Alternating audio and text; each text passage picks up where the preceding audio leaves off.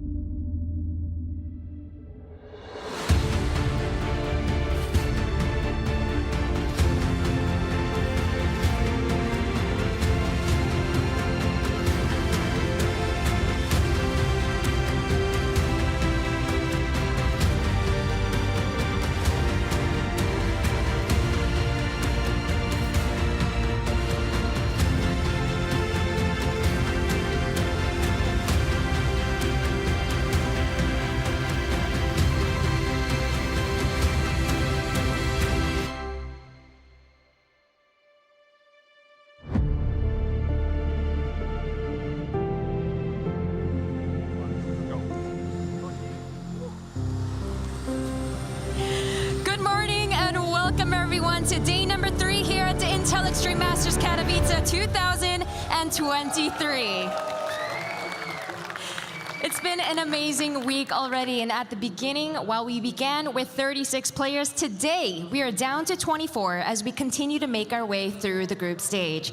We're bound to see some amazing games of StarCraft 2 today and moving forward, but before we get started, let's remind ourselves how we got here.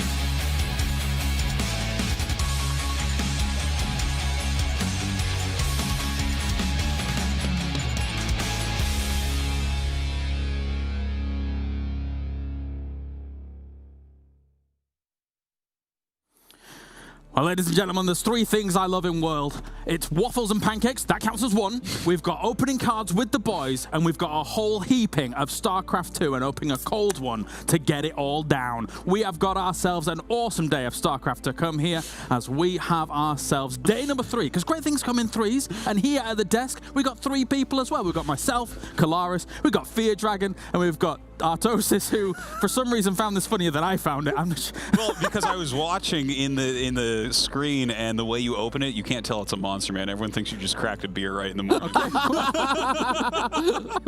There was only one drink I was going to open on this show, but there you go. It's a monster, and I'm ready to go, just like Monster is here for the Intel Extreme Masters Katowice. We have had ourselves already 2 fantastic days of gameplay. Yesterday, we started the group stages here, Fear Dragon, and it really didn't disappoint. We had some upsets here and there. We had some great games here and there. No, some seriously amazing games. And I think it's one really cool thing about the format that we have for this year. We've changed things up a little bit. In previous years, it was like, okay, you got to play all of your games on one day. If you have a bad day, it's rough. Players are getting tired by the end and everything. But we've actually had all the games kind of distributed across 3 different days. So we're playing the 2nd day of the group stage. Yes. And we've seen phenomenal gameplay. Yes, we have.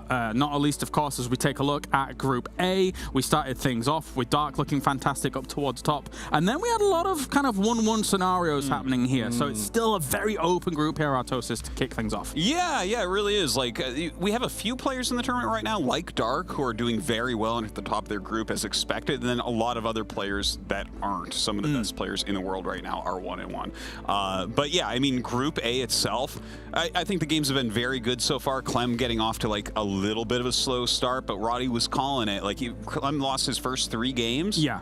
Roddy's like, he needs 1 win. And then he won a map, and bam, he started to get on his roll, and it's going to be a fun group to try to finish up today. I mean, yeah, he lost that first series, and then he lost the first game against Ragnarok, and then we saw him on camera, and he looked physically ill for a brief moment, Fear Dragon, but then was able to pull it back. So there's fortitude there for Clem, still some good hope. No, absolutely. And of course, the player who actually ended up beating him was, in fact, I believe, Time. So, I mean, Time has a really stellar start. Even though he ended up losing his second series in his 1-1, it was a loss to Dark, which I think is entirely understandable, and also he took it 2-1 versus Dark. So Time has actually been really showing up this event.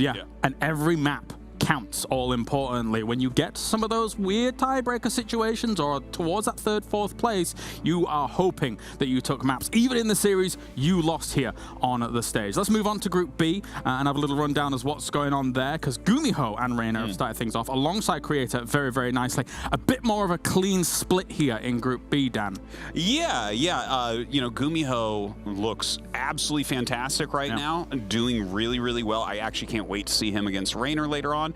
But Reynor actually, he was a little bit more rough out the gate. It did look like Astrea might actually take him down to 2-1 in that series. Yeah, that was a really, really interesting series. It was such a wild series to actually watch and everything. So it's a little unfortunate to see Astrea kind of being as low as he is right now. And I would say the other big surprise to me has been Showtime. Showtime being at the bottom of the group, I think, is also a little bit surprising to me. Bring me more game 2s of Astrea versus Reynor with the double warp prism. That was crazy. Quad disruptors all over the place. I was hearing Reynor in the back. He's just said, I kind of played bad or whatever. But that kind of he had no idea what was going on. Exactly. I mean, he was really throwing a curveball at him, almost quite literally, and that was, I want to see more of that, because on this stage it's always awesome to watch, Dan. Yeah, I think Astrea still has some potential to show some really great games. It is going to be hard to get out of this group, but well, I guess you have to take out like one of the Korean players, right? At this point, as Astrea, like if you can't do that, you're not going to make it. But I think he does have some potential there. All right, well, let's move on then to Group C, see what's going on over there as well. We have got Hero up towards the top, and he was looking ever so cool, Dan. What a cool guy. Dude, he is the neatest that I've ever seen. Wow, no, he's playing out of his mind right now. Yeah. It's absolutely crazy to watch him because he just smashes through everyone. But I think a bigger story here is actually Serral, who got destroyed by DRG. Like game 1, he got like really wrecked. Game 2 was close. It was back and forth, but DRG 2-0s him. And DRG is not normally known for his Zerg for Zerg. So does that mean that DRG is really leveled up, or is Serral having a rough tournament? Yeah, it's crazy to think how much DRG has really just stood the test of time. You think back all the way to those early days where you get the silly thing of DRG doing this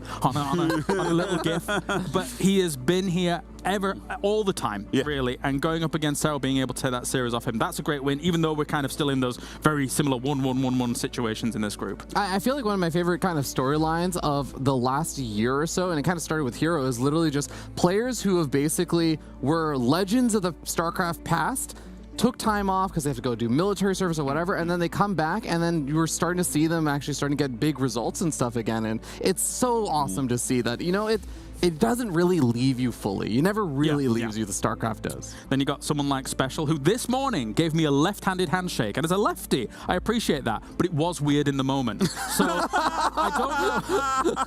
I don't know what Special's hoping for today. What are you thinking here, Dan? Dude, I mean, that shows his versatility. That's right. Where's the card?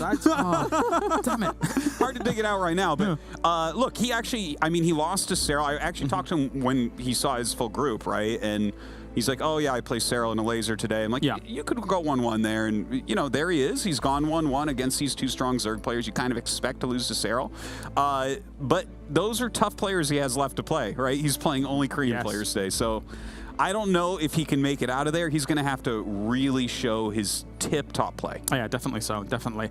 All right, let's move on finally to Group D, which we rounded out the day off with yesterday. And this was already a big kind of upset moment of what actually happened here. Usually, we look at the Maru Hero Marine matchup and think to ourselves, Gabe's going to get smashed. It happened a lot in the past, but that is anything but what happened here for your Dragon yesterday. It was awesome to see at the start of the day. I mean, Hero Marine said it in his interview. He was too big to play in the weekly this week, but he is not too big to take out Maru, it seems like. That was an unbelievable result, and he even was able to follow that up in the following series, taking out, I'm trying to remember because it was a long day, but it was Classic, who was also doing really, really well this event. So Hero Marine has just stepped it up to another level for this event. I am actually unbelievably pumped to see how he's going to be able to do. I'm kind of getting ahead of myself, but like potentially in a playoff bracket. Yeah, Classic had the Dan blessing, and he still lost somehow, some way to Hero Marine. He'll come back from that. Don't worry. He's going to make it out of this group. But actually, one of the players I'm very excited about in this group right now is Bjorn, because he took that game 1 against Maru. That was like one of the better games that we've had in this tournament so far, because Maru was dominating him, and then Bjorn just absolutely forces his way back into a game that does not look like it's even playable, and he should have won. And you saw like how emotional he got and everything, but Bjorn is playing very, very well at this tournament so far. Yeah. I mean, we finished off the day with the Maro Bjorn, as you're saying, and the first game, amazing, unreal. What a game to kind of finish that day off on. So a little bit of a shame that Bjorn couldn't even seize a map there, but it's against Maru. What are you gonna do for that? So that's the groups as they do stand so far here. We've got you nicely up to scratch with what is happening here throughout the groups, and we're continuing on today. We're going to be playing effectively two more rounds today for each group, and then tomorrow we'll finish that group stage and then move into the playoffs. So we're going to turn our attention now to Group B as we're starting off with our first match here today. It's going to be Astrea going up against Spirit. And as I said in this pre-show here, Dan, watching Astrea is an absolute pleasure because he can you don't know what he's going to bring out. He can catch some of the very best in the world off guard, and Spirit has proven to be one of the best, to be honest with you, what we saw in the bracket stage. So what are you thinking for this match? Well, okay, so yeah, the creativity of Astrea, I think, might actually give him a little bit of an edge, even though I think in pure strength, Spirit is probably a little bit stronger. But yeah, he can have a hard time against like off-brand strategies. And one thing I want to throw out there, this is a must-win for both players. Yes. Because it's like they're both very good players, but these are not two players that could lose to each other and then make it out, if that makes sense. Correct, right? Like yes. whoever loses here is basically not going to make it. Because the group is so divided right now. Exactly. You've got 3 players at 2-0 and 3 players at 0-2. This is 2 of those 0-2 players right now in this group. So as Dan says here, Fear Dragon, this is an absolute win, and I'm sure you're hoping maybe your North American boy gets out. I'm honestly torn on this one because you know what? There's a lot to be said about Spirit being the hometown hero. He's the Polish player. He's playing in front of that Polish crowd today, who's going to be throwing out a lot of support for him. Absolutely. He's also just been, even though yes, like the group stage has not necessarily gone the best for him. You look at the quality of the games that he's actually playing. It's definitely another level than from the typical Spirit we'd see, and this is all in combination with the fact that Spirit made his way through the play-in stage in one of the most grueling kind of days, showing some phenomenal gameplay versus Cure, versus a lot of the other players and everything that you have to play against. So, you know what? My heart's actually torn on this one. I love Astrea, but Spirit has truly earned, I think, a lot of people's respect. And that's the thing for Spirit. He said yesterday, okay, I'm fatigued from day number 1. It was so long. So he's probably looking at these matches in day 3 as his golden ticket, his golden opportunity to try and push forward in this group. Yeah, and I mean, it's kind of cool that he gets to play on stage right away, right? The Polish audience coming in, the hometown hero. So hopefully that can give him some energy here, but certainly looking at him through the round of 36 bracket. Yeah. Fantastic play. Like, actually one of the best series that we had in the whole tournament. Yeah. All right, well, thank you very much, gentlemen. Time to bring our players to the forefront as we have Spirit and Astrea going head-to-head.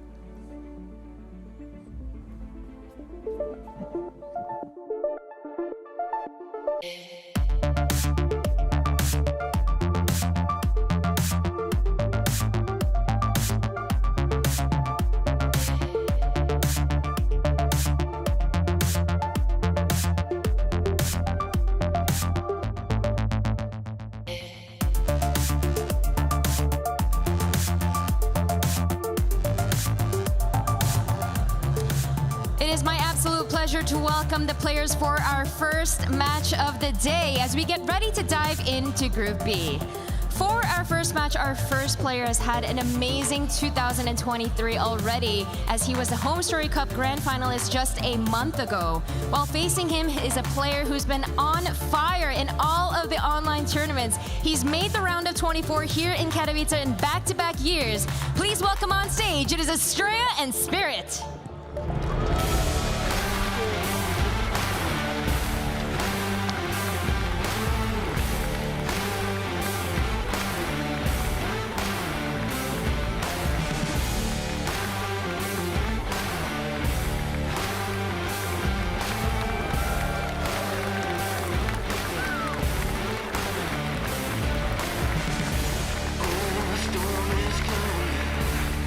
Raining down on my soul.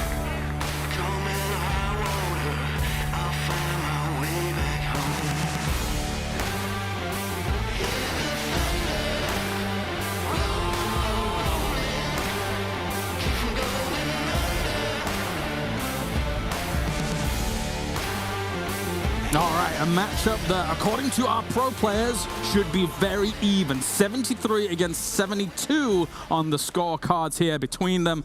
And again, an absolute must-win here for Group B if you want to see yourself with a chance of going through into that playoff. Fear Dragon and Arsosis joining me here before we get into this one. Fear Dragon, looking at how Astrea has been playing things out in the group, unfortunately falling 2-0 to Gumiho. No small feat to try and defeat him here, but going up against Spirit, what are we thinking? No, I think it's absolutely a good point to bring up the previous matches he's already played, because he played the PvZ versus Reynor. We saw how much innovation he was able to bring to that particular matchup where he had one Zerg in his group that he needed to play.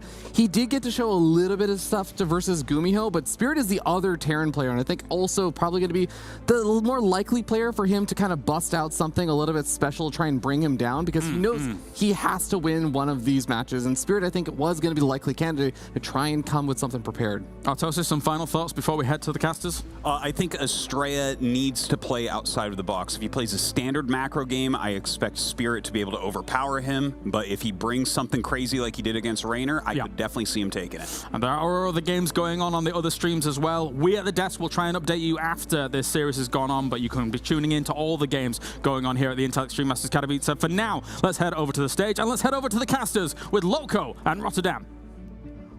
Thank you very much, Kalaris. It is indeed time for our very first match of the third day of this particular tournament. My name is Loco. Joined with me is Roddy. Roddy, how are you doing today? Doing really good, man. It's obviously a super exciting day. Yesterday, we opened up the groups. All the players played 2 series, which is a bit different than the way we did it in the previous years. But I can only echo everything that the boys said over at the desk. I think this is better. I think this will truly make us find a world champ. And it doesn't come down to one player showing up, having a bad night of sleep, then having to play 5 series in a row. And that is it for their biggest tournament of the year. So these guys, yesterday, it wasn't their day, but they didn't play bad. It's just that they had, obviously, some very strong opponents. Spirit fell to Reynor, Astrea fell to Reynor as well, but Astrea showed us a lot of promise, and especially I think in the PvD series that he played against Gumiho yesterday, he had some great ideas. I'm just excited to see what that mad lad from America comes up with today. We are currently loading in game number 1 of this best of 3 series. Astrea going up against Spirit. I think this is going to be a very interesting one. Just about 2.5 weeks ago, these two faced off against one another in a best of 7.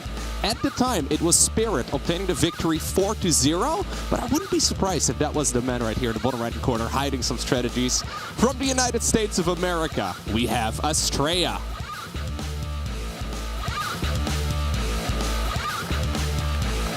And as Mixie said, in the top left side, we're looking at the main base of the man who was part of the round of 24 last year, and he's done it again this year. He made his way through that open bracket.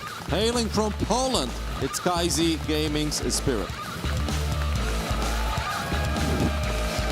The Polish crowd, of course, cheering him on. We have Elaser also moving on, who we will be seeing as well later. Anyhow, I'm curious to see what we're going to see in this particular series. Now, I know for a fact that over the last couple of weeks, Astrea has been participating in a couple of smaller online tournaments here and there, but in quite a few of them, he's been playing a random. So I wouldn't be surprised if, well, the times he did get Protoss, that he's just been hiding his strategies to the best of his abilities, because he is always the man with a plan, right? He's certainly not afraid to play something a little bit unorthodox. Yeah, do you have any expectations as far as strategies go? I think it's very map dependent. Obviously, game 1 here is being played on Dragon Skills, which I think is one of the more standard maps that we currently have. It's obviously not ultra big, but it's also not that small that you really have to worry about some of these crazy early all-ins. Wouldn't be surprised if this is just going to be Twilight Council, Blink Stalkers, and we take it from there. And I think Stargate is maybe slightly better than some of these other maps, but we saw him yesterday have a tendency to go Stargate, and I don't think that the Phoenix play was bad at all against Gumiho. He just got a little bit unlucky. He technically had a great start on this map where he did open up with the Phoenixes. He just didn't expect that double drop of the Marines to hit as quickly as it did, and there's a good chance that in this game he's actually going to build a pylon in the corner of his main, because if those Marines wouldn't have killed 20 probes, I really refuse to believe that Astrea would have lost that first game at all. So I don't think we're going to see the crazy War Prism +1 adapts trying to one-shot workers, which was very cool, but it's not something you can bust out over and over again. So I think it's going to be a bit more straightforward here in the first game, because I also think that Astrea will look at Spirit and says, I know you're very good, but I actually believe that I can win this series. Yeah. No, I would not be surprised at all if he's going to be playing a normal game right here to start things off. Astrea, over the last couple of years, really making a name for himself as one of the very best foreign Protoss players. And honestly, maybe one of the very best Protoss players in the world overall. That being said, no tech structure just yet. There we go at the Twilight Council. Not all too surprising here, of course. We'll probably see him go straight into that Blink upgrade, and yeah, that will allow him to put on a little bit of pressure on his Terran opponent. That Reaper ready to get shot at, was just waiting for a second, but it is indeed going to be pushed back. Obviously, it's nice to keep your Reaper alive. We saw it yesterday in one of the games that Big Game played, where sometimes losing your Reaper early could be devastating. Now, this will never play out in a similar manner, because enough time has gone by. So even if this Reaper would fall, which it doesn't yet, it wouldn't be all that bad.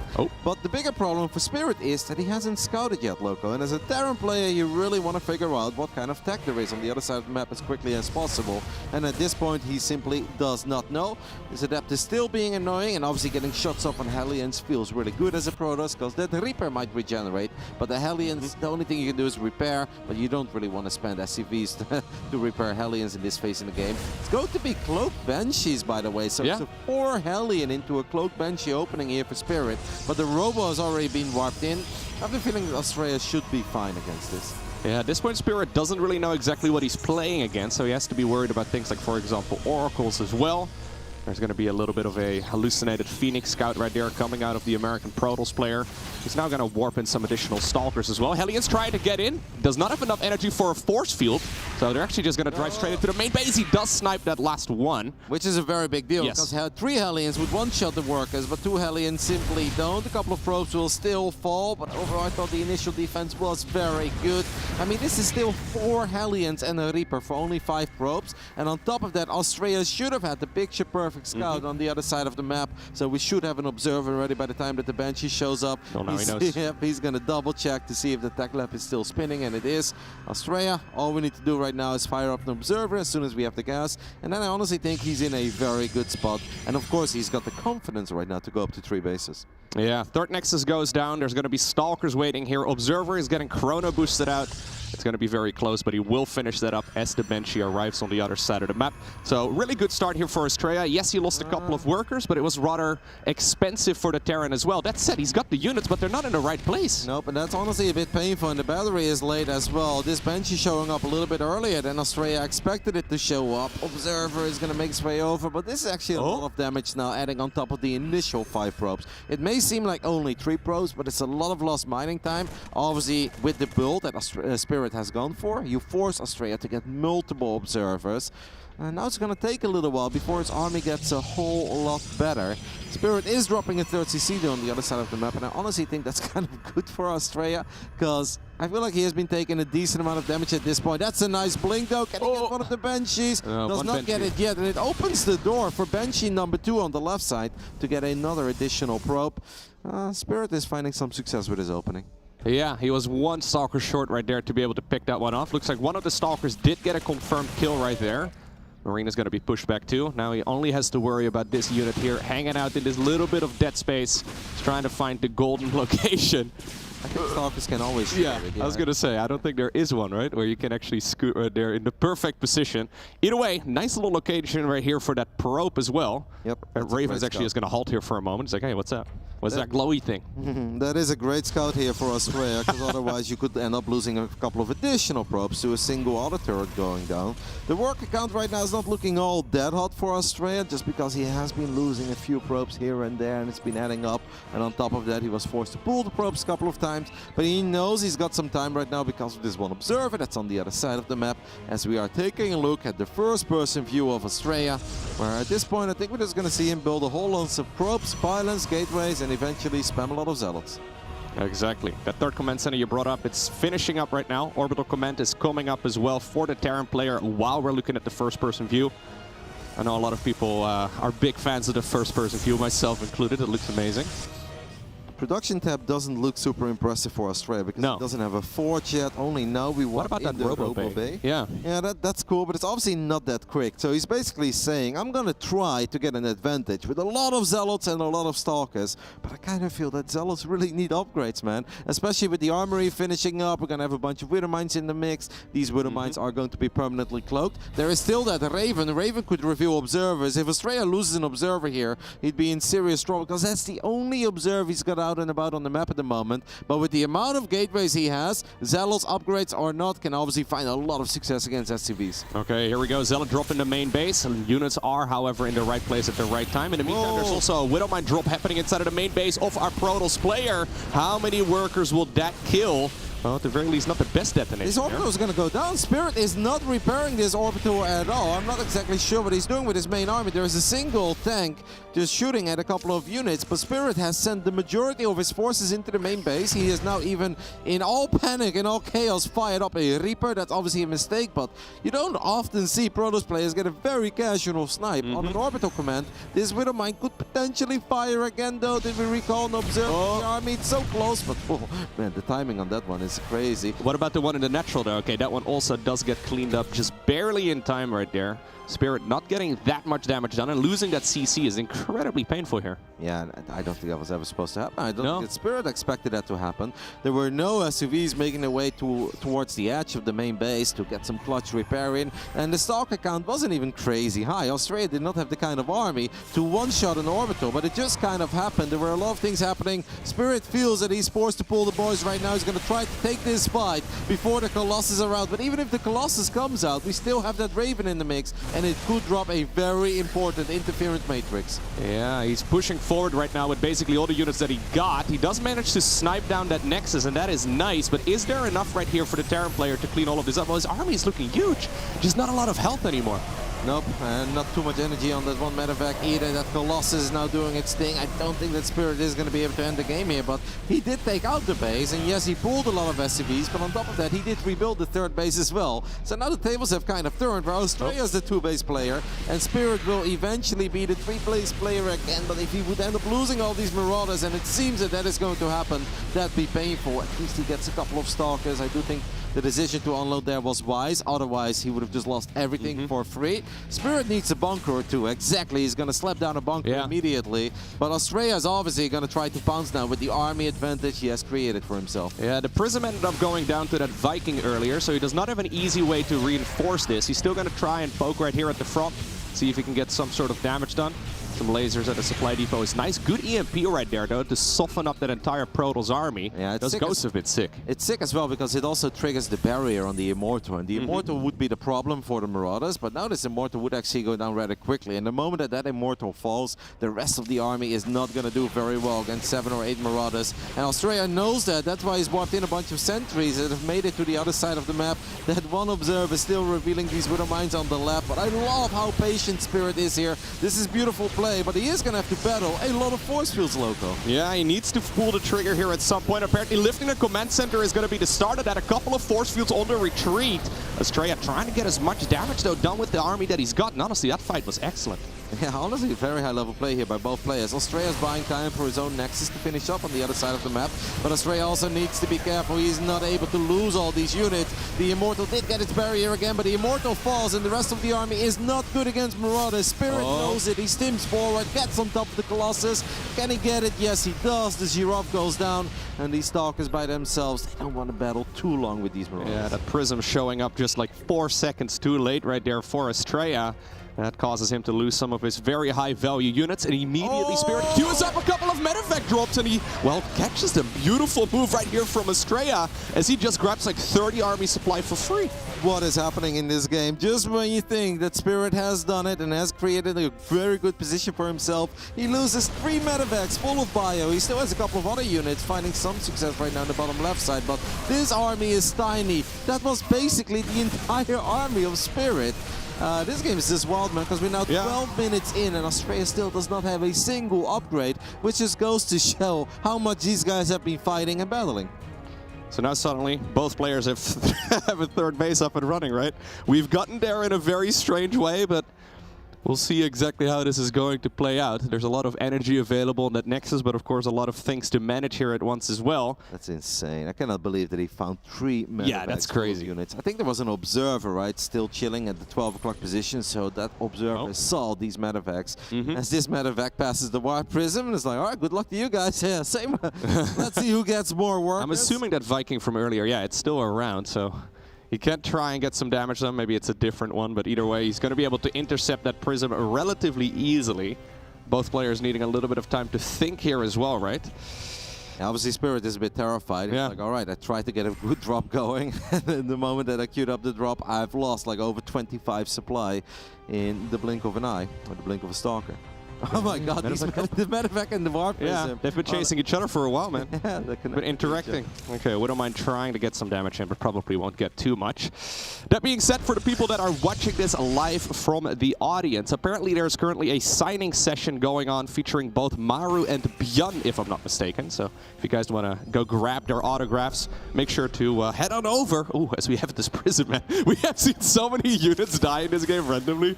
I thought for a second the Prism was going to go down. Yep, the Viking count isn't that high, as we do land an EMP on these Colossus, soften up the shields a little bit, but I think it's very difficult for Spirit to run into these Colossus if he doesn't have a couple of Vikings in the mix. Like, yes, Marauders are great, but right now we have a decent amount of Zealots to protect these Colossus. As the Warp Prism feels that this is the moment to go to the other side of the map, seems like he unloaded 1 Zealot to run into the 3rd base. Astrea has always been a great player when it comes down to harass. Maybe recall the Prism.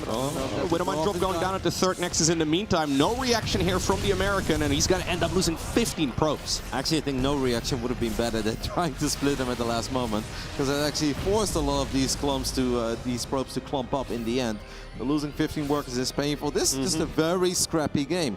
We're 14 minutes in, and it's 47 workers against 43. Yeah. Normally, we're looking at 80 plus in a 14-minute game. Yeah, if this is going to set the tone for what all the games are going to be like today, I think we should be in for a treat.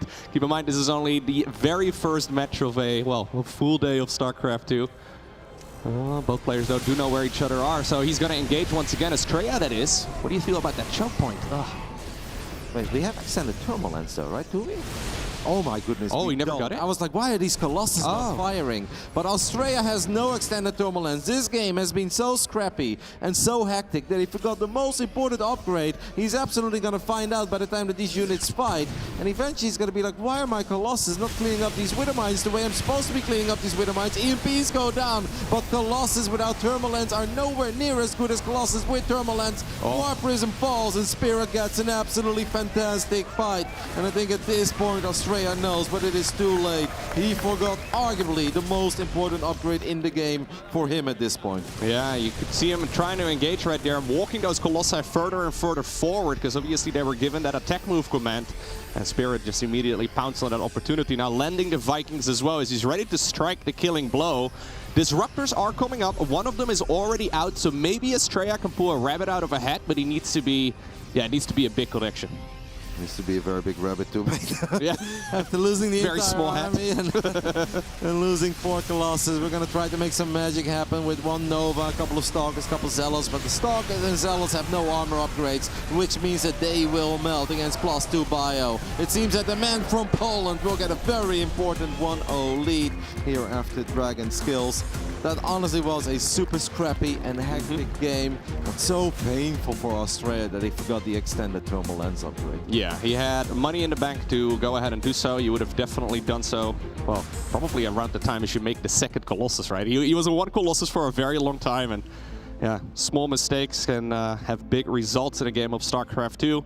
Spirit playing like a champ, though. Really well done there. I mean, obviously, he ended up losing that command center at the 3rd. That was not the option you're looking for there as a Terran player, but yeah, there were 3 fights happening at that point, right? Because obviously there was a Warp Prism in the main base. Yeah. I think there was a tiny run by in the natural. Then the main army of Astrea was trying to pounce on that orbital successfully. And a Widowmine drop. Yeah, but Spirit was also indeed dropping Widowmines on the other side of the map, and not just in the main base of Astrea, but he was also going into the natural. So there are 4 or 5 things to take care of at that point. And that is honestly also why Astrea forgot that upgrade in the first place. Because he got enough time to get that Colossus out afterwards when he's like, okay, this counterattack is scary, I need to want to boost out the Colossus, cannot invest in an upgrade right now. So they had that crazy fight where he lost the Nexus, but did kill 13 SCVs, and then he's chasing the army again, and the game just goes on and on. But there were so many things happening that he did not have that split moment where he's like, what should I do? Let's go ahead and take a look at all the upgrades. And there were definitely a few moments where I was surprised. I was like, why is the Colossus not firing? But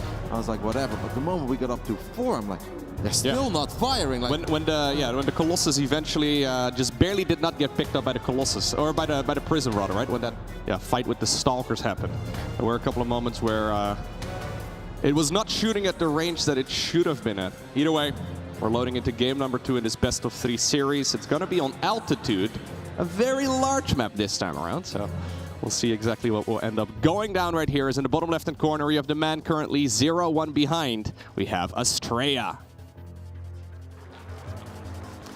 big game for Max Angel. He really needs to turn things around since he's 0-2 in this group. So is this man, but he has played great. He's had a great run, and he's got to feel good after that scrappy game 1 win.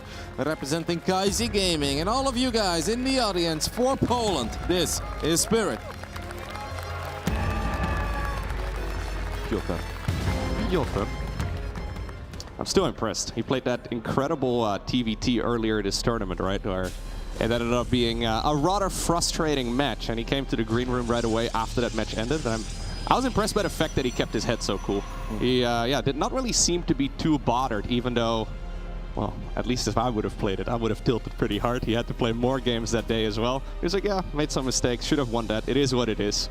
And he's ready to perform once again. I think that's really important, right? It's really easy to get in your own head in a game of StarCraft, and it's not what you want in a tournament like this. It was a painful loss, but it's also a loss that you can be somewhat proud of, where it's like, hey man, I played against Cure, okay? Cure was probably the best player entering the open bracket, and he pushed Cure to the limit. It was a 5-game series, so of course it sucks if you don't win it, but on the other hand, it's like, it's probably a better feeling than getting completely buffed and outplayed 0-3, and you feel like, I don't even belong to this level, right? Yeah, fair enough. Yeah, for a little bit it almost looked like that was going to be a 3-0 as well, right? That was crazy. In the end, though, Spirit had to fight a little bit harder, but he made it out of that open bracket, or the round of 36. You briefly touched upon it, but I do find it kind of crazy that once more we have loaded into altitude, because altitude is such a big map that I honestly didn't think we're going to see it a whole lot in the best of 3 stage of this tournament. As soon as we enter in the playoffs and everything is going to be a best of 5, I figured that we're going to see it a little bit more, especially in some of the mirror matchups, but I almost have the feeling that a lot of these guys are playing bluff poker with one another, where it's like, I'm not going to veto altitude because you're veto altitude, right? Yeah, it's the same for like Neo Humanity. We've been seeing that one an awful lot. When I first got over at the tournament, I didn't think we were going to see that map all too often, but even in the best of 3s.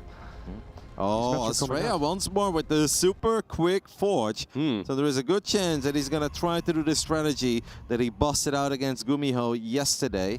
Or he's going to do something very greedy and go up to 3 bases, which is something that he's done in the past as well. But we're going to keep a close eye on that forge and how quick that +1 is. And then we're going to see if Astrea gets a War Prism. Because for the people who don't watch StarCraft 2 all the time, Adepts need 3 hits to kill either an SCV or a Marine. But if you get +1 on the Forge, Adepts only need 2 hits, which obviously means that if you have 2 Adepts, you one-shot Marines, you one-shot SCVs, and you can actually find a lot of damage. But that is not what it's going to be. No. He goes for +1 armor, so then I assume that he's going to go up to 3 bases in like the next 30 seconds as well, and we're going to play a super macro-oriented game. Yeah, on a map like this, you definitely have that opportunity. With the new multiplayer balance patch, those upgrades in the Forge are a little bit faster. I wonder if that's something that Astrea has been working on as well. I've known a couple of Protoss players that are experimenting with double Forge play and just a variety of Forge styles in general. We've got 4 Hellions out on the map right now, and then Medevac is on the way. There is a Phoenix flying around, but he's not necessarily He wants to see right what's coming out, but he's not going to get it. Obviously, we see there's no tech lab connected to the starport, so you don't have to worry about the Banshee, you don't have to worry about the Raven, and it kind of feels that a Medevac is the only logical Especially if the Hellions line up right underneath.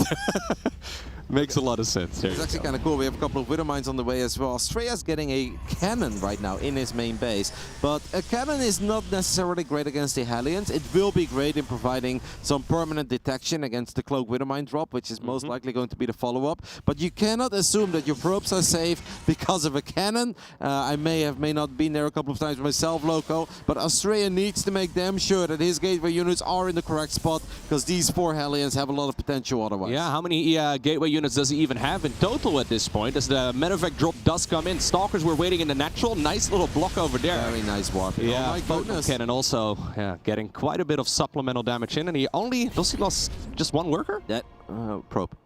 Yeah, one probe. Yeah. If he lost a lurker, I'd be terrified. No, worker.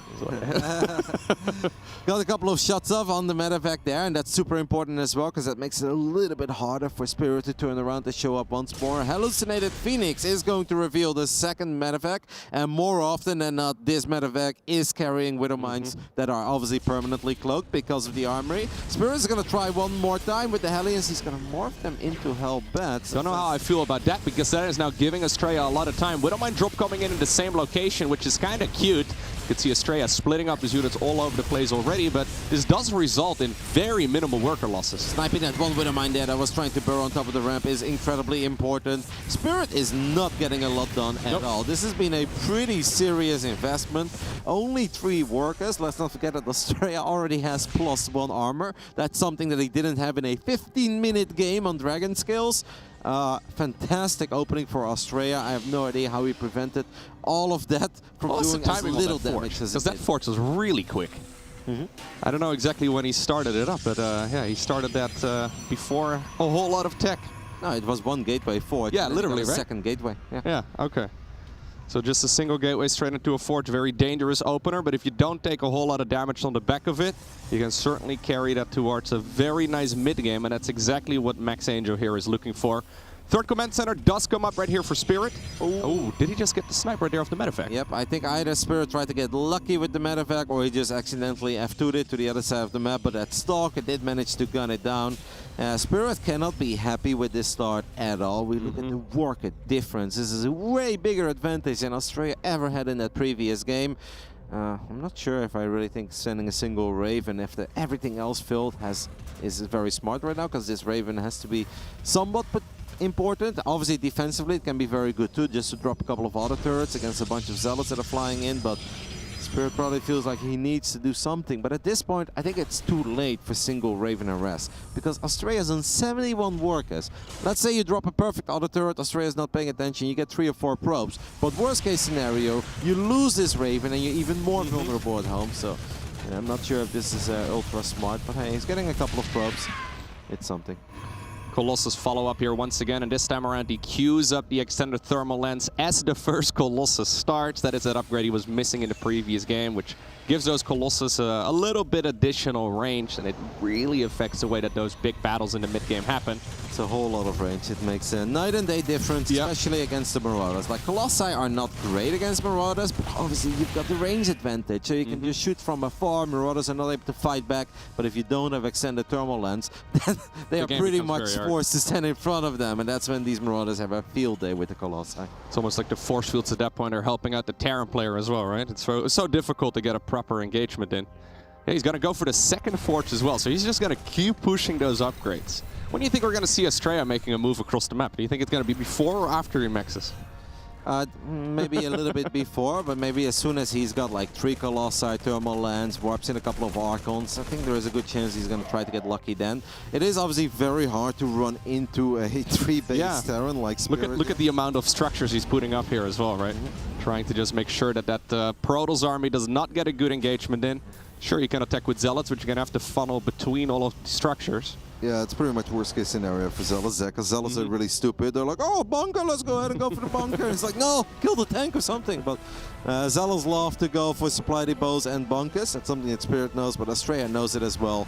And he's not going too Zealot heavy. And I think that's smart right now. Like, eventually down the line, if we ever get a 4-base scenario, Zealots can be fantastic on this map. Prism in the main base, obviously fantastic too, but you don't just want to max out randomly on like 30 or 40 Zealots, because then you're just going to have a very hard time getting a great fight if both players are ever maxed out.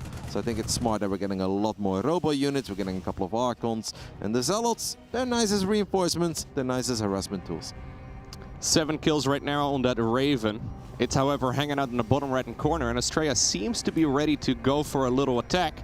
Always nice to have that unit in the fight as well, of course, as he's already starting up the +3. Those upgrades are so fast, man. Pretty insane.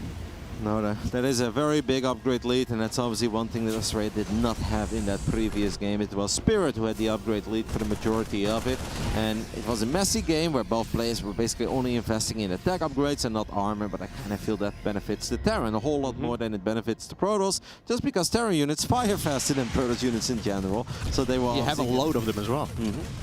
Yeah, definitely helps out quite a bit when you have loads of small Marines all getting those upgrade advantages.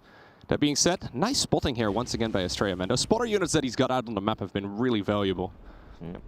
If you look at the mini-map, we can kind of see some red dots everywhere, so Astrea is trying to get as much map vision for himself.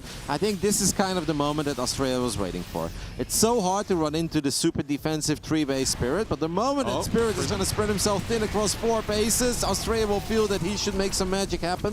The Prism falls, but a couple of Zealots still make it into the main base to cause a little bit of chaos. Zealots on the left side, I actually think that Spirit can just fight that army, man. There's no need to run there. It's just a couple of Zealots. You've got more than enough bio units. But here comes the main force. Yeah, especially with a Ghost right there in the mix, always nice to have. He's going to try and fight in this choke point regardless. The choke point that Spirit has created with his own structures. Not a whole lot of Zealots in the mix. Obviously, that Prism ended up going down earlier as well. There's not a whole lot of ways that he can reinforce this. So I think he's mostly just testing the waters a little bit. Maybe try and get a juicy Purification Nova.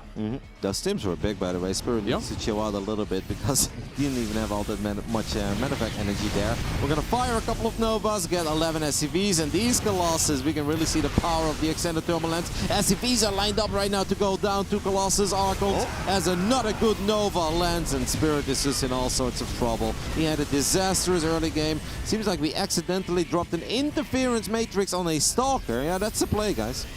Now it can't blink. Easy.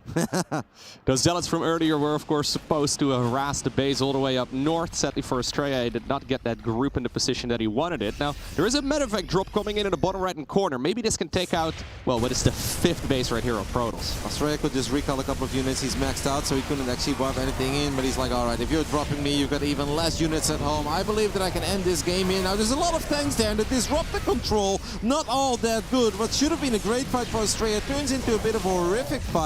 On top of that, he lost the base. I still think he's okay in this game, but he cannot do that again. He just lost multiple disruptors, 15 probes, a base, and he didn't do anything. No, he was ready to end the game right then and there, but then the disruptors all went down for essentially free. Spirit in the meantime, by the way, happily expanding as well towards the top left corner. A little bit of harassment here again on the right side. That 3rd base once more in a lot of trouble. Maybe he can snipe it this time, but no, Spirit is once again alive. If Astrea would still have a Prism there or just a pylon and a gateway to reinforce, I do believe that he would be able to end it. He's still in a perfectly fine spot, despite the fact that that was a very bad attack. He can afford it just because he created a massive advantage for himself. But now we can actually see that the units lost resource tap. The difference is only 400. I genuinely believe before that attack it was heavily in favor of Astrea because he barely lost anything throughout the entirety of the game, and he was obviously mining a whole lot more too. He's still fine, but he needs to be careful, and we need to respect the tanks a little bit more. Yeah, maybe a control group for the disruptors, right? That would probably help as he once again blinks forward here to try and deal that damage here in the natural. Those siege tanks though, man, they are just shooting, and every time they fire, they seem to kill something. Those tanks in the back have been putting in a lot of value, and Astrea can't break that position. Astrea needs to get a Prism here if he wants to keep on running in range. Like, Zealots can be very good against tanks if they can actually get on top of them, but he just doesn't have a way to reinforce, and this is altitude. It's such a big map. We are now trying to get in range of this planetary fortress, but Spirit is there. He could maybe stim forward and tag that disruptor and pick it off, but he doesn't want to play the dangerous game. Astrea is still rich. He's transitioning into +1 air weapons, fleet beacon, couple of Stargates. So we could get either Tempest or Carriers. I think both are perfectly fine given the economies that we're working with. But I would just love to see a way to reinforce a little bit quicker on the other side of the map, because this map is so damn large. Spirit has been forced to play a defensive game now for a while, but he seems to be okay, right? He's not nearly as rich as Astrea here. He doesn't have that much money in the bank, but he's close to maxing out, unless he loses another group of units here. He's relatively close to maxing out, and because of that, he can start saving up some money as well for when he needs to remax. Now, once again, we have that fight happening at the 3rd command center. Command Center is taking a lot of damage as well and may go down. In the meantime, though, there's a big counterattack. CC indeed falls, but at the cost of a Nexus and a whole lot of probes. Yep, these probes are stuck, and these Marines and Marauders just going to town. A single gateway goes down. We're going to grab the pylon as well. Astrea sent a decent amount of units home. Nova connects in a pretty big way. This army is so overstimmed, and look at these medevacts. They're working overtime. That is a warping straight out of the cinematic of Legacy of the Void. There's a lot of Zealots go down. The medevacts tried to get the hell out of there, but a single one did go down, I believe, carrying some cargo. What is happening in the natural? Yeah. Spirit did manage to clean that up in but the the end. siege tanks moved back into the main base, and they were still piling under pressure too. Astrea breaking that for just a moment in the picture-in-picture, but not enough. Should have wiped in a couple Stalkers there, man. Yeah. Instead of Zealots only. Astrea is still fine, but he's definitely making life very hard on himself. And Spirit obviously doesn't just have the base at 12 o'clock, he has taken the base at 10 o'clock as well. Both of them are planetaries, I believe. Both of them have a sensor tower to give him the heads up where the Protoss units are coming from. I mean, this is a monumental effort by Spirit. Yeah, and as time goes by, that upgrade lead, right, that Astrea has been working off of basically this entire game, it is closing.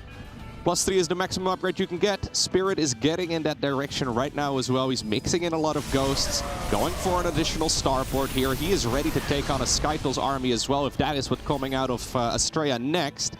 He's got so many Zealots right now, man. I think we're looking at 25, 30 Zealots at this point. But it's so hard, 33 Zealots even. It's so hard for Zealots to find damage near planetaries, though. So basically, the only place they're going to find any success is here, and that's actually the place where Astrea has found most of his success with all the attacks.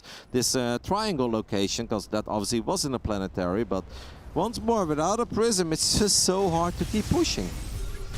This base has been under a lot of fire here for a long time, but it still seems to be okay. There's a couple of mineral fields remaining to mine here, so Spirit is going to keep trying. Okay, there's the Zealot run by, and he does get the planetary fortress, but at the cost of a lot of Zealots. Yeah, but that was obviously great, because Zealots are not supposed to kill planetary, and that is destroying one of the most important bases of Spirit, as Astrea also seems to think there is a little opportunity to get on top of these tanks, and he got a few there. Needs to be careful, you don't want to lose all the robo units at once here, but Zealots killing a planetary is just not something that's supposed to happen. Was a bit sloppy by Spirit there, but obviously what about very another difficult. one? No. I refuse to believe it, Loco. If there's another planetary going on, okay, there's like 30 SCVs mining those minerals. There's a lot of repair potential. Well, one little Liberator gets, or actually 2 Liberators get quite a bit of damage done here as well. Now we have the Tempest transition coming up, but that takes a while, right? The Spirit is, definitely, he's got an opportunity here to get a little bit more adventurous. If Spirit can somehow get a great engagement against these Disruptors and the Stalkers, then his army has crazy DPS, but he needs to avoid the Novas at all costs. And that's obviously something that he's aware of. Economically, we are looking at an Astrea advantage. I'm a bit surprised that Astrea feels that Tempests are a better choice here. I guess they can be pretty good defensive units, but he's going very heavy on Tempest Disruptor, which is great if he's got a lot of static defenses everywhere, but I don't think that's quite the case. It kind of just feels that both players are finding a lot of success with their drops and run dice. Okay, now he finally cleans up a couple of those tanks, though, and that is really nice. Those have been the bane of his existence for a long time. Zealots, however, not really in a direction where they can retreat, right? So he decides to run into the natural expansion. That drop over there gets cleaned up. Stalkers once again are ready to go after that command center for about the 17th time. Does get a bunch of SCVs, but now all of the Zealots are picked off. He did kill it once, by the way. That's the command center from the main base that floated over. Oh, okay. Yeah. He replaced it? Yeah. I see. Stalkers blink forward. They grab a medevac as that Nova almost connects. Spirit obviously now working with pennies. We're looking at a 5-arrow advantage on the production tab. That's very big at the bottom side of our screen. What does it mean, guys? It just means that Astrea is mining a whole lot more than Spirit. 6 arrows is the max, and that's where the game just shuts down immediately. The game you just win. GG is just called for you. If you're too rich, sir. You've won in Monopoly. Alright, so Astrea knows that all he needs to do is just defend and obviously prevent additional bases from Spirit going up. Okay, Astrea transitioning towards all of the high-tech units that he can muster. Spirit still has a very scary army, however. He needs to get some damage with it done. Man, being here in the center of the map is so risky. It's so unnecessary. Astrea does not need to be here. No. I know that it obviously makes... I think he's just trying to slow it down, right? Yeah, the Zealot run by is a bit more potential, but this is actually a pretty fragile army. It's a very good Protoss army in slow fights. But if there is one big fight taking place right now with all these bio units stimming forward, if you make one mistake with your disruptors, you could lose everything. The Tempest, I kind of like the Stalker on the Watchtower providing vision right here for those Tempest to shoot at their maximum range. That is a cute little move, but certainly a risky position. He doesn't necessarily need to be there. Battery overcharge and all that can still be very helpful, and just giving yourself more time to prepare. Fight, however, is now going to go on the left side of the map. A couple of Dark Templar, though, in the meantime, also moving in. Yep, seems like we had a couple of big EMPs landing on that Protoss army, but Spirit not with all of his bio units here. He is just not ready for DTs, and you can't blame him because Spirit has been behind for the longest time. He has been under a lot of fire. He's been losing SCVs non-stop for like 10-15 minutes straight. So he's not ready for these DTs, but he has actually taken the lead in the army supply. 125 against 108.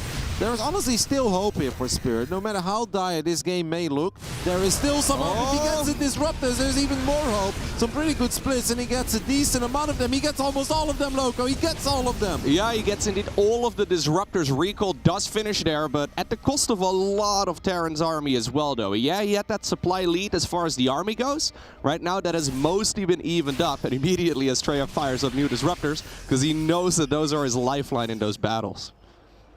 Bio units still a bit overstimmed. We're just making a lot of Marines and Marauders at this point. Obviously, these units are somewhat cheap. They still have some potential. Australia will just be like, whoa, that was kind of scary. Let's just hope that my Dark Templars can keep you busy. Yeah. And we are looking still at a massive income advantage for Australia. So he doesn't have a lot of gas anymore, though. Nope. That is going to make things a little painful. Yeah, he's not mining the gases on some of his outer bases. Did you see that oversaturation of the Century, by the way? Can we take another look at that base? 55 probes out of 14. We don't mind drop that. A couple of them are long distance mining as well, it seems. Anyways, he's going to try his best to maybe try and connect right there with the Purification Nova as the Dark Templar do get cleaned up. Yeah. Obviously, the Colossus are super important here again for Astrea, because Spirit has lost all of his Vikings, and he simply doesn't have the money anymore to remake those Vikings. The tank count has been pretty much completely reset as well. Yeah. Astrea is, in the end, I think, playing this out right now in a marvelous Scary game, though, still, right? I mean, he's been ahead for 17 minutes, it seems, and he's had a very hard time trying to close this one out. Yeah, this is a big map, so there's definitely potential for a beautiful 360 Terran surround, couple of EMPs. As we have more Zealots just right-clicking. Instead of going for SCVs, he's going to try to slap down this orbital. That's obviously not something that's supposed to happen. Gave Spirit the heads up to send over a couple of bio units, but here is that Protoss army.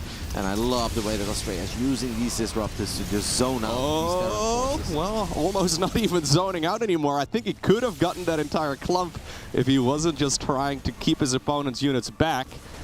Astrea trying to, well, shut down that only mining base right here for Spirit, right? His income is not impressive whatsoever. So Spirit essentially has to win this game with the army that he's got right now. But I think I favor Astrea's army by a mile.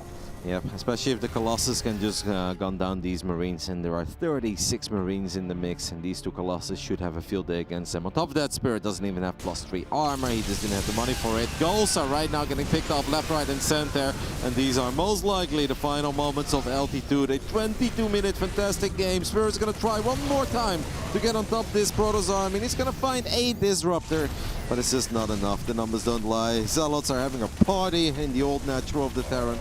Can't really call it a natural anymore. There isn't really a whole lot left that indicates that was ever a natural. Yeah, there's just a couple structures, I guess, remaining in the main base, but no command center in that location anymore either. Gonna YOLO in the Zealots on the Planetary Fortress. I guess that's one way to give your opponent a small little gift, but I think the game will be decided when this fight happens here. Spirit stimps up the ramp. Okay, he grabs one of the disruptors. Not a bad start. Splitting up his units as well to go after that Nexus. Where's the army of Astrea? It's coming in from the top left, slowly but steady. Zealot's getting a couple of hits off there. Two Nexi do fall, but Stalks can blink forward, snipe these medevacs, and all of these units that Astrea is picking up will not be remade. The Colossus control there, not perfect. I don't like this fight at all for Astrea, but he just has so much. Yeah, it's totally okay. It was a bit sloppy there, but it's okay, especially with the amount of damage that he's finding on the Nexus as well. Spirit is really going full fantasy on us over here. He's got 11 SCVs, a 58 army supply, and he's like, well, See, Intel Extreme Masters got beats after all. I'm gonna fight till the bitter end, but this was the bitter end. GG. A 3-game series to start off the 3rd day here at IEM. And I honestly think this is something a lot of us expected. Astrea and Spirit, they're both in shape. I think they're both evenly matched. Yeah, Showtime and Reynor apparently also in Game 3 right now. Not entirely sure what went down in that particular series, but apparently we are starting the day off strong. Keep in mind that for both of these players, it's very important they win this series. This is a difficult group. It's going to be difficult to move on out of this group regardless, but you really need to obtain the victory against, I don't want to call them lesser, strong players than the weaker players in the group, but when you have guys like, for example, Reynor, right? Which both of them have already faced off against, but you really do need to make sure you obtain the victory in matches like these. Yep. The loser of this series is not necessarily eliminated, because we have seen it in the previous years that you can actually advance to the next round with 2 wins and 3 losses in best of 3s. But then obviously your wins need to be 2 L's and your losses need to be 1 and 2. But obviously a win here would be massive for both either Spirit or Astrea, since both of them started the day 1 and 4 in maps, 0 and 2 in best of 3s. It seems that Spirit wants to take a little break. He's actually someone who does this very often, and he was talking to me about this yesterday. He's like, hey Ron, it's so unfair, man. I'm only allowed to have like a single 2-minute break per best of 3. I'm like, I mean, that seems reasonable. He's like, no, it's not, because they also tell me to be like on location 5 minutes in advance, so then I'm already having 5 extra minutes before I can actually take my 2-minute break. He's like, I think it's messed up. What do you think? I was like, I don't know. I feel like a single 2-minute break per player per best of 3, it seemed reasonable. To be fair, the average Spirit game is probably like 35 minutes, right? Like there are some very long Spirit matches out there, so maybe in his mind, yeah, best of 3. We usually calculate like 45 minutes or so, maybe an hour. Maybe in his mind it's closer to 2 hours. Can be a little bit frustrating, but yeah, he does get a little bit of a break right here. Obviously that can help a lot. Yep, it seems that we are going to go ahead and take a little break as well. So we're going to toss it to a break, and after that we'll be back with Game 3 between Astrea and Spirit. We'll see you guys soon. It's a bird. It's a Superman. No, it's a drone.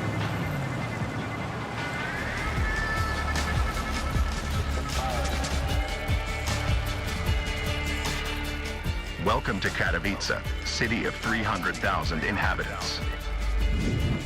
The capital of esports, where the Intel Extreme Masters takes place.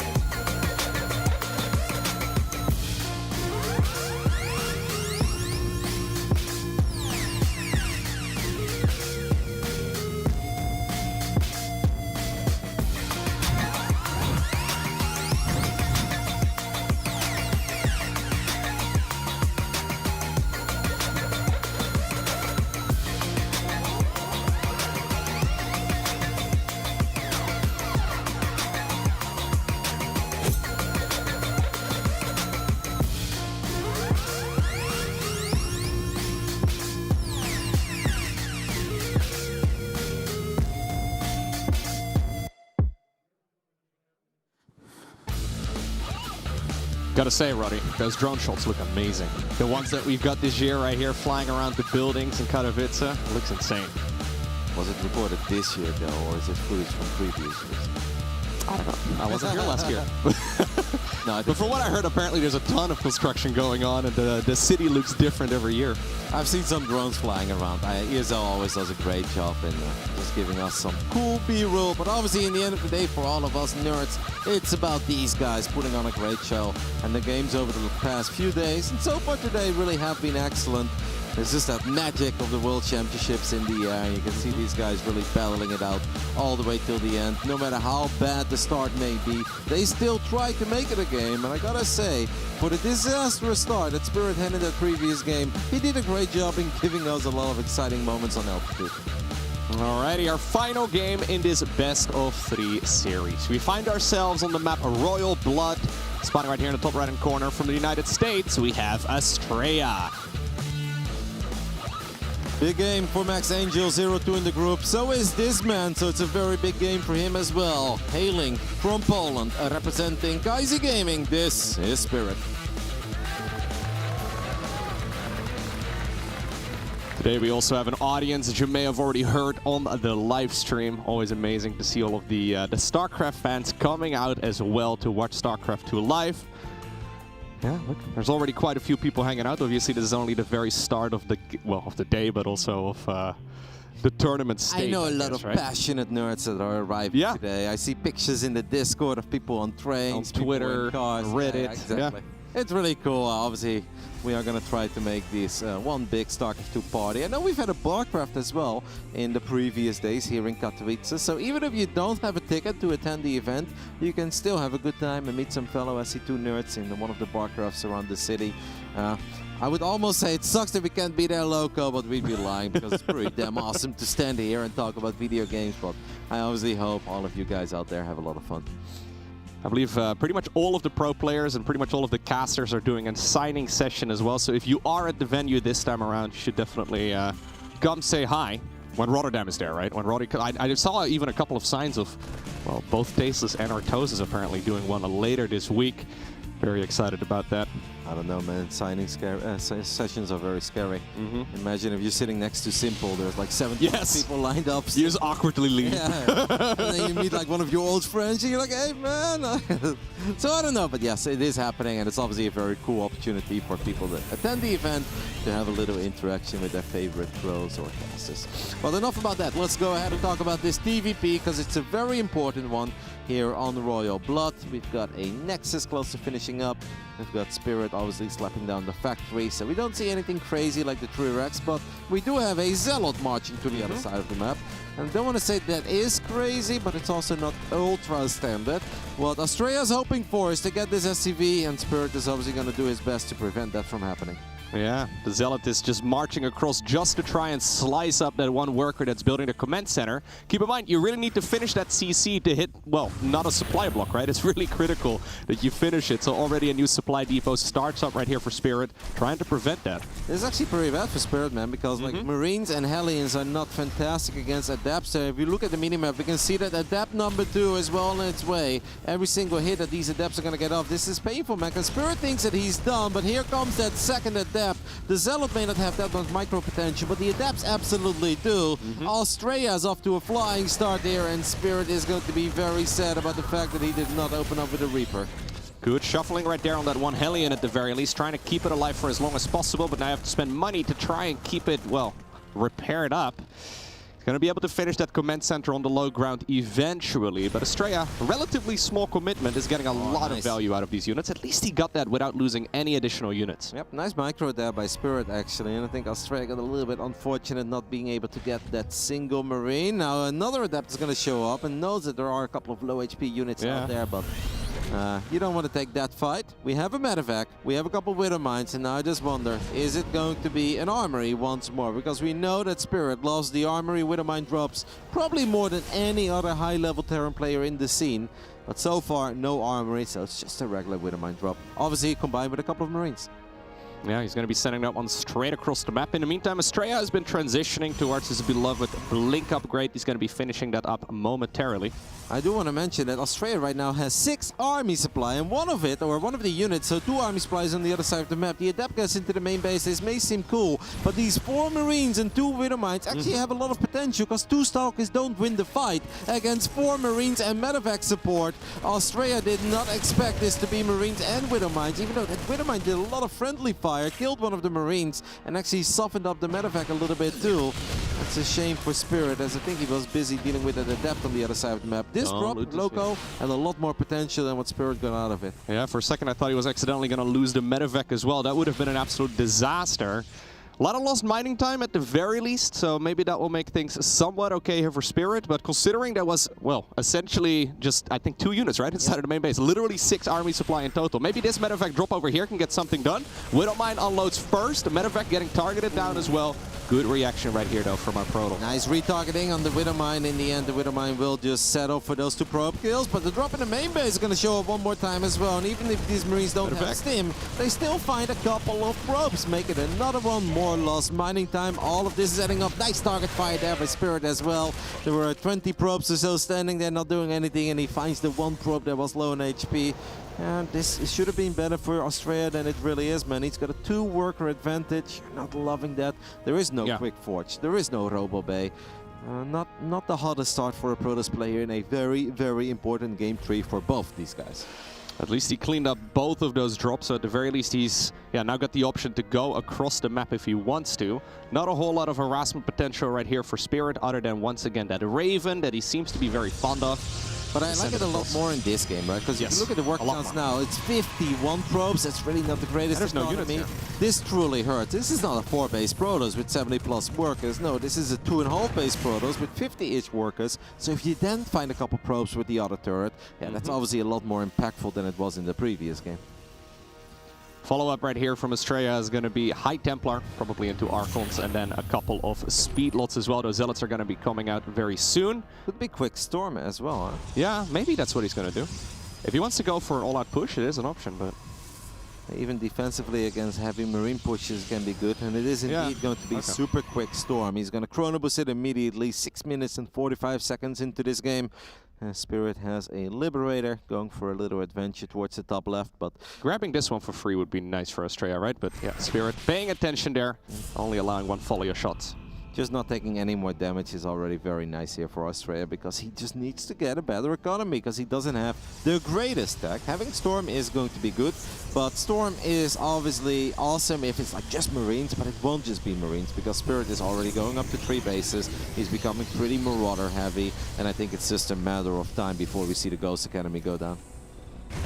There's a command center flying on over towards that 3rd base location. Spirit is going to be pumping up his own economy very shortly as well, as he is ready to go for an attack here momentarily with Stimpak, Combat Shields, 1-1 finishing up all around, well, roughly around the same time, at the very least a 1-1. Can use that to his advantage if he wants to. At least he finds that one Observer. That's always nice. Yep. Yeah, good eye. Very important. They're fat right now though, Loco. Come on now. They've been nerfed. The Observers are fat. Oh yeah, no, they were not as fat as they once were, right? Like when the patch first got announced, I think the number got reduced ever so slightly. I honestly can't tell the difference. I looked at them. If nobody told me, I probably wouldn't have noticed. They're fat, man. Yeah? Yeah. They're slightly faster though to make up for it. I know, that part is awesome. Alright, Warp Prism is going to warp in a couple of additional High Templars. I do believe we already have some Storm to work with hiding inside of this Warp Prism, but that's a lot of probes falling. Double Auto Turret and the Liberator. And that's a very sweet little wombo combo. A single Stalker does not win that fight, Astrea. I don't even think 2 Stalkers win that fight. We've got Widow Mine drops now as well, heading to the natural. Armory is done, Loco, so we need an Observer here. He doesn't have an Observer. This is fantastic for Spirit. Yeah, he ends up killing 13 probes right there in one go, and this is absolutely critical. He canceled the 1 Stalker there, or sorry, the 1 Structure there to get the Stalkers a little bit closer. 13 probes though, and those Widow Mines are not cleaned up yet.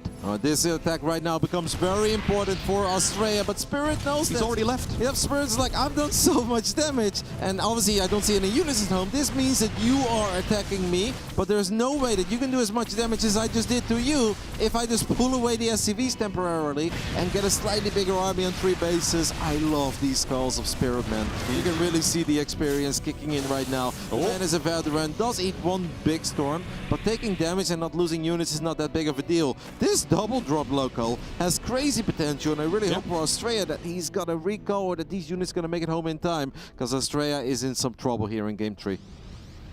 Okay, he's coming in right here. That High Templar does not have enough energy for a Storm. Spirit at this point must realize it, but he decides to pick up. So at least he got something done. Well, there's a big SCV drop over there, or a High Templar drop. Yeah, that's 15 SCVs. That's massive. I have no idea why Spirit was so worried about 4 Zealots and High Templar there that didn't even have Storm. Spirit could have won that fight in the top left if he was paying attention, but he was distracted. So Astrea gets a point on the board with the Storm drops. I mean, you can really see that these guys are going for it. They're swinging for the fences at this point, and both of them are having great moves and questionable moves. Yeah, this is reminding me a little bit of game number 1 between these two, right? A very scrappy game as well, where we had constant back and forths. Spirit just now in a fantastic position. Now he lost a big chunk of his economy, maybe not paying attention perfectly everywhere. I know, crazy. And yeah, now he's not in the... Well, he's still in a good spot, but not in the most beautiful position anymore. We're carrying a lot of fire units in these medevacks. Unload, Spirit. You can really see that the pressure is getting the best of him there. Okay, he's going to send them into the main base right now. That's obviously a play too. Widow Mines are great against Zealots, but Zealots are great against SCVs. This game is heating up. This is crazy. Such an important one. Is Astrea going to improve his record to 1 and 2, or will it be Spirit? I have the feeling, Loco, that we're going to find out in the near future. Yeah. Supplies are honestly still very close.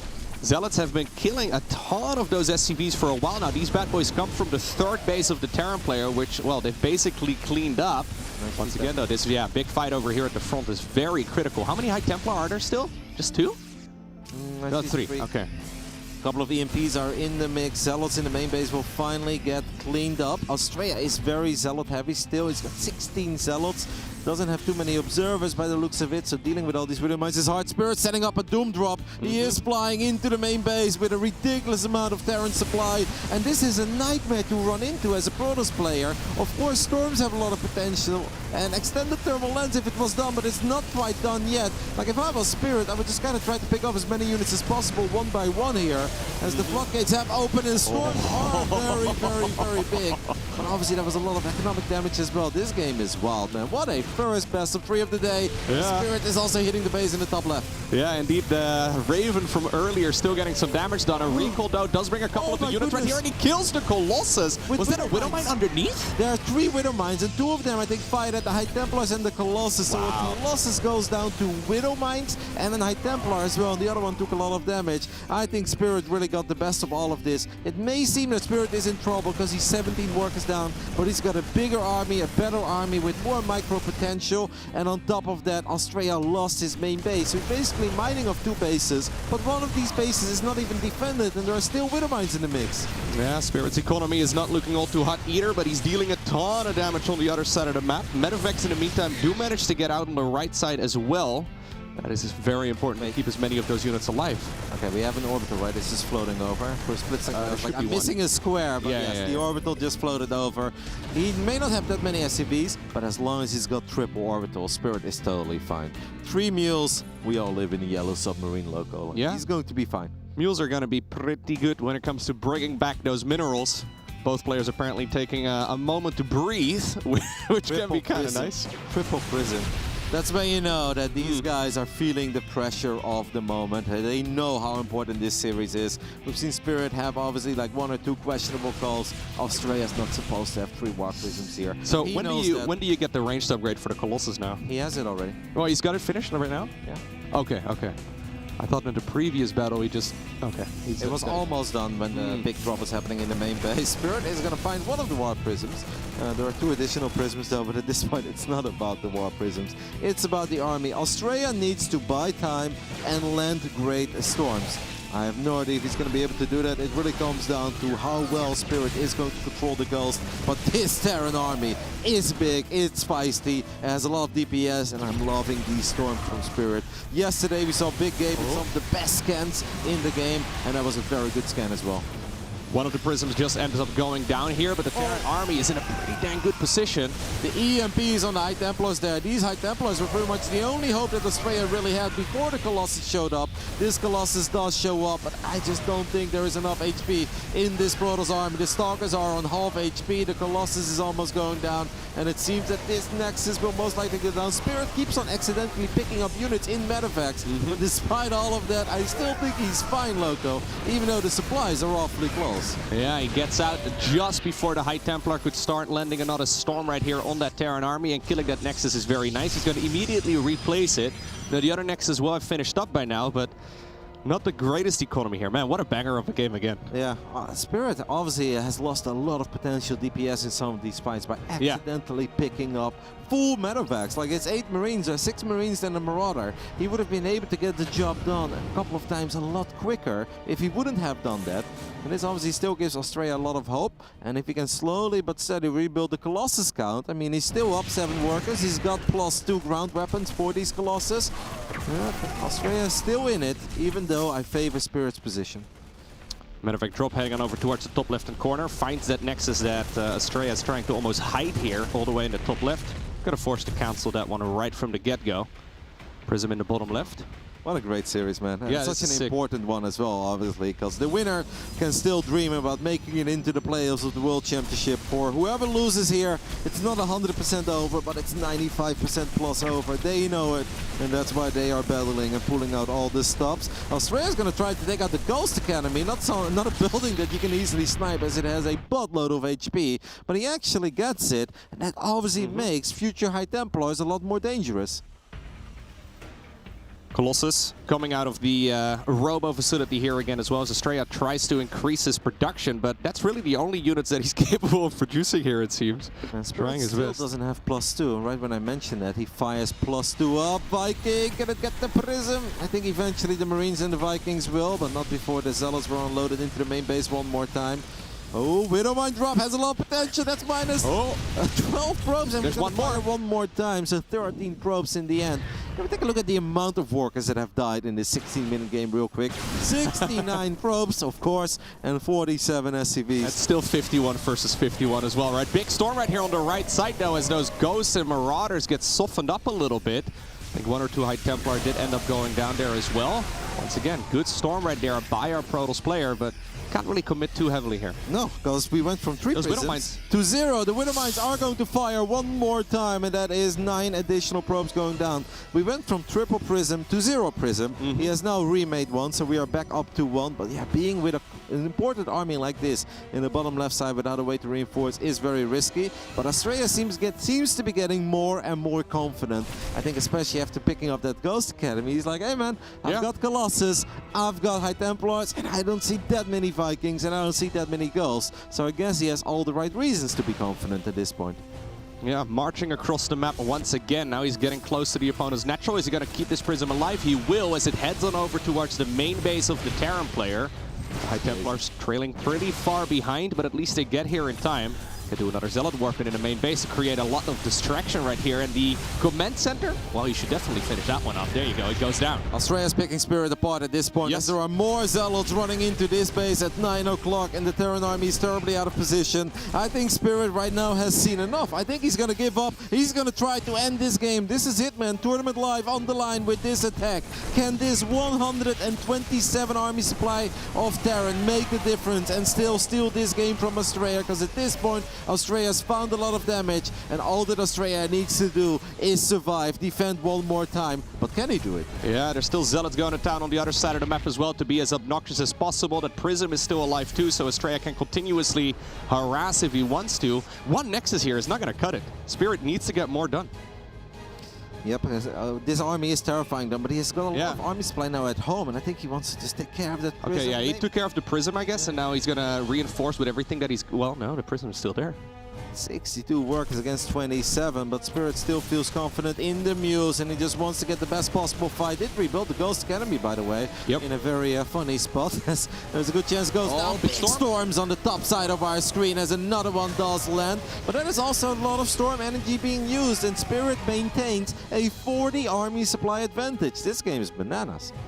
Yeah, Astrea has more income here, but I mean, he's got more workers. His income is actually not that amazing because a lot of them are long-distance mining because so many of those Nexi have gone down. He's going to try and build another one all the way in the top left-hand corner. These guys accidentally becoming next-door neighbors here.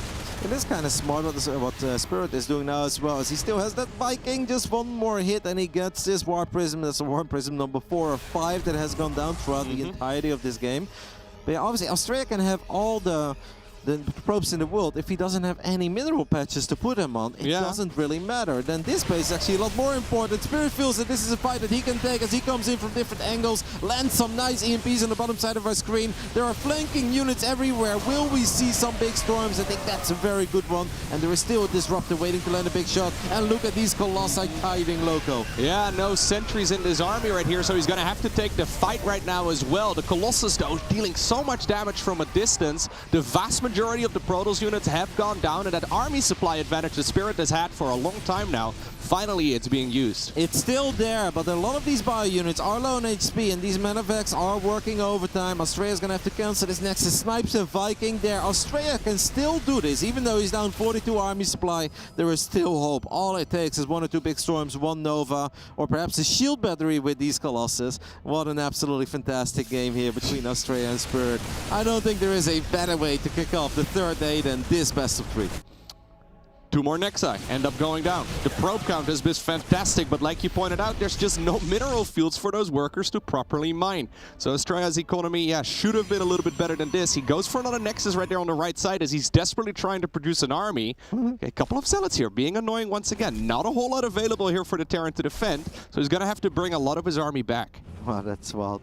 Even though it's just a couple of Zealots, it obviously pulls the Terran army back. Every second that goes by means that these High Templars gather up more and more energy. Astrea really needs to split them a bit better, by the way. The EMPs have been connecting in a big way. Here we do land a storm. That's a fantastic storm, as it softens up some of the bio, kills a Viking. And a Viking is an expensive unit if you have 21 SCVs.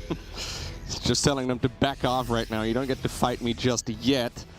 More and more Zealots being warped in as well. He's been getting a lot of value out of them, actually, in this particular series. You know that these two guys are pushing each other to the limit, and there's been a lot of trading blows. If after 22 minutes, the only upgrade Astrea has is +2, Spirit is 2-1, you know? Where's the 3-3-3-3-3 we normally see at this point? It just goes to show how much trading we have been doing from both sides in this game.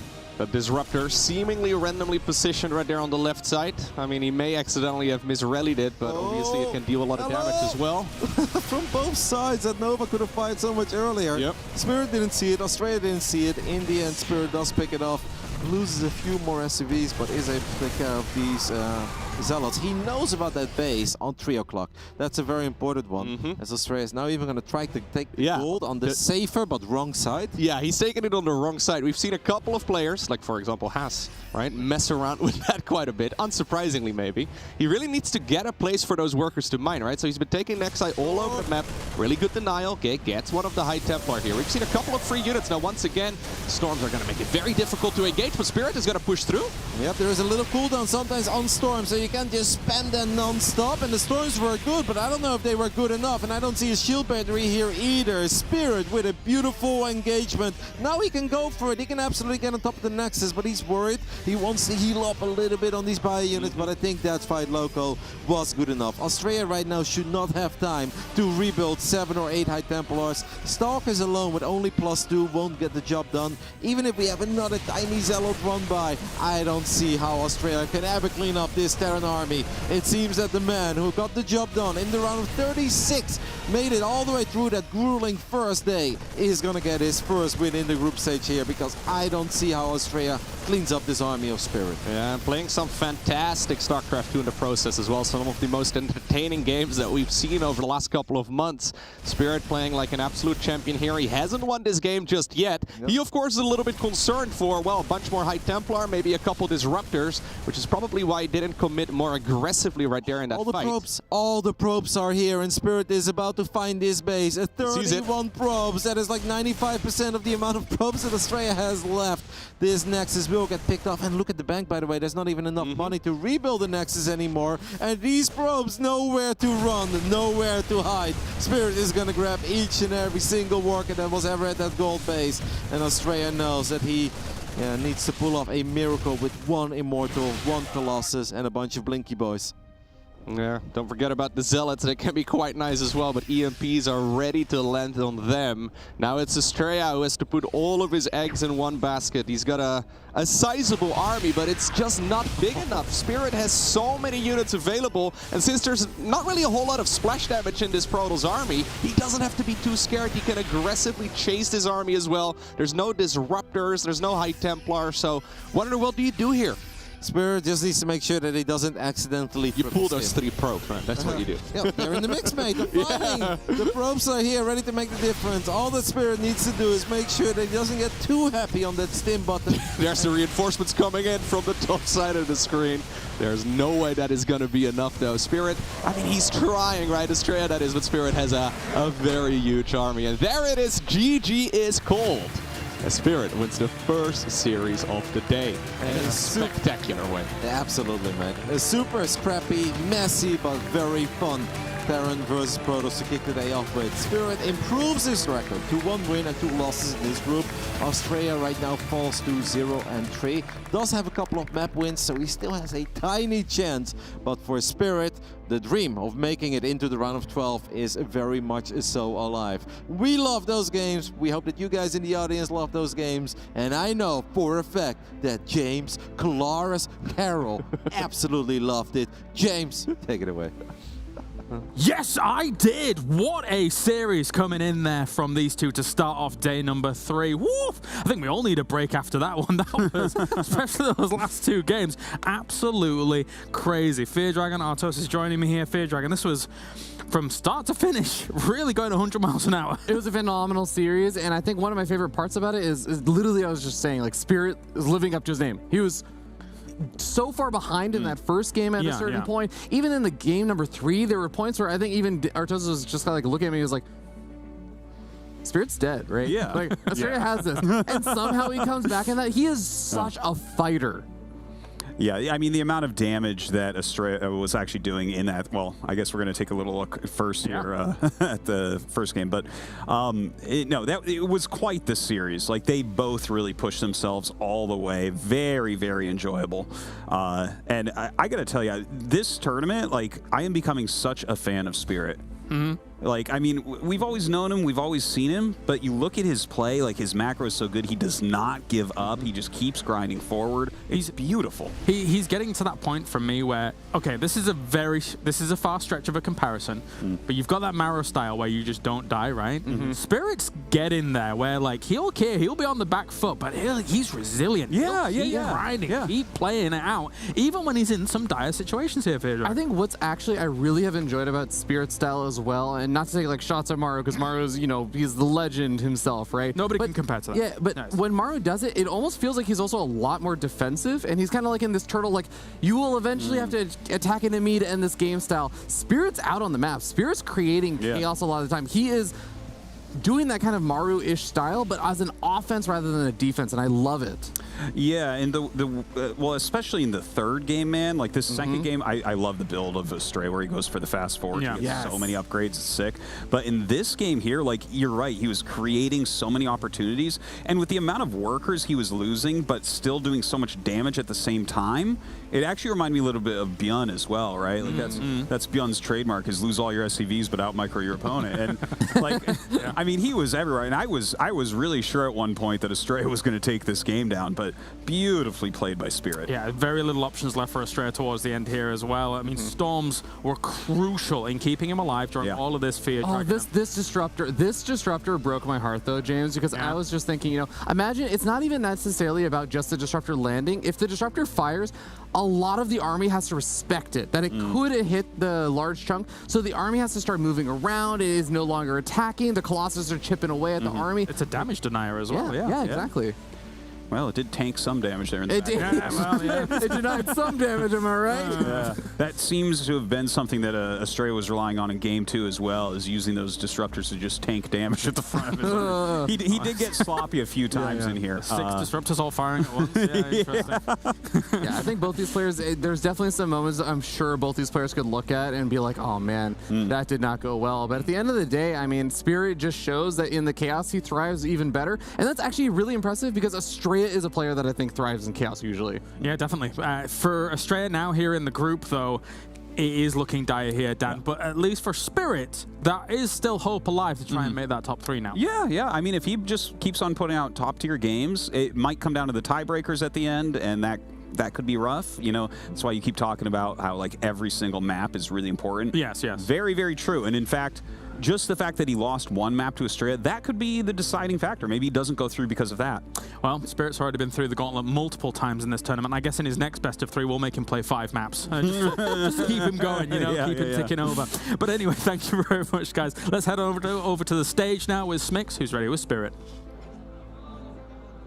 Thank you very much, James, and congratulations, Spirit. We kick off the day here in Katowice with an amazing, nail-biting series, but you are the player that comes out on top, especially after a difficult start to the group stage yesterday. I know this win was really important for you. Tell us how satisfying it is to not only win, but do so in front of your home crowd. Yeah, I think this is my basically first win on stage like that, so I am very happy about that. Also, I was really impressed by Astrea play. So after game 2, I was pretty nervous after how the game went. So I'm very happy I ended up winning.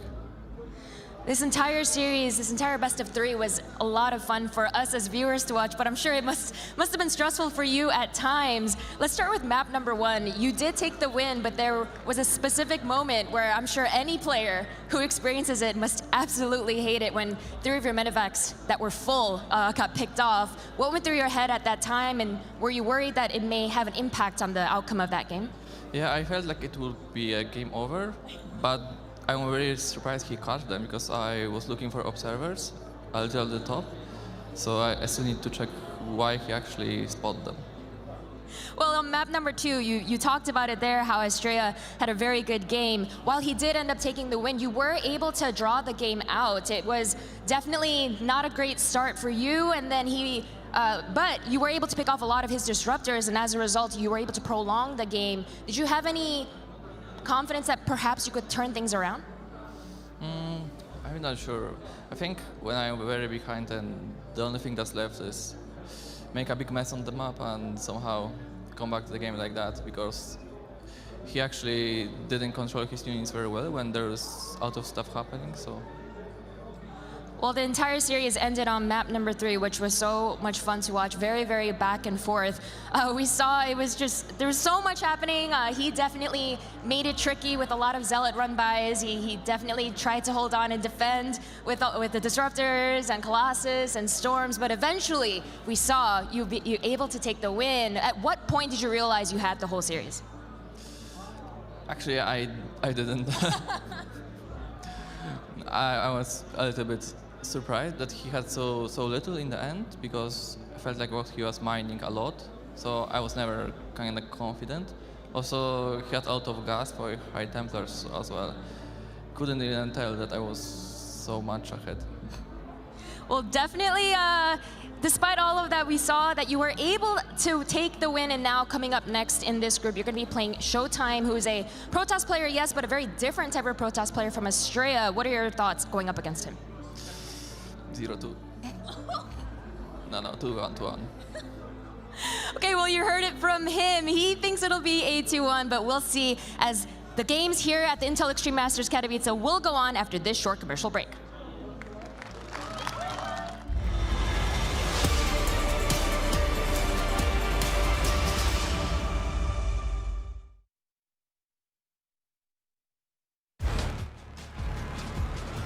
It's a bird. It's a Superman. No, it's a drone.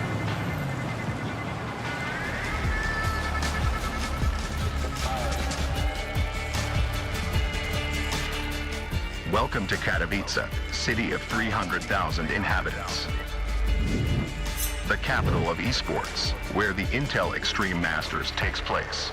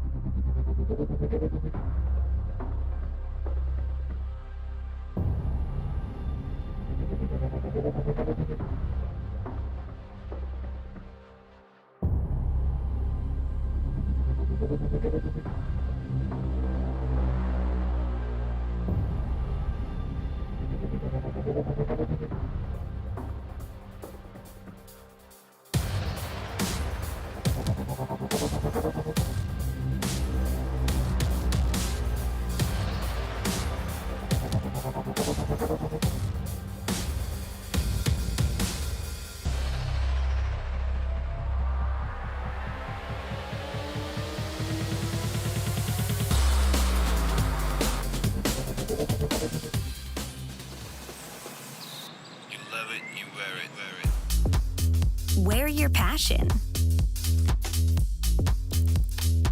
Share your passion. Wherever, whenever. Gaming is a lifestyle. Get your merch at shop.eslgaming.com.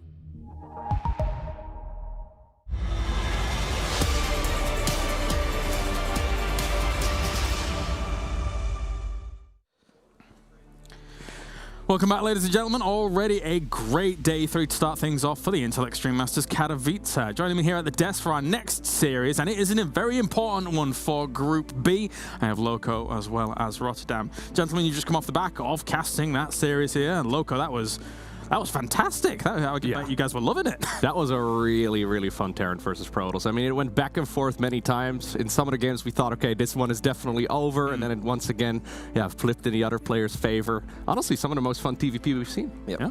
I feel like, you have good games if it's like past the 20-minute mark and the upgrades are like 2-0, 2-1, These were not the boring early games where it's like 3-3-3 and we both have a lot of money in the bank. No, they were non-stop battling around 150 supply, and it was really hard hard to call who was winning for the longest time. And I think for the players probably experienced it like that as well. It was just a really fun series. I even heard Spirit in the in the interview. When was the moment you knew you'd won that series? I didn't. Yeah. So, He got to the natural of his opponent at some point, and he could have probably won the game a couple minutes sooner, but he's like, I don't know if there's any disruptors or High Templar hiding there. I'm just going to take my time, allow my Medivacs to heal up for a little bit. Yeah.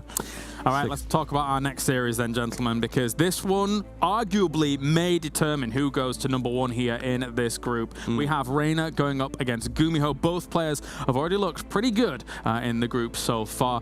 Rotterdam, looking at how this is shaping up, Gumiho looks fantastic right now. Reynor on the other side, some 2-1s here and there, but he's still undefeated in series here in the group. Gumiho is making these other nerds that rated him rather low look pretty stupid, man. Yeah. He's like 77, like, I'm gonna show you guys, and so far he has absolutely shown us. And the coolest thing is that he keeps on busting out different builds. But the one thing we haven't seen from him yet is TVZ. That is historically a matchup that he found a lot of success in, because he was the guy that played mech when everybody else had mech absolutely sucked. We all think back of that one great series that he played against Serral, the Home Story Cup, not the most recent one, but the one before that. We know Gumiho has great TVZ, but how is it on the new patch, on the new maps? Is he gonna display some of that battle mech? Like, that is kind of the big question that we have going into this best of 3. I'd be an extreme fan of seeing some of that. From a guy like Gumiho, that would be fantastic to see. Loco, your thoughts coming into this match? Yeah, with the new multiplayer balance patch, we've seen quite a bit of that mass Cyclone and even mass Banshee play. We've even seen some of that in this tournament already as well. We saw some of it in the ESO Open Cups. It would be really fun to see that coming out in this series as well. Reynor's going to be a very tough opponent, though, to pull it off against. Yes, but word on the street is that it's very good. It was even a lot better than they initially gave it credit for. And I don't want to say there were Zerg Cabal meetings over here, guys, but the Zergs, I've seen them sit in circles, and I've heard them talk about Banshees and Cyclones. I don't know if we're going to see it. Like, I feel like we did this before. Zombie Grub mentioned this the other day. It was funny because we had this one Katowice where we're like, mech, for 5 days straight. Nobody played mech. So I don't want to get too carried away on like the whole battle mech thing, but there's a good chance that we're going to see some speed Banshees into a lot of Cyclones, and we take it from there. I feel like maybe they all just congregate, as you say, and spread one lie each Katowice. They're like, right, Immortal Oracle, it's going to be the sickest play, 2024. Right? Like, what are you talking about? It's like 200 IQ, man. It's like reverse. Oh, that's really clever. I hadn't considered that yet. I mean, clearly the Zergs are the smart ones when it comes to, you know, rallying together. Rallying together, I think is fair to say. But Reynor, obviously, he has already taken on a Terran in this group in Spirit. That was a 2-0 at the start of this group stage, Roddy. So, I mean, we always know that Reynor is very much up for going into this ZVT with a lot of strength. Yes, and he's obviously played a lot of games against the Terrans as well to get ready for this tournament. Because if you ask Reynor, like, who are you looking out for? He will always mention Serral, and he's always going to mention Maru. But then besides Maru, you've got guys like Bunny and Beyond that are very capable of making deep runs. Of course, Clem as well, even though Clem didn't find that much success yet at IEM. So if you're Reynor, you're one of the best players in the world, you want to lift that trophy in front of the audience, because that's the one thing that he couldn't do 2 years ago when he won his tournament. ZVT is the matchup that you get ready for. You're going to work on your ZVZ, you're going to work a lot on your ZVP, but ZVT, that's the ultimate matchup. I'm going to practice a lot for Katowice. I'm going to play a lot of ZVT.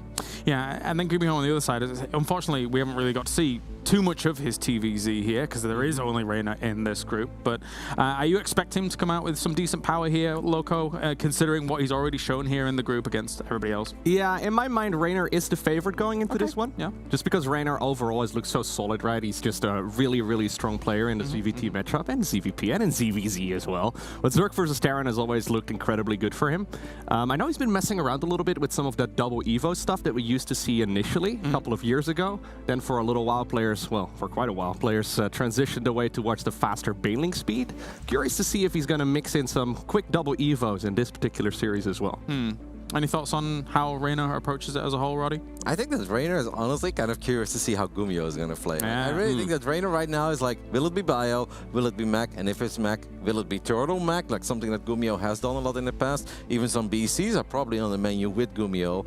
Or is it going to be the thing that everybody's talking about? Or is it just the Zergs that are talking about it? I don't know. So I think Reynor comes into this series obviously somewhat relaxed because he's 3-0 right now. But we all know that if you win this group, like just making it into the next round is awesome. them. But these guys, they want to win the group, so you get directly seeded into the quarterfinals. Yes, yes. It's a big difference. You don't want to play that round of 12 because a lot of things can go wrong. On top of that, you know, you're going to exhaust yourself a little bit more worrying about different opponents. So it is an important series, but it's not like I need to win or I'm going to get eliminated from the tournament series. So I think in that regard, Reynor's kind of chill. And I think he's honestly just leaning back and very curious to see what he's going up against. And I'm getting word that we're just a few more minutes out from this game, guys. So beyond that, in Group B at the moment, it really does feel like Gumiho and Reynor here, yes, fighting for that #1, jostling for position. But beyond that, my eyes are kind of cast towards Creator and Spirit, maybe for challenging for that 3rd spot here in the group. So, Loco, in fact, do you have any thoughts as to who you think may be able to take that? Because Creator had a better start, of course, to Spirit, but Spirit's shown a lot of tenacity. Yeah, no, I think you're on point. I think Gumiho and Reynor are very likely to make it on, but obviously making it on out of this group in first place is definitely preferable. Very much so. It's difficult to judge who that 3rd position is going to go to, right? So Creator starting off very strong in this series, or in this group rather, and well, I mean, he just lost 2-1 against Gumiho, which is definitely no shame whatsoever. Yeah, that 3rd place spot, that's a difficult one, right? I mean, that makes that previous series we just casted between Astrea and Spirit even more important, because it's going to be very difficult now for Astrea, and I don't even know if it's possible still for Showtime. It is possible, but obviously a lot of weird things have to happen, and they don't control their own fate anymore. I think Spirit still does control his own fate, and yes, Creator is right now leading the pack in race for that 3rd spot in this group, but he still needs to play PvP against Astrea. That is absolutely not a guaranteed win, because Astrea can be very good in PvP, and Creator still has Reynor left as well, so don't get too fooled about the fact that he's 2-1 right now. It's like, okay, top 3 is set in his group. No, not at all. Yeah, I have to agree. I'm looking down other matches that are currently going on while this one happens. It's Creator versus Astrea and Spirit versus Showtime. So, I mean, even the Spirit versus Showtime match, that is not an easy match for Spirit at all, to be perfectly honest. The power Showtime does hold, but has not had the easiest start in this group. No, right now we're like, oh, Spirit's on fire, so Spirit's his favorite. But if you would have played Spirit against Showtime last week on a Monday night, 70% of the diehard StarCraft 2 audience would be like Showtime wins that, or 75% even. So no, that's absolutely not easy. And Showtime is not a guy to ever give up. He's got a very good mentality. That man is a fighter, and he's a veteran. He's been around for a long time. He knows that you can still advance with 2 and 3. So that could very well just be a 2-0 Showtime, which kind of puts him back in the mix and makes life a lot more difficult for Spirit. That's going to be fun as well. All right, well, thank you very much, guys. We are ready to head on over to the stage to get our players good to go for the 2nd series of the day.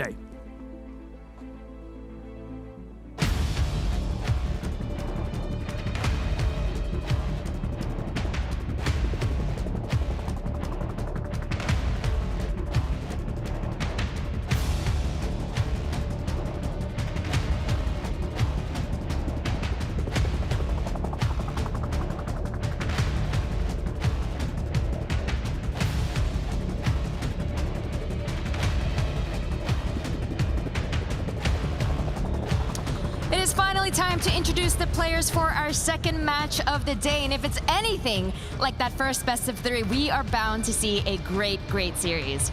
For our first player, he's one of the best players in the world, coming off a hot win at the Home Story Cup recently, while facing him is a Korean Terran as well as GSL champion who's bound to put up quite the fight.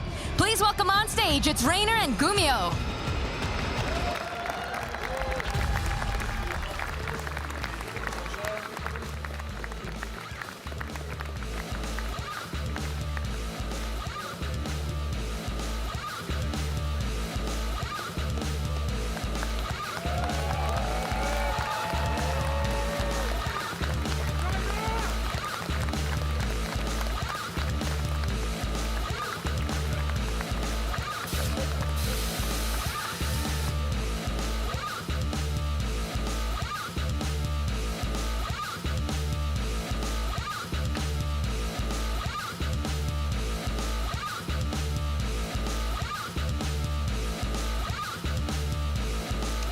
Hey guys, welcome to the 2nd match here of the day. It is going to be Reynor going up against Gumiho as we see them getting ready on stage. I am Artosis, joined by Fear Dragon. How you doing, buddy? I'm doing wonderful, Dan. We had a stellar first game, or first 3 games of the day. We get to head into another really interesting series. As the guys at the desk were talking about, this is in a lot of ways going to be very close to being a fight for first place between the 2 top contenders in the group. They have a really, really interesting history where they've played each other a ton of times. They're 6-6 in series score against each other. Reynor may have won the last time, but actually, interestingly enough, Gumiho was the player that eliminated Reynor in 2019 Katowice. So, you know, there's a nice long history between these two. Yeah, for sure. And it is that really close map score like you've been talking about. You know, I think a lot of people are sleeping on Gumiho at this event. He did come in as one of the lower ranked Koreans in the group, right? He didn't have that many points or anything. He was really picking up steam, though, at the end of the year in Korea. And I think he's shown those skills. Like, I think Gumiho is in top form right now. Oh, and absolutely. Honestly, I'm actually favoring Gumiho. I think Gumiho is going to be able to take this probably 2-1. See, I'm with you 90% of that way. I think I still favor Reynor a little bit, but it's going to be interesting to see how things play out because I'm definitely with you. I think Gumiho has always been, to me, one of those players that he comes in and out of form, it feels like, for like 3 to 6 months at a time. And it feels like right now he's really in that peak form, that peak condition where you can really play his best games. Yeah, you're kind of right about that. He's not always in the shape where you're like, oh, he's just going to win everything. But like right now he definitely is. Like his multitasking is doing very, very well. I think the current patch might be quite good for him. You know, they were talking to the desk and doing a good job of saying like, is Battle Mech as good as people think right now, right? Because even Reynor, he's been hanging out with the casters a little bit. We've been talking about like the power of the Cyclone. Is it so strong? And the thing is, Gumiho, he is the best mech player in the world. We've already seen mech do reasonably well here. Specials used a lot of mech already at the tournament, and he's had some mixed success with it. And Clem, of course, won a Battle Mech game as well. Yeah, absolutely. And it is that question, you know, is Reynor part of that Zerg cabal that's kind of going around saying like, yeah, of course. Mech is the big thing to be afraid of right now. You know, he's going around telling the commentators, telling everyone else. How is he going to be able to handle that? Because I think he has been very, extremely vocal about it. Yeah. So we're going to see exactly what Gumiho wants to pull out. I think that is probably the most interesting part of it. And I think it's mostly up to Reynor to figure that out and decide how he wants to react. Because he's actually, if we do start seeing quite a bit of mech, Reynor has had some very different opinions on how to deal with mech as Zerg anyways. But before we really get too far into that, we'll see what these guys are going to open with. Here we are, map 1, Ancient Cistern, and in the top right, our Zerg player, a former champion here in Katowice, it's Reynor.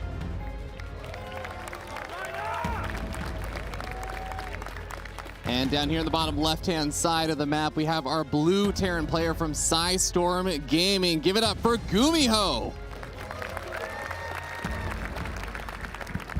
So Dan, one of the things I want to ask you about is that kind of battle mech style and stuff. We haven't seen it as much recently. So what are the kind of things that you look out for to see whether or not it's maybe a good map or a good situation to kind of bust something like that out? Well, okay, so I think you can technically use mech kind of anywhere. The size of the map should probably dictate what way you're playing the mech. Like a big, wide open map, you're probably going to need to go with that battle mech, right? Like you need to be running around the place. It's got a ton of mobility, you know, between all the Blue Flame Hellions and the Cyclones in there. You mix in some Banshees, and you have a fighting force that you literally want to be active with the entire time.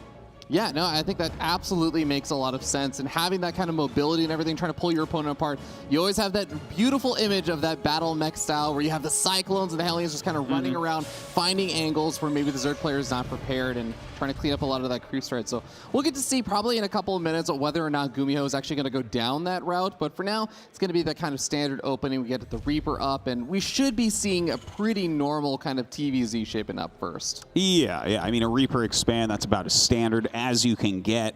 Reynor just going ahead, expanding himself. Probably going to go into that third hatchery. It'd be very surprising if he did anything else. But you never know. I feel like in every matchup, there's really one side that's going to kind of decide the pacing of the game. Like, of course, Reynor, he could pull the trigger and try to do something crazy aggressive, but the best way for him to play here is to figure out what Gumiho's up to. Yeah, I really like the decision to try and go for something that maybe enables him to get some better scouting information. And, well, he's going to be, of course, dealing with some of those early little Reaper shenanigans and stuff. What does that sign say? Reynor. Reynor, okay. I'm glad you have better eyesight than I do. Yeah, I guess. Beautiful sign. Yeah, thank you guys for coming down. Awesome seeing so many StarCraft fans here early in the day.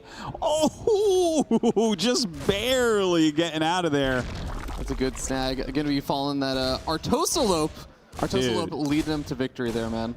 I am Gumiho's #1 supporter amongst the casters. How dare he? But look, this has actually been a pretty good Reaper so far, honestly. Like, he has slowed down this expansion a lot. The Queen started to come out and now has turned around as he has decided to expand in the other direction.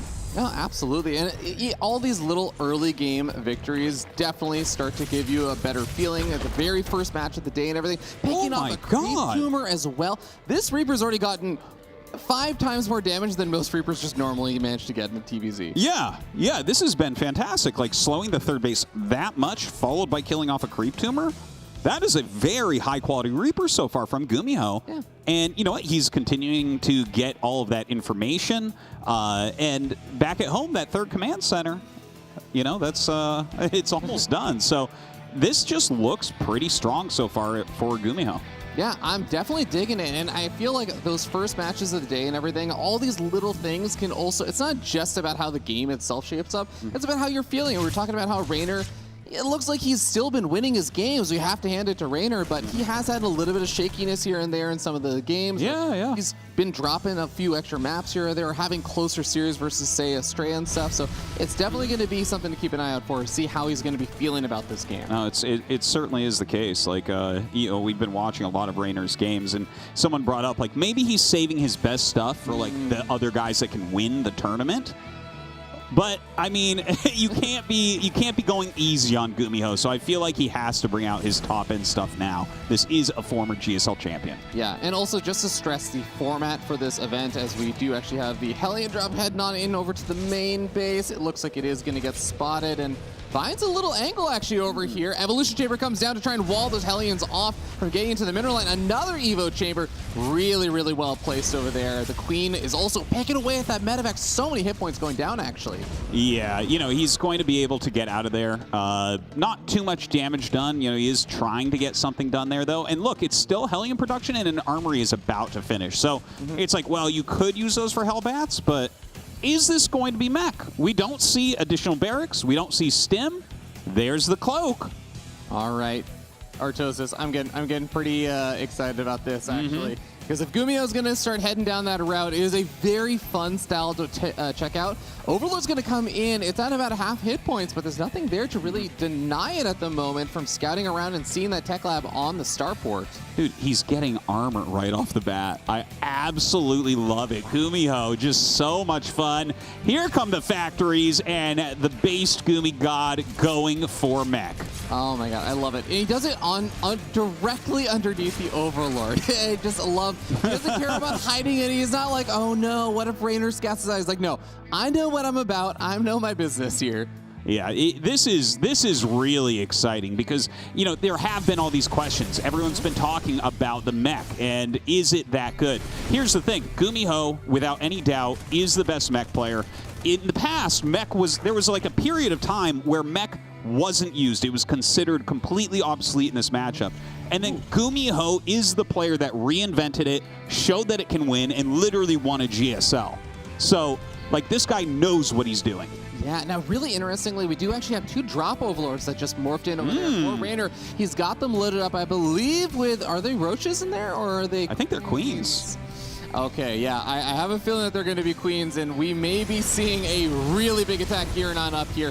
Reynor is halted at 62 workers. The roaches are pushing back these Hellions. The Banshees are going to be extremely helpful with this kind of defense here, but the queens are going to be vital to try and snipe them out of the sky. Now, does he actually have something to see that Banshee? He does indeed. There's the Overseer. Very, very good. The Hellbat's going to be able to tank quite a bit, and a ton of SCVs being pulled, trying to surround everything. The Queens throwing out transfuses. Banshees. But both of the Banshees have actually already gone down to the Queens, and now the Queens are just working away at the SCVs. Transfuses continuing to heal up these Queens. Roach is annihilating all the ground forces, and Reynor hits the perfect window, the perfect timing, the perfect build to just hard shut down that opening. Well, maybe this is why he was saying it was so good, because he had a sick timing to knock it out. That was beautifully done by Reynor. And to pick up a victory that quickly against Gumiho, bringing out a strategy that he might not be ready for other than that build, that's like a really good opener. Wow, I'm very impressed with Reynor. I love also there's little tidbits in the execution of how that works, because you're talking about the Banshees and how they can just whittle away things. You were talking about how you got to move those away. The Queens are going to be able to drop there, but you're pulling the SCVs. But just the fact that the drop overlords immediately, they didn't just drop kind of in the back lines and say, we're here to support and transfuse units. They went directly underneath the Banshees and dropped over there. They knew their job. There was a target fire there. There was a lot of that kind of extra little actions put into just ensuring he could deal with all of the opportunities Gumiho had to defend. Yeah, and Gumiho, I think if he wants to continue to go mech, I'm not sure exactly how many times he may have that planned per series, but if he wants to continue, he has to take into consideration this timing from Reynor. Ooh, yeah. Right? That was a very greedy mech build that he did, right? A very fast third command center, not that many units. He's trying to harass with Hellions. The Cyclones were not coming out very quickly. Like, he had just started magfield accelerators when the drop came. So he's going to have to really adjust if he wants to play that again. And that's what I'm really curious to hear your thoughts about, Dan. In a situation, imagine you're Gumiho, and I don't know what Gumiho's plan was for game number 2, where it looks like we're going to head on to Neo-Humanity for that map. But you imagine that Gumiho was planning to go for that same kind of opening. Yeah. And that just happens. Like, game number 1 just happens. You have to make some adjustments and stuff.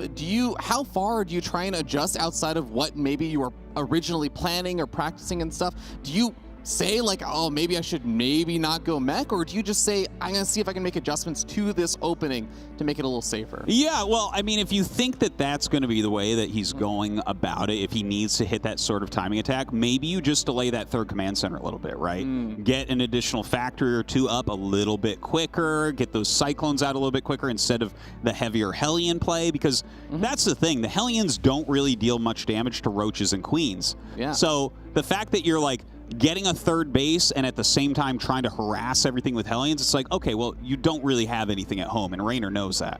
No, that's a really good point. I'd love to see those kind of adjustments. Just trying to cut back up maybe a bit on that greed and just saying, okay, there's this opportunity for you to maybe come out with something. Even just being more aware of that possibility and then making sure that you have a few more things put into place to try and handle something like that. Would love to see something like that, but seems like we're just kind of waiting on the players to be ready for that go-go to start up on game number 2. But again, this is, I was kind of bringing this up before, this is potentially going to decide who comes out first in the group. With this format for Katowice, the winner of the group, the player who gets out first in the group, plays one less round in the playoff bracket. That's one less round versus a potential Serral or a Showtime or a Hero Marine or a Dark. Or like it's a big deal to get out first in your group. Yeah, going straight into that round of 8, like you win a bunch more prize money. You're going to be less fatigued. There's a lot of upside to it. So definitely these guys going to bring out their best, despite the fact that both are almost guaranteed to advance already. Absolutely. Looks like players are getting ready. Gumiho warming up his hands there. Still got that towel. I think he has an assortment of towels at this point. As the last time I saw on his desk. The towel tearing himself, man. Keep those hands dry so he can execute his builds. And we are just about ready to get into this game. Here we go. Game number 2 on Neo-Humanity. In the bottom right, we have Reynor.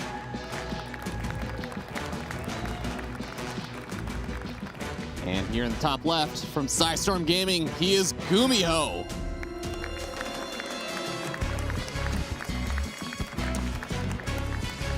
Quite the crowd already here. Really, I mean, I'm just so pleasantly surprised with how many people have come right at the beginning of the day. They don't want to miss a second of the StarCraft action.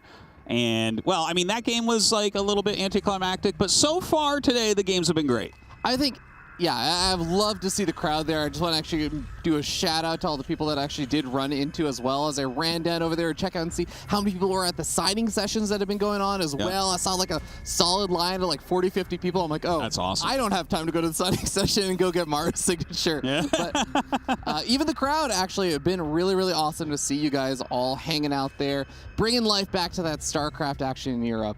Great to see. Yeah, this game will never die. So, what are we going to see here from Gumiho? Reynor had that absolutely excellent Queen drop and Roach Rush build there. It did well. Gumiho, I'm sure, there was more time in between game 1 and 2 than I feel like we normally have. So I think that was most likely Gumiho going over things in his head. Like, maybe adjusting his plan. Maybe he says, you know what, instead of 2 mech and a bio game, maybe I'm going to go 1 mech and 2 bio games. Something like that, right? Or maybe he's just kind of brainstorming like, how can I change this? How can I alter the way that I'm playing this that I'm immune to such an attack? Yeah, Neo Humanity also has some kind of interesting parts about it where you have those gold minerals that you can see right next to the natural where you can mine that out, potentially take a slightly easier to defend third base location where there's going to be that choke point you can try and defend through. You just wall off your natural, and maybe things like that make even defending an attack like what Reynor was doing a little bit easier. The distance across the map that the Queens would have to run through with the Overlord through, also a lot longer.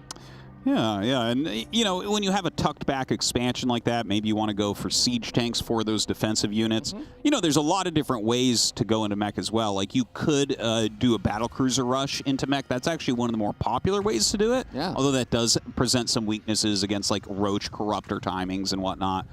At the end of the day, we're just going to have to wait and see, though, what Gumiho is going to do. You can't really look at it this early and figure it out, right? It's like, well, you need to make submarines, and here comes the factory, probably into Hellions, and that doesn't really tell you the story. No, 100%. I think it's we're going to have to wait a little bit to see where our questions are going to be answered. But I will say, like, I really liked the start that Gumiho got in that first game. And now in the second game, he is doing a very peculiar move out. Yeah. 4 Marines and SCV on this side of the map, but it looks like it is heading home, and this is going to be the first that really Reynor gets wind of this. Yeah, this is a little bit of a surprise. You normally don't see 4 Marines on the map right now. The fact that he runs up and gets an Overlord kill, that's like not only surprising, but that's some quality damage. Like that will hiccup the build. Like Reynor he gets supply blocked. He has to get another Overlord out. He's 100 minerals behind where he planned to be right now. Oh, that's so annoying for Reynor. And it's such a weird move that normally it's actually hitting right around the time that the Marines kill the Overlord and Zergling speed finishes. If Reynor knew that this was like something or Gumiho was planning to do, you make like an extra set or 2 of Zerglings and you get to kill all of those Marines. Like you actually manage to punish that a little bit. You can pull the Overlord back maybe a little bit faster, but it's just being able to catch him off guard is great. Yeah, now 3rd Command Center gets started. The Lings do not get up to scout it. And he started a Banshee for a second, canceled the Banshee, and went into Raven. This is not very common in Terran vs. Zerg to get an early Raven out. Now, obviously, you could use it for harassment with those drones, but, if you have a bunch of Hellions, you could run around and, try to get rid of some of the creep tumors early game as well. Yeah, I think we used to actually see a little bit of this kind of style of getting up that early Raven, cleaning up creep tumors, maybe even throwing down some auto-turret harassment. For now, Hellions actually target firing down these Queens alongside the Marines, getting quite a bit of damage done to the Queens, but not able to actually kill any of them just yet. A lot of the Marines also end up dying. The Lings all mostly churn through, but the entire Terran force is gone. Yeah, he definitely lost a lot of units there. The Hellions, obviously they don't scale that well, so it's like sometimes you lose them and it's okay. But look at this, the counter harassment with the Lings doing a lot. Yeah, 8 workers this early into the game is huge. It's not even cleaned up yet. Only the Raven is there actually to retreat back home. It seems like there's 2 Hellions in production. Where are the rest of the units? They died to the Queens. There was nothing else in production, I guess. Man, this is like Gumiho is having a very hard time in this series so far. That attack not doing that much, his build a little bit weird and not really doing much for him so far. 12 SCVs, 13 SCVs. I'm actually in shock. 13 SCVs dead at this point in the game. That's brutal. That almost feels like that could be very well game-ending damage. I mean, if Gumiho ends up just kind of getting bopped in the next like few minutes. I feel like we'll literally point back to the Lings getting all that additional damage done. Not just the army kind of dying, but literally the Lings getting that much damage done when even just a handful more units would have been able to save that. I know, right? Like, even if he had 2 Hellions out, he's not going to lose 13 SCVs. And 13 producing add-ons or something? Yeah, it has to be. You know, he was just swapping things around and everything. Maybe he thought he could just keep Reynor on the other side of the map because he did bring that, you know, pretty sizable early game army across, but unfortunately lost it too quick. Now, there's some good moves going on by Gumiho right now. He just got rid of a lot of creep tumors.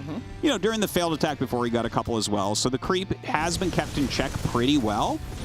But I kind of like where Reynor is going with this. He's just going to go into Lingbane Muta and kind of surprises him there. Gets basically a free kill on that Raven that didn't end up doing what I think Gumiho wanted it to. Yeah, I think it maybe spotted out a handful of creep tumors and then ends up getting picked off. Didn't really end up getting any kind of big auto turret harassment either.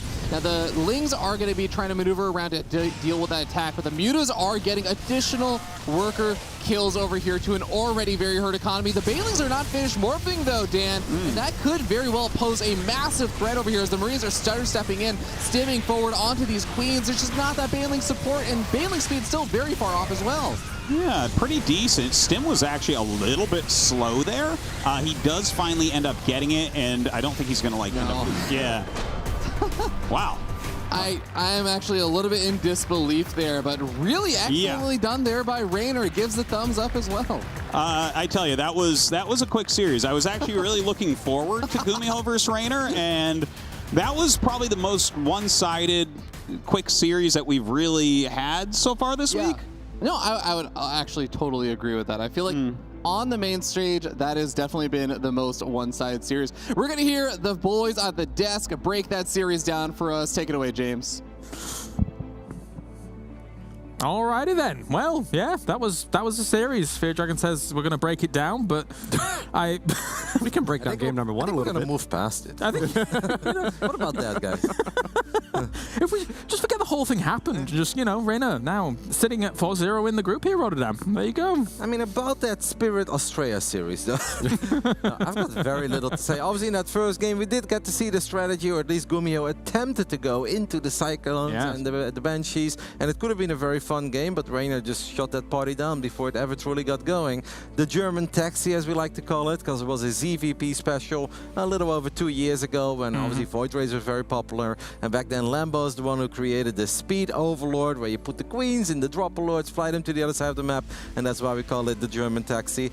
And yeah, it obviously makes sense that certain builds, they can be very good, but you just don't really have a whole lot of firepower initially. Yes. Can you deal with a couple of units? Yes. Can you deal with an overwhelming amount of units that are just shoved down your throat, right in your face? The answer here is clearly no. The Banshee control probably could have been a little bit better, but I don't even know, even with better control, better positioning, better units, if Gumiho can deal with that build specifically, because as a Terran player, if you go for this build, you simply don't have any tanks, and no tanks means no party. I like how over the last couple of days we've heard some rumors that apparently the Cyclone Banshee play may be a little bit too strong. Zerg's not entirely sure how to deal with it. Turns out you just kill it before it even gets underway, right? It's part of the great lie, the great Zerg lie. Yeah, man, the Cabal just keeps going. It's insane. Honestly, though, cool to see a Zerg versus Protoss build being used in the Zerg versus Terran matchup. And yeah, if there's no siege tanks with a strategy like that, right, you can just deal so much damage, bringing the Queens and the Roaches across. By the end of game 2, it looks like, you know, Gumiho knew how much damage he'd sustained early on there against just Lings alone. It looked a bit of a mishmash of something that we just don't expect Gumiho to kind of falter under here, Rotterdam. Nope. Once those Lings were dancing in as natural after he lost the initial Hellions and the Marines, Gumiho had 7 army supply, but 4 of it were 2 Hellions that were in production and just started, and the other supply was the Raven just sitting there. And then even just 6 to 8 Lings can already completely ravage your economy, and that's clearly what happened there. A bit of a sad game, and obviously a sad series, because we've seen so many great best of 3 praise, but hey, that's the beauty of StarCraft as well, guys. Nothing would be epic if everything was epic. Well, we had kind of epic first best of 3. I think maybe we just need to go back to the casting desk real quick, Loco, because you and I seem to attract some great games. This wasn't one of them, but hey, to focus on the positive, Reynor, the man who has made it to back-to-back finals of World Championships in StarCraft 2, he's now 4-0 in his group, and he's looking in shape. Yeah, setting pretty to go into directly that round of 8. And if you do that, Loco, that is a massive step forwards to you and able to push yourself towards that grand final once again. Thank you very much, gents. Let's head on over to Smix now, ready for the interview. Thank you very much, as always, James, and congratulations, Reynor, for our second best of 3. That was so fast, I'm still out of breath from having to run here. So I know that you've had a really good track record against Gumiho recently at Home Story Cup.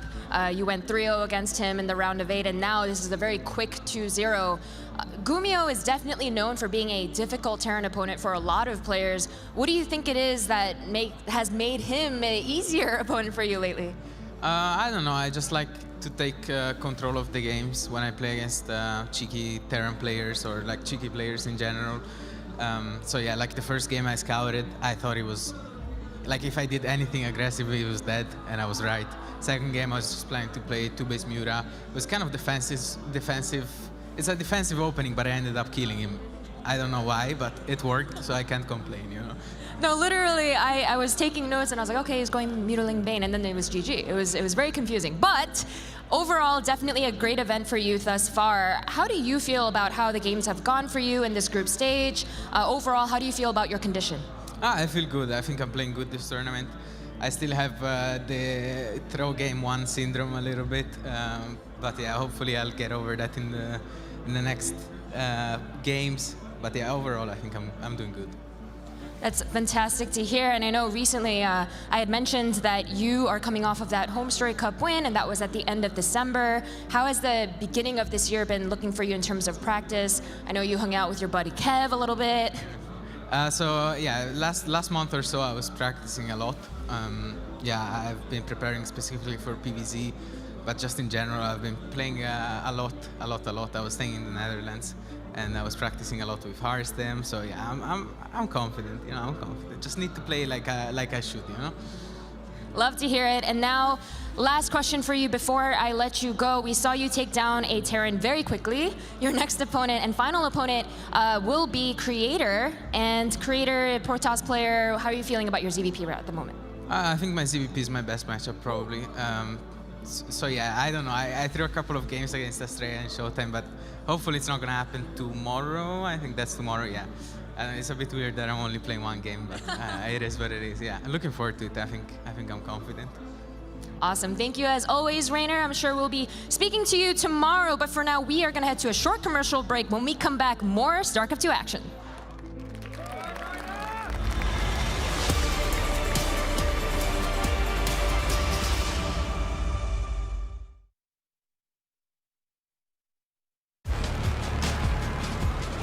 It's a bird. It's a Superman. No, it's a drone.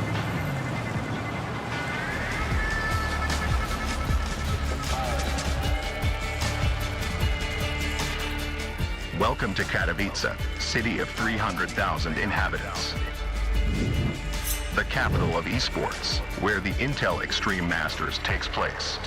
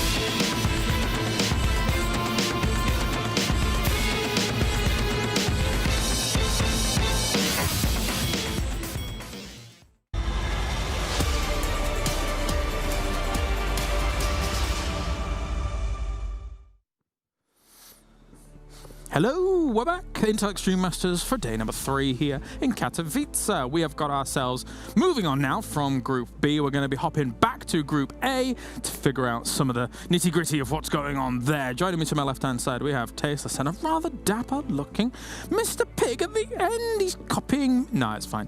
Lovely. Look, you're a trendsetter. Own it, mate. You're a trendsetter. The Blazers balancing this out on either side here. Tasteless in the middle, keeping us sturdy. That's right. Doing what he can. All right. we are moving over back to Group A here. And actually, it's a really cool fixture because we've got Neeb versus Clem coming up next here. Unfortunately, they find themselves in not the best of scenarios in the group here, Tasteless, at 5th and 6th. So, especially for Neeb, this is absolutely do or die. He needs to win this match. Yeah, I mean, look at Neeb over here. I mean, as an American, I've obviously been a big fan of this guy. He's such a great player. For a little bit, he was kind of the foreign player, right? Like, he was a big focal point, I'd say maybe 6-7 years ago.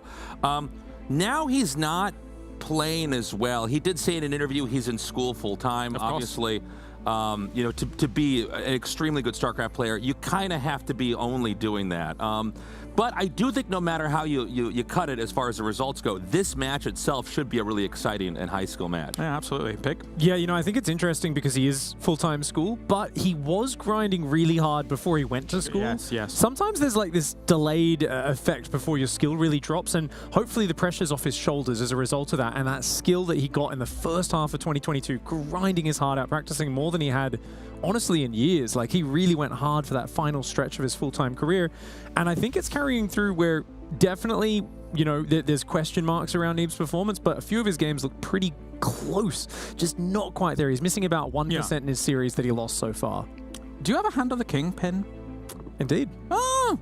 You said a lot of things there, but I was completely distracted by that as soon as I saw it, so I apologize. Well, you're the king. You know, you hold court up. You hold court up here, James. You ask advice, and you know I'm here to serve the kingdom of StarCraft. I didn't even notice that. Yeah, you do have that on. I love that. Yeah. So can you order my armies to go and ransack a nearby kingdom? Is that what you're saying? Yeah, pretty much. Brilliant. All right. Well, I'll keep that in mind for the future. Let's talk about Clem on the opposite side of things. He didn't have a great start to the group, Pig, but he did bounce back. That game one, again, I said it in the pre-show against Ragnarok. He looked ill after losing that first one, but then he came back and got 1-2-1. For him here, what are your prospects for Clem? Pig. You know, sorry, I was just getting a little bit distracted by the game going on here. I feel like Clem is very, very fast. We are seeing a matchup here of the fastest player in the tournament, Clem. You know, and if he gets going, he will run circles around just about anybody. I think this map pool is very good for him in this matchup because Clem will control the entire map and he will just kind of dart in and out. It's going to be very hard for Neeb to cover everything, and that's why I think if he wants to have a good chance of upsetting, mobility is the key, some sort of aggression, some way of getting in there and causing damage. But a lot of Protoss players have been pointing out the Raven's so cheap, it's so accessible. Yes. Dark Templar used to be a big surprise move that was like maybe 1 in 4, 1 in 5 games you'd pull that out, and they're not having a lot of confidence with it right now. Yeah, for a long time it used to be like, oh, we can't afford a Raven, or we can't even afford the build time of a Raven because we should be doing other things. But honestly, it is actually just an excellent, versatile unit. You can even use it for harassment if you're not wanting to detect that Templars or something like that here, Tasteless. You know, looking at Clem, I mean, this is a guy for a while was like too young to even compete in tournaments, right? He's like for a while, yeah. He's in the very bottom as far as age goes, and he shows a lot of promise. In fact, it's kind of reminds me of like where Neeb was, like we were saying 6 years ago. I mean, he's one of the new hot non-Korean players that's moving up. I think he's showing a lot of promise. I think he's going to continue to improve. If I had to pick a favorite, I'd probably say him. Yeah, and that will put him at a 2-1 in this group at the moment. It does draw an interesting spot when you come into the groups there in Katowice, because for Clem, going into this group, there was only one Protoss. And of course, unless somebody actually went in or something like that. But having a lot of his prep time probably aimed towards versus Terran, versus Zerg here, Pig. Maybe this is where Neeb maybe sneaks in a little win here or there. Neeb is never, you just can't count him out, mate. Like every time when people dismiss Neeb and his chances as a player, he always comes out and brings out these really tight builds, fantastic defense. And if he gets away with a little bit of greed, he's going to kind of instantly turn that into a timing attack that's going to come across and hit you a little bit faster than it normally would. So he's one of the best at turning a slight lead into an immediate attack. Definitely so, definitely so. What, you actually got you said you got distracted by a match that was going on over there. Which match is that, in fact? Showtime Spirit is, you know, like every Spirit match, a barn burner. Yeah, they're in game 3 right now, actually. So there's not a crazy amount of action. It looks like Showtime is in the lead, but I mean, he's been dealing with just madness from Spirit. He's been obviously proxying bunkers. We saw a Thor earlier with SCV. We did, yeah. It was we were backstage, like we have you know, 2 screens in the green room, right? And we're mostly watching the one that's being streamed here, but we have the B stream up as well. And like, yeah, it was just crazy. Like, it was on 2 bases. Like, we saw Thor and we're like, it's not an all-in, but there's a Thor killing Showtime's third base for some reason. Yeah. Very, very strange stuff. Novel stuff going on there for sure. Well, guys, I am getting word as well that the players just need a few more minutes before we actually get into this series. So we're just going to check in with actually a few of the other players here at the Intel Extreme Masters, and then we'll be right back for that match.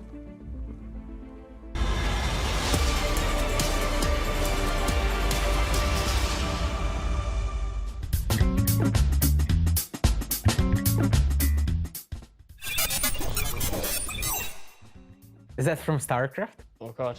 Wait, what? What? Never heard that in my life. Wait, this was StarCraft 2? I'm gonna guess that's a Sentry? Sound is so bad here. I don't think I can figure it out, honestly. Actually, I have no idea. There's so many things it could be. It could be like a Sentry, an Observer, Immortal, I don't know. Probably a Sentry, actually. It's maybe Probe? A Mule? Is that a Mule? Probe? Probe? No. There has to be a Protoss unit. Dude, I don't know. I'm pretty bad at this. I played most of my games without sound, I would say. My music is so loud that I can only hear the music. Play it again, please. Is it a Probe? Probe? I want to say a Probe, but I don't think it's a Probe. I mean, it has to be a Protoss unit. Sentry, I think. I don't know, is that a Probe? Well, it was actually a Mule. A Mule? That really sounded like a Protoss sound. A Mule? Oh, that makes sense. No, apparently not easy. Really? Okay. I didn't know mules meant sounds. You learn something new every day. Oh my god. Okay, no wonder I don't know.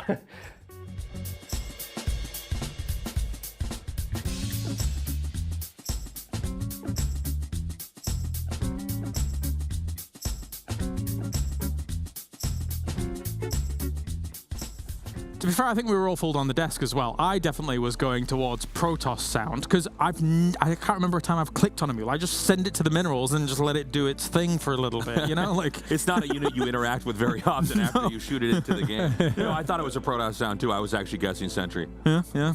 Big. Yeah, I thought it was like a menu noise or something at first. I had absolutely no idea. And even when they said it, I also was like, They make noise, you know? Wait a minute. And then you sound. Where would that have been? It just sounded so alien. I've never heard that noise before. I had the exact same response as the players. To be fair, I could see it being menu sound if you like play the Protoss campaign. You've got your research going on. You're clicking random buttons there or something like that. But anyway, so Intel is joining us here for the Intel Extreme Masters. Of course, it's in the name. So a big thank you for them for joining us here for as long as they have. I remember all the way back, many, many, many years. We've been doing the Intel Extreme Masters now for such a long time, and it's always a pleasure being able to come out here, Dan and Nick.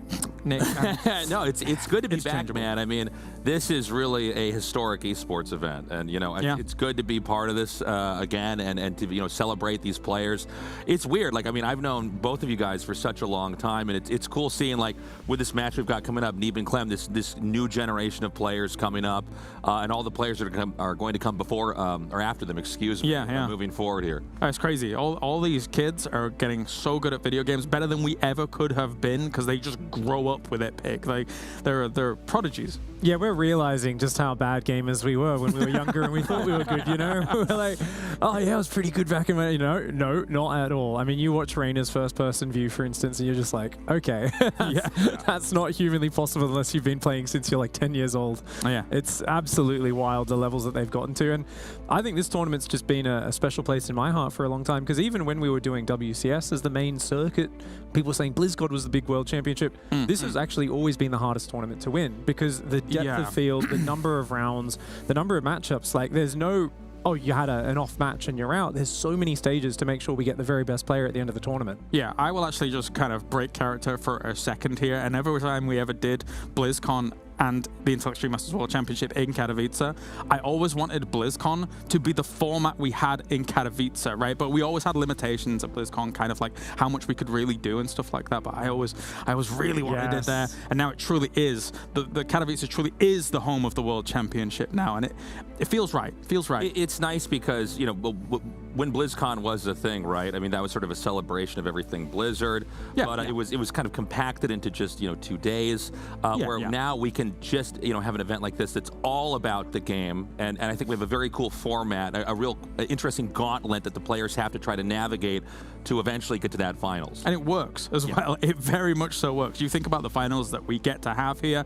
Reynor now back-to-back finals, being able to attain those. You get Serral as the champion as well. We have the trophy, of course, right here, that we have such a lineage when it comes to the Intel Extreme Masters Katowice and the World Championship as a whole. But anyway, thank you. A little trip down memory lane whilst we wait for these players to actually get ready and good to go. We are heading over to the stage to get our match underway.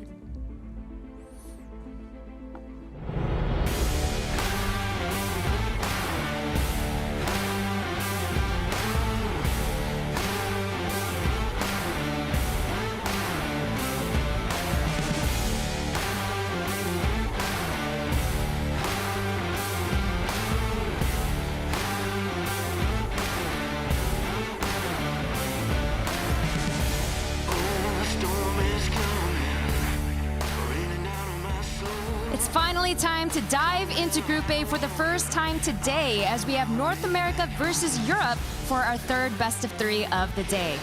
Both of these players have been DreamHack StarCraft 2 Masters champions for each of their regions respectively. This is bound to be an amazing series you don't want to miss. Please welcome on stage, and it's Neeb and Clem.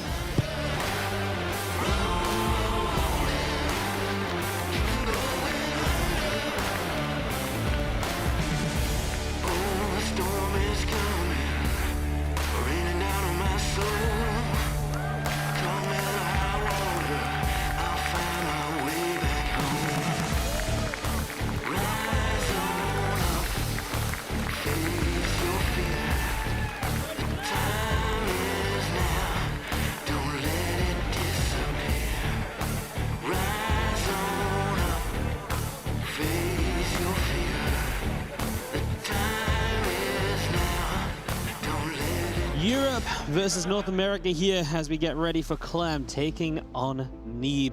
Clem had a bit of a stumble coming onto the stage for your Dragon. Is that his only stumble in this series? I feel like you might think it is. I definitely hope that's his only stumble, because you know what? I think even if you're a Neeb fan, it's hard not to be a Clem fan. And I think if you're a Clem fan, it's hard not to be a Neeb fan. at the end of the day, we all just want good games. The players they just want to show good games. And I think that I hope both these players are going to be able to show their best because they are, as we were kind of alluding to earlier on the desk and everything else, in rough spots in the group. Both of them have already stumbled a little bit in the group. Yeah, obviously Clem started off with a loss against Time, not even taking a map, and we do talk about map score being so important in a competitive group like this. It is something that can make the absolute difference. And then he drops the first map to Ragnarok. He does edge out that victory. This group is very close, but series like this really will define it. It absolutely will. This is also Clem's opportunity to kind of bust out any of the game plans he had versus Protoss. Neeb is the only Protoss he has to worry about in his group. He's going to be busting out everything he can for this. And it's kind of funny. I feel like both of these players have been in interesting spots. Career-wise, I'd say Clem, he's been such a phenomenal force, especially in the European scene. When you talk about those European DreamHack segments and stuff, he is such a champion there. But when it comes to a lot of these offline events and everything, we always talk about, oh, Clem, like, especially Katowice, we're always hoping he's going to be able to make that deep run, but it has come a little bit short. And Neeb, on the other hand, similar-ish story in the sense that he hasn't really been performing as much lately, and especially now going part-time, being a full-time student and everything. I think they both have a lot to prove that they are going to be able to achieve a lot at this Katowice. Could not agree more, Fear Dragon. Honestly, it really is, I think, one of those situations where these guys have potential still. You know, when Neeb first went, I was like, when's Neeb going to drop off? And then he didn't. And then actually did really well in Valencia and so on, you know? And then it has just been that constant question of when's Clem going to do well? And he did really well in Valencia, up 2-0 against Hero. And then the reverse sweep, and it was like, no, was that meant to be the time? Maybe this is meant to be the time. This series will be tournament defining for them. Let's get into it. Fear Dragon, I know you're like the man in the top left, so take it away. Up here, the top left-hand side of the map, we have our red Protoss player from Onside Gaming, the Thundershaft. He is Neeb.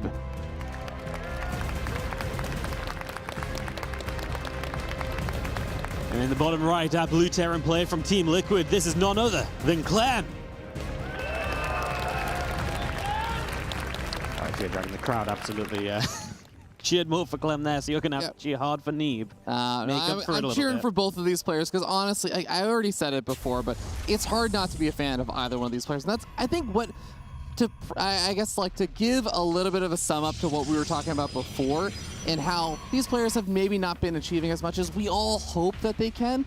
It's all because they are so good. They have such a storied history of a result, of potential, and I think that is what kind of sets up that sort of, oh man, I really hope they're able to make a deep run. It's a bit more disappointing when they don't. It's not because they're playing poorly. It's not because they don't sometimes make good runs.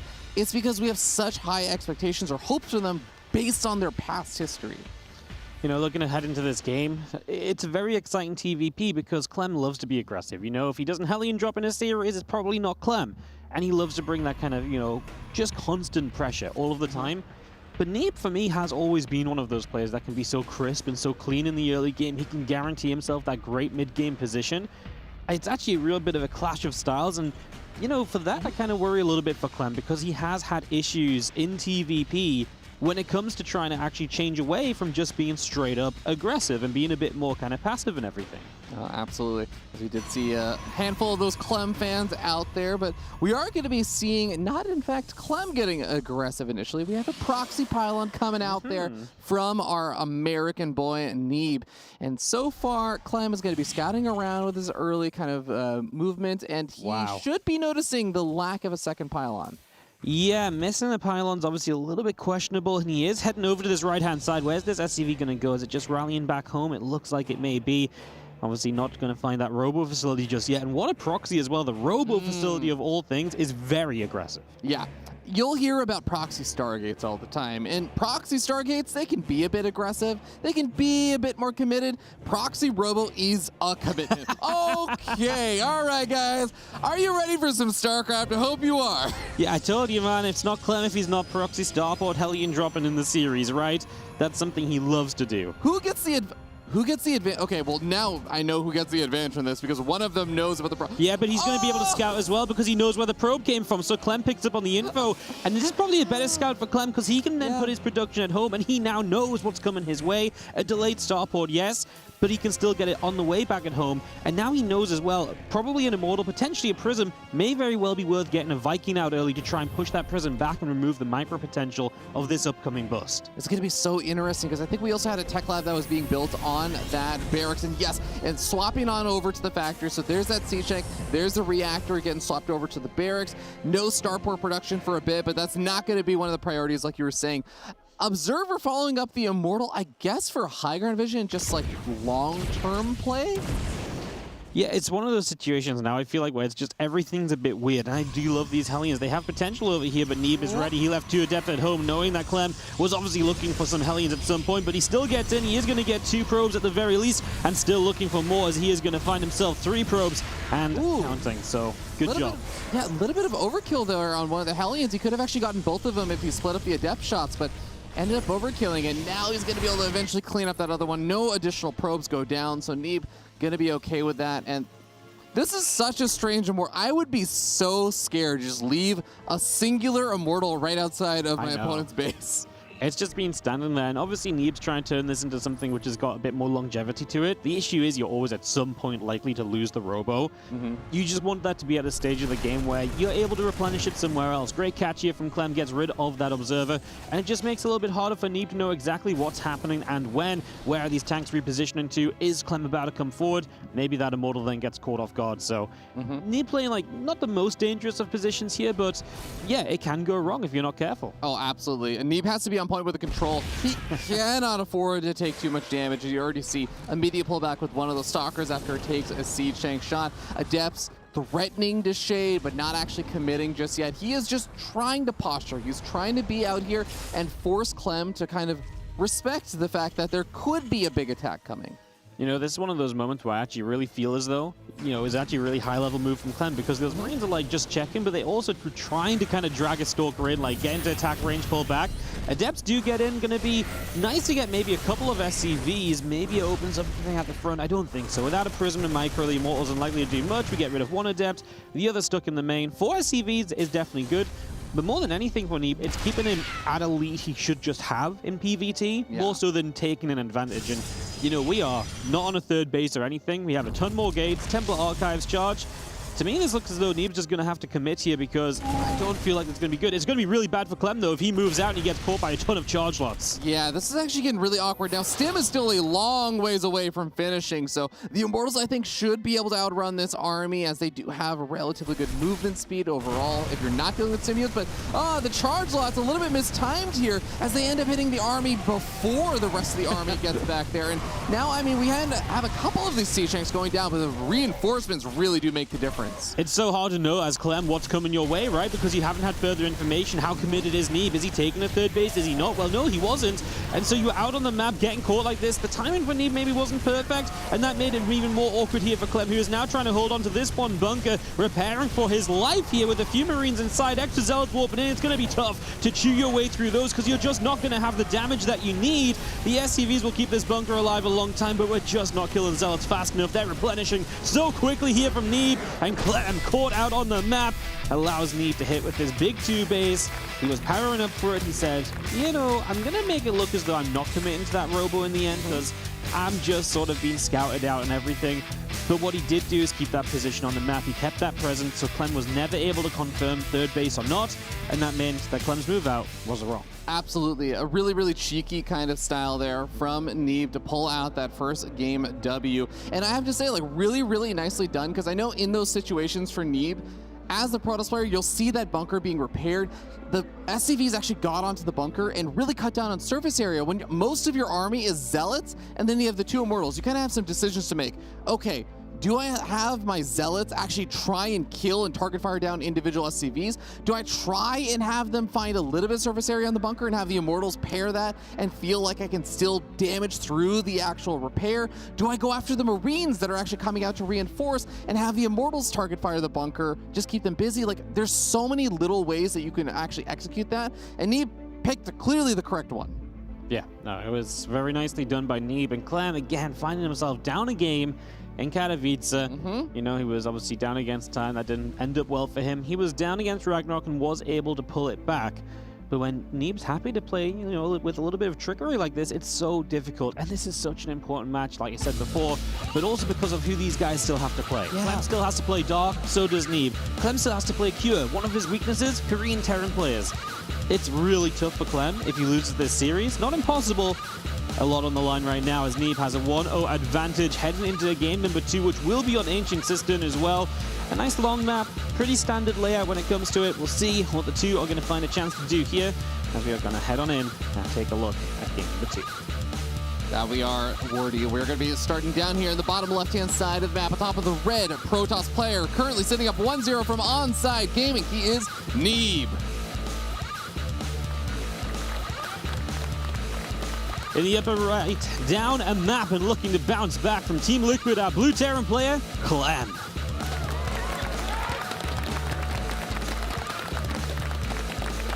His game plan was shut down early, right, with the starport going down, but that's not what it came down to. Overall, that felt okay for Clem at the end of the day because the Immortals didn't do much. It was just not being able to scout what the follow-up was, and there was that moment he dove in with those 2 Hellions. And obviously it was nice to get 3 workers, but can you imagine those Hellions just keep an eye on a 3rd base? Yeah. Because if you don't see a 3rd base, there's no need to go chasing down 2 Immortals on the map. You just sit back at home. So that's one of the decisions that Clem made. He gave up map control, and it really ended up exposing him because his weakness was lack of information. No, I completely agree with you, and I think it really was an odd game that you shouldn't expect to be easily replicated, because effectively what it came down to, like you were saying, was also just how these players reacted when both of their original game plans were effectively thwarted. They had to come up with new game plans on the fly in probably a situation that I have to imagine. I don't know how many games Neeb has proxy roboed and stuff, but how many times do you think he's really practiced when his opponent also is proxying starport, has to cancel the starport, but also finds and scouts their proxy? Like, it's such an odd situation. They probably don't have a lot of that mapped out. That's when your initiative really comes into play, right? That's when some players really excel and others just struggle a bit more, right? Some of them really like to go by a build. Don't think either of these players really struggle in that regard. I think they're both pretty creative. I feel like, you know, they both get into scrappy situations often enough. But yeah, obviously again, Neeb coming out on top game 1.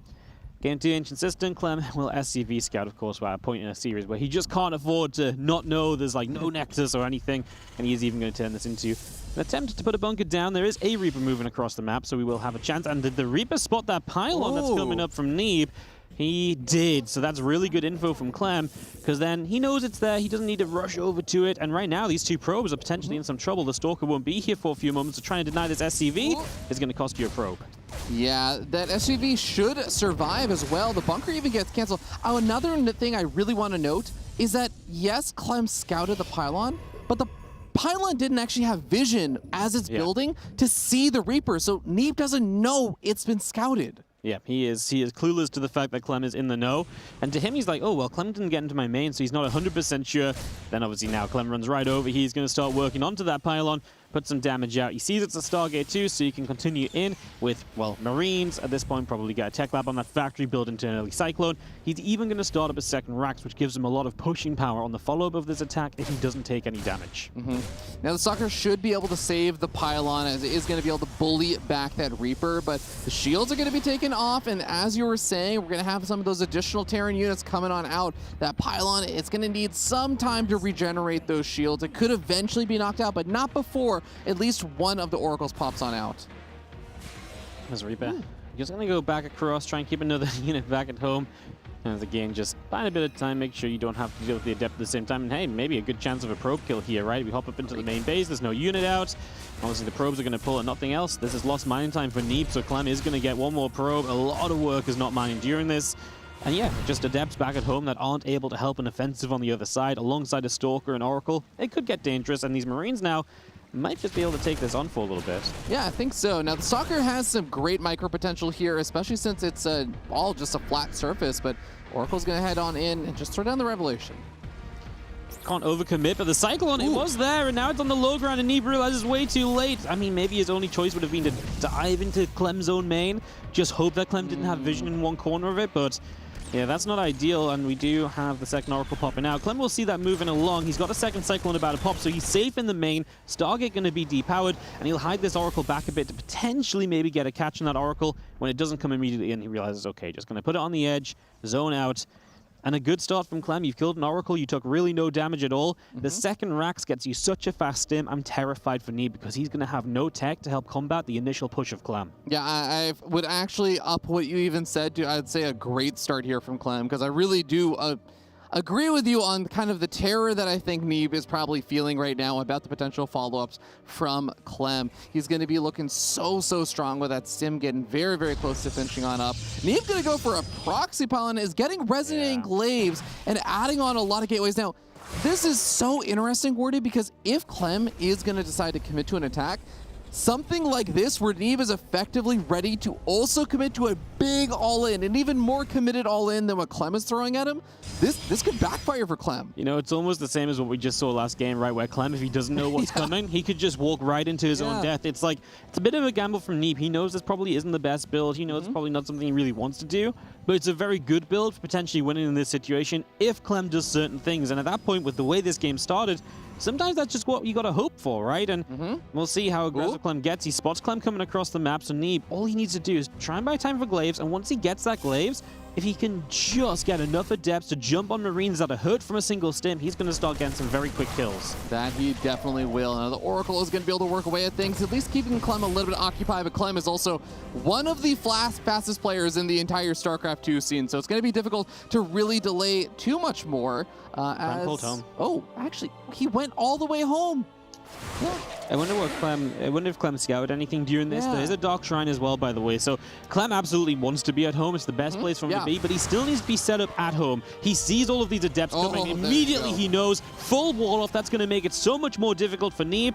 I mean, Neeb's going to be in a lot of trouble now, but the Dark Shrine could still be a big way for him to find some damage, even if these adepts do not. It's going to be tough, though, because the full wall, if he keeps that wall up and is secure, that also shuts down the Dark Shrine, especially if there's no Warp Prism. Maybe if the Adepts can bust through a building, but even that's not exactly going well here initially, and a lot of Adepts die. We killed some SDVs that are at the front, but Clem doesn't really mind that because his army is so much better, and given time, his army continues to get so much better. A few SCVs don't mean anything. He feels safe enough to drop the Depot and chase this down because the Adept shit was already used. He's going to kill every single Adept before Neeb can get away, and Clem is going to take a massive lead in this game. The last hope of Neeb right now going to be those couple of DTs trying to sneak on in and try and cause enough chaos to somehow overcome a 50 army supply deficit. Yeah, and funny enough, it's not just the depot is down, but also the bunker is still burning down. But there is one DT. It's going to immediately get scanned. I don't believe there's energy for another scan right now, but I actually don't know that he needs it. There were two DTs. I don't know where the second one went. I assume it's in the main base because it's the SCVs pulled away there. So I think he may not have sent it in. So yeah, maybe Clem just assumed the second one got in already. Either way, Clem took 2 SCVs of damage and he's just waiting. And the thing is, time is on Clem's side. It's not like he has to go, otherwise Neeb's back in the game. Not in the slightest. Clem has a bit of time to play a bit safe, to get up turrets, to be safe against DTs. Because Clem, again, Neeb just does not have the tech in his army to fight what Clem has.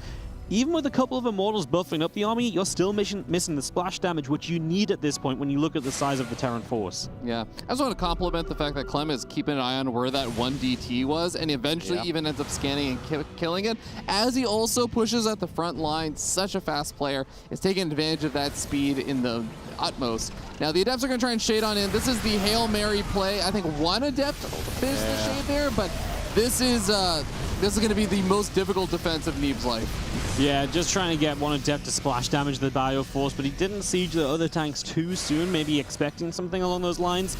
And Clem just going to keep on repositioning forwards. He knows the moment these Adept shits, he wants to be splitting away to minimize splash damage, and he does it pretty well. He stays away from this. The Adepts are going to get rid of a couple of tanks pretty quickly, and this Bioforce is freaking melting. Hello? Okay, so a handful of things happened there. The siege tanks actually ended up hitting a lot of the Adepts initially. The Immortals are also able to get right in on top of those siege tanks. So as soon as those are taken out, then the Adepts are actually able to do quite a bit of damage with Resonating Glaives. A really, really brilliant turnaround there. Kind of unexpected. It seemed like Clem also did not expect it. I mean, neither did I, really. You look at this army, and I feel like the Adept just shouldn't really be that good. Now we've got Clem in a bit of a weird spot. Tank rallying out the front. SCVs have to pull away. Great force field to make sure this tank is going to die. And Clem's going to go back to defending behind a wall. But with the Morse to help bust it down. Neeb is on the offensive, and he's actually got a good shot at this Fear Dragon. The DT's even actually starting to take out some of the hit points on the Cyclones and some of these Marines. A scan comes on out, snipes off both of those DTs. But as you were saying, Neeb is in a really, really good position now. Additional reinforcing Adepts are going to be coming on forward. Is he going to let that Shade finish? No, does not need to overcommit. He feels confident about his position right now. And at this point, we have Colossus actually coming on.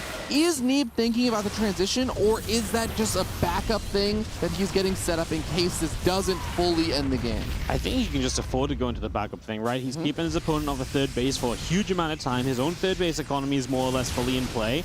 The one thing he is missing is upgrades. Terran's already at 1-1 here while Neeb sits with nothing at all. The Colossus is smart because you need something. I still feel like given time, Clem's army can fight off these Adepts and everything, but the Colossus gives you the chance then to fight the next stage of this as Neeb, because it's probably not likely you can finish the game here. So yeah, he was building that Robo Bay a long time ago, and I think it's a good call to put it into use. Yeah, absolutely. Force Field's going to try and lock in a handful more of these units. Wouldn't have actually minded Guardian Shield or something, since he is trying to keep some of these units alive a little bit longer and just gradually whittle away at things, especially with no upgrades. But Liberators, I think, should finally put an end to this kind of attack. He's going to try and trade the best he can with especially the Immortals hitting those Marauders as the turnaround. Ooh! Good Widowmine connection also snipes off one of those Immortals. Stalker's actually coming in to reinforce. Is that enough to knock out the Liberators? Why is Neeb still attacking Fear Dragon? Like, there's absolutely no need to be attacking into these Liberators. These Stalkers, they don't have upgrades or anything, right? So this is just not good compared to what it should have been. As our Bioforce will continue to push on forward, and these Stalkers are going to be chased down all the way back home. Clem with a solid lead. All Adepts are going to be shitting on forward, and it seems like there's going to be a lot of people talking very, very loudly right now. Sorry, I don't know if you guys can hear that, but the Adepts are going to try and take out as many of these workers as possible, but the wall is up, and at the same time on the other side of the map, Clem is getting ready to end the game here. Yes, he's just going to dive on these couple Colossi. Super Battery will not save the first one. The Marauders will continue over, and they are going to aim for a pylon and a battery, if at all possible. This Colossus continue to go after these Marauders, and a few more SCVs continue to go down. The DT's counterattacking at least, but Neeb, he really just overcommitted across the map. If he kept that core army to support the Colossi, I don't think Clem can do this. Obviously, losing the main army means the Colossi are exposed, and then Clem can negate that splash damage. Oh, yeah, that's going to be really, really tough to bounce back from. 11 workers going down on the other side of the map is nice, but Clem, okay, he's actually out of scans right now. He has to retreat back.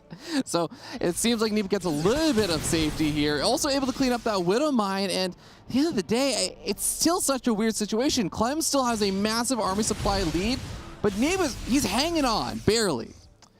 He is hanging on, but Clem now has a third CC, and that economy is something he hasn't had access to before. He's got Liberators against a very low Stalker count as well, and I just can't believe that Neeb, I get it, it's been a crazy game. I just don't feel like Neeb, I don't understand why he believed he had to attack in across the map, when of course, you know what's happened, right? You know you've got him off the third base, you know you've got Colossi at home. If he had not there at home, I get it. GG's, Clem obviously finishes up this fight. But this was really a game of, both players having leads and really not playing it out in the right way, because Clem could have easily, I think, done a lot better earlier. And then I think Neeb was in a killer position, and he just walked into Liberators with no real way to get rid of them. Stuck around too long. He stuck around a lot longer than he needed to. I'm totally with you on that, especially, yes, as soon as the Liberators start coming out, because it wasn't like Liberators show up, oh no, the army just pounced on me. It was Liberators show up, and he kind of just kept playing around with it for an extra like 30, 40 seconds or something as more and more units came up. And then eventually, like, the one Widow Mine went off on his Immortals, and everything just started kind of escalating, or I should say de-escalating in terms of his army supply. Yeah, that was honestly a really wild game. I'm still impressed that Neeb made it so close, because I don't think Clem, was wrong to be across the map, because he got past the initial Adept phase. And it's not like Neeb had really added anything, which I'm like, oh yeah, that's going to make the difference. Like, okay, there's a couple of Immortals and so on, right? But it felt as though Clem's army should have been able to do very well there, and Neeb, like, rolled him. I mean, moments before that, Clem was up like 40 army supply or something. So it was really an insane fight from Neeb to turn that around. It's just a shame that he got so excited on the other side. No, absolutely. I think if you put like a screenshot of those two armies right before they were about to engage and posted it or showed it to a bunch of like Protoss and Terran players, I think a fair number of them would be like, yeah, I think Terran should still win that, right? Like, I feel like a lot of them would, but man, Resident Engraved, when the Adepts got into the right position, they absorbed the tank fire just right, the Immortals also getting their damage done, it really really made it a lot more one-sided than I thought it would be. Well, if nothing else, Fear Dragon, absolutely excitement, just full-on excitement in these games between Clem and Neeb. They're fighting for maybe not their life in Katowice, but for their best possible chance in Katowice, because again, they have some titans yet to play.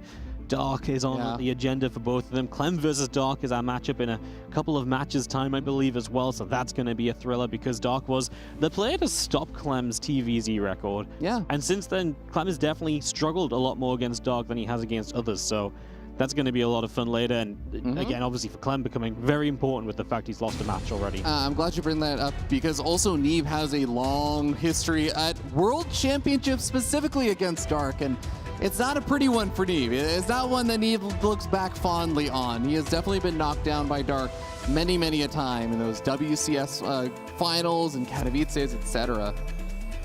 Well, here we are going into game number 3. I do feel like I like this map, Royal Blood, for Clem a little bit. Let's see what we get up to. Fear Dragon, I'll once again let you start. Well, thank you so much, Wardy. We're going to be starting up here in the top right-hand side of the map, representing Onside Gaming, our Red Protoss player. He is Neeb.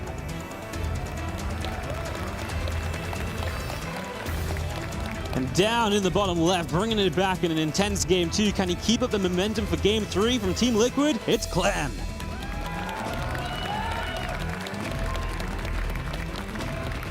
Clem, strong, momentum-based player, which, you know, it's been his biggest asset and also his biggest weakness throughout his career. And I think right now, a win on the board is going to do so much for him. If he can lock down this series, even if it's going to be 2-1, even if it's going to have been a little bit of a messy series, it's going to do so much for him moving into that next match that he has to play again today, right after this, basically, versus a titan in the StarCraft scene. Got Nova in the crowd, Fear Dragon. That is a great Nova. One heck of a Nova. You know, momentum is such a thing for Clem as well. I can't remember who told me it now, but someone once told me, like, Clem is a different player when he's won the first few games of the day. Because he just, like, gets confidence and he believes in himself and he plays more confidently. And then he's almost unbeatable because he's taking fights, which is like, why are you taking these fights, man? That's ridiculous. But he's like, well, nothing can stop me today. And that's what makes Clem terrifying sometimes. So it is almost funny because this new format of like groups over multiple days can be very good or very bad for Clem. Because if he'd gone 2-0 yesterday, we'd be like, oh man, Clem would have loved to play the rest of the day. But actually, I feel like going 1-1 yesterday and coming in today is like probably nice to actually have a day to reset and get going again today. And again, would be really important to take this win off Neeb, I think. Yeah, the format changes are really interesting in how they've kind of affected different players. Like you were saying, it is there to try and prevent a situation where a player has one bad day and oh no, you're just out of the event, everything is over from the group stages. But at the same time, like you were saying, it can be really good. If you get on a roll, then you can just continue that roll. If you have a bad start though, yeah, like you said, get that little bit of a reset point. And it seems like Clem has gotten a little bit of that. We'll see if he can actually carry that out here in game number 3, as we've had some strange openings so far from both of those first 2 games. I was about to say, I really wonder if we'll get a normal one.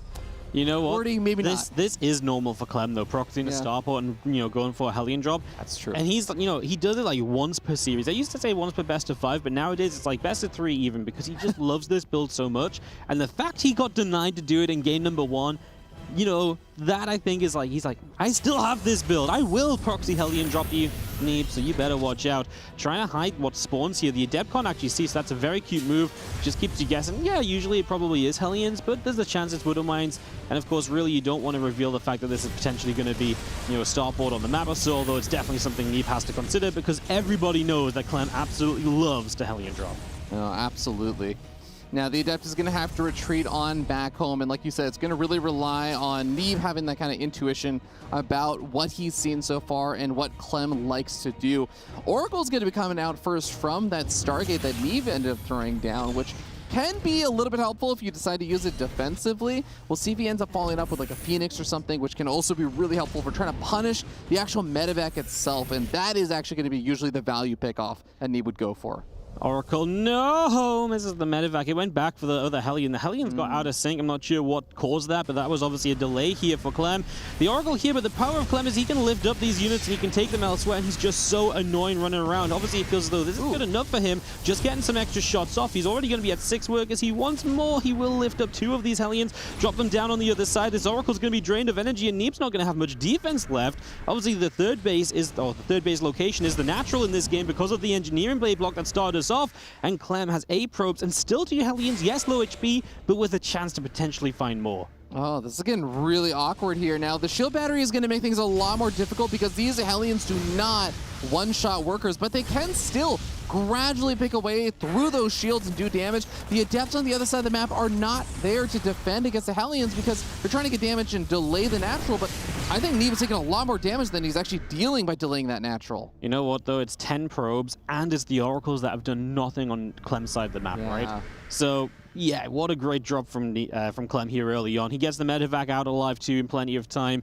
And Neeb, his Oracles are just not as effective. They've not been picking up information throughout this.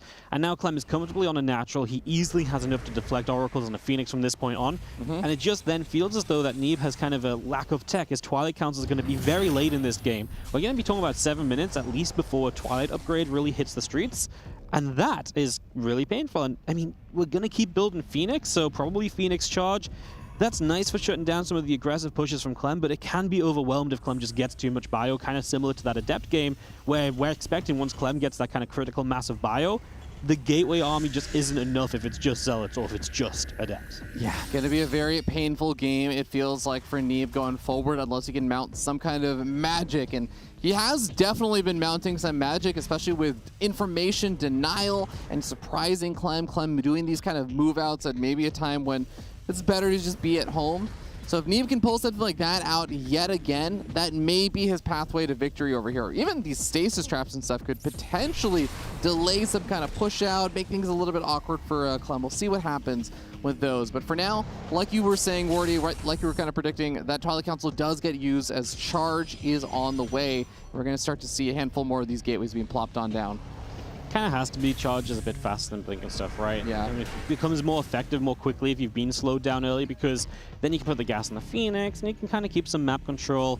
I'm still a bit worried about the first push of Clem because Neeb, how many gateways does he have right now? Because maybe 5 or 6, I think. Yeah, it just feels like he's going to need a good couple warp-ins to really get on the board here. As Clem got caught by that first stasis, it looks as though for the moment he's skirting around the edge of the second. So a couple Cyclones held back. That's not the worst-case scenario. You're still getting the bulk of the damage dealers across the map quickly.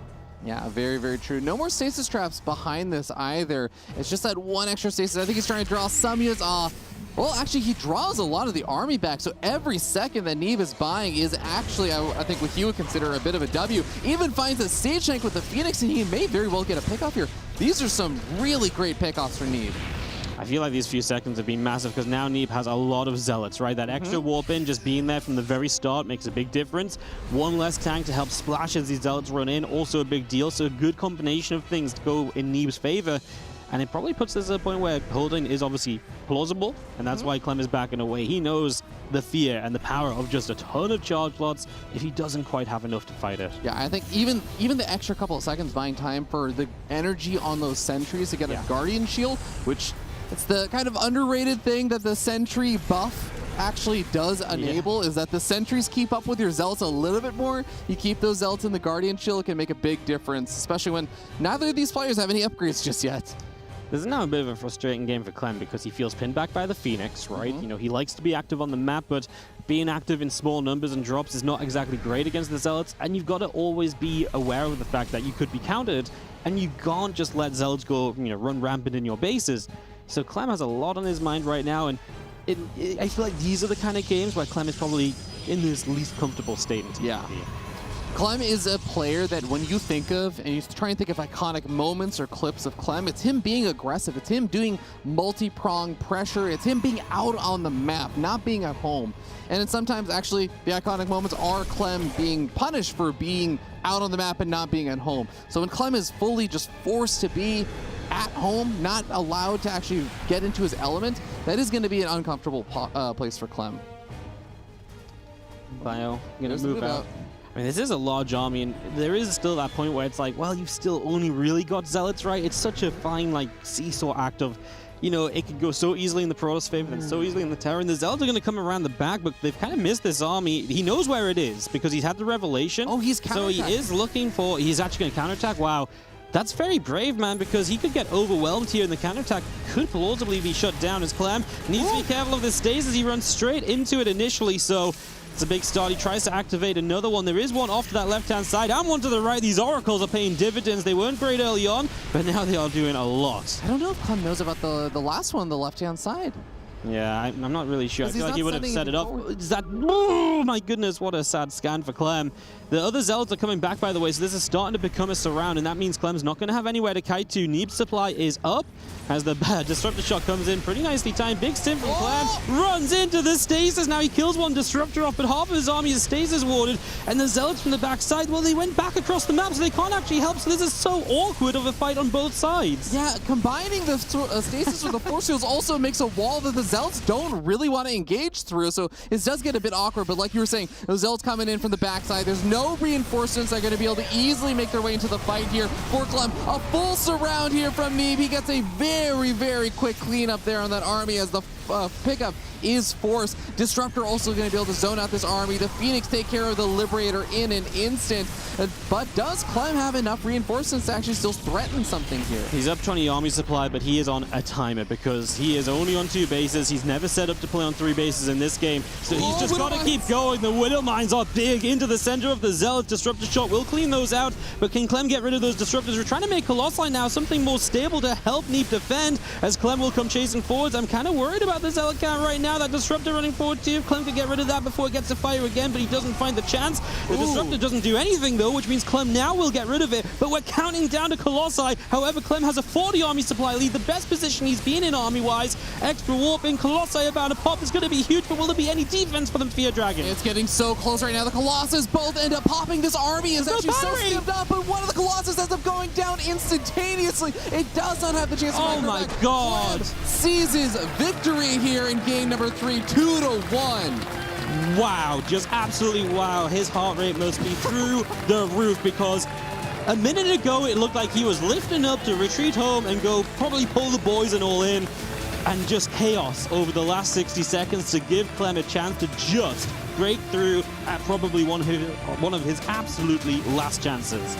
His blood pressure must not be in a healthy range after that. That was a very, very stressful last 60 or so seconds, but Clem pulled it out in a Clem-esque fashion. He pulled it out with micro. He pulled it out with a really great adjustment to the situation. We're going to hear the boys at the desk break down that fight and that whole series a little bit more. Take it away, James. Thank you very much, gents. Yes, we have Clem here keeping himself alive in the group. For Neeb, that might be it, though, now going down 0-3 here in Group A. Joining me, Tasteless, as well as Pig. Pig, this was a back and forth series, especially game 2. I thought both of them had it at one point, and then both of them lost it at one point, and it was kind of all over. Adepts are really bad. Wait, Adepts are really good. Wait, they're bad, they're good. I'm not sure. That game was really weird. It was really cool builds from Neeb, though. You could tell Neeb played to the opponent. A lot of players make the mistake against Clem of playing standard and like letting him kind of choose where the fighting happens. Yes. That was a super committed proxy gate rovo. You know, this flank here was beautiful. The Immortals and the Zealots came. It was a bit mistimed at first, but it didn't matter. He caught the army pre-stim, pre-shields, before the +1 finishes.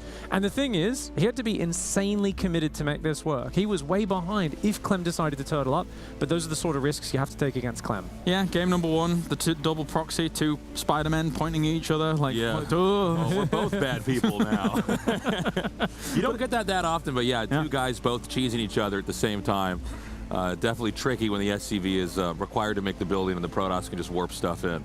Definitely so, and Neeb here was able to round out game number 1. I think that when you look at how these two matched up as a whole, Pig, I think with Clem being as full-time and really into things as he is, Neeb obviously can now taking a step back a little bit. Obviously, you said he was grinding before all of this, though, but Neeb really gave him a run for his money still here in this group. And just creative, unique unit usage in a way which Clem is not going to be used to playing against. So he's got trouble reading these games and going, when should I move out, when shouldn't I? And eventually he did get control of the situation, but not without a lot of scary moments. And as I think the commentators did a great job of pointing out, I think Neeb could have pulled back from here and played a macro game. Yes. Because he denied the third for so very long. But this here was the crucial mistake from Neeb.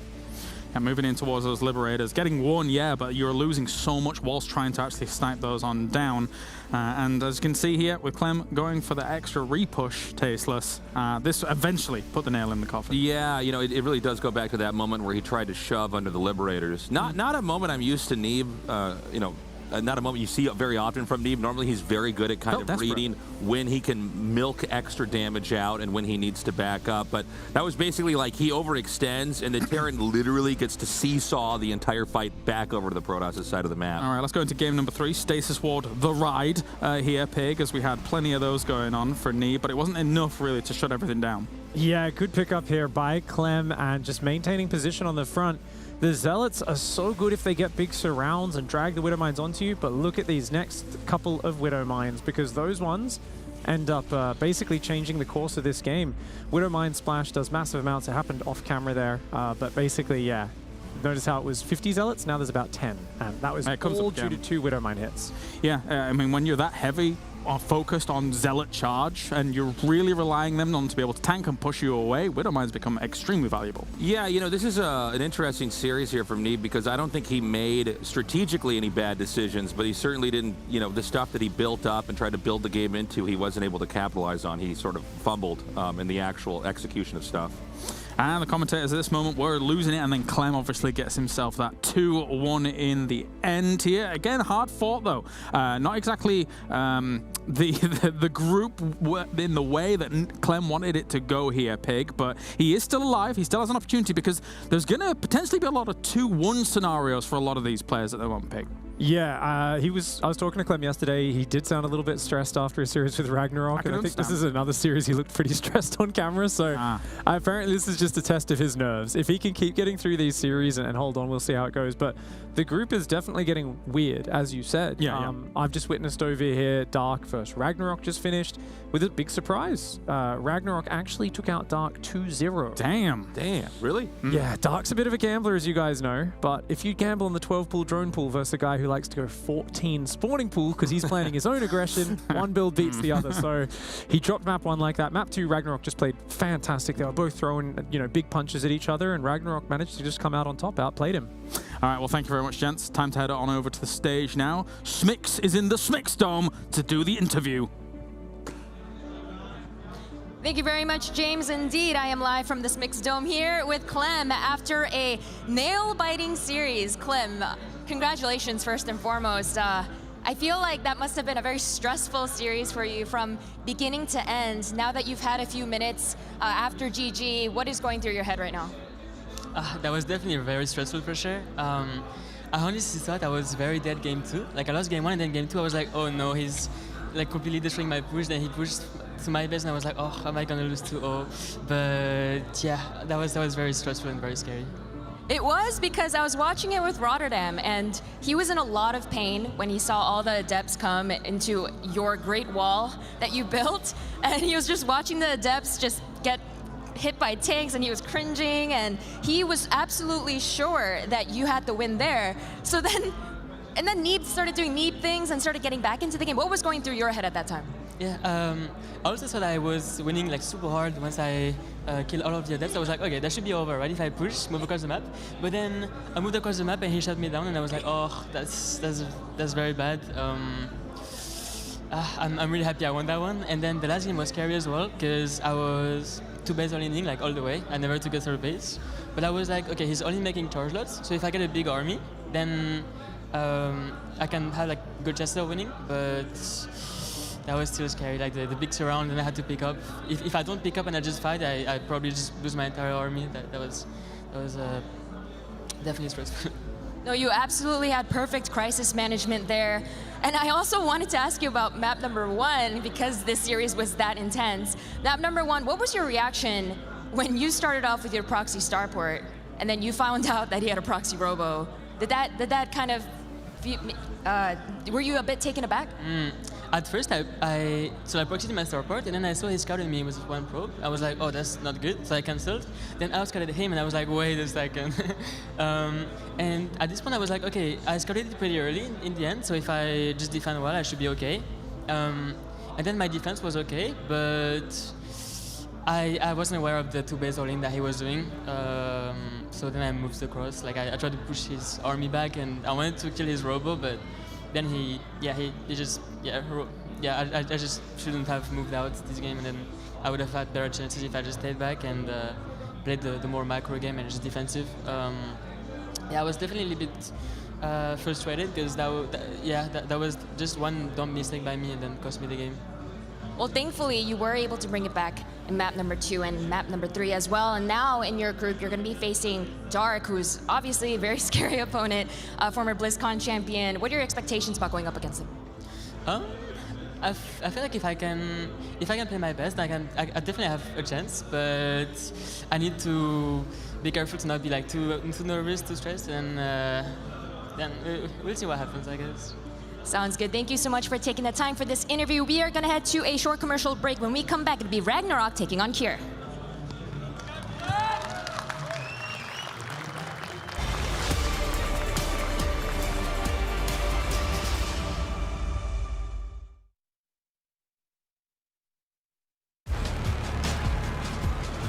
It's a bird. It's a superman. No, it's a drone.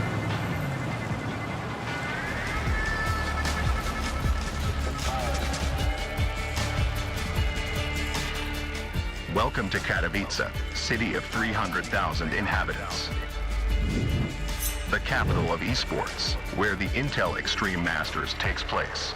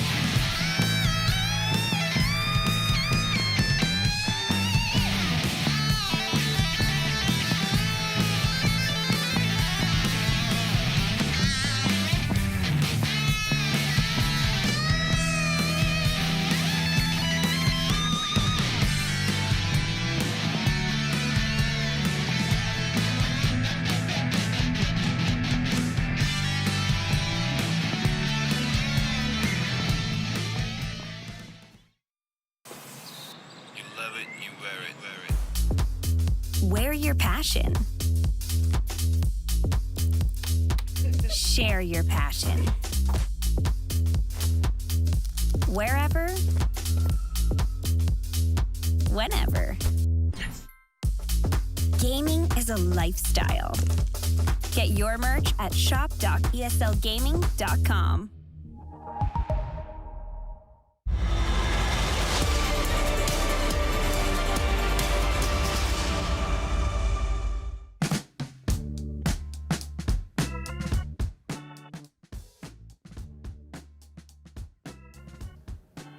Oh god. How long do I get? This is spiky.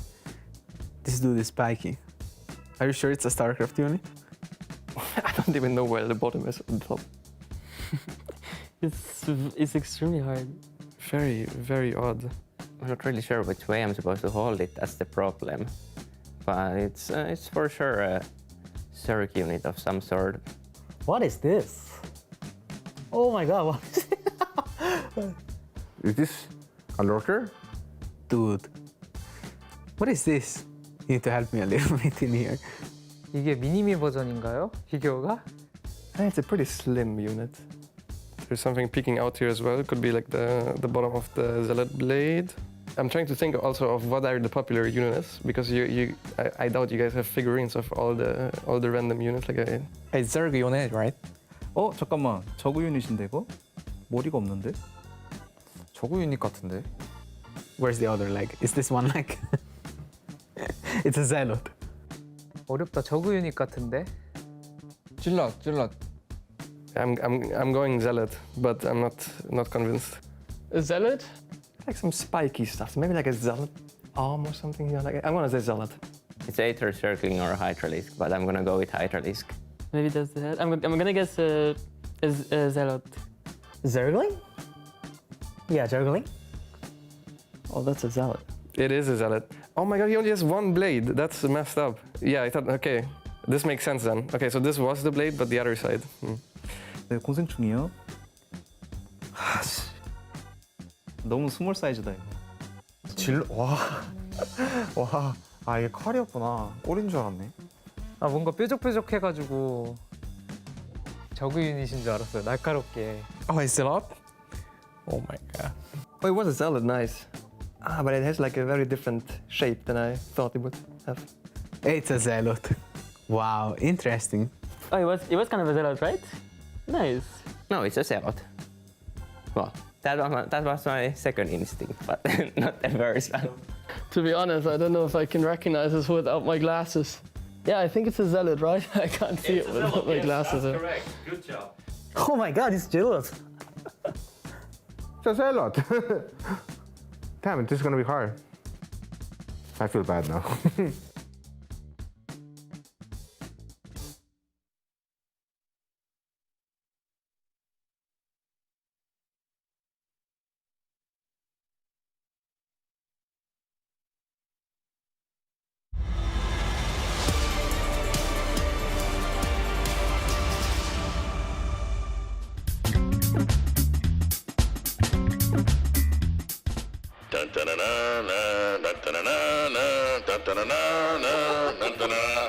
No, that's not from StarCraft. Wait, what are these sounds? Wait, what? It's a StarCraft sound? Yeah, is that a Marauder? I'm not sure actually. Wait. No, my guess is Marauder. These are really hard sounds. Marauder, I guess, would be my final. 시즈 탱크. It's Viking? Like it sounds like a battle cruiser or maybe a Marauder. I don't know.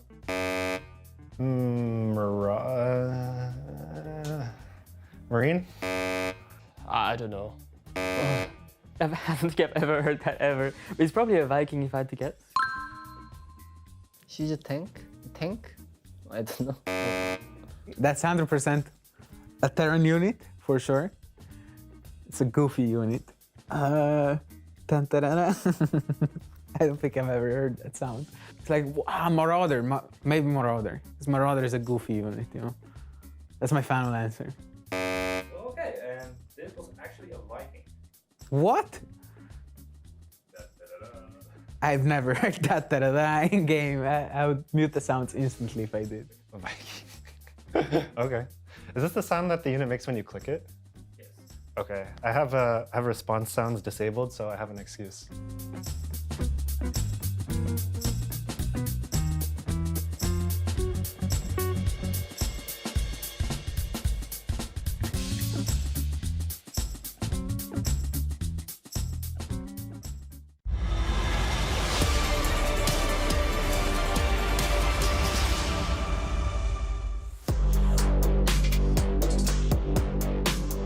The Ghost, 100%. Yeah, that unit is embarrassing. But they nerfed it, so it's unplayable now for the Terran. Cope. The Mothership, because it's actually very frustrating to play against. It's super hard to play against if a good player plays it. And also the community, for some reason, thinks it's bad anyway, so no one will care. I feel like I've heard that question like a billion times already. I can't really think of one. I would guess I go with like either the Baneling or the Queen, because they are the best units. That's an easy question. If I were to remove one unit, it would definitely be the Broodlord. That's the most boring unit to play against, I think, for any race. Maybe I would remove the Disruptor so that they would force Protoss to make some changes so that it would still be viable. I think it'd make Protoss a more interesting race, because a lot of the game balance is around the Disruptor, so they would have to make a lot of changes which would make the game more interesting, I think. 저는 그 옛날 모선액 조그맣게 떠다니던 시절에 그걸 절대 다시 보고 싶지 않아요. 그때 너무 힘들었어가지고 그것 때문에. 네. 如果我想去除一个单位的话，我最想把飞蛇取消掉吧，因为这个东西现在真的太厉害了，然后又便宜又不占人口又厉害，我们现在人族真的拿它没有什么办法。If I had to remove one unit, I would remove the DT or the Disruptor, one of the two, because I feel like they're a little bit annoying to play against. 안 좋아해가지고 고위기사 없었으면 좋겠어요. If I could remove one unit, I would get rid of the Widowmine. It's just, it keeps blowing up my probes like year after year, and I'm just sick of it.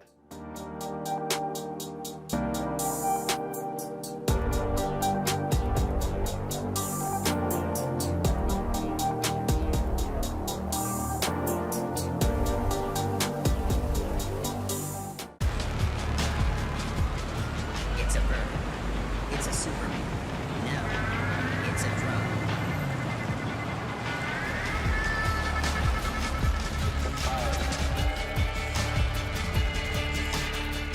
Welcome to Katowice, city of 300,000 inhabitants.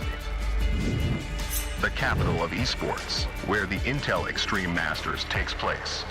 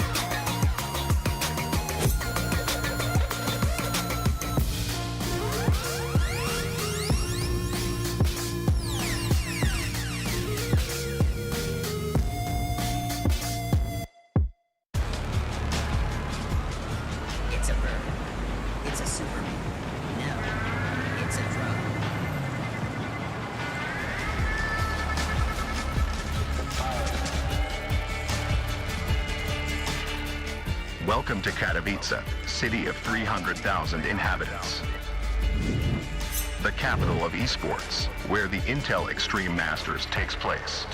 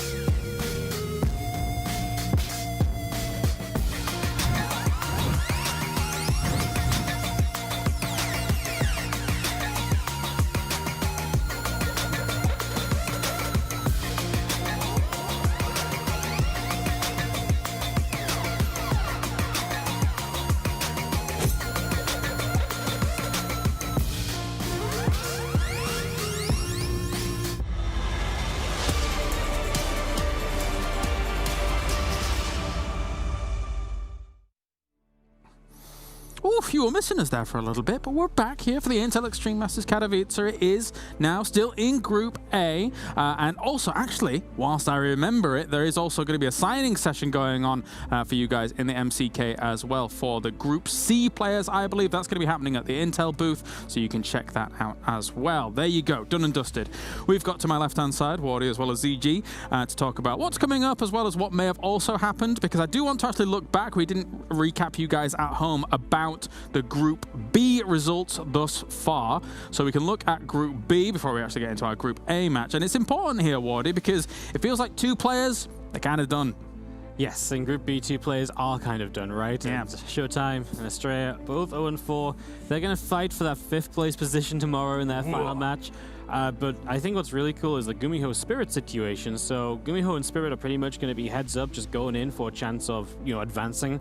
Spirit needs to 2-0 Gumiho tomorrow. And I just saw him like 10, 15 minutes ago, and he came up to me, he's like, Wardy, I'm so nervous. I'm like, oh, why? You got a big match? He's like, yeah, tomorrow. And I'm like, tomorrow? And he's like, yeah, I have to 2-0 Gumiho. It's the biggest match of my life. So Of his life. And he was like dead serious. He's like, I'm already nervous, and it's tomorrow. I'm like, man, good luck. Yeah, he has to 2-0. There is no and or buts about it. If he doesn't 2-0, he doesn't advance, which is very important. And actually, to that point about the Astrea and Showtime match here, there is actually $1,000 between finishing last in your group and second to last in your group. So it's 3,000 for 21st for 24th, and it's 4,000 for the 16th, 13th, no, 17th through 20th. Yeah. There you go. Way too many numbers. Yeah, I was trying my best. You should for 5th place. I did get there. It's also money additionally for winning a best of 3. That's true too. That is also true. Yeah, you got me covered. I appreciate that. All right, so that is how Group B is settled so far. We will have the conclusion of that coming at you tomorrow. Now back over and turn our attention to Group A, because we have Ragnarok and Cure coming up. And right now, a lot of the players in Group A sat at 2-1, so you really want to be winning your series here so you can avoid some of those tiebreaker situations, etc. Well, Cure definitely needs to win because he just lost 0-2 to Oliveira, right? I mean, that's something we knew could happen, right? Yeah. You know, time comes into this tournament as a bit of a wild card, definitely, where he can do very well, and we know he can do very well, but he needs to deliver, and he is delivering. And puts Cure into a really tough place, and it puts this group into chaos, I think. If Cure beats Ragnarok, we're going to have a lot of players potentially at 2-2. Yes. And it's going to really start coming down to map score, which puts other certain players in trouble because I think, for example, Clem, right, he's been kind of losing his maps, you know, winning 2-1, he's lost 0-2 against Oliveira. Yeah. That could be very bad for Clem potentially, so Group A is getting chaotic. Yeah, Ragnarok on the opposite side of things here. ZG just came off a great win against Dark, and that's a big scalp to take. Yes, yeah, but the thing is that Ragnarok, you know, if you are a big fan of him, then you probably know that he does well in ZVZ and perhaps EVP, but ZVT is where it maybe is a bit more questionable. So it's great to have that confidence boost, but then to go up against Terran, which may be just straight up your worst matchup, even though he has defeated Kira in the past, I do wonder how he's feeling. But in general, he did say he was very confident in this group, but that was before Kira joined. So. Yeah. I get you. For Ragnarok, I mean, on this side of it, though, here, Wardy, when you look at him, it's a name that we constantly have underestimated, you know, being able to kind of put out those big results. Yes, you got to a GSL finals, and yes, everyone thinks you're going to get bopped, and it kind of happened.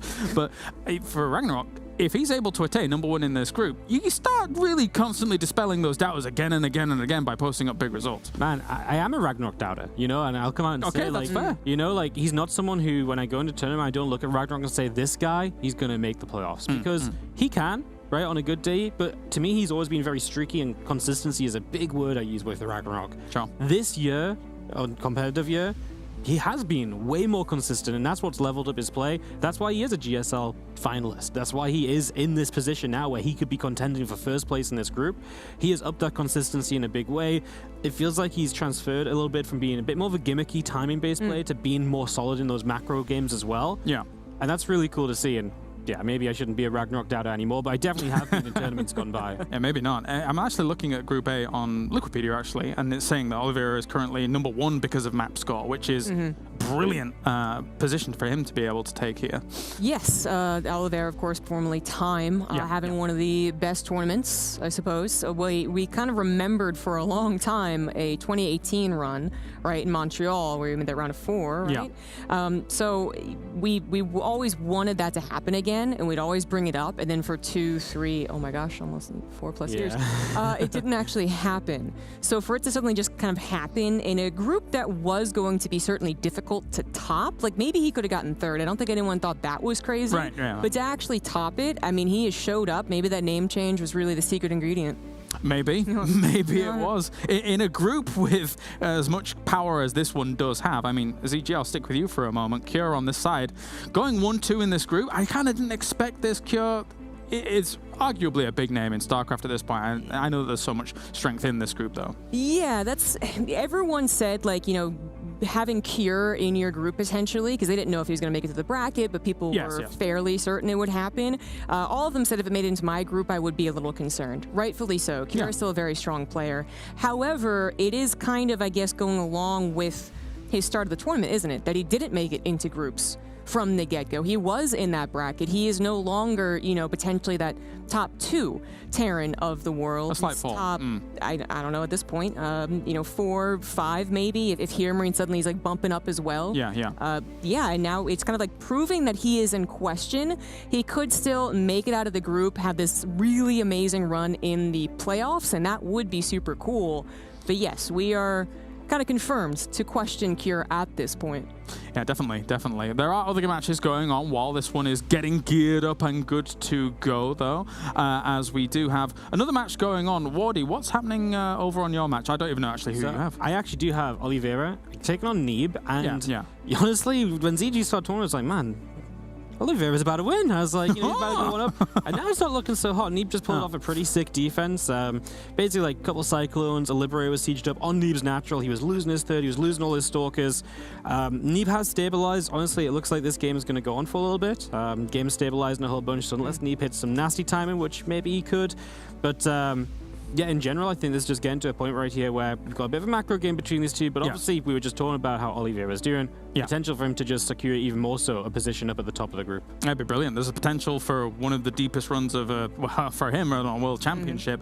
It would be fantastic as things do sit. We are actually just waiting a few more minutes before we actually get these players ready to go on stage. So what we're going to do is we're going to ask some of our players some quick round sessions, quick round questions, and then we'll be back here, hopefully getting into this next game.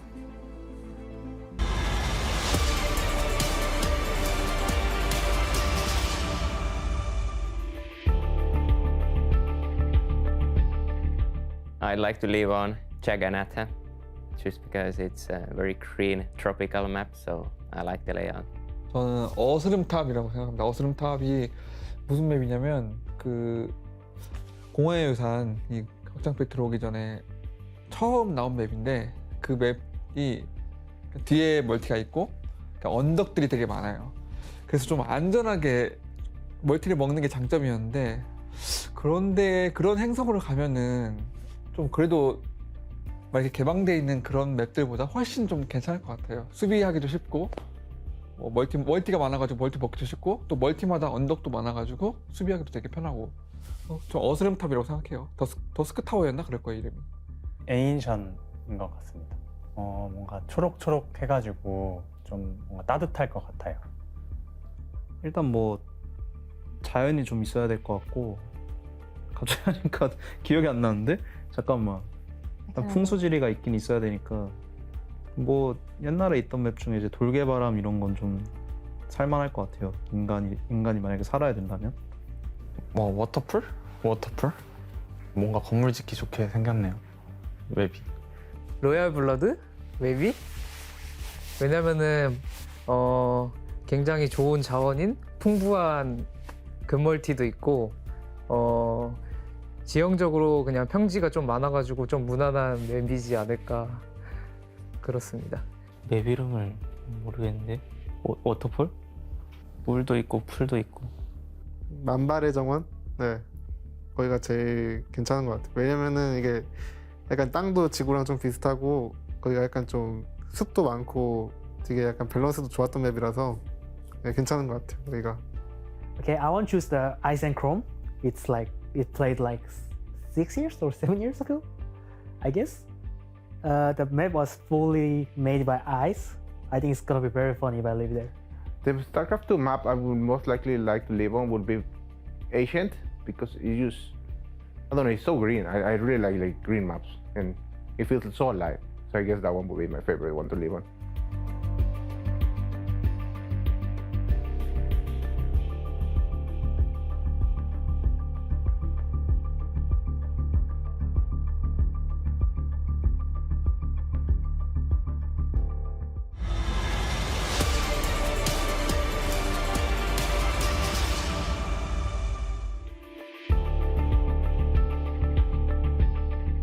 I love playing StarCraft 2 because we can design our own strategies, we can show ourselves in the games and just design stuff, and it's really fun.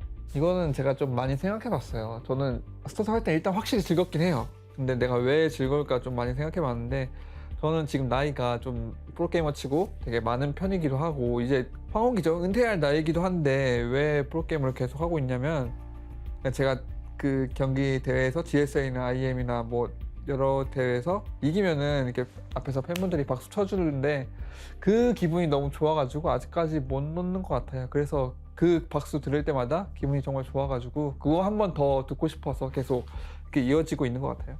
아무래도 제가 스타크래프트 1부터 굉장히 좋아하는 게임이었고 스타크래프트 2 같은 경우는 제 인생의 대부분이기 때문에 플레이하면서도 즐겁고 뭐 당연히 대회 나가서 이기면 더 좋고 좀 뭔가 저의 인생의 거의 모든 것이라고 봐도 무방하기 때문에 플레이하는 데 있어서 굉장히 재미를 느끼고 있어요. 스타2를 즐거워하는 이유는 제 꿈이었기 때문에 좀 즐겁게 할 수 있는 것 같습니다. Because of the tournament?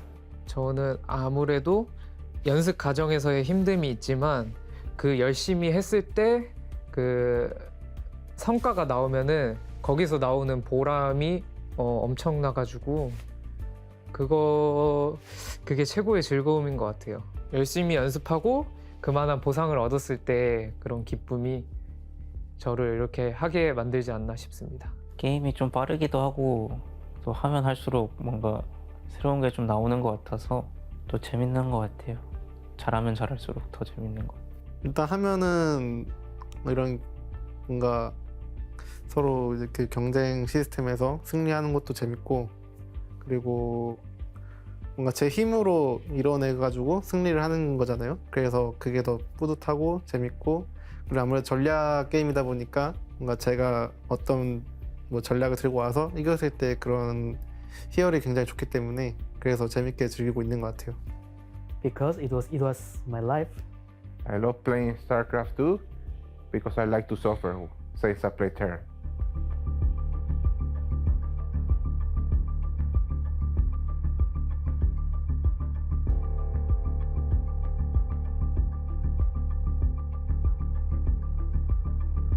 All right, welcome back here. Just a few moments out now before we actually get into this game. Still Waddy and ZG here to talk about this one. We can actually take a look at the player cards between these two as well before we dive headfirst into the best of 3 that's coming up. I see that you've got the player cards equipped. However, they just well, kind of came up. You know, anyway. I can read it in person just in case my eyesight fell up. So just be like, Okay. that is an 81. Yeah, that's cool. I have it. It's amazing. Yeah, we actually own a piece of the stream right now, James. You do. I'm not giving it back. We can magically take those from full screen into your hands. It's really cool. This is like virtual reality at a whole new level. Yeah, really. You can interact with them. You can bite them. Like, wow. We can bite Please them. don't. You know, I was actually worried, Jess, when you got the cards because, you know, when people get eliminated, you're going to be like, gone. I mean, so far I have thrown soft things in my defense, like a plushie, a pillow. Yeah. You've made it a thing that you've just thrown. I will love goat. That's right. I threw a goat as well. You did throw an actual goat. Yeah. The one with the severed panda arms on it. Yeah, I remember that. That was really brutal. Okay, well, this was a great segment. Thank you very much, guys. We're ready That's all you need this for? Yeah, we're done. Oh, great. Sick stuff. All right, let's head over to Smix, who's ready to give you better content than we did.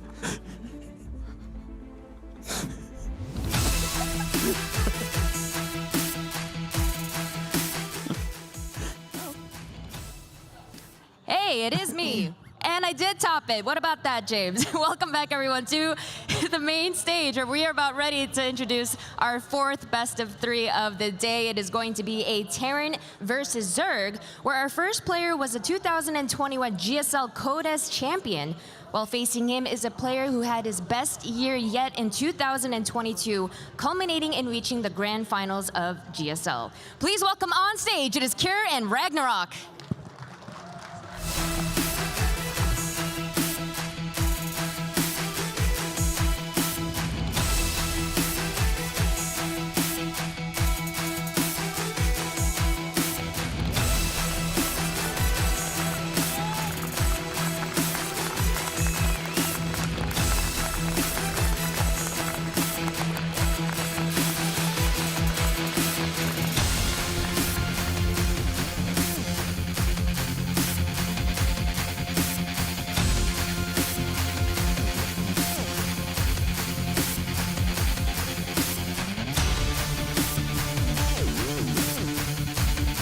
All right, we are ready to get into this match. Cure versus Ragnarok. I got to say, both these guys have really had an amazing run in about the last 2 years here. Ragnarok, you know, with that incredible accomplishment of getting to a GSL Finals. We're going to see if 2023 is going to be even better for him now. But going up against Cure, you know, this is a tough one to call. I think if anybody's confident that either of these guys would obviously take it, I think they would be very mistaken. This should be a very even match. 100%. I think often Cure comes in as the favorite, but you got to look at the tournament so far and say, hey, Ragnarok's in fine form. Kua, on the other hand, has been dropping matches left and right. It was a very, very close turnaround, even getting out of the round of 36. He barely made it past Spirit there, and he's had to work for every single win he's got. Yeah, that being said, though, he did have some pretty incredible games, the ones that he did win. I mean, he's definitely, I think, capable of taking Ragnarok on. But, you know, Ragnarok's been an exciting player to follow for the past decade because he was always somebody who was kind of in the background. He was like a round of 32 GSL player back when there was a round of 32 in the GSL. And, you know, despite being overshadowed by so many other good Korean players, he's very steadily moved up to the front of the line with all these Zergs. Yeah, I think a lot of people never saw that coming. They were like, you know, he's always going to be kind of just one of those gatekeeper players for a long time, but he steadily moved up those ranks. He got better and better with those performances. And that finals, I mean, running into Maru, it was the nightmare opponent for him to possibly be facing there. I think against anyone else, he had a very real chance of getting a GSL trophy under his belt. Yeah, you know, Maru is maybe one of the 3 players that it's always a safe bet to say they're going to win the season. I guess it'd be Maru, Dark, and Rogue. Yeah. But, so, you know, Ragnarok got that far, but again, Maru is so disproportionately successful to these other players. There's really no shame in losing to him. I mean, that's kind of par for the course. And so to come here now, it's going to be interesting to see how they play against each other. These guys have had so many matches and know each other inside and out. So, you know, when it all is on the line here in 2023, what exactly are they going to do? Indeed. What strategies do you bring out when you're on the big stage, when everything's on the line? And of course, it is a very close group of competition. Who's going to start to separate themselves out of the pack? We've seen Mutalisks attempted in Ragnarok versus Clem yesterday. Will they come out? Kua, a player who's capable of all sorts of diverse styles. And here we go on to Royal Blood for map number 1 in the top right side of the map, representing Dragon Phoenix Gaming. It's Kua.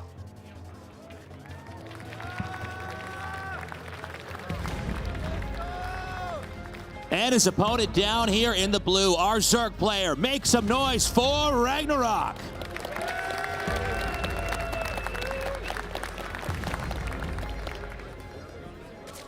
All right, it's going to be Zerg versus Terran, a matchup we've seen so much of, and something where, of course, we keep talking about the whispers of mech and the whispers of the cyclones. We haven't seen too much of it just yet. When it did come out, it was quite successful. Ragnarok struggled with that against Clem, and I am, of course, wondering if Kua wants to try his hand at it as well. Yeah, it is one of the funny things that's always been a feature of Terran, right, is that there's actually more than one way to really play the game, you know, and you can go with an entirely different unit comp, and you can go, you know, into bio, then into mech later even. There's a lot of cool stuff like that that can be attempted here. But for now, we're going to have 2 barracks made right away. Yeah, what an interesting opening. 2 barracks, no gas taken. So this is going to be a Marine, kind of move out with a few Marines, maybe float 1 barracks to get an Overlord if it goes to a pillar. Yeah. And apply some sort of ground-based Marine pressure. You can, of course, go for like a bunker on the 3rd base of the Zerg. Like lots of weird kind of, I'm going to deny your map control and threaten. You're never going to get a kill move, but you can maybe mess their build up. This build order looks primitive to me. Like this looks like it's from like 2009 or something. You know what I mean? 100%. The first week of the game, you're like, well, I can get 1 barracks, but I could make a 2nd, and they just make it both in the main. We don't really ever cast games like this, but you know that doesn't mean it can't be effective. Indeed, the first Overlord's going to come and see that Marine. Did he miss it? Okay, no, he's going to get it. Yeah, a little slow to react there for Kua, but he should be able to get onto it pretty fast. I think the real power of these sort of build orders is surprise. You don't expect to be facing off against something like this. Command Center does go down on that expansion for Kua now. Non-stop Marine production. And that Overlord, it makes it to the pillar. No. Nicely done. If he turned that first Marine around, he might have got it. I mean, already, that's actually... that's really bad. I mean, this strategy is basically engineered to get that Overlord. And it doesn't, and he doesn't find a 2nd one either. And it's far away enough, you don't really want to float a building over there to get that. Or, I mean, I guess you could, but, I mean, do you really want to stop production at a time like this? And he's now getting a 3rd barracks. With no gas This is so odd. Now, there's a bunker yeah, bunker at the 3rd. Yeah, okay, yeah. That's got to be it. It's all looking to snipe the 3rd. Now the gases go down. What a bizarre opening, but I feel like the Overlord, you said it, it's a disaster. That survived on the pillar. It saw the Marines trying to sneak around. Already Lings are in production. I think Ragnarok should have realized this was coming up, and yet he hasn't spotted it. You know, it's funny. A bunker rush on the hatchery should just actually never work, but if you don't expect it coming, it can kind of, it's like the rug gets pulled out from under you here. Now, the hatchery is also not done, so he does have the ability to cancel this. Building a lot of Zerglings and canceling the third is not great. If he was taking it on the other side, which he's going to, you know, that's normally all right. But keep in mind, Ragnarok's worker count is low, only 28. He's building Zerglings here, and if those Marines can just scoot on home, it's a very playable position for Cure. So, you know, Ragnarok, I'd say overall, this hasn't been too bad of a game from him. Although this is a very weird one. I mean, we just don't... I feel like I've never, ever casted this game. Like, this is definitely a one of a kind. You know, a lot of times when you've casted as long as we have, there's games where you go, oh, okay, I've kind of seen this before. I know what this is going to look like.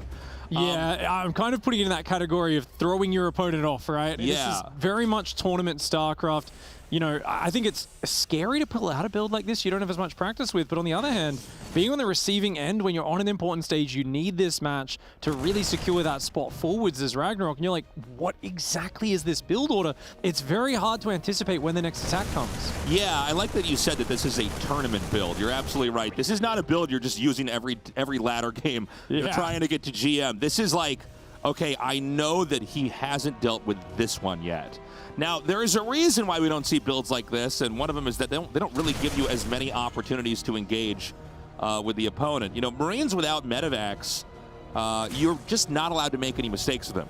They can't get away if the Zerg has enough to take them on. Yeah, a bit more raw fighting power than Hellions, but that lack of mobility, as you pointed out, it's really very much, if you get surrounded, you can get wiped. He's seen a lot of Zerglings. There is a Baneling Nest on the way. 5 Overlords coming in at once in a lair for Ragnarok.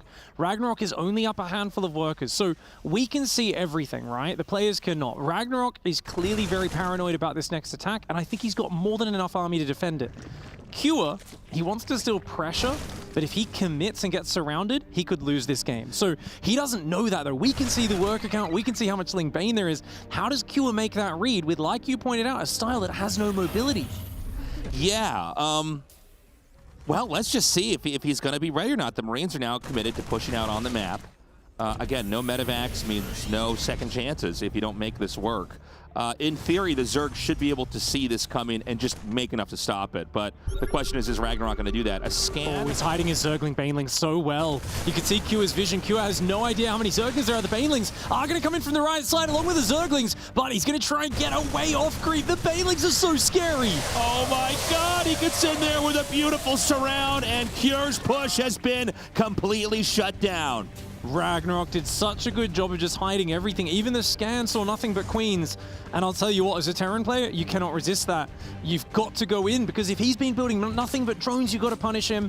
Unfortunately for Cure, it was a trap, and now Ragnarok is firmly in control of this game. Yeah, and you know, losing an army that big like that, it's the worst possible thing that can happen. I mean, the Banelings got premium connections. The Lings that were killed, I mean, whatever. They're Lings, they're expendable. And this really opens up a lot of different avenues for Ragnarok. I mean, he could continue to grow on the map. Terran doesn't have a third base planted yet either. You know, on paper, this is a win so far here for Ragnarok. Absolutely. Q is going to need to dig deep, sending some Medivacs out to start some harassment. They'll move around the flanks and look to pick off units and get some good trades. There's always the chance to make big epic comebacks, but Ragnarok is a very decisive player. He tends to just love massling Bane. You can see he's staying low on gas to make sure he has an abundance of units. Cure gets a pretty good trade there, but it's only like really just tiny little dents in the Zerg, and look at the creep spread on the map. I mean, the growth rate of Ragnarok is not really being stalled out at all. Yeah, I mean, the creep is getting pretty insane here, and you know, one thing with Terran is that, you know, if you don't trade effectively with that first push, the Zerg should just pretty much always be ahead. Now, does Ragnarok have enough to then deny this third base that's about to be landed? We're going to find out. Does pull back, wasn't quite ready for a pitch battle just yet. Q is going to clear some creep on the right side. Queen, Zerglings, Banelings are going to deal with that. And Ragnarok setting himself up for that next stage of the game. I think when his 1-1 upgrades finish, Ragnarok might just pull the trigger, because, you know, he's not really in danger, and you'd think he'd be going up to 80-90 workers right now to really secure the lead, but there's another simpler way to try and win a tournament game, and I think those upgrades, it's just too juicy to resist. That'd be a great time to just flank in on Cure's third and explode him. Yeah, another little push coming in here. I mean, I think Kier's doing what he can to try to clean up this creep. He does have 2 different sets of medevacs to kind of come in here and do what he can. And, you know, it's not that easy for Zerg when they're basically just reliant on Zerglings. They don't have any mutas. It really is kind of a game of cat and mouse here. Since the mutas are the units that can actually deny the presence of the medevacs. Oh my god. Oh, nice. A few of them did pick up and save, but you don't really want to be losing any Marines. Q's doing a great job of fighting back in this game, though. Just applying the pressure with those medevacs. He's actually got the supply relatively even. He's adding a 4th base.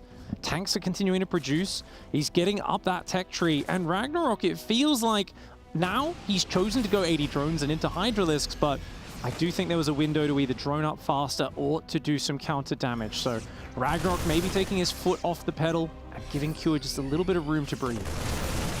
Yeah, it's going to be shoot away once more here, these double medevacs. The factory, another one has now been started up here. You know, this is looking like a game that could possibly go on for an extremely long period of time. Just, I think in theory, the Terran is probably not going to be able to roam the map anytime soon and push and kill stuff. And when that happens, you know, over the last about 3 years, it seems like the Terrans instead go, well, I'm just not going to do that then. I'm going to actually try to camp. I'm going to turtle. I'm going to defend. Just play like Maru. Just play like Maru. And, you know, this is a moment where the roles get reversed, right? Suddenly, it's no longer about the Zerg growing and surviving. The burden is put on the Zerg. Since the Zerg is always going to take half of the map first, always before the Terran, that's just the rate at which they grow, they can try to basically force the Zerg to spend all their resources, and eventually the Terran has 1 or 2 bases left and can win. I'm not saying that has to be what happens here, but I would not be surprised. I think it's a very good assessment, Tasteless. That usually is what we see players go to here. From this situation, this map pool, the bases get a little more spread out, but on this map, once you take this expansion, there's one just below it to the south, so you actually get 5 bases very compact. It's not a bad base to choose to go for that. On the other hand, you give Ragnarok the entire map. I mean, he's going to be able to choose where and when he attacks. Your defense needs to be perfect. It's also worth pointing out that, you know, from Ragnarok's perspective, there's actually not a lot of easy bases to take left over here. Like, he's basically got these corners. You know, this one over here, this is a very pushable location. Yeah. It's, you know, almost one screen size like this away from where the Terran is. And so, you know, that could be something to kind of pay attention to. I mean, especially on a map like this, it could be one of these games where the Zerg is going to be trying to grow into the bottom right and the top left, and it's just going to be Terran probably sitting on 5 bases, maybe eventually a 6th, just trying to poke those out. The focus there on Ragnarok's face. He's got that the tongue poking out as he's just trying to set everything up. Hydra, Zerglings, Banelings on both sides of the map. Hive going into Spire as well. So Ragnarok is going to try to get him with Hydra Bane and then go into Broodlord Divine. And here we go. Zerglings, Hydras, Banelings going on in. The Marines quickly pulling back for Kua. And that is a great hold for Kua. Yeah, that was actually a very poor trade there for Ragnarok. You know, some of these areas, it's very bottleneck-ish. Very hard to actually get through, especially with a good setup like we see there from Kieran. You know, that moment in there is not that impactful, but if we start to see that as a pattern, I'm going to be worried for Ragnarok. Indeed. The Great Aspire is a brilliant call, though. Third Factory's on the way for Kua. He's going to be trying to go for +3 Blue Flame Hellbats as he pushes back this poke on the right side. When you get the +3 attack on Hellbats with Blue Flame, they do one-shot Zerglings, a massive upgrade. You got some Ghosts there, can snipe off the big units. The problem is that he's so Siege Tank reliant, and Broodlords annihilate Siege Tanks. He doesn't have any Thors or anything like that. And I like that Ragnarok's keeping him busy, keeping him really focused on this right now. Looking for the damage, but a nice command center lift off, and Ragnarok pulls back at the right time. Yeah, and you know, another thing to point out that's going to make the Broodlords a pretty strong force is that the Terran kind of stopped dropping. You know, considering this is a game where there really isn't anything that can directly take out a medevac besides a Queen, or I guess a Hydra, but you know what I'm saying, and nothing that can pursue it with ease. You know, a lot of times when Broodlords do come out, one of the good plays is to try to play around it, right? Hit other locations where the Broodlords are not, but you can't do that in this moment. No, especially with that creep spread now, right? Ragnarok sees the entire map, so the age of the Terran dropping and picking away isn't there, and that's why the Zerg shifting their composition is powerful. 9 Broodlords on the way. The Hydra Bane trying to deny this 5th base, trying to march on forward with the Banelings. But good trades for Cure. That unit's loss tab is really quite juicy for him at a 2-to-1 ratio. That's not what the Zerg likes. but I still feel that these Broodlords are hitting at a crisp enough time. Mass Siege Tank Marine is the focus. There's a couple of Ghosts, and what you want against this is Thors. A couple of Thors up front are great at really dissuading the Broodlords from engaging, and you want those Ghosts to have enough energy that you can also get in there and cloak and snipe. Right now, these first 9 Broodlords could be massive, massive damage dealers. Yeah, and they're going to come in here right now, just going over this pillar here, and they're going to start to shower these Marines with Broodlings. And again, you know, the Zerg only needs to deny 1 or 2 bases for the Terran to really be in peril. Oh, Blinding Cloud's going down on a bunch of these siege tanks. So many of them going down. The Banelings are rolling in, but a lot of the Marines and Ghosts do survive. Planetary Fortress on the left side is tanking a bit of damage. Hydra's taking out the Liberator as well. The Broodlords are going to start sieging this down, but they got to be careful because those Ghosts could move in on the right and start sniping them. Yeah, he's going to slowly chip away at this planetary. I don't know that it can be saved at this point in time. The SCVs are beginning to disappear. A couple of yoinks over there to take out those tanks. And this is the play that Ragnarok needed to have if he's going to get that closer. You know, if Terran could just basically deflect every single attack, in the long run, they're going to win. But losing a base like that is huge. Nice pullback micro. Thor starting to come out as well. The siege tank count's been severely diminished though, so it might be time to just go back to pure Hydra, Zergling, Baneling, add a few Vipers in the mix or Infestors if you want. But once they've killed all the siege tanks, suddenly the very basic unit composition becomes very effective again. Okay, more Banes are going to come in here. And when the Zerg gets this much gas banked up, this is a really critical moment in the game because, you know, Zerglings can be made so fast. The same thing with Banelings. So you have this moment where there's so much damage that can come out so quickly that, you know, almost no matter how you cut it, the Terran is going to lose a lot. And what you want to do is try to compound that advantage and keep hitting them over and over and over. Whenever it's the right moment to come in and strike. Ooh! That was so sick. Perfectly done. Juicy of Ducks on the Thors, taking out the big anti-air units. The Banelings, so many Banelings. Ragnarok just loves overwhelming with them on mass. Q's spread seemed to be good, but there's just so many. Yeah, he's going to go ahead and get over to these Ghosts now. Beautifully done. And, you know, this is basically Terran stuck on 4 bases, and I think there's enough momentum here from Ragnarok. We see there were 70 Zerglings hatching. Wow. That he's going to be able to rinse and repeat a couple more times, and I think we might be going into game 2 in a little bit. Yeah, I mean, it looks like the Broodlords might get taken out, but then the Ling Reinforce comes in and says, no, no, no, Ragnarok is rich behind this on 93 workers, and even that 3rd base is going to get ransacked. Q way too far down on supply. He had a lot of infrastructure, a lot of upgrades. Command centers coming in. I think if he had just 1 or 2 more minutes in this game, it would have been near impossible for Ragnarok to break in, but Ragnarok found the windows, kicked them in, smashed glass on the floor, and he ruined Kua's day. Yeah, I mean, he's really shut him down. And this base that we're seeing landing here, this is really the focal point of this game now, because it doesn't seem like Kira is in any position to grow anywhere else. Ragnarok has basically been untouched since the early part of the game where all those Marines were surrounded. And all that Ragnarok has to do is basically what we're seeing right here, is keep hitting him over and over again. Terran may never be maxed out again if this keeps up. Indeed, it's a very, very hard battle from here. Dropping mules, trying to get those minerals in, replacing the siege tank count to deal with Banelings and the Hydras. But of course, Ragnarok is just moving those workers to the new bases as much as he can, and adding even Burrow in here. The next wave is about to hit, and Kua down 40 workers and down in army supply as well. Kua needs a fantastic engagement and a good, perfect hold to get back in this game. Yeah, we're running out of map right now, Pig. There's not that many more bases here, and Ragnarok is maxed out once again. He's coming in here. He's hitting so hard.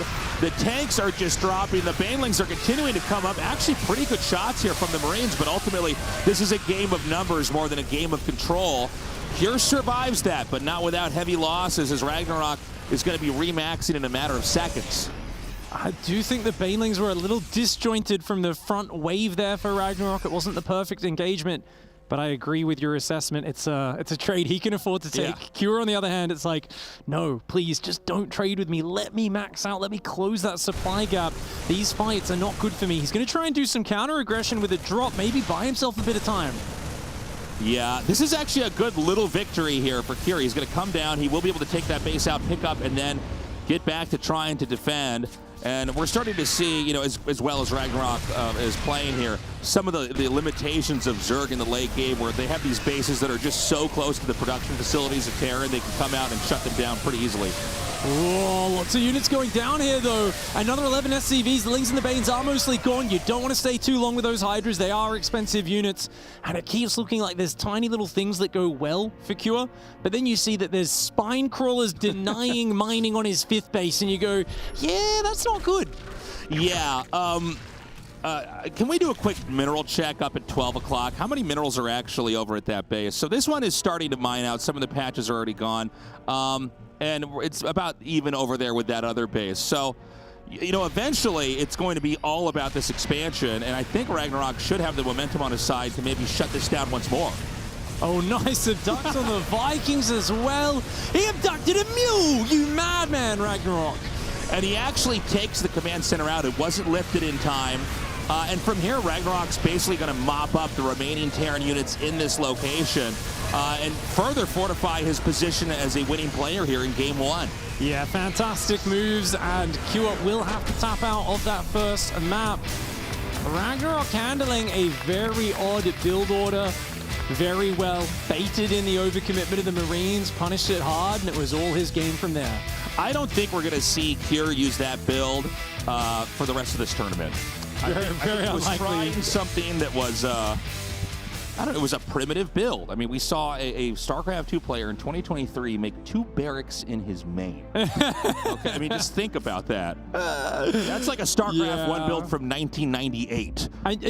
You know, he got the cancel on the 3rd. He forced a bunch of Lings, and he still ended up getting rolled a little bit later. So yeah, it's one of those build orders where, like, I can understand the theory. Is the army roams around and the Zerg's so paranoid he keeps overmaking army and doesn't have enough drones, but I mean, you just have no information. And if you've got no way to scout, like, well, no room for mistakes. You know, it really is a game that can remind everybody why we pretty much never see that and always see 2 medevacs at a certain point in time in the game with a little bit less Marines, and you start to roam, is because, you know, why would you put yourself in that position? Now, I get it. These guys have played each other so many times in competitive situations like this one. You want to try to do something different that might throw them off. But Ragnarok, honestly, played that very, very well. And he was able to harness that early game advantage to really put Cure into a spot where Cure was unable to just play like Morrow, just turtle, just defend, and outlast the Zerg. And, you know, a really impressive showing there when he actually had the spine crawlers hitting the mineral patches, you know, an excellent way to do that. But I think this next game should look pretty different. 100%. I mean, we've said that now, and part of me does believe in reading tea leaves and auras and all that sort of stuff, and I feel like the caster curse might have hit, and he's like, no, 3 barracks in the main on 1 base now. I mean, I do wonder, will we have a cheese perhaps or something like that? That could be a possibility as well. But Ragnarok, you know, somebody who was kind of known for a while for like nidacing a lot and doing a lot of weird rushes, is showing clearly that he is very comfortable in a standard late game. Over here in the upper left, in the red, our Korean Terran player, he is Cure.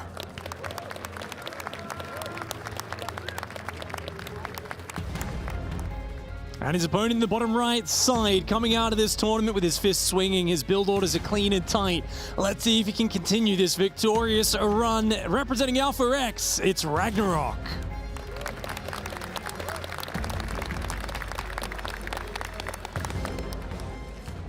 Okay, so I imagine we're going to just have, you know, a command center pretty early here on the low ground. We'll follow it up with a gas.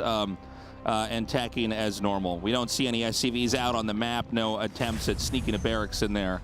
Command center first is, you know, it's not that weird these days. No, so it's yeah, pretty common. Definitely a good way to play a big map as well, right? I think this was the map Ragnarok tried to do a roach pressure versus Clem on.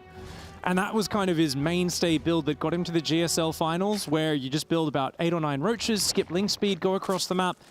But that got completely stuffed by the Banshee opening of Clem in that game, in that series. So it's something where every single Terran player, when they're playing Ragnarok, it's like, you know, the one thing you think about at the start of the game is roaches can come and just shove at me in the early game. Whether it be Roach Ravager Ling, just 4 or 5 roaches, or one of these 9 or 10 roach pressures, he loves to throw these pieces of aggression at the Terran. But on a bigger map pool, you might let your guard down a little bit. Yeah, this build, I feel like we saw it a lot last year in 2022. You know, a lot of the Koreans were referring to it, they were nicknaming it the OP build. But you know, the idea is that you don't want to engage with the Zerg at all. Now, you know, and Zergs are just, it's very unlikely that the Zerg's going to do a weird rush on a map that's that big. It doesn't mean you couldn't do it, but we're certainly not there in the meta. Where, you know, because let's say that Zergs were to do a weird rush, then Terrans could just play normal and get ahead that way. Yeah. And so, you know, this is one of the funny features of RTS is that you don't have any information right at the start of the game, and you have to find that out. So you can do a play like this and maybe speed ahead. Now, when you go for quick command center right away and go up on 2 bases, there's a lot of different variations with this. There's as many builds as you can think of from that point. I mean, we've seen it standard games where they, you know, go for a bunch of barracks and get medevacs and try to push. We've seen it where we even see people mech off of that. We've seen plays where they actually get a 3rd command center and keep trying to up the pace of the economic growth. So let's see what exactly Kira's got in store for us with this opening. Well, the 4 Lings come across to have a poke, realizing no Reaper came across the map. He knows it's command center first. The Reaper does clean up one of those Zerglings and will get a second behind this factory, and Stim is on the way. So this is command center first into 2-1-1. And this can lead into some nasty 2-base pushes. Not something I would have thought would be too popular on this map pool, but we've been watching a few Beyond games and he's already shown us some like really disgusting tank spots on pretty much every map. Definitely something where if you've got the economic boost early, going into a big 2-base push is very tempting. Yeah. And we're having the Zerg, you know, grow out here on this 3rd base. You know, keep in mind on this map, there is a pretty easy beeline through the middle. You know, a lot of maps, you cannot draw a straight line from, you know, point A to point B and have the army actually navigate that one. But this one, I think you certainly can. So we'll see when that push comes if he's going to go down that. We've got Stim about halfway done. The Zerg has not decided that he's at risk of an attack yet. He's going to continue to power and drone up. In what is really that big balancing act for the Zerg? You know, is it going to be drones or is it time to make Zerglings and other attacking units? I like how you pointed out that path through the middle, because originally when this map came out, I was thinking huge rush distance, takes forever to get across. But once you both take that 3rd at the front, there is exactly just a pretty straight, direct path. It's not that big of a distance, and it actually becomes quite scary because the Terran is pushing down the middle almost always on this map, and the Zergs just basically constantly backstabbing around the flanks, trying to avoid fighting them in those choke points. Yeah, and there is an expansion just north of the 3rd base that, you know, it's not a good expansion for the Zerg, that one right at the top of the screen there, since Terran can basically plant on the low ground and shell that. So let's say that we do get into a long TVZ, and statistically speaking, TVZ is the longest matchup nowadays. That's going to be an interesting moment there to see if the Terran can try to punish the Zerg taking that. 3rd command center going down, combat shields on the way, but the first Marines with Stim and medevacs are arriving. Lings are on the way, but they're not here just yet. Ragnarok's going to pull back for a moment. Got to buy himself a little bit of time, but at the same time, Kua does not want to go too deep in Zerg territory and gets a little bit of damage, killing 1 or 2 queens. The Lings are going to make it hard for him to unload in the main. Yeah, it's very fortunate he had those 4 Zerglings down there. You kind of stop the momentum of the Marines coming out. They can't get out that quickly. But nice maneuvering there from Kira. I mean, the idea of kind of gliding by, taking out a queen, and then trying to insta-dump your Marines into the main. Good idea, good tactic, but Ragnarok is able to defend it. Ooh, more Marines joining up for the combat shields timing. This one is actually surprisingly powerful if you're not expecting it.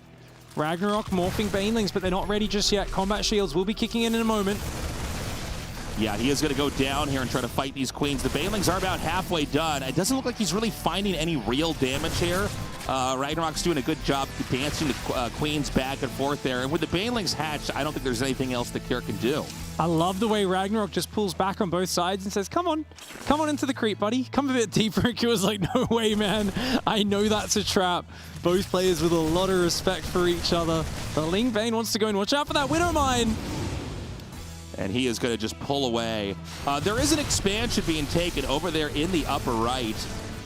It's definitely one of the easier expansions on this map for the Zerg to hold. It's, you know, it's funny, like sometimes you see an expansion be taken and you're like, that's the target. That's where I'm gonna hit. And there's other ones where they take a base and you go, that's going to be there for the rest of this game. Yeah. And that 4th base, it's a pretty easy one to hold. I think we'll probably see continued pressure over in this area right here. I think a lot of this game is going to be played on this screenshot right here on the map. Got to agree with that one, Tasteless. You take this the harder to hold base up front, and then you get a 4th and a 5th that are actually much easier to hold on to as the Zerg. Now, the second Evo Chamber did finish, but melee upgrade has been forgotten by Ragnarok so far, going for the Hydra Den as well, and the Baneling speed. Meanwhile, Armory's going to be finished well in time to start 2-2 straight away, so Kua might be looking for a big upgrade advantage. Okay, we have another small push coming down here in the middle. So far, honestly, Ragnarok is making this look extremely easy. I mean, there's pretty much no moment that Kira has actually been able to keep his Marines on the ground if Ragnarok chooses to actually engage here. And I'm saying that Kira has actually gotten some pretty good trades anyways, but Ragnarok looking very comfortable. He is going to come in around from the top, but there's Lings and Banelings ready for that. And similar to what we saw in Game 1, you know, there's not a real interest in getting mutas here. It's basically you just keep making Queens and Banes, keep growing, look where the Terran's coming, and be ready to just drive them back out. Indeed, and you can see the first-person view of Ragnarok here as he goes into that Hydraling Pain play. So far playing a very tight game, and he looks kind of fast, right? But he does, you know, have a bit of a reputation for actually falling apart under pressure. But this tournament, he's avoided that almost completely. No one's been able to get him out of his comfort zone. No one's been able to kind of get him in that panicked mode where mistakes start to pile up. And I like that he was even using that little tip. You can hover over the supply in the top right of StarCraft to see your worker versus army supply. And it's rare to catch a pro gamer doing that in the midst of the action. But Ragnarok just double checking at the correct ratio. Oh my God! Ooh. I was looking at that and kind of in my head, I'm like, well, he'll pick this up here. And I'm probably not even going to remark on it, but a good engagement there. He shuts that down. We've still got Terran sitting back on these 3 bases. Zerg continuing to grow, continuing to upgrade and power up. Hydralisks are now being incorporated to really add in that damage. And, you know, Ragnarok's, I mean, he's not done getting bases, but he's kind of through that phase of the game where you're like, okay, I've got enough. I've got a real powerful economic engine that's going to be driving me in this game. And, you know, this game in a little bit is probably going to switch from just Terran constantly attacking and lashing out to Zerg beginning to slowly push and try to identify where the Terran wants to grow next and how do they shut that down. Indeed, max out, which means Ragnarok will start banking money. And you know what Ragnarok does when he has money, Tasteless? He makes more Banelings than you could possibly imagine, and he smashes them into the Terran. I mean, a Ragnarok of Banelings was kind of like a meme term some people were using because there were times where he would roll 50 Banelings off creep and none of them would connect. But that is the rare disaster. I think much more common is Ragnarok's Banelings just hitting everything, blowing up all of the Terran's army, and leaving it in tatters. I think he was in a much better position than the last game, as long as he's well set up on the defense. You know, it's a funny thing, that Baneling style. Like, there are many moments where you wouldn't want to just have Banelings connected to just anything other than Marines. But then when you get big enough and you have enough, it doesn't really matter if you're trading effectively because the Terran is working with so few bases. You're like, all right, let's just blow up the planetary then. Let's just blow up tanks with Baneling. It doesn't matter. But you're right when you say that, you know, occasionally Ragnarok can be a little bit too cavalier with those Banelings. Oh my God, look at how many that is, Tasteless. That is an insane Zerg army.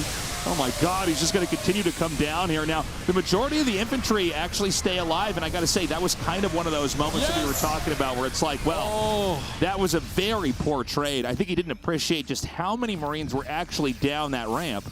Oh my Lord, that was, yeah, and the thing is that they connected with the front rank of Marines, right? It looked like they were going to get on top, but Kua pulled back at the perfect time and now counter-attacking with a monstrous force. Kua wants to go straight for the victory. He says, no, you made a big mistake there. But seeing more Banelings have morphed, he's going to chill out, wait for his siege tanks to get forward. A beautiful defense turned into offense for Kua. And a completely different game to the last one. Yeah, Kier now really able to leverage this position. He's going to try to come out. Ragnarok again with so many more Banelings, but he's got to be careful because if he misuses these Banes this time around, suddenly Zerg bases are going to start falling. Ooh, nice Ling run by here for Ragnarok to buy himself some decent trades. A bit of time there. And, the distraction! Fighting in 2 places at once. Zerg versus Terran, all about the war of attention. Yeah, nicely done there. It looks like the push is starting to really soften up. think that Ragnarok actually can, do okay here and try to hold on. But let's remember that Terran is far from 3 bases now. They're really starting to send these command centers around the map. This is another map where we're splitting it in half is certainly an acceptable way to play, and we may be going in that direction once more. 87 workers for the Terran. He has lost a lot of his siege tanks. 9 going down, only 3 left on the map. Q is going to get in here, though, and take out a base. A massive success. Liberators, they're flying out, but a big Ling run by for Ragnarok's going to look to answer that in kind. Okay, he's going to come in here now. I don't see anything really to defend. We have some more Lings and Queens coming down here, but this hatchery is going to easily be taken out. Meanwhile, that counterattack, that's one of the plays you can do in these moments. Try to come in there and wipe those SCVs out, but you never want to have that happening while you're also losing bases of your own as a Zerg. No, not at all. He's got so few Banelings in here, and Ragnarok actually laughing. I think he's realizing just how bad this situation is. Laughing a little bit as, this is... You don't see that very often, you know what I mean? In a high-pressure situation like this, like, Ragnarok actually amused with this game. That honestly, I think he was in a much better spot early on, but he has hemorrhaged so many Banelings, it's now getting pretty rough.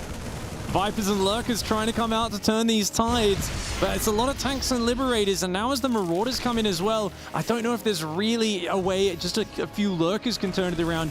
Ragnarok, in my mind, he should keep backstabbing and kind of rebuilding these hatcheries and play kind of ping-pong. Don't stand and fight, because around this ridge line, that is a terrible position for the Zerg. Yeah, we're going to see this hatchery probably fall here. Ragnarok going to come in here with these Banelings now. The tanks are very evenly split up. Does he have enough to simply overpower this? The Banes unable to connect with these Marines down here at the bottom. Oh, there weren't many Marines on the north side, so the tanks did go down, but on the other side, you just got to realize, like, hey, the Libs are still there. The left side didn't go down for Terran at all. And remember, that was the entire Zerg army against only a fraction of the Terran. The rest of the Terran is marching across the map here. They're consolidating their forces in this situation, and Ragnarok has to tap out. GG, Cure does take that game, but, it's worth pointing out that, Ragnarok did not use those Banelings effectively. I mean, he basically got to the phase of the game that he was trying to build up to, and he was wasteful. Yeah. He lost, I can't even count how many Banes in situations where I think he could have done much, much better. Yeah, that was like 65 Banelings, maybe more than that, and it was actually kind of crazy timing because we just talked about a few seconds earlier how, he was infamous for sometimes making that mistake, and that was it, poking its head up. But hats off to Cure for hanging on. A lot of Terrans panic in those situations because you've got to be spreading backwards in like 2 or 3 directions. All it takes is for you to be half a second late and 30, 40 Marines get taken out by a couple of Banelings. That game is completely different. Yeah, it's obviously a win is a good thing here for Cure, but I don't know how good he's feeling from that, because you look at that and you go, well, I mean, I guess if you make another mistake like that again, I'll win again. But I think in Ragnarok, managed that a little bit better. I do think he does win there.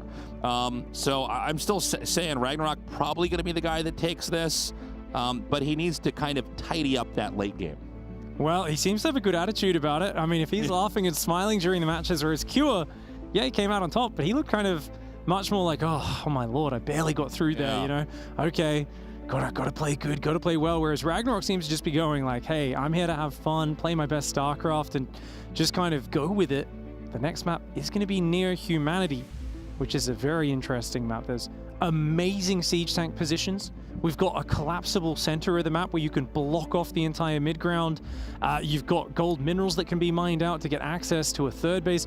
It's a very unique map, and I wonder what special tactics the players are going to be bringing out there. Yeah, I do wonder if we're going to have a different opening that's going to be tailored for this map, as it's so important for both these guys to win this. This is a very tough group they're in right now.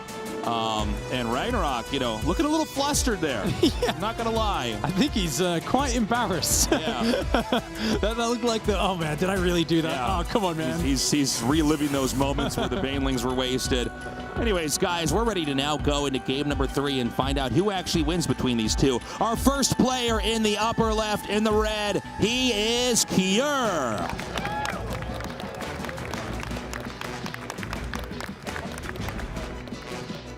And in the bottom right side, in the blue, representing Alpha X, it's Ragnarok. We'll get the bass guitar out now. Yeah. Game 3 always gets the bass. That's the rule of StarCraft. It's like James Bond music playing right now.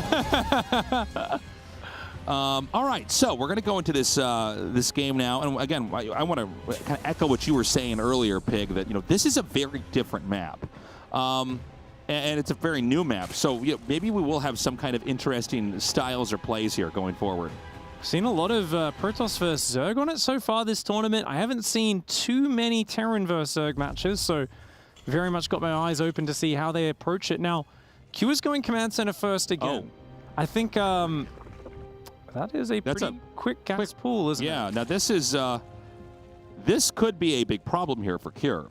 Yeah. Basically, we were actually talking about this earlier, that, you can go for a quick command center, and a lot of times you get away with it because, like, Zergs are not just going to, like, one base rush. But in this game, we are going to have an extremely fast pool, which means there are opportunities to engage the Terran right away. Yeah, we'll see what Ragnarok has in mind. He's gone to 18 supply, so he's not going for like 6 Zerglings or anything, which is quite good because if you're looking to deny the command center, doesn't work. The command center is built so quickly, it's already finished by the time you get across.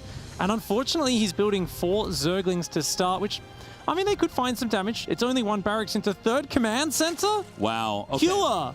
The greed knows no bounds. I mean, you were talking about if he does something to punish him. If Ragnarok were to go for like a roachling attack or something like that, he probably wins. Almost certain. Yeah. This is the greediest build you can possibly do.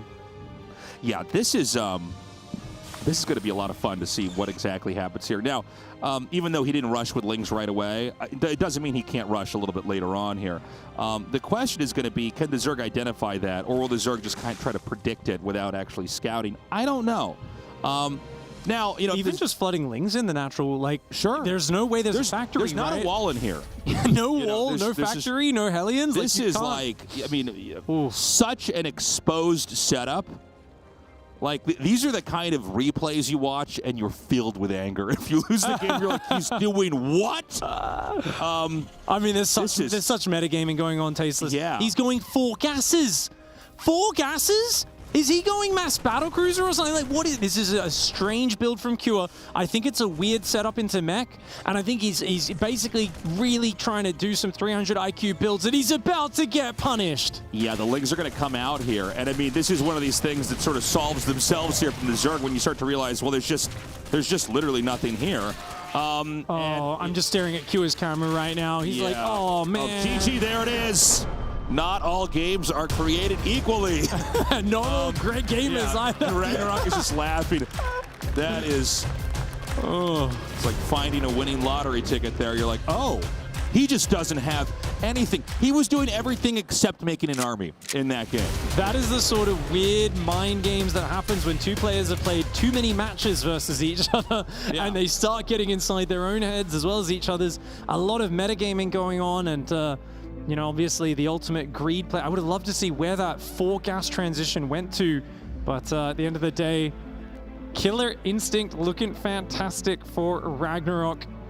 That was a really, really cool way to play out that series, and just a very nice victory. I like seeing the happiness as well. He's so joyful up there. Yeah, well, it's got to be kind of a weird series, right? I mean, it was very impressive game 1 from him, and I think you go through a game like that, and you're thinking, okay, great, everything that I've practiced is working. And then game 2, you embarrass yourself by losing those Banes, and in game 3, Cure's opener backfires. Okay, what a journey, but he's out and he moves on. Anyways, we're going to throw it over to the analyst desk and get their thoughts now that Ragnarok has won 2-1. Claris?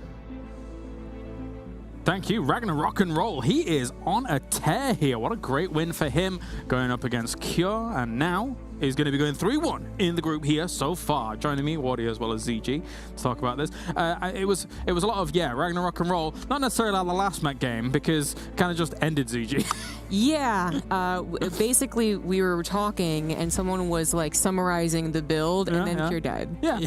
That's exactly what happened. That's exactly what happened. My last words, this was some like Marine King Prime stuff, and then he was dead. Yeah, perfect. But I mean, beyond that, the other games, really cool actually. As we cast our minds back even to game number 1 here, Wardy, and I think one thing that really impressed me about Ragnarok was just the sheer, I want to say, dominance that he had over a lot of the map for quite a long time, very early on in this game. You get a good start like this, right? You shut down these Marines, and this is the problem as a Terran. You have no control over the game anymore, and the Zerg does this. And Zerg will struggle to kill you, but that's pretty much what you're hanging on to, that you can't die, and eventually maybe the Zerg trades badly, you can sneak out of base, you can take one really good fight.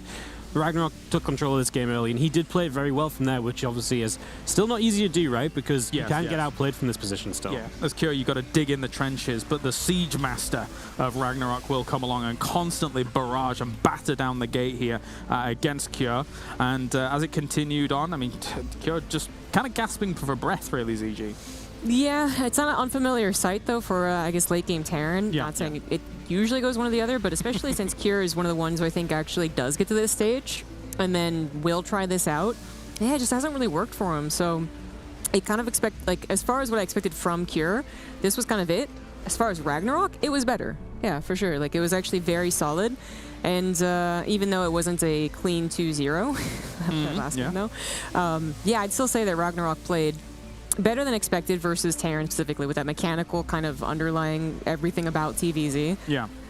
So that was good to see. And now is he now topping the group, right? 3-1. Yeah, And Oliveira lost. Yeah. So yes, actually, it will be number 1 in the group at the moment. Yeah, and as we were watching game number 2 unfold here, Wardy, we cut to Ragnarok a few times, who was chuckling along to himself after realizing, I guess, kind of this game's gone away from me a little bit here, and Kyo was able to seize it. Yeah, keep it in good spirits. You know what else gets you in good spirits, James? When your opponent makes 4 gases and forgets to build units. He's like, wait, refineries don't shoot like planetary fortresses? No way! Huh. It's Neo-Humanity where people are trying to be really greedy, right? Right. This is like Astrea did it I was about to say, yeah, Neo-Humanity, people just have a few lings that get across, and then all of a sudden, boop, game's over. People are doing some weird things on Neo-Humanity. It happened to another Terran before as well, aside from Astrea. Who was it? Somebody on Neo-Humanity. I actually don't remember what that was. To be It honest. happened. It happened. I believe you. Yeah, thank you. I appreciate that. All right, well, I'm hearing that the interview is indeed ready here. Ragnarok being able to top the group so far over in his group. Thank you very much, Calaris, and congratulations, Ragnarok. You are in a group where every single win is so important. How satisfied are you on not just getting this win here, but also successfully getting revenge on Cure, who took you down 3-0 back in December at the Super Tournament? 일단 축하드리고요, 신이범 선수. 그리고 이 A조에서 1승 하나 다 중요한 상황인데 이긴 소감이랑 그리고 김도욱 선수에게 복수 스프 토너먼트 때 3-0으로 패배를 당하셨잖아요. 그래서 이번 기회로 복수한 소감 한마디 해주세요. 일단 조는 확실히 힘들었다고 생각이 들고요. 근데 오늘 뭔가 령우 형이랑 할 때 빌드를 계속 이겨가지고 뭔가 좀 되는 날이다 싶었거든요. 근데 오늘 이제 큐어 선수랑 할 때 마지막 세트도 너무 쉽게 제 생각보다 쉽게 이겨서 확실히 오늘 좀 되는 날인 것 같고, 그 대신에 좀 보완할 게 좀 많았던 것 같아서 보완 많이 하고, 그리고 도욱이 형도 원래 그 36강이었잖아요. 근데 거기서 이제 제가 올라오길 바랬어요. 복수를 하고 싶어가지고. 근데 이렇게 딱 복수하게 돼서 좋아요. 네. So he says, first things first, the group stage, I definitely agree it was very hard, but that being said, today has just been a really good day as far as the games. Even earlier today when I was playing against Dark, I just felt like luck was on my side. Every build that I used worked really well against him. And then even just now going up against Kure, in that third map, when I saw the build order win that I had, I thought once again, today is just my lucky day and everything is really working out. That being said, I also want to give myself some credit as I've been preparing a lot of different builds. And then on the note about getting revenge on Cure, I also saw when he was coming out of the round of 36, I was really actually hoping he would move forward because I really did want to take this opportunity to get revenge on him. So I'm very glad that I was able to do so. Moving on. So you talked about how you really are happy about how your games are going. It's been 3 years since you have been here in Katowice. What is it like to not only be back but also be able to play on this stage and win in front of all of these friends? 이제 3년 만에 카토비체에 다시 오셨는데 이 무대 위에서 팬들 앞에 이렇게 다시 게임을 할 수 있는 소감 한마디 해주세요. 제가 작년에 못 와가지고 코로나 때문에 못 와가지고 좀 많이 슬펐는데 이번 연도에 올 수 있게 돼서 너무 좋았고요. 그리고 오늘 사실 이렇게 메인 스테이지에서 게임할 줄은 몰랐는데 이렇게 이제 사람들 앞에서 게임해서 너무 재밌었고요. 더 하고 싶습니다. So he says, definitely, I was really sad that I wasn't able to come last year because I got COVID. So I was sad that I missed it, but I'm very happy to be on this stage again and to be able to play in front of the fans. And on that note, I actually didn't even know that I would have the chance to be on the main stage today. I found out as I got here, so I was really happy, and I hope to be able to continue to do so on the main stage. Win. Last question before I let you go. Your next opponent will be Clem, and obviously Clem is a very good player. What are your thoughts about going up against him? 이제 마지막 상대가 클렘 선수인데 클렘 선수에 대해서 어떻게 생각하세요? 원래 제가 많이 이겨가지고 자신감이 좀 많았는데 여기 와가지고 성적도 좋고 연습도 엄청 열심히 하는 모습을 보고 좀 힘들겠다 싶긴 해요. 근데 원래 제가 많이 이겼었기 때문에 자신감 가지고 하도록 하겠습니다. So he says, I actually have a really good track record against Clem. So originally I was very confident, but that being said, I noticed here in Katowice he's having some really great results, and I also saw he's practicing really hard behind the scenes as well. So that makes me a little bit worried, but that being said, I am confident still because I do have that great track record against him, so I'll try my best to do well against him and maintain that confidence. For now, congratulations again, Ragnarok. We are gonna head to a short commercial break, but when we come back, more StarCraft 2 action here.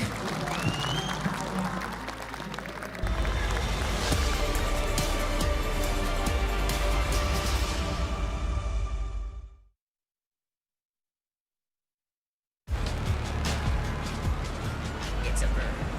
It's a superman. No, it's a drone.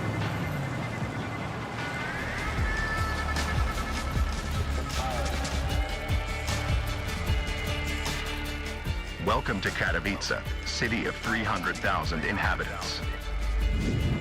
The capital of esports, where the Intel Extreme Masters takes place.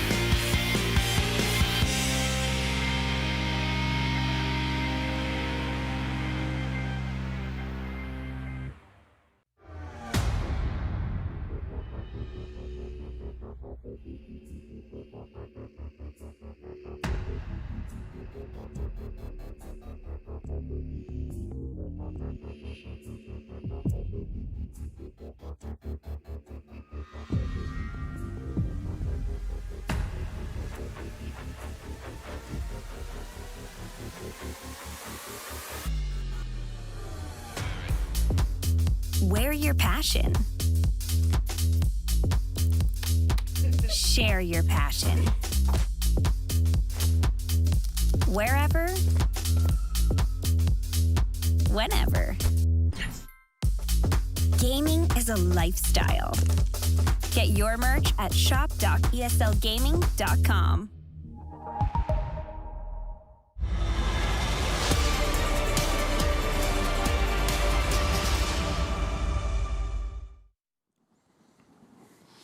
Haha! We are back. We have got ourselves one more series here for today, going into Group A, and it's going to be a good one because we've got Dark and Clem coming up. That's going to be really cool. Welcome back. We've got to my left-hand side, it will be Wardy and IEM Katowice. Got it right this time. And yeah, considering what we've seen so far here, a little bit of a topsy-turvy group at the moment. Clem and Dark going up against one another. Clem bought himself a lifeline here, Wardy, after his previous series, and now he's got to take on a pretty strong opponent. He does have to take on a strong opponent. I think Clem has to come in as a different player to what he's been in his previous 3 matches because he stumbled through Ragnarok and he stumbled through Neeb. You know, I think there's a very easy scenario here where Clem's 0-3 and pretty much out. Now he's still got a good chance. He really obviously wants to come in strong against Dark because he's not got a good map score either. One match he lost at 0-2, and obviously he's lost a map in both the matches he won. Yes. He needs to come in and beat Dark. Otherwise, if it starts coming into like tiebreaker territory, Clem's probably the most in trouble. Yeah, you definitely want to avoid those by taking as many maps as possible, even if you are losing things out here. But Dark versus Clem, Artosis, what do you think? Well, honestly, look, I like Clem. He's good. He's really fun to watch. He's got a very fun style and everything. But Dark is a better player. Like, Dark is the best Zerg in the world for my money right at this moment. Look, I like Reynor and I like Serral. They're probably 2 and 3. Hold up the card. Quick. Take a look at this, right? All right. 93. The cards don't lie. All right. What does Clem have? 87. 87. So he's only got a 6% chance. That's how it works. Yeah, 93 minus 87. But no, seriously, Dark is like looking ridiculous right now. If you look at his previous games so far that like I've been watching out back, oh my God, man, he's just like has the whole map creeped. He does that thing where he gets 95 drones and then he just send banelings at you till you die. Yeah, and the thing is, you can't kill him anyways because he's the best low econ Zerg player there is too. Yeah. That's the part that gets me. Not only is he a 100 drone Zerg, he's a 40 drone Zerg too. And I think Clem's strengths really just they don't work against Dark. You know, he's fast, so is Dark, right? He likes to be everywhere. He likes to attack. Well, Dark has what, like 95 defense or something as well, something. 92 defense. That might be a little bit low. I think it's a bit higher than that. Okay. Here's the thing, though. Clem's defense 81, and I actually agree with that. And that's where Dark really punishes Clem a lot of the time. He gets in there, he does so much damage, and I think that's where Clem is just a little weaker in this matchup. And as much as I like to hype up Clem, Dark really has had his number recently, and Clem needs to come in kind of creative in this series, maybe with a bit of mech or something, because he tried to do that against Ragnarok, but it has to be something different to what he's done recently. Yeah, no, he did pick up a game with a mech build earlier, so yeah, maybe that is the key. You use some sort of different type of strategy that maybe Dark hasn't played as many times against. Right. Makes sense. I mean, looking at the results from the group as a whole, though, I mean, Dark 2-0 against Cure, 2-1 against Oliveira, who right now has had some serious work, even punching above his weight, maybe to a degree, given the names that are in the group as a whole. But Dark is tearing these Terrans up. So, I mean, Clem's going to have to bring something special. Yeah, and I mean, you mentioned 2-1 against Oliveira. He actually struggles with Oliveira a little bit in online in the Open Cups. Right. I feel like Times just had his number and just has a bit of a stylistic difference that kind of helps him kind of get to the later game and sometimes be able to kind of contest there. Of course, you know, Dark's great there as well. I just feel like Clem's going to struggle to get to those situations that might potentially benefit him. And Clem doesn't necessarily always like being in those situations. You just can't outspeed Dark, and I think that's Clem's issue. And given being two of the top contenders of the group at the moment, being 2-1 each, if you go 3-1 in this group, considering how close everything else is, that's sort of almost guaranteeing yourself a spot in the playoffs. So this is an important match here between these two Artoses. Yeah, and I think Dark is going to take it like really, really seriously. He wants another world championship, man. Like, he's been here before. He's so experienced, multiple GSLs. He wants to be one of those 2-timers. And he has excellent facial hair. which we normally don't get from the Koreans, you know? I'm a facial hair guy myself, clearly. But, you know, it looks dashing, Wardy, if I do say so myself. Absolutely dashing. When we're going to add that one onto the player cards. The dashing scale. Maybe everyone just needs their own individual stat at the bottom as well. Yeah, like special. No, I love his goatee, man. He's like a Zerg Musketeer. We're gonna call him Dark Tanyan. Okay, that was almost Fear Dragon levels, but far cleverer. Well done. All right, it's time to head on over to the stage. Let's get this final match for Group B here to Group A underway.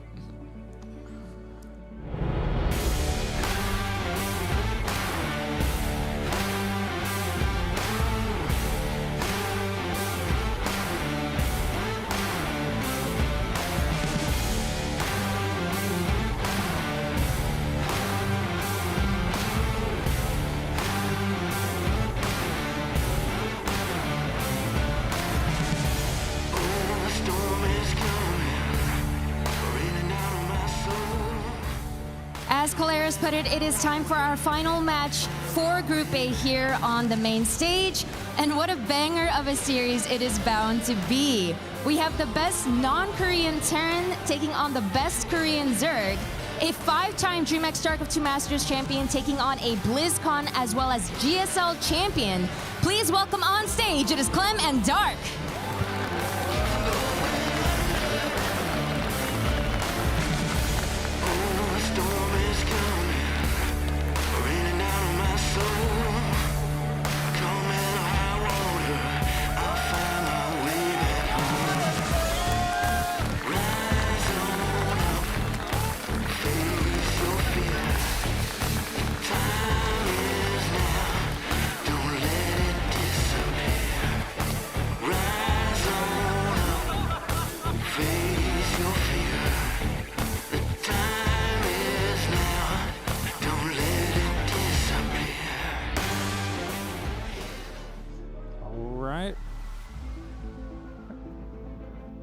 All right, here we are. We've got Clem versus Dark in the next match, and it is a real test. The man that has dominated Europe in the last 2 years, but is yet to being able to bring that performance to the international scene and to the World Championship. There is a lot of hope riding on this young Frenchman's shoulders.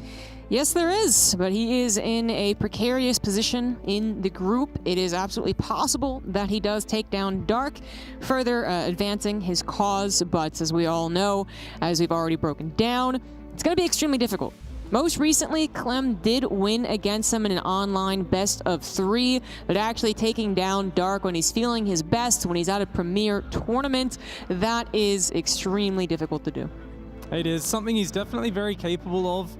Of course, it does take a change in the style. I think the lads on the desk had perfect analysis where it really is about going away from what you normally do and finding a way to not get so caught up in your aggression and your momentum that, oh, where'd my third mineral line go? Where'd my natural go? You know, it's always the backstabs that have dealt big blows to Clem, and whenever it feels like he's focusing a lot on the backstabs, Dark jumps on his army on the front and catches him off guard there. It feels like Dark is often one step ahead of him, and so Clem is going to have to find a way to play a top-tier StarCraft game while also doing it in a way that he doesn't normally do. And still being wary of any of Dark's potential tricks, right? He can open up very aggressively. He can play different styles.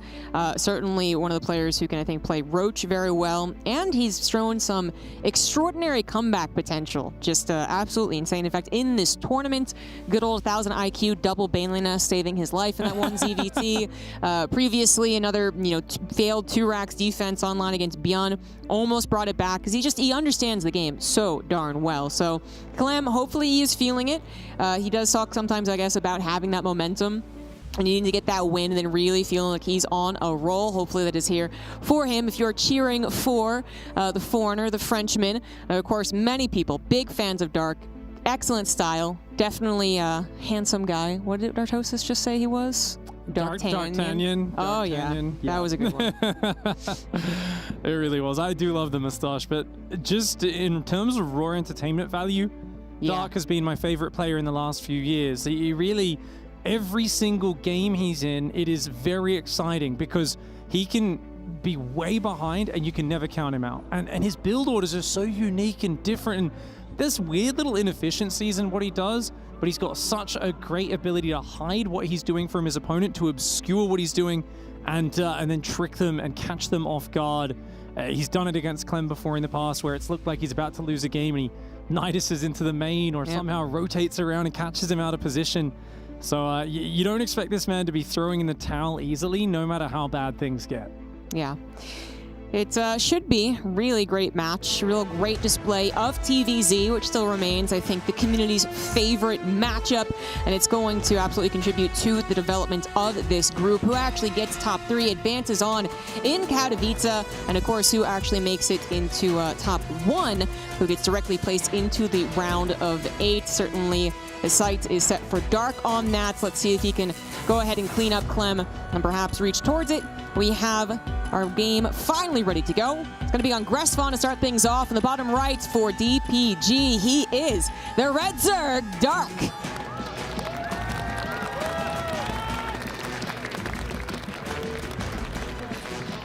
And his opponent in the top left side of the map, representing Team Liquid, hailing from France, the man that is looking for that World Championship trophy. It's Clem.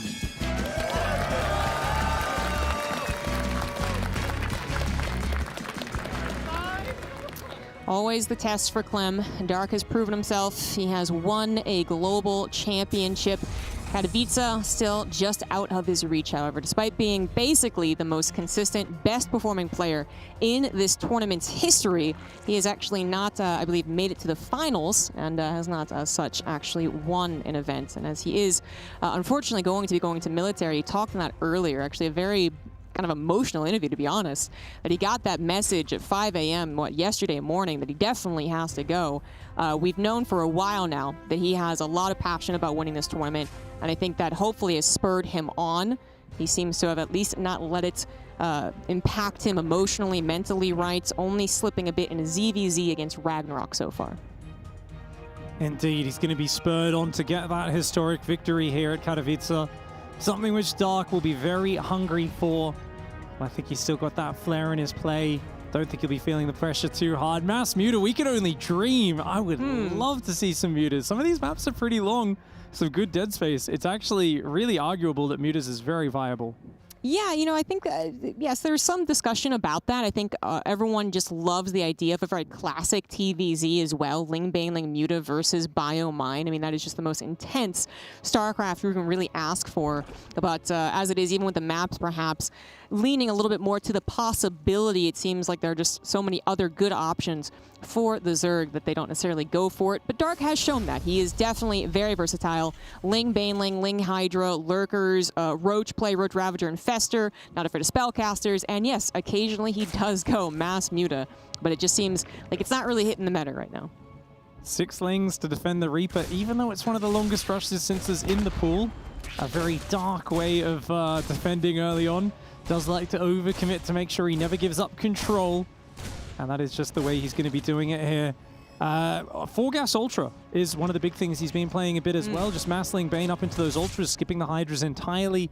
Something that's very dangerous if you don't have up big units that can get through the armor of those Ultralisks early on. Of course, Ultras are smaller, and they are a little bit better at actually landing their hits when the enemy's running backwards away from them, as the patch did buff them a bit. Clem going to be going 3rd Command Center there, nice and early, going for his trademark style. Exactly, and when I talked to him about it, he just said basically he's so confident. You know, if he actually plays his best game possible, then he doesn't need to rely on something else that gets him ahead, perhaps in a different way, in a more aggressive way, right? Perhaps the 3rd CC does come ahead a little bit economically if someone isn't really expecting it. But at this point, Clem is not, you know, he's not seeing it as a downside that he does this all the time, and that perhaps his opponents know that he's going to do this 90% of the time. He really believes in his potential to play out this matchup and just needs to show up on the day. Quick Roach Warren going down there for Dark. Looks like he's considering going for some sort of aggression. No Ling speed starting up at all, though, so it feels to me like this is just defensive Roaches. Maybe postures across the map with 4 or 5 of them to threaten, force a bunker, make Clem panic. I actually think we're going to be seeing just mass Roach Ravager style. This is something which Serral actually pulled out earlier last year. to really limit Clem's ability to pick away units with medevac drops. Roaches and Ravagers as ranged units don't struggle as much as Zerglings. You know, you get those Marines in a corner, the Zerglings really struggle. You can keep picking up and dropping, but Roach Ravager, the Terran kind of has to respect it a little bit more. Yeah. And for Clem, once he realizes this is happening, he needs to not lose his Banshees. He's got to keep those alive because they can defend attacks all game long. Yeah, absolutely. This is a bit of a dark special as well, right, though? Getting that Roach Warren and then maybe, or, you know, maybe yes, maybe no, and actually producing the Roaches, especially when it comes down to is it scouted or is it not. So far, actually committing to a handful, having pushed away the scouting units. Could come across the map, but then the Banshees, if they're in position, they would immediately stop it. So it actually looks like Clem is going to miss the Roaches headed towards the very south of the map. It's only 4, actually. So they're going to be able to, like, peck and prod, but not necessarily do all that much damage. But look at this. Clem, he is going to be going for some battle mech this game. Yeah, and I think that's why the Roach choice is actually so good for Dark as well. Same map he did it on last time. Clem is very predictable. You were just analyzing how he is that, and of course Dark has predicted it here as well. He's going to try and distract him with some Roaches on the backside while getting ahead at home. Those Roaches are going to be a bit of a surprise. Luckily the Banshee is close, but it looks like she's not going to spot them coming in. That is a bit disappointing. There we have Clem going for the pinwheels. Gonna get some speedy Banshees. Lots of gas coming up as well. I mean, Dark might have this in mind, but has actually seen something that has confirmed, like the gas count. You know, the Overlord's a bit far away from that 3rd CC. So the Roaches, well, have seen a large number of Hellions that aren't actually going to dive. Saw something actually guarding that, decided not to go for it. This might be the first actually true sign of what is to come. Again, it's 4 Roaches. Doesn't sound like that much, right? But taking out the SCVs, they could grab quite a few. Nice mineral pool there. That was a nice surround against the Roaches, but they're so sturdy. I mean, Hellions come back. They will eventually clean this up, but there you have it. 10 SCVs going down just to those 4 Roaches. Such a slick trade. We always talked about the backstabs. The attacks catching Clem off guard when he's the one who wants to be attacking. And Clem always wants to be attacking. He's one of the best in the world at it. Unfortunately, pulls back, does not kill that Overlord. Slight mistake there with the Banshee positioning, but the Rallied Cyclone will deal with that. It's a Mass Cyclone Hellion Banshee. It's the battle mech style that we've all been raving about now. I've been a big proponent of you need Infestors to deal with this. Rushing Vipers can work as well, but a lot of the pros are saying, no, Infestors doesn't work. The Banshees just focus them down too quickly. I feel like if there's one guy who believes in the power of the Infestor, though, it's got to be Dark. Yeah, exactly. That was going to be my point, man. You know, like you might say that some other Zerg players are a little hesitant to go for it, either just the game goes in a direction they can't really think of it, they can't really afford it, or because they actually have a theory that it isn't good. But I feel like Dark is the guy that's going to be like, no, I'm great with these units, you know, and it's great against this style when used correctly. And that's exactly what he's going to go for to help him out here. So he is lining everything up to deal with the battle mech style. Should be fairly happy about the Roaches doing that damage. And so far, the defense against the Hellion Banshee has been fine, even with 3 Banshees, now 4, excuse me, and more to come, by the way, speeding along, trying to find damage. It hasn't been all that much. Oh, they are getting quite damaged Banshees. Very high damage dealers, but very fragile.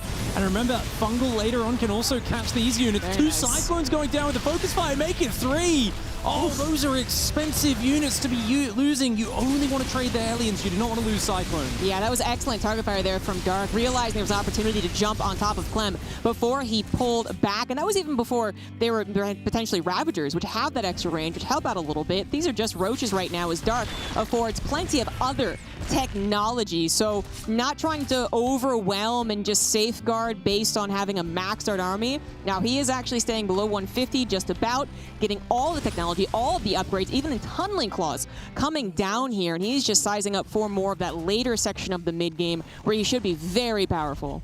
3 more factories going down here for Clem on his first person view.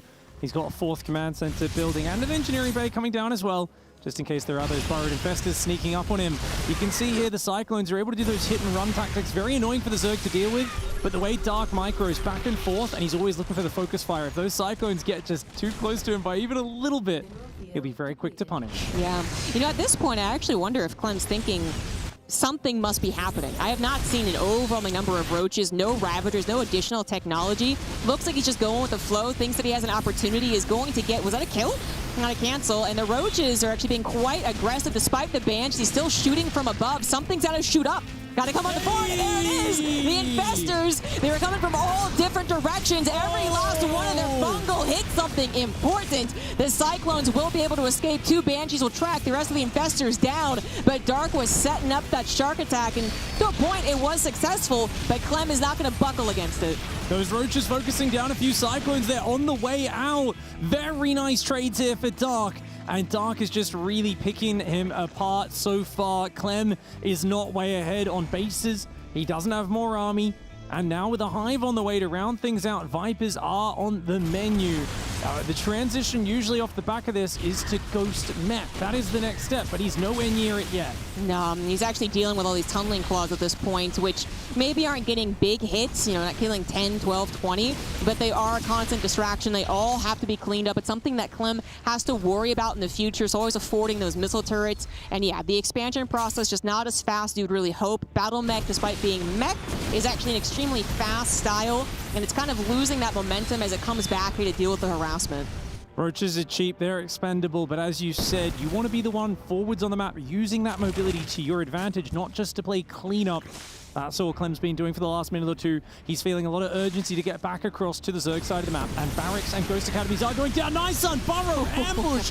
Dark using all of the stops, just pulling out his dirty tricks. And he keeps on catching off Clem's very valuable units. Another Fungal lands, and that's going to be bam! 3 more Banshees shot out of the sky by the Fungal. Yeah, I mean, Dark is not overwhelming at any point so far, but then, as you said, just showing the full bag of tricks from Zerg has got to make this so much more intimidating than perhaps Clem is necessarily used to. And by the way, kind of used to is a bit of a weird statement for Clem when it comes to Battle Mech. I mean, it's been a while since it was even a popular choice, and even as we see it here today, it was within the last week that he actually started to consider going for Battle Mech. So the practice isn't necessarily all there, not compared to his bio anyways, but he is at least making it work. He is, of course, alive, and he is making that transition that Pig was talking about into the Ghosts and into the tanks.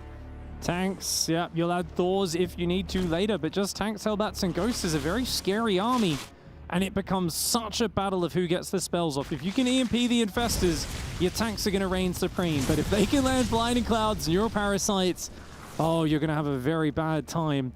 And that's why, of course, getting set up is important. Clem only now starts his double armory, so very late with that.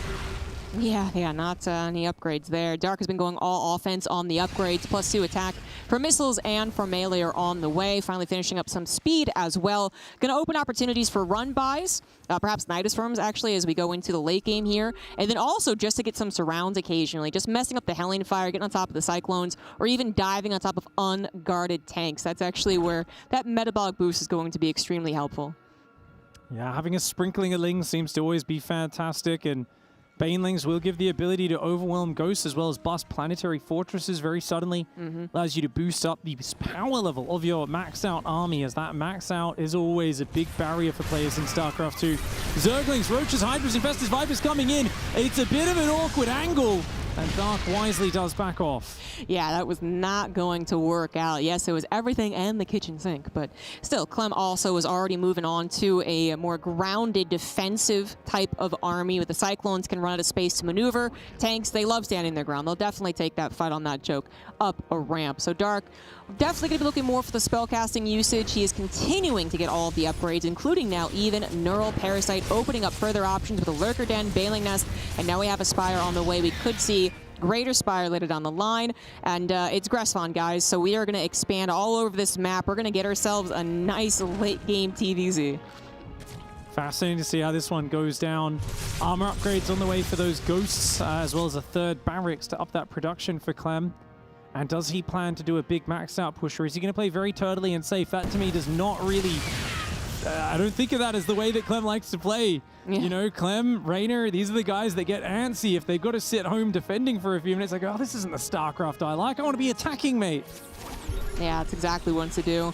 He's going to get back on the offensive, but the Vipers now able to, they're out. They're able to abduct right. They're going to help tear down some of those Cyclones. Not as good as abducting as they once were back when Battle Mech was last popular, so I guess keep that in mind. The Roaches are looking to do a little bit of a shark attack as well as trade themselves out. Most likely going to try and jump on top of that planetary. We're watching also just with apprehension if Dark pulls the trigger on the main engagement. Here come the Vipers, here come the Abduct, all before the Ghosts pay attention. They do try to get some revenge with the snipes, but a lot of the army able to evacuate. Yeah, great Abducts there. Some snipes did punish, but only so much, and the Planetary did, of course, stand strong on the left side of the map at the end of the day. But very important for Dark to get rid of those Roaches. They were a supply waste. They really were just chewing up supply, not dealing enough damage to be impactful this late in the game. Looks like Clem wants to start marching forward, making some inroads into the Zerg's territory. He keeps on trying, but Dark is once again ready to go, looking for the fungals on the Ghosts in particular. Some tanks anchoring what is now turned into, well, more of a defense, actually, as we have the rest of the army trying to evacuate Ghosts and Cyclones. Once the Zerg army does show signs of retreat, they will suddenly get a lot of damage done. But if Dark doesn't have to retreat, then just keep on pushing. The Cyclones will eventually run out of room. But more tanks were there. The Planetary was there. No one breaking each other so far. Love to see the units lost tab in this game, as that's going to be fascinating to check the effectiveness of both players. Clem only ahead by 2,000 resources, not particularly impressive for this matchup. On the other hand, Dark doesn't have a great bank. They're both pretty much maxed out. Neither player has a big mineral bank. Dark does have excess gas in the bank as he builds 7 Corruptors. Is the Greatest Spire already finished? I believe so. Yeah, he added a second Spire, so yep, it is finished. Adding on an upgrade fort as well. And actually all the upgrades, once again, full production tabs for both players, even Clem continuing to add on the bio upgrades, because of course he's making Ghosts. I think we're all crossing our fingers a little bit for some nukes, but that hasn't come into effect yet. Yeah, definitely nukes aren't something I imagine I've seen Clem doing too much over the years, but eventually it does become a very important part of Terran late game. You've got those transformation servos to quickly swap modes.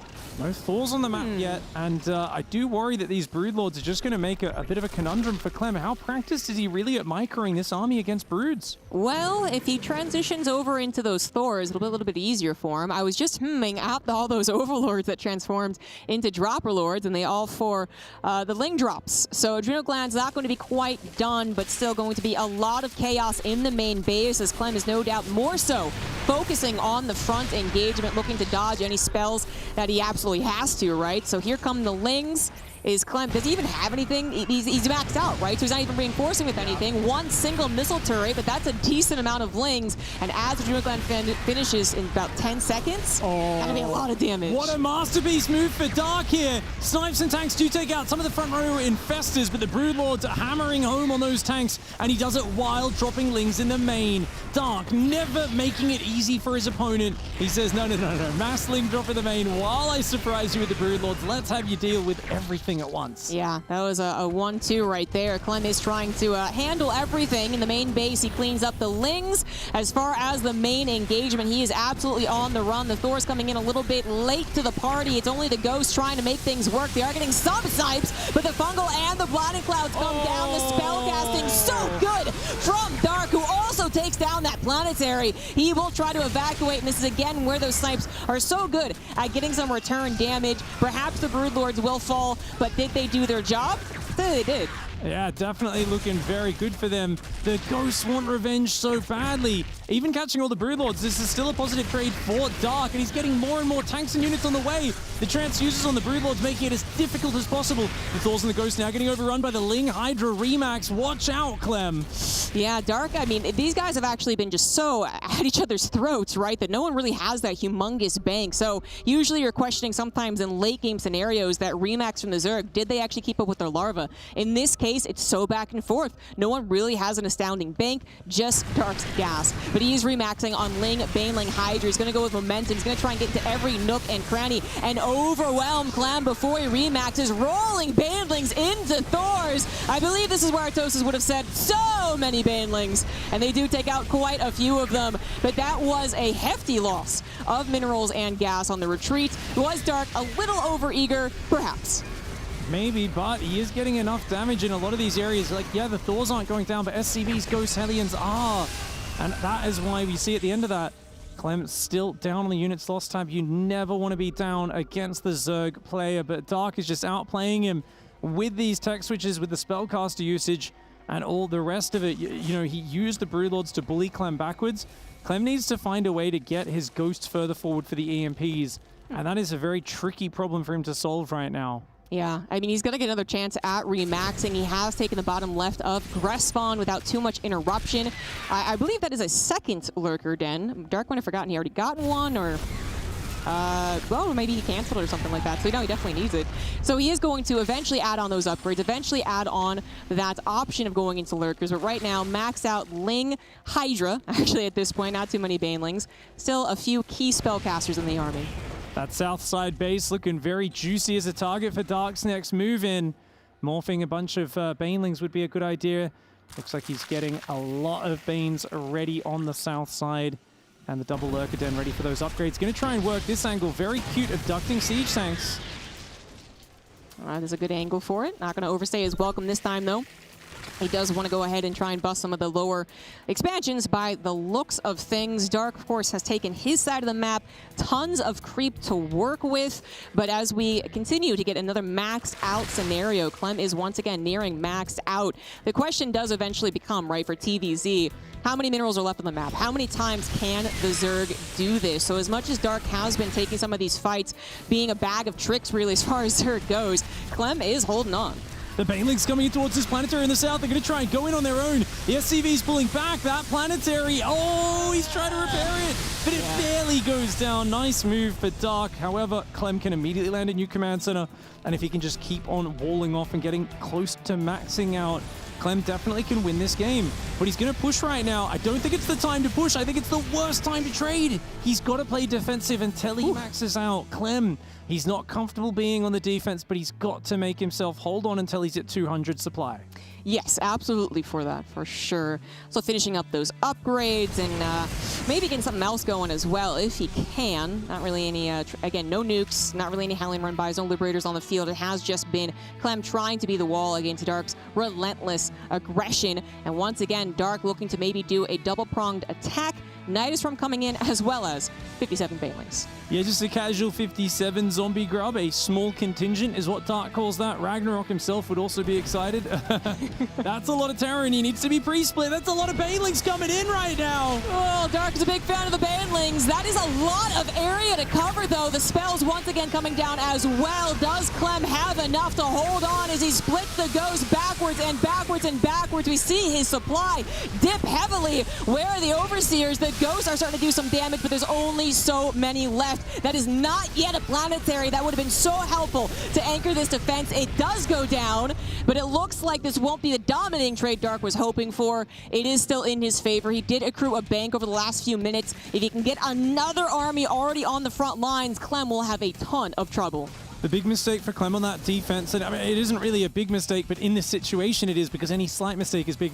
He F2'd his army at the start of that fight and he clumped it up. Now, he did fantastic spreading after that, but when you're dealing with 60 Banelings coming in, you need to be spread perfectly. And now, as he tries to lick his wounds and recover, a Nidus worm in the back of his main, he spotted it. He's heading in that direction, but he's not going to be able to stop it popping up. On the other hand, I don't know if there's anything actually inside it right now. That's actually a good question. There might not have been, but also the rallying was quite convenient there. Yes, all the Lurkers are being made on the front lines. Quite a few of them, I believe something like 14, are trying to end this game. Finally get this mech player out of this Gressfawn map. It might work out as he takes down the tanks. The ghosts, I think they're just quite limited on energy. They are still getting those snipes, however. And actually nothing really here to protect the Lurkers, to be fair, but I just don't know if we have enough snipes. Oh, here come Ling Baneling as well into the third and the natural. Yeah, it was a crazy shove of Lurkers on their own, but Dark never does anything in isolation, attacking in the north at the same time, and now the Lurkers have driven a wedge between two of these expansions, allowing him to split off and ruin Clem's remaining infrastructure and economy. And that should be the finishing blow, because Clem has just lost everything. His units are all walking through Lurkers, getting overrun, and that, of course, all comes off those previous couple of engagements. And the tank count just was never able to get back up high enough after that first wave of Broodlords. Dark went nothing but Lingbane Hydra for a while, kept smashing in, overwhelming. And in those last few fights, if there was 3 or 4 more tanks, it could be a totally different story. But Dark never gave him the chance to get there. Amazing game from both players, absolutely. Dark seemed so well prepared for that particular style of play, constantly on the aggression, opening up opportunities, opening up his own technology, and yet Clem held on. Engagement after engagement, there was always that hope for a second chance, but as Pig just pointed out, eventually the wear and tear of the game had to catch up to Clem.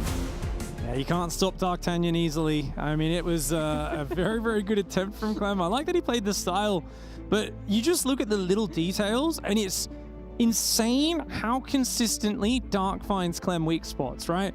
4 roaches sitting in his 4th base, and I'm like, they're just sitting there for a minute. What's he waiting for? The moment all their Hellions tried to dive on creep, bam, the roaches go in, kill 10 SCVs. Yeah. I mean, it's these moves over and over again. And then, okay, I've managed to okay, I'm losing the trades, 5 Burrowed Infestors pop up. Get the Cyclones, get all the Banshees off the map. Immediately tunnels his roaches and starts harassing all the bases.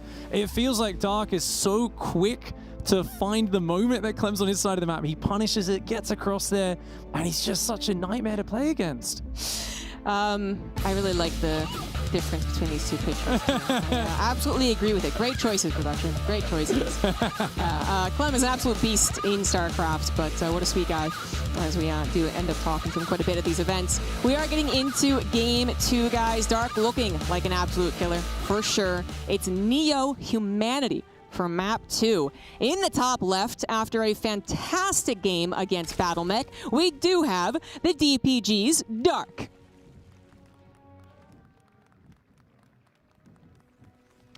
And in the bottom right side, he put up a good effort with a very different style, something he's not that experienced with. I think he's going to go back to his bread and butter in this one. It's Team Liquid's Clem. Neo Humanity, man. I know we've talked about it a bit, but just the fact that it has arrived in multiple best of 3s has been one of the surprises of the tournament for me. Very, very unique map. But despite being unique, actually, a lot of people say that they like it. They like the variety, even if they might see some, bad things for their particular race or a particular matchup. In this matchup, I have heard some really good things about Terran Turtle, right? Terran camping on this map. So I do wonder, does Clem go BattleMech again? I'm not so sure about, but does he find himself in a more comfortable position to actually get into that mid to late game? Maybe, because of the map. You know, it's funny because I always feel like Clem's strength is just out multitasking his opponent, and I really wish he played more Biomine versus Dark and just put so much pressure on that Dark never gets a chance to breathe, with just a few little things like a few spotters for Ling run bys and stuff like that. That's it. Just prepare, because he's going to try and backstab you when you're being that aggressive. The thing is, you look at this map, and like you said, it's great for totaling. There are some delicious tank spots on this map. I don't think Clem can resist playing siege tanks, whether it's mech or if it's just Marines with siege tanks. I mean, as the SCV comes past this rich gas base, if you get tanks behind that, either defensively or offensively, it's so hard to break. Additionally, since Dark is someone who always adds, or almost always adds, the option of going for roaches, it's really hard to feel comfortable skipping tanks and going right into the Widow Mines, which really does supercharge Clem's style of play. And what was working really well before some Zerg started figuring like, oh, you're a bit greedy in the early game, aren't you? So yeah, I think you're right. It's going to be just too difficult not to go into those tanks, try to abuse those positions. But we are kind of like eyes on Clem right now. Dark has shown that he can deal with anything now, as he did face a very strong BattleMech opponent. Now maybe we'll get to see him face Clem's bio. You know, funny point, Zombie Grub, on that. I actually think Rogue was very good at hiding when he was going roaches and was really dangerous if you were going straight Widow Mines. I don't know if Dark is. I feel like it's only the opening where it's scary, because he does the early roach push. But other than that, I very rarely see Dark pretend like, hey, I've got 7-8 queens, I've got 20-30 Zerglings. Surprise, 50 roaches with 1-1 upgrades. That's what Rogue was so good at pulling off. But it's kind of funny, because like when Dark's playing roaches, he very rarely tries to hide it. But just an interesting little theoretical discussion that Clem could be thinking about in his planning stage. But as it is, the third command center goes down, the second gas, the starport. We are going to see business as usual for Clem. Don't think he's too demotivated by that last game. Yeah, I would consider him actually, perhaps in the past, being someone who can destabilize very quickly after a loss. He's really worked on that in particular. So he should still be very confident as he does his 3CC build again. Seems like he is showing that confidence. Another issue about the map that was brought up, you know, great turtle for the Terran, okay, fine. Also the Xel'Nagas. Once the Terran has those, they're kind of very difficult to actually accomplish any types of run-bys or surprise attacks. That's a really good point, Zombie Grub. It shuts down the corners completely, and Zerg is all about those corners, flanking and surprising later on. That's exactly what Dark always does here versus Clem. And for now, nice queen split for Dark. He's taking the front base. The Hellions just looking for any pickoffs. A Viking and into Stim. I like this sort of style from Clem. It shows that he's going to be a little bit more focused on efficiency over safety, not investing in the early Banshee. Right, yeah. Yeah, the Banshees really, in that last game, not super successful. I mean, they were a great response, and they have other avenues of working out rather than just direct damage, but not a whole lot of drone damage done. And they're great defensively if you are fearful of some type of more early or mid-game attack, but if Clem's kind of saying, I don't think I need to worry about this, I think I can get away with it, then he can really streamline his build and have that supercharged early attack like we were talking about. I mean, and if he goes into Widow Mines too, I mean, it would be like super classic Clem. Roachhorn going down for Dark there. Interesting. Because that's a pretty late Roachhorn, and it really does look like a Queen Zergling style up to now. But Roachhorn will be coming out up against Stim for Clem. Keeping an eye on that production tab to see if there's any reactors or tech labs popping up there.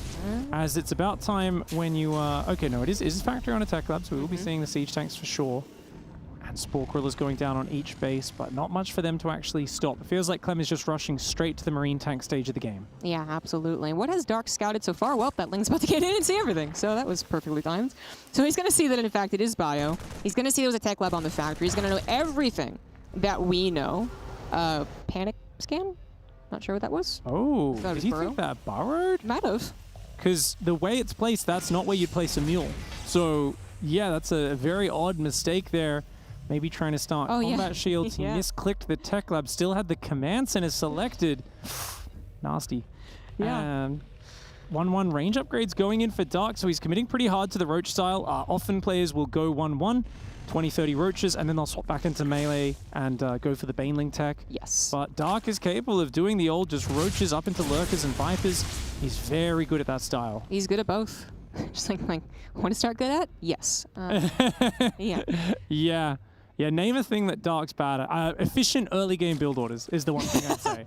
He's like, his early game build orders, like you can tell he's almost making it up on the fly half the time. It's it lacks the precision of something like someone like Lambo might have, but he's so good at flowing from there. Hellions will dive in to try and get some drones. There's little drones around. That could have maybe been a few more. 6 is still not bad for the investment. They're kind of like done with, you know, the Hellions aren't so important anymore. Clem's up to 3 bases, Dark's up to 4. Clem also knowledge of what his opponent is doing too. When I think about doing a very dedicated Roach attack on this map, that is certainly where I'd be worried. So I think we're more so looking for your point. Where's the next stage for the macro game? Is it going to be in the Lurkers? Is it going to the Baneling Nests? Dark is adding an Infestation Pit, a first sign towards his intentions. Seizure warning, by the way, guys, girls, ladies, gents, Zealots, Zerglings, Marines. This is Dark's first-person view. And he was the first person I watched first person that broke my brain. He's so good at playing incredibly fast. He can deal with multi-prong harassment in 3-4 locations without breaking a sweat. Look at that. Viking lands on a Zergling, instantly pulls it away. He's spamming his injects. He's rotating through, morphing Ravages, spreading creep like a madman. The pace he is playing at, this is blitzing. Yeah, I'd love to see us go directly into Clem, though, because just like, Clem is also really, really, really absurdly fast, but Clem might be too fast. Like when I watch that, I'm like, your brain can't possibly process these screens this fast, can you? Like, it's so difficult for me to watch his camera and keep up. Yeah, it is. But of course, we need to actually pay attention to anything that's happening in the game more than just how amazingly fast these guys are. So we do have a large group of Marines, notably though, not with the tanks coming along, right? So this is basically non-committed. It's enough to say, like, if they surprise Dark, yeah, they could do a lot of damage, but everything that does splash is back at home, so he could just get out there with his medivacs. Literally a bit of a poke. That was actually it. Yeah. And then what he saw tells him to continue being defensive. Did he just scan as well for the main? I mean, maybe he should be, because Dark is capable of choosing a moment to attack, but he is actually trying to add on a lot of technology and a lot of infrastructure. 3 bunkers building as well. Clem is not taking any chances in this game. He's going to put a command center out front, one which I imagine he keeps as an orbital in this game because he wants to actually defend from behind that base. Yeah, that's something you can do for sure. So if you leave it as an orbital, you can lift it up and avoid the banelings essentially. Because it's just that wedge behind. You can also destroy those little towers behind the minerals on this map and put siege tanks wedged in there. So I'd like to see Clem do that and move his siege tanks forward. That would be a nice move. He's once again out in the field with the Marines, looking to clear up any creep that he can. Neither player really wanting to dedicate to anything super aggressive. That's a kind of a cool split right there. And it is going to be Clem who is looking maybe to inch forward from his base. That would be the reason I have the planetary right, is that it does help anchor if you're in a bit more of like a back and forth. So it does look like it's going to be a planetary, although your point was also excellent. We do have 2-2 finishing up for Clem. Continued additional siege units as well. Already a healthy tank count. Adding on some liberators. Harassment now a little bit cheaper than it was before. And if his medevac count is already decent, then there's not necessarily a huge benefit to going up to like, 8, 10, 12, 14 or something like that. I feel like Dark should break those rocks down now so he can start clearing them. Because otherwise Clem is going to drop those rocks on you when you start marching forward to try and force an engagement. You got to be really careful in this middle area as Dark. Yes, indeed. He is making sure to never be coming in through one area. If he just panic retreated right now only to the place that Clem is pushing, he would be like, yeah, thank you, very much so, and they continue tank pushing, right? But he also has to be wary. He knows that Dark is splitting. He knows that he could actually go for the push at any moment, and that's exactly what Dark does. Has the Vipers coming in from the side. Excellent maneuver right there from Dark, who is currently just pushing Clem back. The tank line is deep, but so many of those tanks taken out of the equation because of that Viper. This made it extremely dangerous, and Clem almost just ran back into Banelings. Yeah, that was very close. He actually took a big volley of tank splash damage from some Zerglings there. And that was a great trade for Dark because he can instantly remax. Clem cannot. And Clem needs to just pull back and turtle. He keeps pushing aggressively. This is what Clem likes to do. And that works well when you're playing Biomine. It does not work very well with siege tanks. Clem should not be moving in the direction he is right now. It's really bad because if he gets too far away from the tanks, he has to pick up. The moment the tanks are unsupported, Lings will run on top. So he's leaving a potential opening for Dark, something he's got to be very wary of. When these ultras pop out and Chitinous finishes, Dark will be looking to jump on that army. Yeah, I mean, Clem, he was maybe hoping that was a little bit scarier, but Dark just said, like, yeah, I'm not scared of you, man. So he is going to have to kind of reset to a degree, try and get that tank count back up, and then focus on making sure that he has a foundation for the rest of this game. So, of course, more expansion. The 5th base now coming up on the right side, 6th finishing as well, an extra orbital, I believe. If he does move over to the right, then the left will be a little bit open. And the planetary by itself will not hold against much. So you're going to keep that in mind as you watch the game develop. Dark, not wanting him to get in control of that Zelnaga, is going to be rushing forth. Seconds away from Chitinous plating finishing. There you have it. Perfectly timed for Dark. This is a long battle, but Dark is looking to commit to it. A lot of the Bio's running. It's not able to stand and fight with the tanks. This is exactly the problem I was talking about earlier, Zombie Grub. If your Bio's running backwards, the tanks go down so quickly. But Dark may be chasing too far. That bunker positioning is nice. Biles take out the tanks. The Marines and the Marauders do gun down a bunch of those Ultras. The Ravagers doing some defensive Biles, making it hard to chase him down. But it looks like Clem does have the numbers to push Dark back for now. Yeah, I think Biles actually hitting a lot of the medevacs too. So they're quite injured, but they are here. They have a decent amount of energy as well. And it looks like Clem was able to at least take the remnants of the army, right? Not let anything retreat. But Dark, he is pretty wealthy. 82 drones on a lot of bases. He did just use a bank there to remax like he did. So it's not super easy peasy. And Dark will have to be cautious of doing that one too many times and having, even worse engagements, of course. Because that one was decent. But all it takes is underestimating how many tanks are up that high ground, for instance, before you're really regretting life as a Zerg. Well, Dark's biding his time for just a second, waiting for a few units. He sees the Bio sitting out front again, and he's going to try and dive on front. The Bio looking to get behind the planetary, goes stumbling into this battle. Lots of micro needed for Clem as the parasitic bombs take his medevacs out of the skies. The SCVs evacuating. The Ultras do start to fall to the Liberator Ghost. The planetary does fall. If he didn't evacuate the SCVs, which is a natural response, you can't really blame him. He might have actually been able to save that planetary and kind of hop off of it, too, for an even better push forward.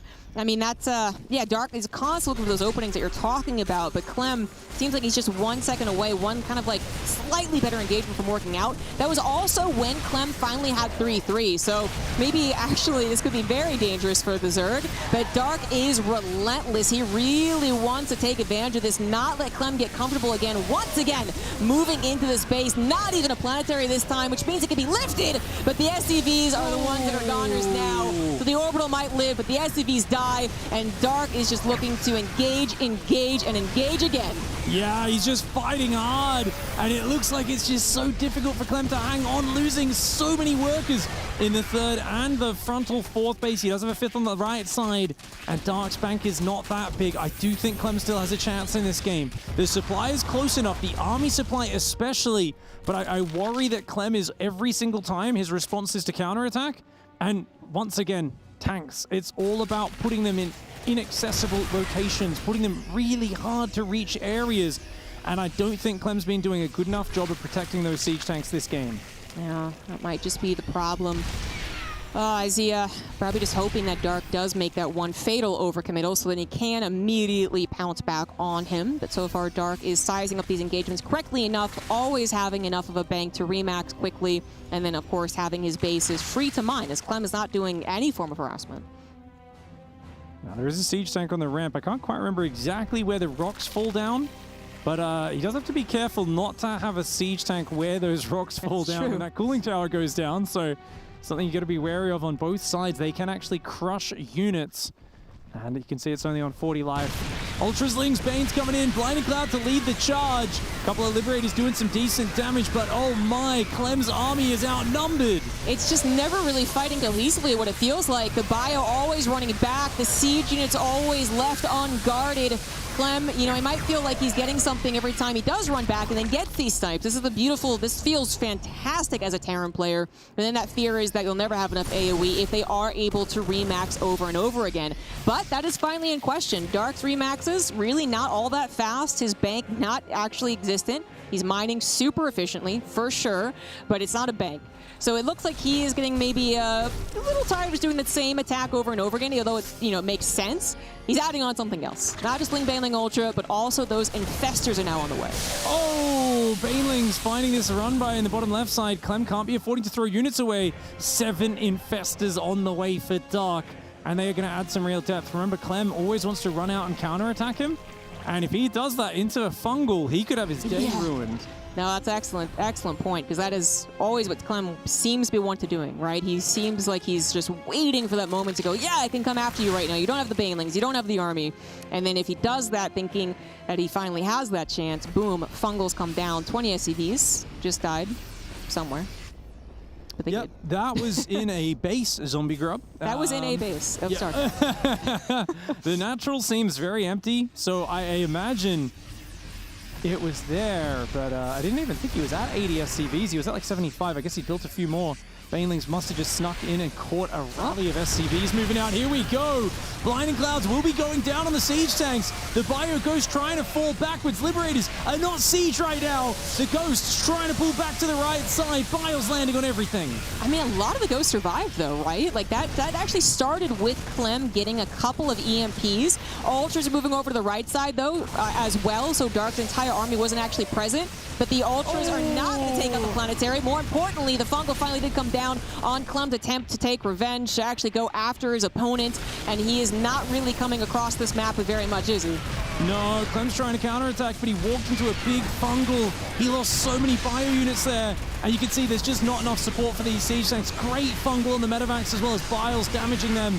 Dark is still rich in comparison to Clem, who is, of course, very low on money, trying to float an orbital out to that 6th base on the left side. Fungal whiffs there. Clem trying to force a forwards fight here. Well, oh my gosh, he's outnumbered.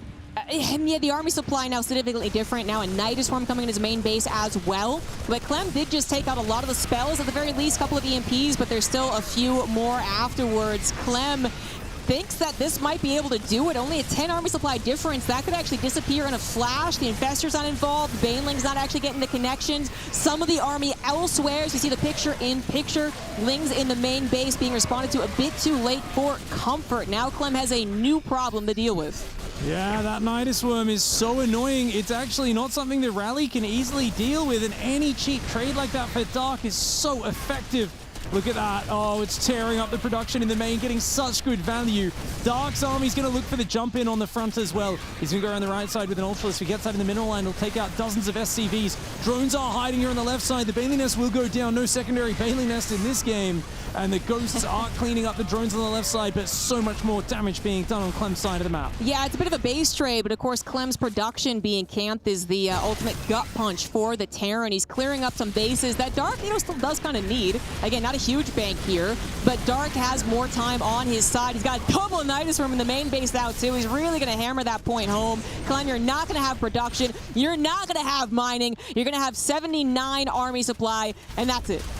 Dark is such an expert at this matchup, and once again he shows how it's done with absolutely stellar Zerg versus Terran, endless waves of assault from all sides, amazing spellcaster usage. The first Blinding Cloud assault was fantastic. We saw 8 siege tanks do almost nothing in that fight, and it was all Dark's momentum from there on. Yeah, Dark, just a powerhouse, man. It's incredible what he can do in this matchup. A well-deserved victory, 2-0 over Clem, which of course advances his cause in the group and now makes Clem sweat.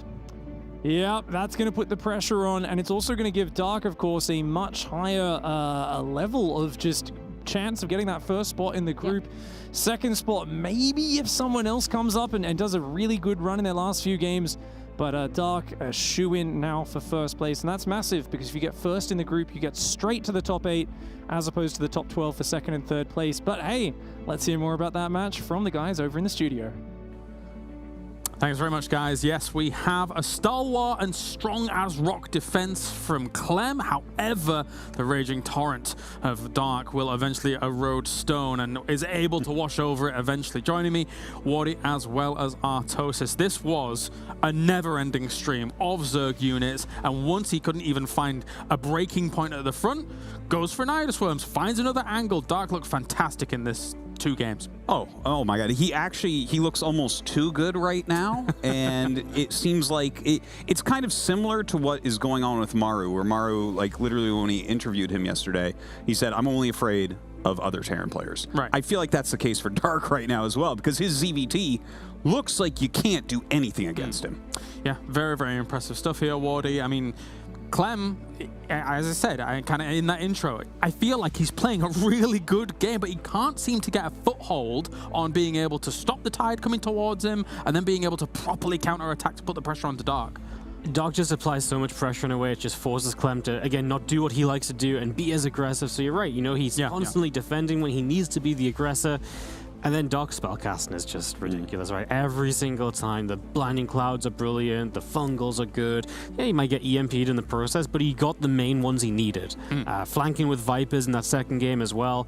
I just think he so consistently is able to make the most out of every unit, get the spellcasting down, and so Clem never gets that one fight where it's a little bit better for him, and then he steamrolls. Dark just never lets it get there. Yeah, a great clash, a great bash, even in game number 1, of course, which went quite the distance as well here. But Dark now moves to 3-1 in the group alongside Ragnarok, if I am correct. So the 2 Zergs at the top will reign supreme for the moment here. And I mean, Dark can easily challenge for number 1 now up in that group, all things considered. Yeah, I wouldn't be surprised if he ends up going ahead and winning. I didn't check exactly which matches have to go which way, but I think that everyone would agree that Dark is stronger than Ragnarok. I mean, he did lose the Zerg vs. Zerg Ragnarok, so cheers to Rag for that. Yeah. But, Dark is really one of the heavy favorites, whereas Ragnarok is like, I don't know, around a 12 guy. Oh, there you go. There you go. I mean, we'll see. We will see if that comes to fruition. I mean, looking at Group A, the results here that have come in so far, it really does show that maps will be important as well down the line, because Clem did not get a map, for example, just there. That potentially hurts him if there are some tiebreaker situations a little later on, Wardy. Yeah, it really does. And obviously the matchups that they play tomorrow is very important. I think Dark, he has Neeb, and I feel like he'll probably be feeling very good to go up against Neeb. Meanwhile, Ragnarok starts to play against Oliveira, who we've seen has been able to put up a fight against Dark. He actually took a map, right? So it has, I feel like tomorrow's game is going to be very fun. Then Cure against Clem. Cure already eliminated from this group. but we know Clem struggles against Korean Terran players, and it's going to become a must-win for Clem. So much going to go on tomorrow. This group's going to have an explosive finish. Yeah, I mean, is this group going as you anticipated it here? No, not really. Like, I assumed that Dark wouldn't lose any games, basically. Sure. And I definitely didn't think Time, Oliviera, as he wants to be called now, was going to do as well. And it's kind of fun there as well to see like Neeb throw the wrench in of beating him. So it's like, well, he actually could have won the group at that point. But yeah, it's kind of all over the place. By the way, I really don't mind at all that people are still saying Time when it comes to Much better idea. Because, I mean, well, I kind of agree with that. But there are actually a lot of people out there that actually don't even realize it's Time Wardy. Man, I remember a tweet actually from Petit Drogo 2 or 3 weeks ago, because someone played in a tournament against Time who's named Oliviera, and they were like, oh, he was like, who's that? And that guy? The pros don't even know, man. If not everyone's sure, how are the fans all meant to know? So I think sometimes it's okay to still say Time, especially as, he only just named. This is his first major event with the name change. And everybody watching on Twitch and on YouTube or whatever, that sometimes, there's a lot of fans that are not always watching every day, day in, day out. And sometimes these things slip through the net, and we understand, and that's awesome. That's cool. That's fine. All right, so that's kind of how Group A is going to sit for now. So we've done Group A, Group B here. Some very, very impressive kind of, again, defenses by Clem. I've got to kind of commend him for being able to try and put up that much of a fight here, Artosis, because it's not like he's playing a bad game by any means against Dark. He's really kind of pushing it to these late games, but he actually did better than I thought he was going to. Because we talked a lot about how Dark is just kind of heavily favored there, but I like that he used 2 different strategies. He has been mixing in that battle mech. I mean, that's a hard opponent, man, for anybody. Absolutely. All right, well, the interview is now ready here as we have Smix, not in the Smix Dome. She's right here. Thank you very much, Claire's. Indeed, I have left the Smix Dome and I'm sitting here with Dark after a fantastic, very dominant 2-0 win over Clem. Tell us what's going through your head right now. It was such an impressive series and showing from you, especially going up against a player like Clem, who's traditionally known for having really great TVZ. What's going through your head? 일단 너무 축하드리고요. 정말 대단한 2대0 승리를 보여줬는데 클램 선수가 원래 저그전으로 잘하는 것으로 유명한데 그럼에도 불구하고 그런 선수를 너무 이렇게 좀 쉽게 꺾고 한 소감 한마디만 해주세요. 우선 희범이한테 시작할 때 지고 시작해가지고 좀 멘탈도 나가 있었고 오늘 해보니까 제가 준비해온 빌드들이 다 안 되더라고요. 그래서 오늘 좀 재수가 없는 날이구나 해서 원래 클랜 선수한테 준비해온 빌드가 몇 개 있었는데 그냥 안 쓰고 그냥 운영하는 게 낫겠다라는 생각을 해가지고 일단 그게 잘 적용된 것 같고요. 그러다 쉽게 이기셨다 했는데 저는 진짜 힘들었거든요. 머리가 안 돌아가가지고 손만 움직였는데 진짜 다행인 것 같아요. So he says, earlier today I lost against Ragnarok, and that was I felt my mental just completely sort of break after that. It was a situation where every build that I tried just didn't work, and so as a result I just thought, okay, I guess today is a very, very unlucky day for me. And so originally going into this series against Clem, there were builds that I had prepared specifically for Clem, but I just thought to myself, okay, let's just throw those out the window, and let's just go standard macro play because I am confident in that. So that's what I decided to do, and I'm very lucky that that worked out. And you mentioned that it was a pretty straightforward 2-0, but I did want to mention that on my side, it was actually a very difficult series for me. I just had a hard time focusing. So in the end, still very, very glad that I was able to take the win. I want to talk about the second map. You talked about how it wasn't such an easy series for you, and I'm wondering if you're talking about that second map because it felt like we saw constant aggression coming from you, and we saw Clem constantly trying to defend and hold on to the game. At what point did you realize that you had won that game?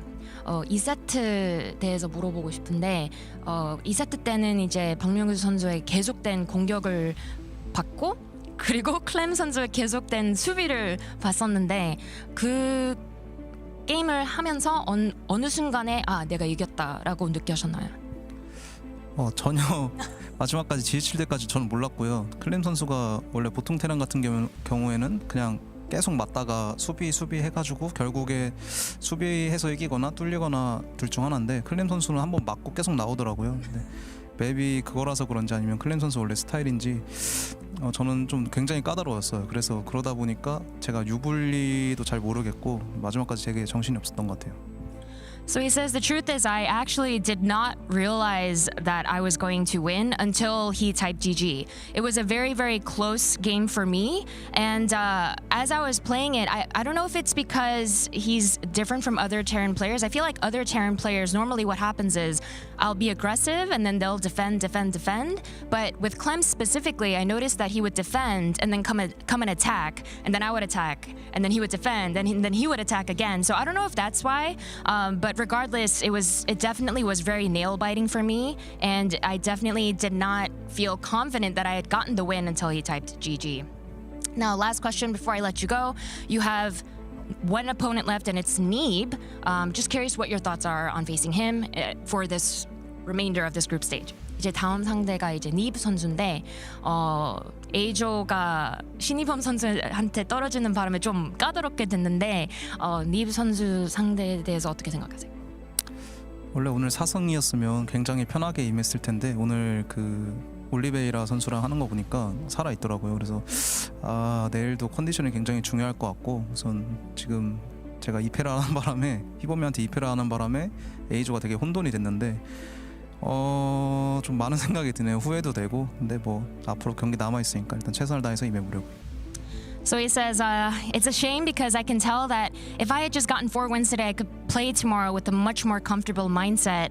But you're right, after losing to Ragnarok earlier today, Group A kind of turned into a bit of a mess where it's not very clear what's going to be happening. And speaking of Neeb, I saw how he was playing against time and he actually performed very well. So I'm definitely not going to underestimate him. So I'll do my absolute best tomorrow, but definitely a shame that I wasn't able to get the 4 wins today. But for now, congratulations again, Dark, on the clean 2-0 win. We are gonna head to a break, guys. But when we come back, more StarCraft 2 action with Hero Marine taking on Byun.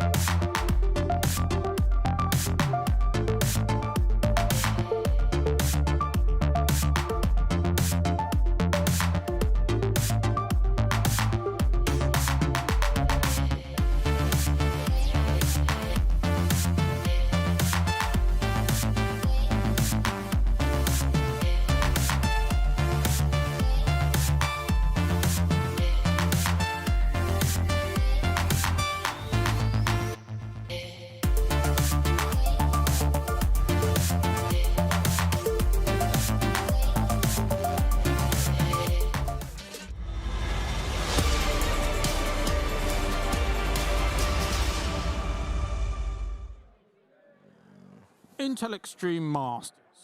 Brought to you by me, Colaris.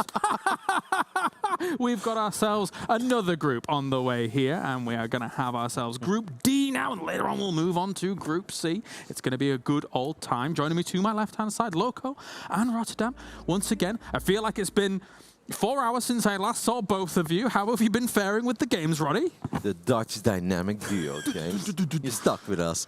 Obviously, me fun. I really enjoyed that second game between Clem and Dark. Even though, like, there were some moments where I was like, knock down that cooling tower. I feel like that could have helped him because that thing survived on like 10 HP for 10 minutes straight. But a very fun game, but obviously a pretty brutal loss for Clem because he's now 2-2. He can still get the job done tomorrow, but he's going to need a big performance. And it was fun to see Dark do something that we often compliment European Zergs for, and that's spellcasting. But Dark has always been the best in the Korean scene when it comes to using Vipers and Infestors, and I think he displayed that once more. I don't know how you make the aggression subside when it comes to going up against Dark, Loco. It was just constant, never-ending. By the time he gets there, just constantly piling on that pressure. Yeah, Dark is looking on point. Like, it's good to see, especially since he said that he apparently got called by the military. He might very well have to leave the StarCraft scene soon, and at least for a little while he's going to be AFK, as we can call it, right? But it's awesome to see him performing so well at this tournament so far. And honestly, he seems like he can win it all. All right, well, let's move on to then Group D. And we have this shaking on up. Right now, there has been quite the situation. Hero Marine's doing very well for himself. It's going to be Hero Marine going up against Bjorn. Loco, I'm going to come to you first. You have the Bjorn card. What are you thinking for Bjorn here? Yeah, Bjorn getting 96 on offense and 76 on defense. I think that's probably the most noteworthy thing here. The man definitely likes playing aggressively, right? He's incredibly fast, as you can notice. But sometimes the defense can indeed be a little bit shaky. We'll see how it's going to end up going down here. I've got a feeling that this should be a pretty interesting match. For sure. I mean, Gabe was amazing yesterday against Maru. And Maru already defeated Bjorn in a TVT as well. But just because you defeat Maru, that doesn't mean that you're going to defeat Bjorn. Because Bjorn plays very different. Bjorn is not a Raven guy. Bjorn is amazing with Marines and tanks. I feel like speed advantage, sure, favors Bjorn here. But Gabe is a strategic mastermind. And I think it's a fun series. Well, I also have the Hero Marine card here. And I think ultimately what he's done so far in the group is pretty impressive. James, we've already gone over that. This card, this thing right here, it does not do Gabe justice. Get it out of here. Gabe deserves more love. Oh my God! What the? Hey! This is. When did this come from? This is. What does he get for size? 100 and a star right next to it. That's right. Oh my God! I think that actually levels up the score a little bit as well, man. This is glorious. This truly represents him the way he should be represented. Finally a card that does Gabriel justice, okay? Because that little card that you had over there, Gabe was insulted by it yesterday, and he showed it in his games as well. He 2-0'd Maru. Gabe was amazing, got a great victory over Classic as well. I like this card. Much better, James. I like this card too. This card can just host the rest of the tournament, I guess. It's about the same size, yeah. Yeah, I'm a short guy, guys, so, you know. No. Gabe is just that big. Jeez Louise. All right, well, yeah, the biggest of Gabes with 100 size. And, I mean, right now, sitting at #1 in this group, do you think that he can push it even further here, Roddy? Do you think he can go toe-to-toe with the Bjorn? I think he can, but he also said it yesterday, where it's like after the victory over Maru, he can kind of dream about potentially even winning this group. But it's so important that IEM Katowice do not get too carried away. Day one was absolutely fantastic, but you kind of start all over again, man, because there is still Bunny in this group, there is still Bjorn, and normally if we go into a Hero Marine against Bjorn, we look at them and be like, that's 50-50. They are both incredibly good, but they're kind of good at different things in the game. I don't know, man. Obviously, if Gabe plays as well as he did yesterday, sure, but that really was a strategic victory against Maru. It's not that Gabe got the best of Maru in a 27-minute banger. No, he had a double factory all in with a couple of Vikings. Like, it looked like World of Tanks at one point, you know, there were only tanks. So obviously you can't necessarily go for the same build, but I also don't think that Gabe will go for the same build because you can't approach these best of threes in a similar manner. They're a completely different series. I think Gabe's got his head screwed on though, Loco. We heard it from him. He knows that the work is not done yet in this group, and that's very important. Even though you take big scalps along the way, these opponents are still very tough. Yeah, it's honestly really good to see Hero Marine performing so well, right? We see him doing well always at the weekly tournaments. We see him doing well over the years overall. But I always kind of felt that over the last few years in particular, maybe someone like Clem has overshadowed him a little bit. Not literally, of course, figuratively, because the man's gigantic. Yeah, there's no way that Clem, especially Clem, could overshadow Hero Marine. But yeah, in general, I mean, it's good to see him performing well. He's always been up there. He's been up there for like a decade now, right? Like he's always been really good at the game. And yeah, it's good to see him performing well. It'd be awesome if he can move on out of first place here. All right, gentlemen, thank you very much. It is now time as we, I can barely see you behind this guy. It's time to go over to the stage here to bring our players to the forefront.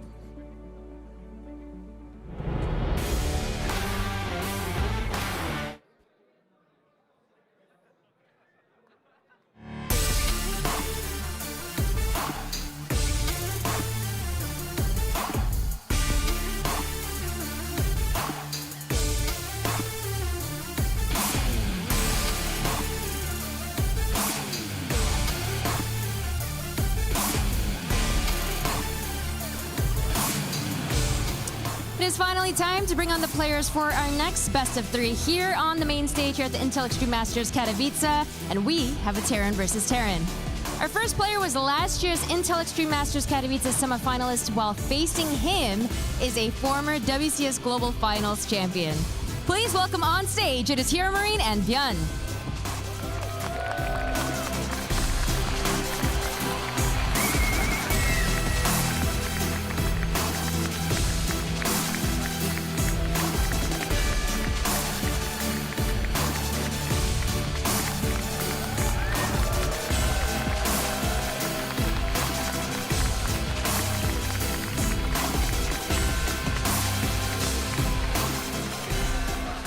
All right, we are ready to get into this TVT with Hero Marine versus Björn. I am super excited. Both these players have been playing out of their mind here at IEM. Oh, they certainly have. You know, Björn having that kind of heartbreaking series against Maru where he came back against impossible odds, then barely ended up losing. Gonna be an important match for him here against Hero Marine, who has been kind of the surprise of the group, but should he have been a surprise? I mean, he's so consistent, getting better all the time. Top 4 last year anyways. Maybe we should have expected it. Yeah, you know, he's a very hard-working player. He's definitely put the hours in. And now he's going to go up against Björn, who, you know, Björn at one point in time was literally on top of the world as far as StarCraft is concerned. Right. World champion. And with his own style as well. You know, most players tend to win on kind of a macro strategic level, whereas Björn is really somebody who likes to get in there and start punching early on and try to take the opponent down a lot of times in the mid-game. So this should be a pretty action-packed TVT. Yeah. This TVT, I think, is going to look like Hero Marine, I believe, will play a little bit more standard, but Björn can't help himself, man. He has to run around the map with a ton of Marines, trying to get damage all over the place. That's just where his skill set lies. And after talking to Maru about that, after their series yesterday, that was the big thing that Maru was talking about. Like, the way that Björn runs around the map is very unexpected. You don't think he's going to pop up where he is doing damage as much as he does. Yeah. Oh, it looks like we're actually ready to get into this right now. Hero Marine versus Björn in this best of 3. Artosis, if you had to pick a winner out of these two, who would you take? Oh, dude, this is so hard because Hero Marine's playing so well. But with how Björn played last night, I'm going to do it. I'm going to predict Björn. Oh, interesting. See, I'm kind of feeling the Hero Marine a little bit more here. No, that's reasonable. So this time around, guys, we've got Hero Marine here in the top left, in the red, and down in the bottom right in the blue, it is Björn. And immediately here with the SCV coming out from Hero Marine. Looks like we're going to get a proxy. All right. Now, is it going to be a single proxy barracks? Are we going to see 2? We'll see momentarily. There comes the second one. So a 2 Proxy Racks Reaper is probably going to be the name of the game here for Hero Marine. Let's see how Björn does on that defense. You know, it's kind of funny because if you covered up the IDs, I'd say this is Björn doing this. Yeah, but it's actually going to be Hero Marine coming out right away. And this is kind of a cool opener. You know, out of all the kind of games we could have envisioned here, this was not one I was really expecting, was for Hero Marine to go to a rush right away. No, yeah, that's actually a really good point. It seems like if I had to guess where he was going to open up, like probably a more standard game number one, but maybe this is a good way to just kind of set the pace, right? If you can pick up that first win or throw Bjorn off, with him also not expecting this, it's a great choice. So the two barracks are about to finish. We want to watch very carefully how Bjorn tries to set this up, because rushes like this are really engineered to try to come in there and pierce the defenses immediately. And wow, okay. We are in for a bit of a surprise, Artosis. A tech lab has been added. This should be for Marauders. Yeah, this is kind of exciting. I really did not expect for this to be the build, but there is a second gas right there. Marauder on the way. 2 racks proxy Marauder. Of course, he'll get the concussive shells with this, and like that's going to be really hard to stop. Yeah, we don't see this very often, but every once in a while we have some kind of proxy Marauder stuff. Now, Bjorn has made his first Reaper and sent that out, and this is a very inconvenient moment for the Reaper to be out on the map here. He peeks down there for any proxies and doesn't see anything, but that could only make it worse here, right? As he's going to be coming on in just a little bit. Yeah, I do have to say, there is one really good thing here for Bjorn. He made his command center in his main base. Yeah. So, like, if you're making it down on the low ground, it's dead, right? Like, the Marauders will easily kill it off. But here, it's like, okay, well, will he be able to maybe get a bunker up and hold on for a little bit with all of his buildings in his main? Artosis, I might be wrong here. I might have missed this. Did Bjorn actually scout? He scouted just around the periphery. So he literally, normally we see an SCV go across the map or, and come in there and you see the lack of anything in the base. So this is going to be a blindsiding rush here from Hero Marine. Yeah, and you can see Bjorn shake in his head immediately. Hero Marine going to get through that first depot immediately. And dude, he's going to pull like every SCV here to have a chance. Yeah, the Marauders are going to come up right now. The SCV's trying to surround them. They do get around one Marauder. Nice control. Yeah, that was a good drill overall, but there's just so many Marauders in here. The SCV's being picked off oh so quickly. He does have a couple Marines there, but they are getting targeted down as well. And Hero Marine continues to pile on the damage. So many SCVs so low on HP. A few Marines are being made to try to come out. Another Marauder's going to come in and reinforce with the group. And I just don't know how much longer, Bjorn's going to be able to hang on here. That was a lot of SCVs that were killed. It was a lot of SCVs that were killed, but the actual SCV count is not bad compared to Hero Marine. He's down 2, but he has 2 command centers. He has a factory. Yeah. Like, he's getting a starport right now on that tech lab, so probably into a Banshee. If he just continues to hold this, Hero Marine's in trouble. Well, hold on a second. He's going to be in range of the tank, and Marauder's so strong, but so many SCVs here repairing. And it backfires. Bjorn takes game number 1. Dude, when I saw Bjorn shake his head when the Marauders came up the ramp, I didn't know that it was going to end like that. It was so funny, and if you know any Korean, I know exactly what he said, which I can't repeat, but it was a very funny moment.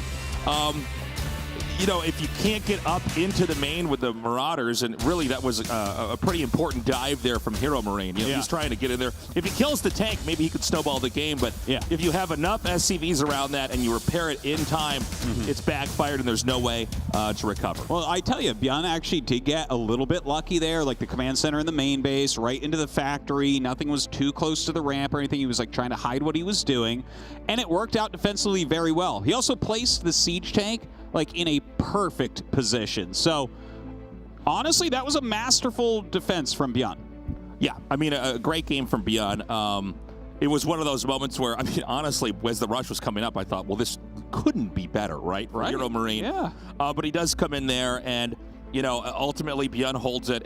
There's a reason why we don't see that strat really ever, or at least not that often. Occasionally we have some kind of proxy Marauder stuff, but it's funny too, because the strategy, the idea itself worked. I mean, Bjorn didn't scout. It was about as good of a possible situation for the aggressor, and it still failed. Yeah. Well, I tell you, that has to be a little bit demoralizing for Hero Marine, because I bet you when he went up that ramp and got the depot that quickly, and then the SCV's drill, and he kills like 16, you're probably feeling pretty good. But here we go. He's down 0-1. Can Hero Marine come back in game 2? All right, guys, we are ready to get into this game, and hopefully this one is going to be a little bit longer, as I think a real late game with these two would be pretty exciting. Oh, I would love to see it. All the maneuvering that would take place. But it matters on how they want to open. Maybe it's time for Beyond to rush. All right, over here in the upper left, in the red, make some noise for Hero Marine.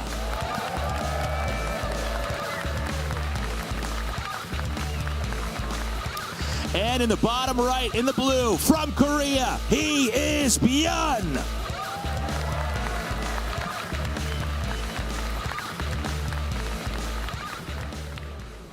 I tell you, if Byun takes down Hero Marine now, it really opens the group up even more. We've been having a lot of matches like that today where the group leaders are not able to hold on to that advantage.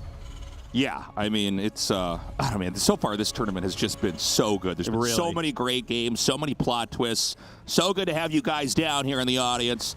This is going to be a great event. Dude, all the way from Panama. Very nice. Thank you for coming down, guys. And I mean, it's a tournament to remember. The World Championships of StarCraft 2, it doesn't get better than this. It does not, Artosis. Going into this game, we should point out immediately, there's not going to be any kind of crazy rushes, at least not involving proxies. Both sides are teching up. I believe Hero Marine had 2 gases, whereas Byun actually just went for 1. Yeah, so Byun very likely here to go ahead, grab his command center quite quickly, whereas Hero Marine, of course, going to go for a factory follow-up. We'll see what he does with it. I mean, it's a pretty common opener anyways. You can just expand after that factory as well. Okay, that SCV is going to come down, spot the command center.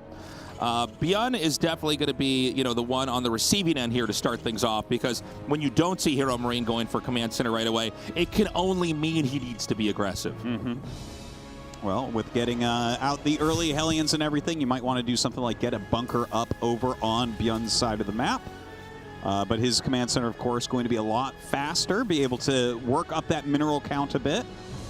And I'm really hoping, as you said, that they get into a macro game this time. I don't want to see anyone just fall right away. Yeah, I mean, it would be really fun to see, you know, how these two would interact with each other, because Byun is such a micro-intensive player and so good at taking these fights that pretty much nobody else in the world can win. Yeah, no, he's very good at figuring out how to break areas, like breaking these siege tank lines with a mostly marine-based force.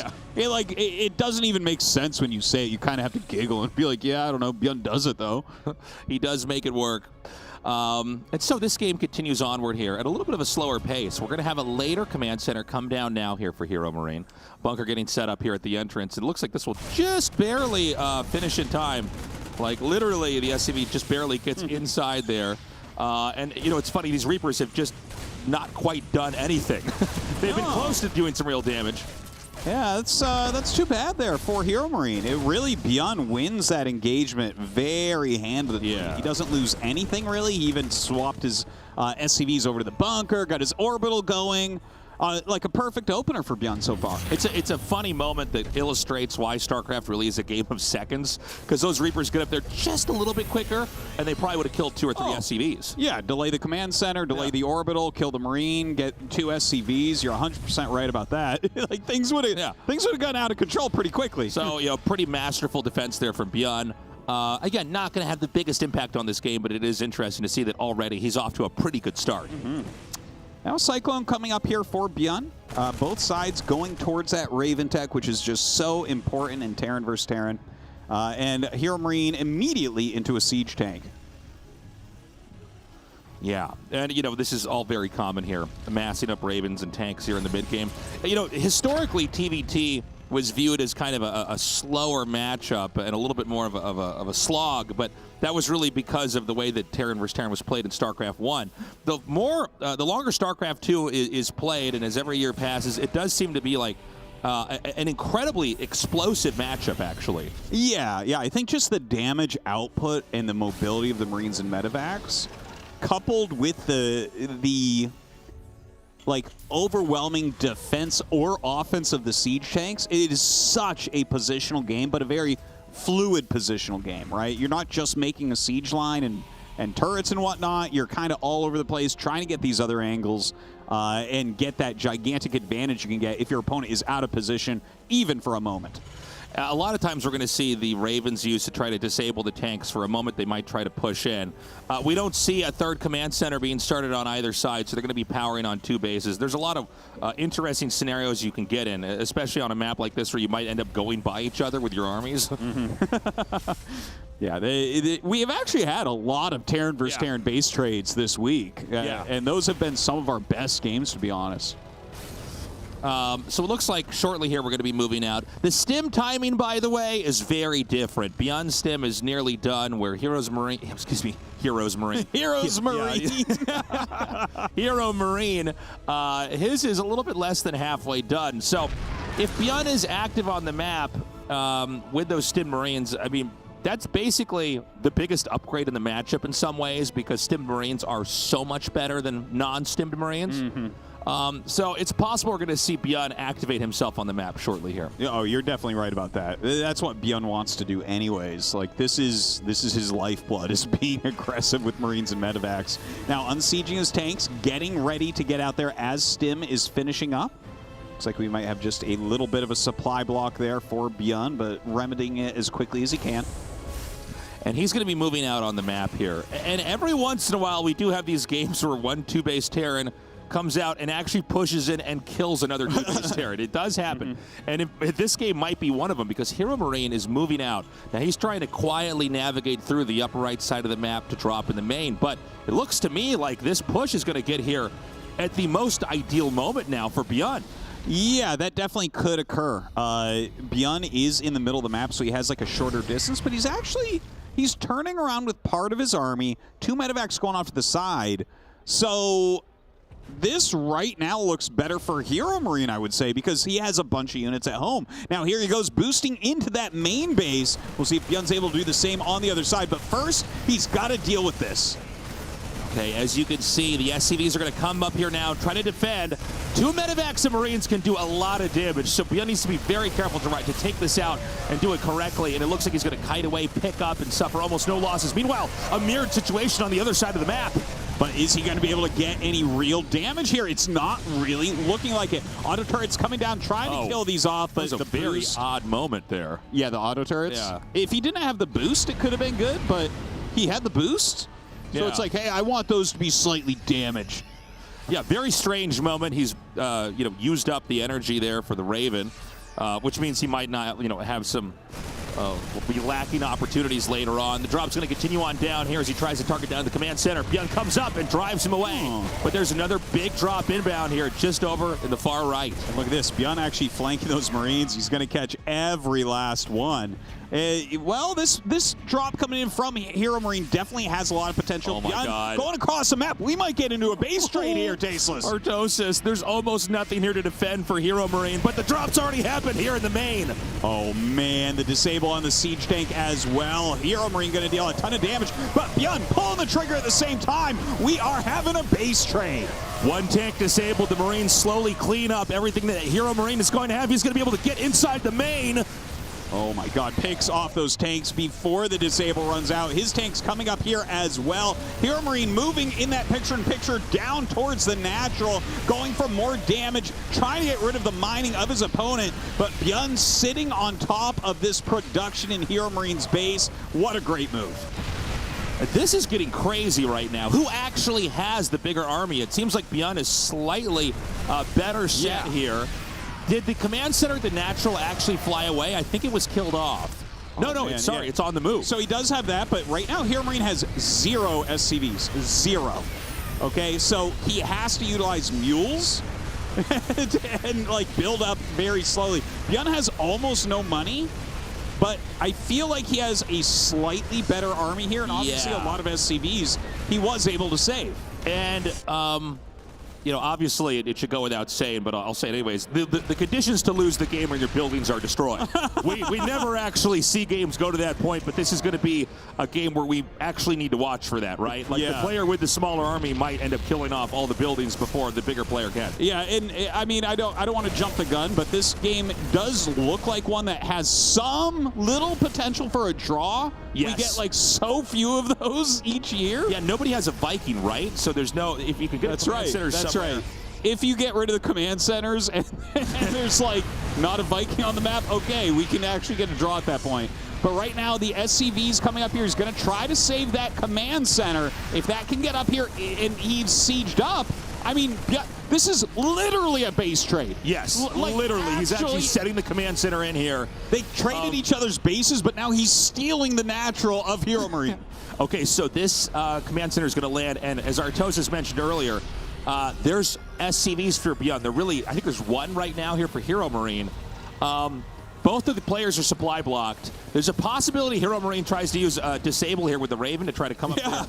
Oh, he wanted to try to do a Marine bomb. And, and pull over some of the splash damage. This is so crazy. I can't believe what I'm looking at. Right now, you got to remember, too, Hero Marine barely has money coming in. So any damage on a tank is a big deal because he might not be able to repair it that easily. And in fact, Hero Marine's going to just try to inch over here to the right. By the way, we have to point this out. Oh my God! Oh my God! He just killed the Raven. Yeah, that's not good. Loses one of those very important Ravens, so Bjorn does tie that up. But one of the most important things here, Tasteless, is Hero Marine did get an SCV out before he lost all his depots, which is incredibly important because he has to build depots before he can make more SCVs, like quite a few. You see him making them over and over and over here. And it looks like Hero Marine's still supply blocked. Not that he's got a lot of infrastructure, but, you know, he's basically in the negative right now and has to sort that out before he can even begin to focus on development. Oh, my God. Whereas Beyond already has 2 barracks over here, and he's about to have an additional command center in what was the starting location of Hero Marine. So what you're telling me is that Beyond is expanding from Hero Marine's natural to Hero Marine's main. Yes. This is a great game. This is. We got lucky with this one, Artosis. Things are starting to look worse here for Hero Marine. Not only is he behind economically, but he's in this low ground area just outside the base. I guess he could try to expand again over to the upper right. Nice little snipe there on the starport.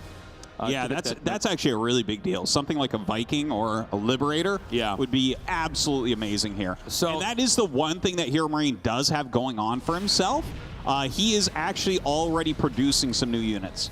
Yeah, he's got 1 factory, 1 barracks, and 1 starport. And I think there's 2 barracks in the main for Beyond. And, okay, there's a factory made as well. This is definitely not the easiest game to follow. And he's moving out with double medevac. Where, like, is he just going to fly around the command center and land on the other side? It's not like there's bases out there for Hero Marine he needs to find. Seems to me like if Beyond got to it, he could just drop on those tanks. Oh, I guess not now. There's more Marines coming in here now. But we're still waiting. You know, there's enough energy with that Raven. He might try some auto turrets or maybe a disable. I thought he might go down south and end up right into those Marines. Keep in mind that I don't think you can use the gas at that natural expansion either, which just the one on the right of that. Yeah, that's a little bit annoying, but like the economy is so much better right now for Bjorn. But look, a Liberator comes out. So air dominance does belong to Hero Marine. Again, he's in a tough spot, but he's getting SCVs out. He's at 8 SCVs now. He's building some of these tech units. I think he knows that he is very much on a clock to kill Bjorn. Yeah, he has to get something done pretty quickly. And there is a bunch of Marines in the back. You can see that Bjorn is forked them out a little bit, spread them out so the splash damage won't be distributed so evenly onto them. Oh my gosh, yeah. I mean, he's getting this command center in the red, Artosis. This may have to lift off. Dude, if Hero Marine breaks him, that is going to be absolutely amazing. But Bjorn is getting a good amount of units. Look at this. Oh my God, the armor shred comes in from both sides. The flank goes down. A couple of auto turrets up on that high ground, though. Does Bjorn have enough Marines? He is surrounding this, and I don't think there's anything that Hero Marine can do now. Bjorn takes this game at a 2-0. Oh man, what a game there from Bjorn. 2-0 over Hero Marine, greatly increasing his standing within the group. You know, Hero Marine losing a very quick cheese in game number 1, but that game number 2, that was an awesome. We've casted many games, Artosis. That one is going to be unforgettable for me. That was such an interesting exchange there. Beyond, you know, he was so patient too. He basically waited until the command center was about to die. Yeah. He made Hero Marine work all the way up there, but in the last, few seconds, he got that disable off. Almost looked like he was going to lose that Raven for a second and got surrounded. Wow, just fantastic play from him. You know, he escaped with more SCVs. I think that was really the game changer. All right, we're going to throw it over to the analyst desk and get their thoughts on that absolutely insane 2-0 from Beyond. Claris?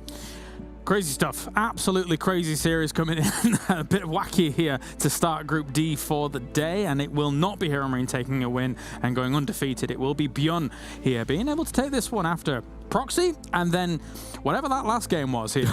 Loco and Rotterdam joining me. Roddy, this was unexpected.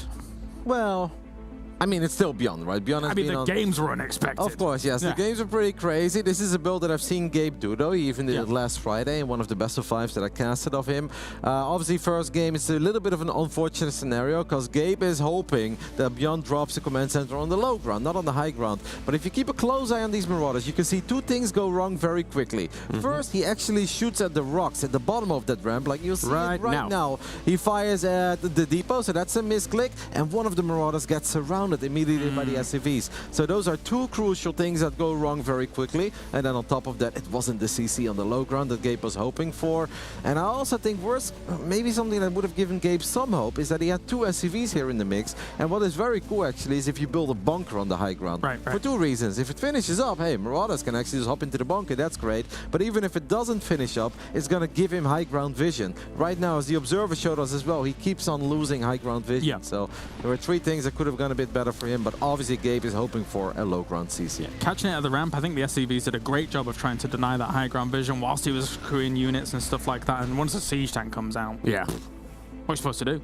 No, for sure. That was a really fun game. A little bit of miscontrol right there. And, well, when you have 5 units, right, there's not really a whole lot of margin for error. Game number 2, though, another, like, this was not a banger, right? We've had a lot of good games already during this tournament. But I love the fact that this game comes down, well, with Bjorn spawning in the bottom right corner, but then actually mining his opponent's side of the map, right? He ends up mining the natural expansion of Hero Marine as Hero Marine is mining the third base. Just a lot of fun. Crazy, wacky game. And, well, in the end, it was Bjorn who ends up winning here, but super fun matches. Not a common occurrence here, Roddy, this one. No, and I gotta say, still very well done by Bjorn. Of course, he had way more SCVs and time on his side, but the moment that Liberator goes up and he was still rebuilding the starport, it's actually kind of easy to lose your cool and make some mistakes, but he didn't make any mistakes. He didn't lose a single tank against that Liberator. Obviously, loved the interference matrix coming in from the bottom and the Marines coming in from the bottom right side. So perfect cleanup here in the end by Bjorn, and he gets a very important 2-0. He's actually doing perfectly fine in this group, man. Like, he's 2-1 after 3 series, and the only one who lost to is Maru, who is the best TVT player in the world. And yes, Maru lost to Gabe yesterday, but that doesn't take away the fact that Maru is the best TVT player in the world. Yeah, absolutely. This is turning into another lots of 2-1 scenarios. So we're going to have quite a few scenarios where the group's still going to be quite open here, Loco, which is exciting considering that, you know, you've still got Classic in the mix here. He's actually going to be in our next game, I do believe. Versus Maru, I believe. Yes, versus Maru. So that's a good one. Could be a big decider too. Yeah, Maru in the meantime, by the way, ended up 2-0ing Bunny in the previous round as well. And then Lambo ended up 2-0ing Classic, which is another one of those cool results. So honestly, this group, it can really go either way. It's really fun. Yep, everybody's got to win in this group already. Bunny is 1-2, Classic is 1-2. It's 2 1s and 1 2s only. Yep. Yeah, that's super cool. Nobody is like running away with it. Nobody is eliminated. Obviously, the next set of games in this group is going to be very important. That Classic Maru game is going to be important. Bunny really needs to pick up wins, by the way. I know the Bunny versus Bjorn is next. That's a hard one, too. Yeah, it is really hard. But Bunny needs a win, man. Like, the runner-up of the DreamHack Masters Atlanta needs to get a W. Otherwise, he's pretty much out. Especially hurt since his map score is the worst at present. He's at -3 compared to... But if he just wins 2 series, and he obviously played Maru already, like, Bunny will look at that. I guess it's Hero Marine and Lambo. And Bjorn left. No, he already played Lambo. Talking for Bunny. Bunny has has Gabe and Bjorn left, as far as I know. Okay, no, I thought you meant that Hero Marine is also playing a game next, and he is going up against Lambo. Yes. But yes. Oh, that German Klassiker. I love it. They faced off against each other so many times over the years. Yeah. Fantastic, fantastic. Well, I thought we were waiting for an interview, but nobody's on the couches. So I guess we'll wait a little more here as we continue on. Beyond that then, when we're looking at these results as a whole, obviously Lambo getting that win over Classic 2-0 is fantastic here, because Classic came into this group with a little bit of fire under him. Yeah, Loco, after 2-0 against Bunny. Yeah. So honestly, this group has been all over the place, right? Maybe oftentimes before a tournament starts, you kind of look at the 6 players that are in a list, right, in a group, and you mentally prepare for the 3 that will most likely move on. And maybe some results in this group so far are expected, but honestly, Yeah, it's been all over the place so far, so curious to see what's going to end up happening here. Yeah, if you had to make any bold predictions here, Roddy, for this group, I know it's a little bit difficult. I think Maru is going to move on, guys. Very bold. Oh, wow, yeah. I'm going on him, guys. I'm calling it. Maru top 3 in this group. What? Yeah, I know. That's Don't quote crazy. me on it, I don't know. Like anything is still possible, right? Like what kind of predictions can we make? There is no silly prediction at this point. There is no great prediction other than that Maru is probably at least going to make it into the playoffs. I'd be surprised if Classic makes it out because he is 1 and 2 and he's got a couple of very difficult games left. But other than that, like Lambo absolutely still has a shot because yes, he lost the 2 series that he played yesterday, but he absolutely had game 1 in the bag against Beyond. Like he was talking about it backstage. He called it a 99.9% win. He has no idea what happened. And against Bonnie, he also had opportunities. Like he legitimately, he actually said like I could have been 4-0 in map score. Like he genuinely believed that he could have had a great start. But hey, today he had a great start. He gets a very important win. Lambo is still in the mix. Like anybody still has a realistic chance. Just I think for Classic it's going to get very difficult now. All right, well, let's head on over to the stage now as we are with our winner, Bjorn, after that interesting best of 3. Thank you very much, Colaris, and congratulations, Bjorn, on your 2-0 over Hero Marine. I'm curious if you were surprised when you saw that Hero Marine took down Maru, and if that made you a little bit more nervous facing him today. 일단 2대0 승리 축하드리고요. 이제 히로무린 선수가 엊그제 조성주 선수를 이겼는데 그걸 보고 오늘 경기 전에 좀 긴장이 됐나요? 일단은 경기를 제가 보기도 했고 되게 제가 히어로마린 인상은 원래 하던 것만 하는 선수다라는 인상이 있었는데 이번에 성주랑 하는 거 보니까 제가 처음 보는 빌드를 시전하더라고요. 그래서 이거 대회 때는 좀 다른가 보구나 해서 되게 걱정을 많이 했어요. 근데 오늘 1경기부터 좀 전혀 예상 못한 그거 와가지고 진짜 철렁했는데 와 운이 진짜 정말 좋았던 것 같아요. So he says, yes, I definitely watched those games, and I'm not gonna lie, I had a certain perception of Hero Marine in that I thought he was the kind of player that always played the same way, in the style that he liked. But in watching the series that he had against Maru, I actually thought, wow, he was showing a lot of different diverse builds. And so I was very surprised by that. And I just figured to myself, okay, I guess he's a player that definitely prepares hard for tournaments and has tournament-specific builds. And then even in my series against him today, in that first map, I did not expect his strategy at all, and my heart sank when I saw what he was doing. I think I was just really, really damn lucky in that I was able to, and that's why I was able to win that game. It wasn't just map 1 that was weird though. Map 2 also turned into a weird game. It turned into a base trade, which is definitely very stressful. How do you think you were able to win at the very end? 이제 2세트도 좀 이상하게 흘러갔는데 엘리전으로 가면서 엘리전이 솔직히 되게 좀 스트레스 받는 상황이잖아요. 그래서 어떻게 해서 이길 수 있었나요? 일단은 히어로마인 또 빌드가 되게 특이하더라고요. 그 전투 방패 해병의 전투 방패가 타이밍이 아닌데 방패를 들고 있어서 되게 놀랐는데 그 빌드를 안 순간부터 엘리전은 생각하고 있었어요. 그가 서로 이렇게 엇갈리겠구나 생각은 하고 있었고 제가 벙커를 회수 안 한 것도 약간 엘리전에 도움이 될까 싶어서 하는 거기도 하고 근데 생각보다 되게 무아지경 그런 경기가 나와가지고 되게 걱정을 많이 했는데 제가 엘리전 생각하고 일꾼을 되게 많이 살려놨어요. 그게 되게 포인트였던 것 같아요. 그것 때문에 이겼던 것 같아요.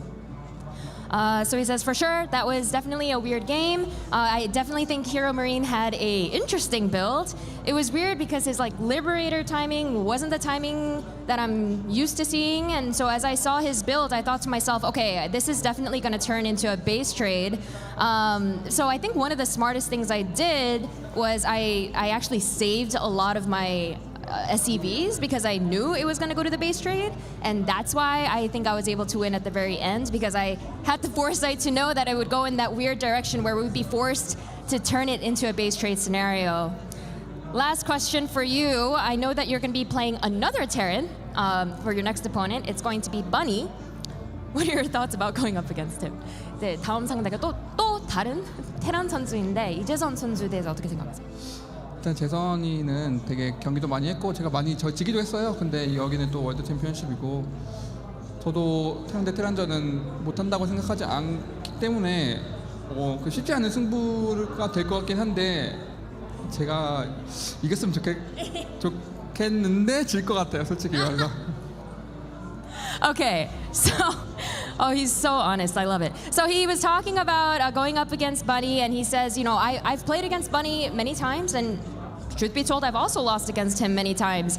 I hope that it'll be, I think it definitely won't be an easy series, but I want to say that I'm still going to win, but honestly, I think I'm going to lose. But I'll still try my absolute hardest.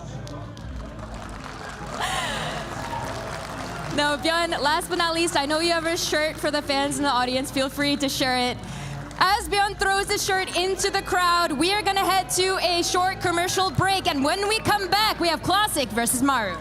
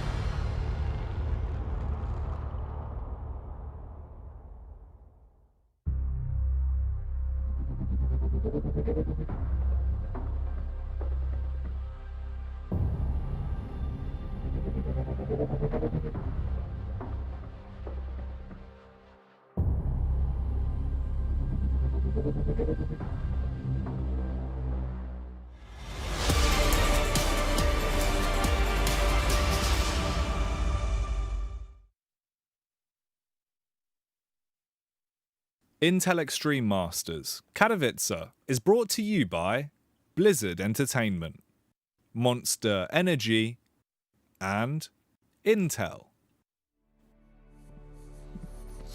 That's true. That is actually who's bringing you this tournament here. Welcome back, ladies and gentlemen, for the Intel Extreme Masters Katowice. We now have just a few more series here today, and we are going to have our final series for Group D today, I do believe. With me is Fear Dragon and Rotterdam still, once again, and we now have Classic versus Maru. So I'm excited for this one, because we, of course, have Maru on the stage. Classic is... as much as he just lost to Lambo, still kind of surpassing my expectations. I didn't know what to expect for Classic coming into this tournament, but he's doing pretty decently so far. Artosis did, though. Artosis did. It's going to get tough. Memes aside, it's obviously a kind of a must-win series for Classic, because if he doesn't win this one, he drops to 1 and 3. He still has Beyond to play, but then even if he beats Beyond, it's not totally certain if he's going to advance or not. Yeah. Most likely he won't, so it's kind of a must-win, and it doesn't look too good, because obviously Gabe is good in TVP, but Maru is not half bad either, and on top of that, the last 9 times that these guys played a map of StarCraft 2, Maru won all 9. So he's on a 9-0 map streak win over the opponent, and I think Classic is obviously aware of that. It's going to get difficult. Look at all these yellow stars, Kalaros. How do you overcome a man with this many yellow stars? It's beautiful. It's so spangly and lovely. Fear Dragon, as a man who knows about stars, you've got Maru staring you in the face. A 96 going up against a 73. Fetal position. You just cry. I go fetal position. Maru stares you in the face. I think, you know, instincts kick in. It's fight or flight. And I'm not good at either one, so... you just curl up and die. And okay. Hopefully that's not going to be Classic's situation or his response, because like Roddy was saying, this is do or die. This is going to be a really, really important match for him. And the toughest part is that after this, tomorrow, Classic still has another match versus Beyond, who has also been killing it in the group so far. So yeah, this really is the do or die situation of PVT. Classic just has to bust out some of the best PVT that we've seen. And it's been mixed signals, I suppose, from Classic in the PVT. Of course, he lost. He beat Bunny, but then lost against Gabe. So, I mean, we casted those games, obviously, and he didn't look bad against Gabe, especially that third game. I actually thought he had a lot of great calls, and it was very close. And defeating Gabe in PvT would have been something that he could have been incredibly proud of, but Gabe is just a master. And honestly, I don't often think of scans trying to keep track of the army as game-saving moments, but Gabe really had 2 absolutely amazing scans in that third game. But if you then look at it from the other side, the only game that Classic won was that first game on Altitude, where he obviously got very fortunate by killing the Reaper, and then he got every single Marine, and then the Oracle killed basically everything in the natural as well.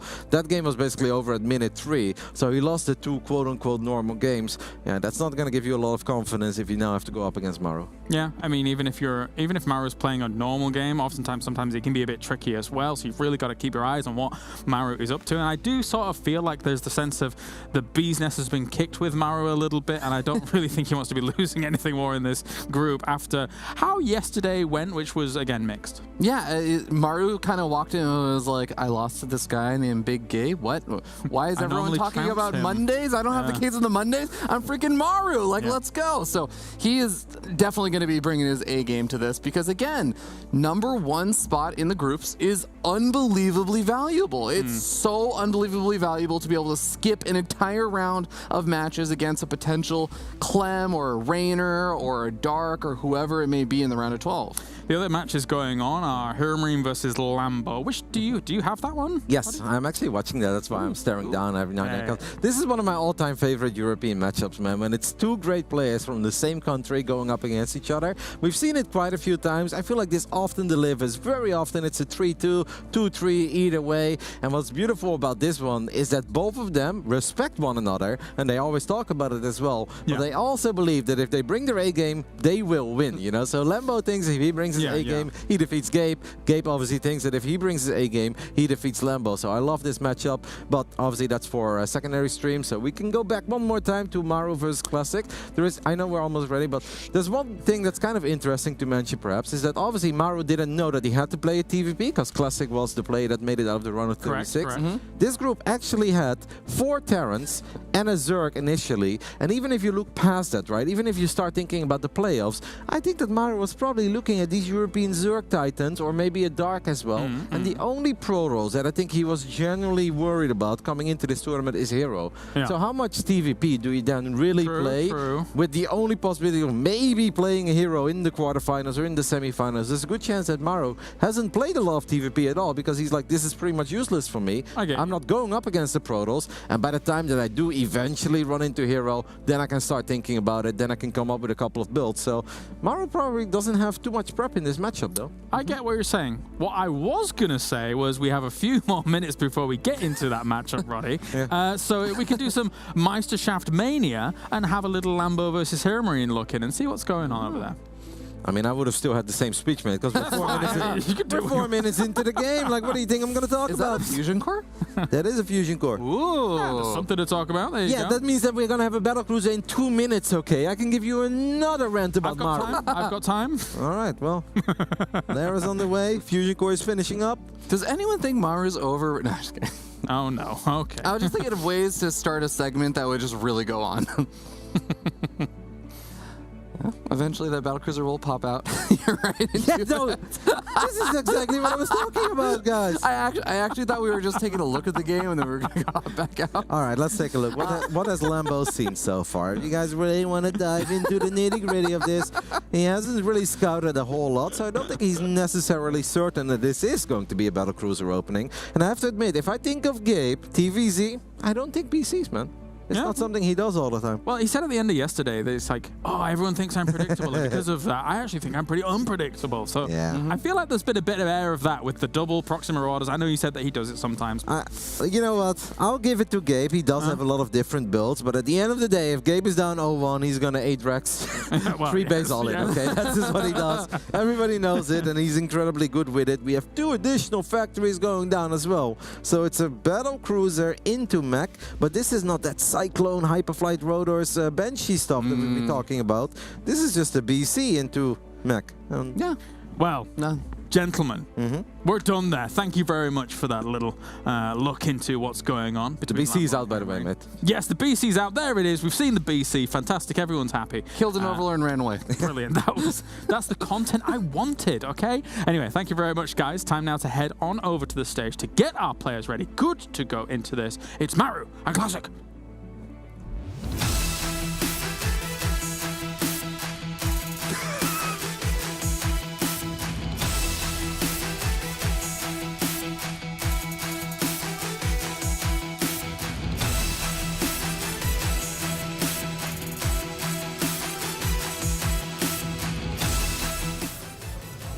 You guys on the desk are the absolute best, and we have the best players continuing to play here on the main stage at the Intel Extreme Masters Katowice. 2 absolute titans, where our first player is a GSL, SSL, and Intel Extreme Masters champion, while facing him is a player that almost needs no introduction with the whopping 5 GSL titles under his belt. Please welcome on stage, it is Classic and Maru.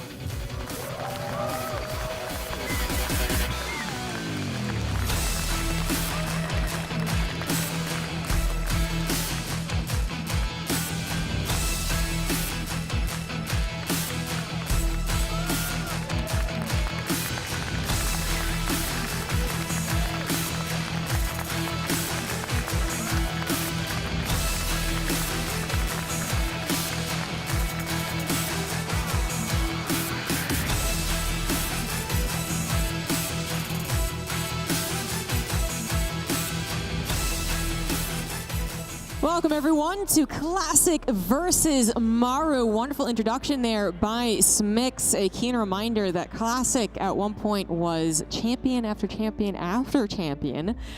He is pretty darn good, but he did go to the military. He did have to come back, and that is why we have not discussed him perhaps as much as his opponent. Yeah, Classic definitely didn't come into this and, come back from the military hero-esque style, right? Because they both kind of went at the same time. They both came back at similar times. Hero rose to power again, and Classic has been good. He's had his moments. And I said it on the first day. For me, the open bracket, I was counting the first match. I was like, Classic, hey, audition for us. Get us excited about you. And he really did. Yeah. And so I'm still excited, especially because given a day to prep, I think he can come up with a couple crazy things to maybe try and catch Maru off guard, because Classic is so good at that kind of stuff. No, it's a very good point. Another additional point to make about the new schedule, which is that you do have a little bit more of that prep time. Now, obviously, hours here and there, and not really being able to find like a custom games partner. Like it's not the same as like a GSL. But this is absolutely something that Classic is, I think, going to be adept at with his experience. Is kind of saying, I have this time. Let me think of something really creative. Let me look at this guy and what he's been doing. And then, of course, the desk brought up that Maru hasn't really necessarily been practicing this so intently. So, I mean, Classic probably could find a VOD from however many weeks ago that Maru played Protoss and be like, yeah, it's probably going to be quite similar. He looks at that VOD and he's like, cool, so I could get really far ahead with this, and then you're going to turtle and win 20 minutes. Cool. Right. Yeah. Got it. Yeah. You know. That's how that goes. It is going to be tough, right? I do have a reason to be excited for Classic, but this should be, in theory, still the Maru show. We can come up with these stories and reasons why Classic has something of an opportunity, and it is there, but realistically, this is Maru's time to shine.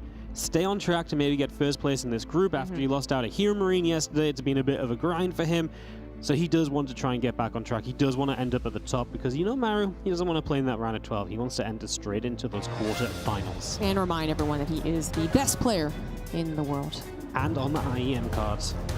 Exactly. He has to live up to it. Compared to all, based by the players, right? I feel like it's such a statement. Obviously, these numbers mean something. Yeah. How many gold stars did he have? 4. 4? Yeah, 1 for overall and 3 of the categories. He has more gold stars than he does in Zombie Grove. Oh my god, the math is so perfect there for morning. All right, guys, we're actually getting into game. Here we go. Ancient Cistern for this best of 3, starting it off. Top right, we have the red Protoss. It is Classic.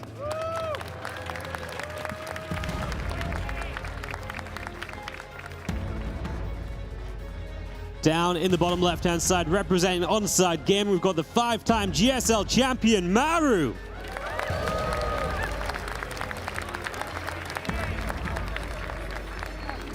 Unless I'm mistaken, Classic actually one of the only teamless players now in the round of 20.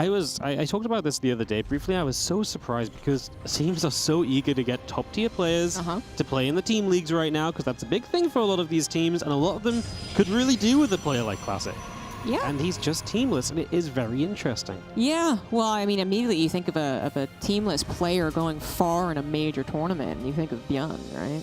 Just like that amazing run that he had. That one-time wonder. We kind of expected a little bit more from Beyond at that time, of course, but just thinking about how much of a story it would be if Classic ended up showing up into the open, or not the open bracket, but the bracket portion, the beginning, round of 36, and then actually ended up going into the groups, which is already quite a feat, and then actually getting out of groups into the playoff bracket, and perhaps by beating Maru. I mean, that would actually be one of the sickest stories ever, but is unlikely, all right? He's really got to come in here with his absolute best form, return to his previous champion self, which at this point is years ago, and it's going to be so difficult to do. New maps, new meta might help him, I suppose, but actually a lot of people are saying, hey, Pearl's having a tough time against Aaron. I actually think back to Classic against Maru in Cast of Civil War, and Classic should have won. He had triple Oracle, kind of proxied, and he should have been able to kill the Cyclone, and he just didn't click it. He hit it once, he hit it twice, and he didn't hit it a third time, and Maru would have had nothing. That's the kind of thing I think Classic can do well, right? Something a little bit offbeat, something that may not work against 50% of the builds, but it's like, hey, if he's doing the other 50%, I actually have a really good chance to catch him off guard. So just something to maybe think about, because I'm excited to see what our tech structure will be. Right, we're waiting for Classic to actually throw down something, Twilight Council or Stargate, and it is going to be a Stargate, actually. So there you go. A little bit of harassment. Classic has definitely, in the past, been fond of some of the mass amount of oracles, the funny amount of oracles, trying to actually be overly aggressive at a time where Terran doesn't necessarily expect it. It looks like Maru, while he does have that option of doing a factory expand or a proxy, as we know Maru can do, has opted for a very safe 1 Rax expand, Reaper going across the map now, Bunker already finished up at home, and does add a tech lab immediately. Oh, and no second gas too, so that is a third command center coming down. Okay, so not the safest. If Classic was doing something aggressive, it'd be difficult perhaps to hold, but Stargate's not necessarily aggressive, it's harassment, so that actually might be something that Maru's okay with seeing. Yeah, and now he gets a full scout of it as well. But we put the Twilight Council down in the natural, okay. Huh. I love it, right? Just let's play a little bit of fakery. You know, let's try and trick him a little bit. It's not normal. It doesn't really make a ton of sense. He's going to make one Phoenix still. And then what, we just rush DTs? Oh! That would actually be kind of cool. Yeah, I mean, what else can we get off the Twilight that we would like? Yeah, well, obviously having this fast with Twilight, when you actually, like, you open Stargate, but then not really. You got the Twilight Council even before the first Stargate unit. I was going to say, like, could you go into 4-gate? And I was thinking charge. Blink, but it's charge. And it is in total 4 gateways. It is a super fast charge. You're not going to have a prism to get the Zealots anywhere. Interesting. Yeah. You're just hoping that Maru is on the natural and you just catch him completely off guard. I think. Okay, what has Classic scouted so far? This could be a potential problem. Why not expand? The other thing, right, is that he would be able to accept any type of like early to mid game push from the Terran and kind of dominate, like something that was tank based. But trying to make this work against someone who is going to be trying to play very close to the chest, right? He's going to be on 3CC. That seems a bit difficult. It's not what we would naturally suspect to be kind of supercharged. It's 2-base charge Phoenix. So it's a lot about just hitting hard and fast, which I guess it definitely still has potential to overwhelm that natural if Maru is just completely oblivious to it. It's fascinating because it is just a normal composition. If you say, oh, Classic played Phoenix Charge in game 1, everyone would be like, okay, cool. Right. So what? And you're like, yeah, he didn't build a 3rd base. And they're like, oh. And it's like, Charge was done in 5 minutes. And everyone's like, what? Yeah. It's just kind of wild. And he's going to keep on building Zealots here. Now the Robo on the way. And take a... I honestly, I don't really know where this is going. I think now it was like, I'm going to catch his initial aggression. It's not come because he's gone 3rd CC. Yes. So it's completely backfiring for Classic. I think we're on the same page here. I think this is actually just a disaster. Like, there's nothing going to happen right now. Classic is going to just be behind against someone who has, at this point, successfully gotten to 3rd CC in his production. The only chance if Maru, I guess, takes his 3rd CC, just like, throws 5 Marines out to it, and then, yes, the charge lots could still overwhelm, but if Classic is just going to play defensive, he has hampered his own economy, right? Yeah. So, I mean, I'm glad we're seeing some movement here. There is still that chance that he hits him before Maru is totally prepared, but it is, the timing is getting, slimmer here. I still actually think there's potential if you just go. I mean, Stim might be done, but maybe there's enough Zealots just overwhelmed, but Classic has to go ASAP, and even just killing a bunch of SCVs on the natural could be pretty decent for him. The Phoenix here maybe try and bait a few units into the wrong place, such as all of these Marines moving forward. They do have Stim, which is kind of scary. A single Stalker shows itself. Maru gonna stay split up. He's gonna get baited out of the side, and here we come with the Zealots. So now it's gonna be Classic's opportunity. Maru has to Stim away. He's not gonna be able to fight this straight up, but Classic refuses to go into that bunker. I don't know, Classic. I feel like you still gotta go, buddy. Yeah, is there really an alternative here? Like, can you be happy with that? No, I don't think so. Now suddenly Maru is going to have a sufficient bio army, medevac, stim, combat shields, a good number of units too, right? And that is going to overwhelm someone who doesn't have a strong economy to warp in mass Zealots. That's why so often that Zealot Phoenix goes off a 3-base, and hopefully one that you got away with, no problem whatsoever. Colossus might be out by the time Maru does feel comfortable pushing out. You can see him scanning. He's wondering what the heck is actually happening. How are you actually following this up? And I think it did see the gas at the very least, and yeah, the Robo, but not the Robotics Bay technically. I mean, it still doesn't feel like Classic has set himself up for success overall, but I guess if he continues to kind of confuse Maru and Maru doesn't choose a time to strike, we could still be talking about a game. Yeah, it is just confusing all around because it's just not normal from Classic. He flipped a bit of a coin. It didn't land the right way with 3CC and what he was planning. A couple of Widow Mines get burrowed, so Classic backs it up. Now he's maybe going to come for the other side. The SCVs are coming. Why not? Okay, well, why not? Yeah, I mean, why not? Because really, what Classic got, 1 Colossus and a bunch of charge lots, it seems very killable. Yes, it does, yeah. Single Colossus, yes, it has that splash, but it's going to be using it on the SCVs, not super efficiently. They will take a couple of shots, and that's what the bio is going to use to overwhelm. Classic lets the Nexus go, which is clearly the only option, and then we have the SCV pulled back, because, that's how this game is going. He's got 3rd base to mine from Zombie Grub. He doesn't need to keep these across the map. I mean, that's true. Like, It's the weirdest little TVP we've seen, but it's like kind of mimicking a real one, you know? It has elements of like real TVP. Yeah. It's like, hey, can we watch some TVP? No, we've got TVP at home, right? Like, it's like disfigured and weird. Yeah, it's like it's just like, yeah, there's a Phoenix and Colossus and Charge and there's Bio and an SCV pull, but like none of it's quite the way it's exactly meant to be, you know? Yeah, I'd love that this actually goes into a really solid game, but Classic, you know, he's still in a ton of trouble, right? Blink is going to finish up, but does he actually have Stalkers in position to stop this drop? No, he does not. Doesn't have any upgrades either. +1's on the way, but that could actually be targeted by this drop, which even this drop by itself, I mean, it's a big drop, of course. But if it concaves a little, if the Wood of Mine splash on the Zealot, it could also tango with the army on the top. It could also just evacuate and say, yeah, okay, I did the job. Yeah, I mean, there's no real way to shut down these drops. There's not enough Phoenix to really scare the drops off. And yeah, you're without a third base, man. I mean, it's just been a weird game, and Classic, unfortunately, I really do feel just was like, hey, I really hope you do the Maru thing and try and kill me, and I'm going to be so overly prepared, it's going to backfire on you so hard. Yeah. And Maru's like, yeah, it actually makes no sense for me to 3CC against you, so I'll build 3 command centers. Yeah, I can't. You put it that way, and it's like, yeah, of course, Maru has gone up against people that he would consider himself favored against, or even people he doesn't actually. He can be super aggressive. He can just try and, you know, freaking kill you. But this case, it wasn't that. It was 3CC, and now he has all the ingredients to still successfully kill Classic, of course. He's got the upgrades, got the bio, 3rd CC, now on even more workers, which of course the mules also included, really winning out in the economy, and Classic looks to be going for a bit of a Hail Mary push. He wants to push and control Maru's army, but Maru's army never fully went home. It's still there. Yeah.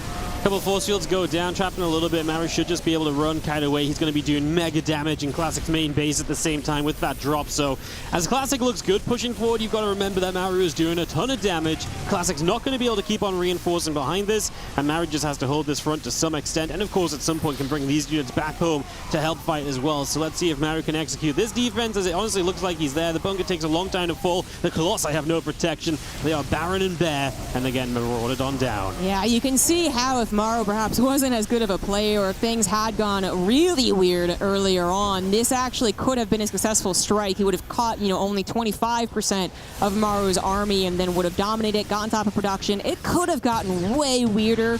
It really doesn't. At the end of the day, Maru responds calmly, correctly, while also doing all this damage on this side of the map.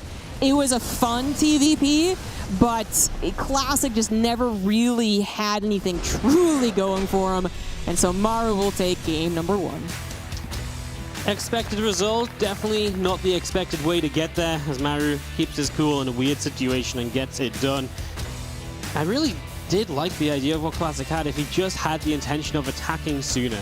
Yeah. And he just, like, if he was like, oh yeah, I am going to attack, so I get the Prism, like, 40 seconds sooner, and I actually go with Charge and maybe a couple warp-ins, he could have done a lot of damage. Mm-hmm. And then it was like, oh, I'm actually playing to defend, but you're not attacking me, so now I'm going to go across the map. I don't have a Prism. Oh no, you've got a bunker. Let's not do anything. And Maru has all the tools to play a game where Classic doesn't. That map, it has a pretty nice kind of tank position around that Protoss' natural. We've seen it in this tournament, right?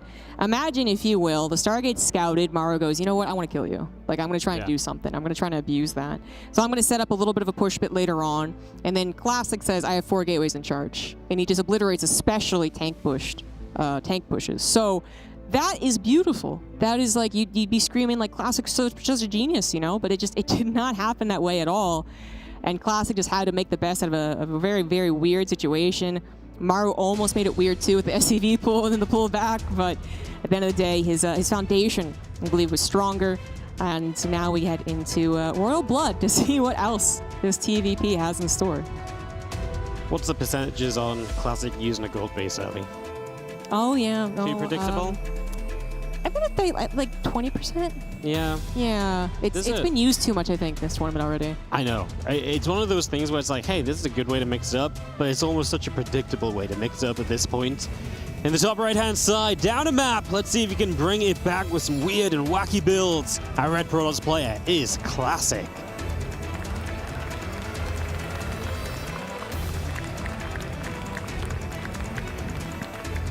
And the bottom left has the blue Terran for Onside Gaming. He is Maru.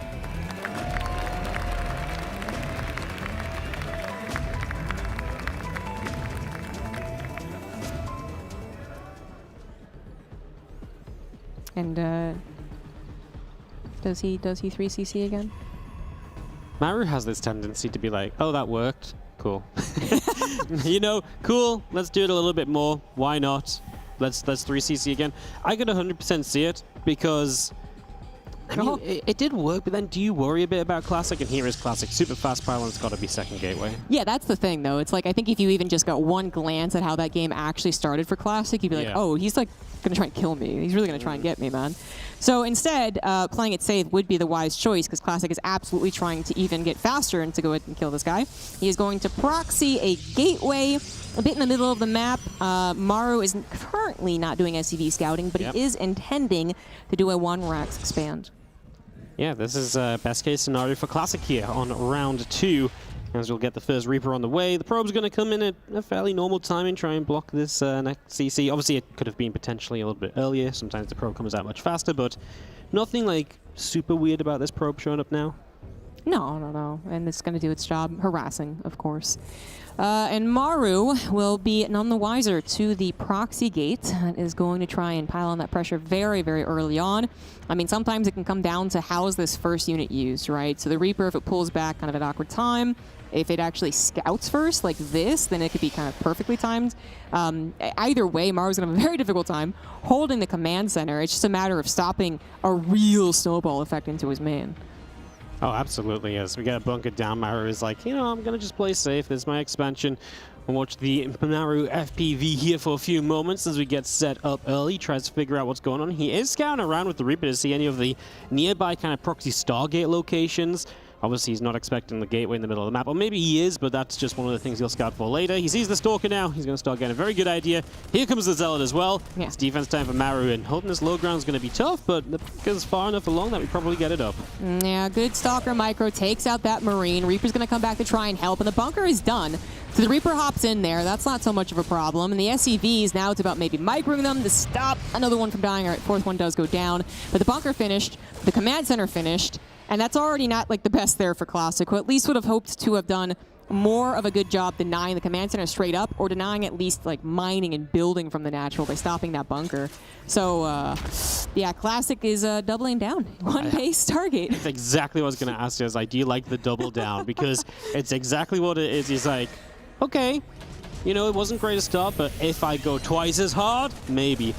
I don't hate it, honestly. Like, yes, Maru got served very quickly, but this is not a scenario then when you want to go back home and be like, okay, I'll just expand off not really doing anything. So just really trying to break on one base. This is interesting, obviously, because we've got ourselves units in a weird position, but are they just stuck? Kinda. I was wondering if Maru is going to bother pulling the SCVs. He does, pretty much perfectly timed. Cyclone pops out, sends that particular... He's triple down! Oh, is this a Roddy build? The Proxy Tempests. Yeah, I mean, it has to be Tempests. So, cool. Classic. He's really come into this and said, what could I do? It's going to be scouted. Oh, man. Oh, man. I mean, the Reaper usually, I guess, would try and go across the map, but it was looking for something, looking for exactly what the follow-up was. It found... Yes, of course, and now he can overcharge. The shield battery, yes, Classic. This is like old school Protoss cheese from like Super Battery days. A man of the people, man. If he's going to go down Amara, he's going to go down, like, lighting stuff on fire with like fireworks, you know? He's like, I made a freaking explosion. He absolutely will try. So this is still awkward for Maru for a little while. I honestly feel, so best solutions against this, starport onto the reactor for Vikings. It's one of the things Maru's doing. You could even sometimes go as far as to get the mag field upgrade for the Cyclones and like power down the Tempest, but I think with super fast Vikings, because you've seen it soon enough, reacted Vikings are just good enough to win this out. Yeah. You know, shield battery, nerf gonna also, I guess, make an appearance. Even the Viking buff is gonna make an appearance. It's a little bit more microable. So it just seems like everything goes pretty well. The only thing that actually would affect it negatively for the Terran is that if Mara went for the upgraded Cyclones, right? Kind of good against the armored, but I just, the Vikings are gonna be good enough. The lock-ons are still going to hurt. And I don't see this working, but I love that Classic tried it, and we can still see if maybe Maru makes too big of a mistake and lets this snowball. Yep, 2 Cyclones lock on, 2 Vikings here again with the Vikings just so quick. Because he scouted the fleet beacon, right? He's able to double down on the Vikings. That just goes a long way, and then you just don't need the firepower to really be anywhere else. Once you get to 4 Vikings, it's going to be tough. You see 1 battery is already fully drained of energy too, so it just feels like this is a ticking time bomb where Classic's going to blow up. He lit himself on fire, and unfortunately, he's not going to blow up in the right way. There'll be fireworks, though. There will be fireworks. That'll be really, really fun. Not all fireworks are good. That's true. That is one Tempest dead. Nothing to stop it. There's not an overcharge. I think an SCV or something went across the map too. Maru is kind of just checking to make sure this is completely all in. Yep. Yeah, and it is. So just continue producing these units.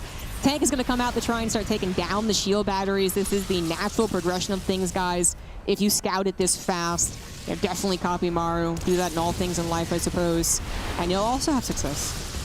So you'll see the Tempest get a couple more shots off on Vikings, but the Vikings getting repaired too, so their number's not going anywhere.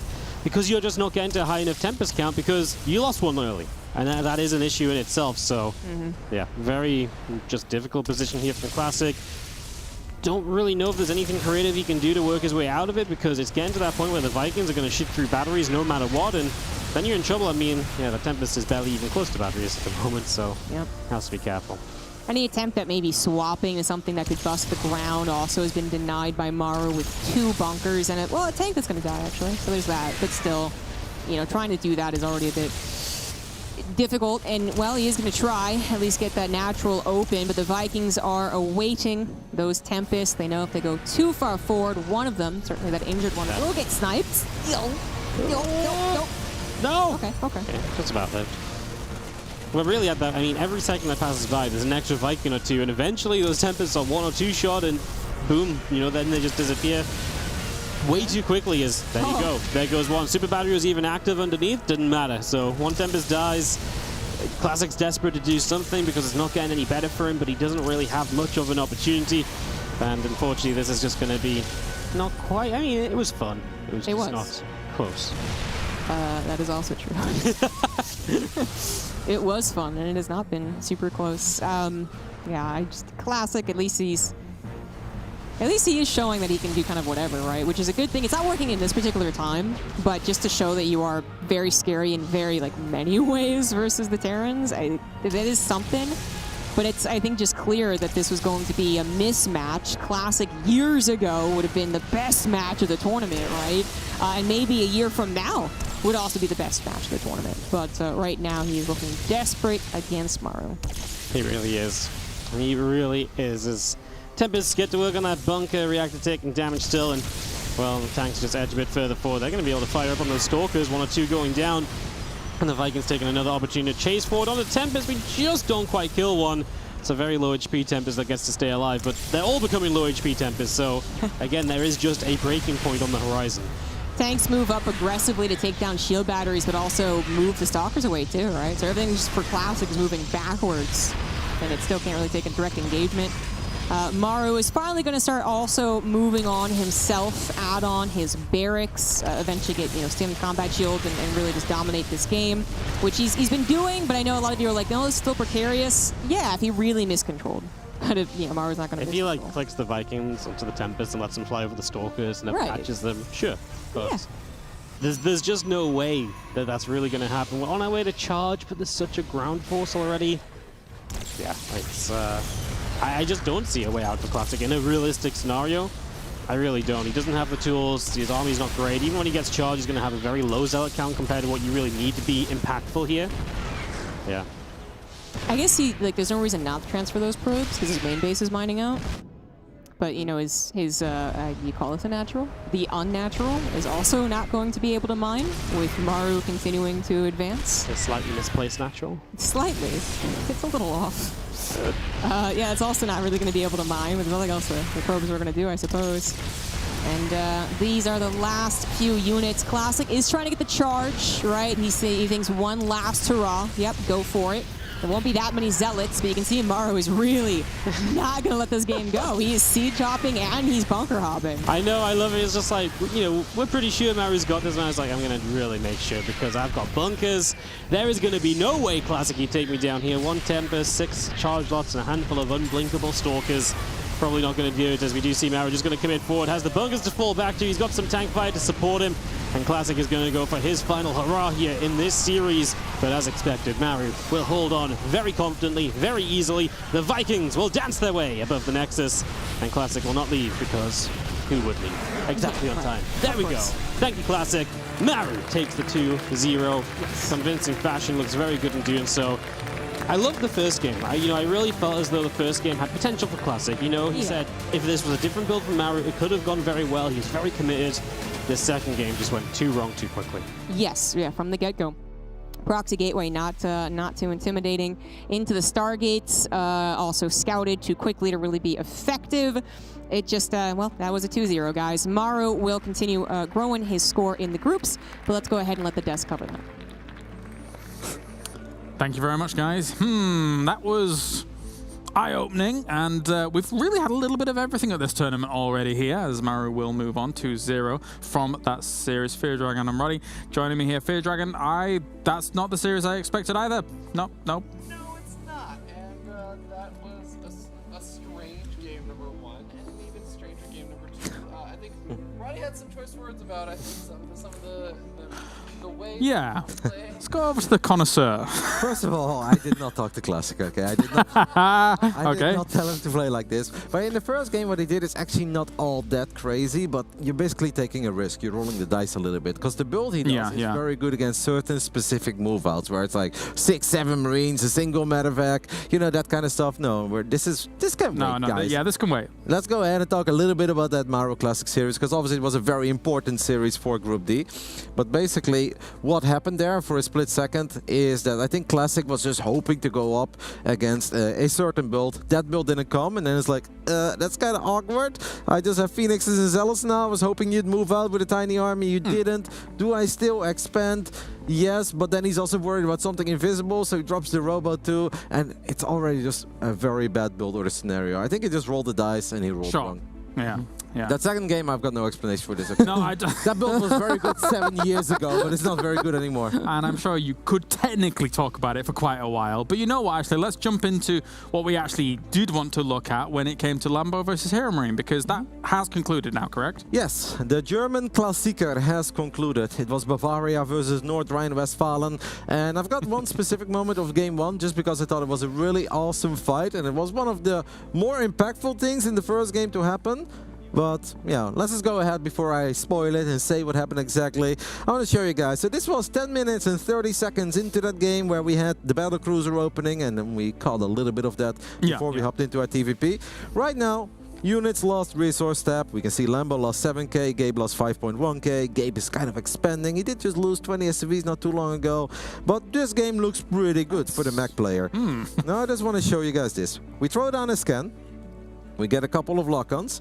Lambo has a couple of roaches and banelings coming in from the right. And here come the Zerglings, baby. Lambo with a picture-perfect surround. He traps each and every single Cyclone. Make sure that he still has the nice surround. The battle cruiser shows up, but a day late and $1 short. So Lambo gets an absolutely phenomenal fight. He lost 2,000 resources more after this fight. Hero Marine actually lost 700 resources more. And you can guess it, James. Hero Marine won the series 2-0. There you go. Yeah. I was waiting for that. Very impressive, even though it was a great surround. That was a beautiful fight, a beautiful engagement by Lambo, but yeah, in the end it didn't matter. And if you guys wonder how, Gabe just kept on expanding, and once more, the man does not skip a beat on building SCVs. He loses 20, you blink, he's back at 85. At one point, Gabe is cruising 95 plus SCVs, 5 base, 6 base, and he's still finding damage. Like couple drones here, couple drones there. It added up, and in the end, he won that game with Mac. Game 2 was a lot shorter, Dragon skills.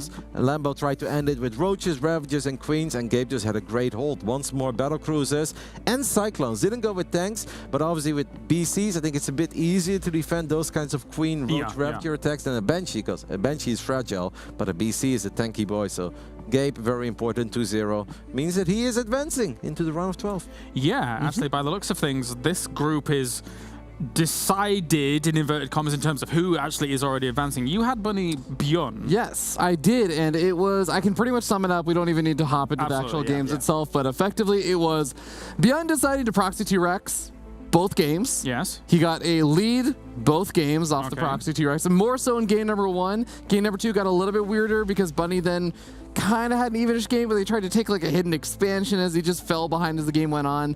Overall, it just kind of felt like Bjorn was just playing better, though. So because of that now, we have 3 players at 1-3 and 3 players at 3-1. So Lambo, Classic, and Bunny Zippo. They are done, will not be moving through into the bracket stage here, which is actually, it's uncommon we actually get things decided, again, still in inverted commas, quite like that this early. Yeah, sometimes there is like, okay, it's pretty obvious how it's gonna go, but we still need to get the games done. But this is not like, is there still? No, it's just done, set in stone. We know our top 3, we know the bottom 3 finishes. There are still $300 on the line for every single best of 3 that these players win, so obviously they're still gonna show up tomorrow, they're going to do their best, and the top 3 is still very important, because first place obviously skips a round of 12, so they want to win the group, and if you finish second place, there's a good chance that you get a slightly easier, nothing is going to be easy in the playoffs, but slightly easier opponent, because second place finishers of certain groups play against third place finishers of other groups. So obviously still a lot to play for tomorrow, but we know who's advancing.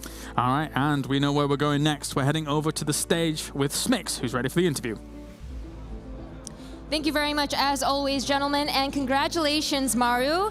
You are through, doing well in the group stage, just taking down Classic 2-0. Because you fell down to Hero Marine earlier in the group, you were put in a position where every win is incredibly important to you. So how does it feel to secure this very, very important win? 일단 축하드리고요. 히로머린 선수한테 지는 바람에 1승 하나하나가 되게 중요하게 된 상황이 됐잖아요. 그래서 김도호 선수 상대로 2대0으로 좀 쉽게 이겨서 소감 한마디만 해주세요. 일단 히어로마린 선수한테 졌으면 안 됐는데 지고 나서 좀 이상하다는 걸 깨닫고 좀 열심히 했던 게 좀 맞춤식으로 준비를 잘해가지고 이긴 것 같습니다. So definitely after falling to Hero Marine, I was definitely taken aback by that. I just thought to myself, I really, really have to prepare really hard and maintain my focus, and I think all of that prep work really paid off in this series against Classic. And speaking to that Hero Marine series, it was obviously a result that I think a lot of people were surprised by. What do you think caused the loss? It's definitely not a result I think anyone would have predicted. 이제 히로무린 선수한테 진 게 모든 사람들이 되게 좀 예상하지 않았던 그 패배였는데 어떻게 됐나요? 저도 예상 못했어가지고 그냥 어제 좀 이상하더라고요, 제 상태가. 그냥 그래서 오늘 질 수도 있겠구나 생각했는데 진짜 질 줄은 몰랐거든요. 그래서 그 이후로 그냥 정신 차리고 해가지고 다행인 것 같습니다. So he says, for sure, I mean, I also didn't expect that I would lose to Hero Marine. I definitely felt really weird that day. I didn't really feel like myself. And even as I was playing, I started to feel that I didn't quite feel like myself, and I started to worry that I would lose. And then I had no idea that I actually would lose. So I was very taken aback by that. But I think after that, I just thought to myself, okay, I really, really need to focus and get it together for the rest of the games. And I think that's why I was able to show such good games today. And now, your next opponent is going to be Lambo. Do you have any concerns there, or do you feel pretty confident? 이제 다음 상대는 람보 선수를 만날 건데 혹시 걱정되나요? 아니면 자신감 있나요? 오늘의 저랑 내일의 저랑 다르기 때문에 그것만 걱정되고, 사실 람보 선수 잘한다고 생각해서 재밌을 것 같아요. So he says, honestly, today's Maru is not a guarantee for tomorrow's Maru, so that's definitely a bit concerning. That being said, I don't underestimate Lambo at all. I think he's a very great player, so I'll make sure to do my absolute best. Congratulations for now, Maru, on this victory over Classic 2-0. We are going to take a breather, but when we come back, more StarCraft 2 action here at the Intel Extreme Masters Katowice.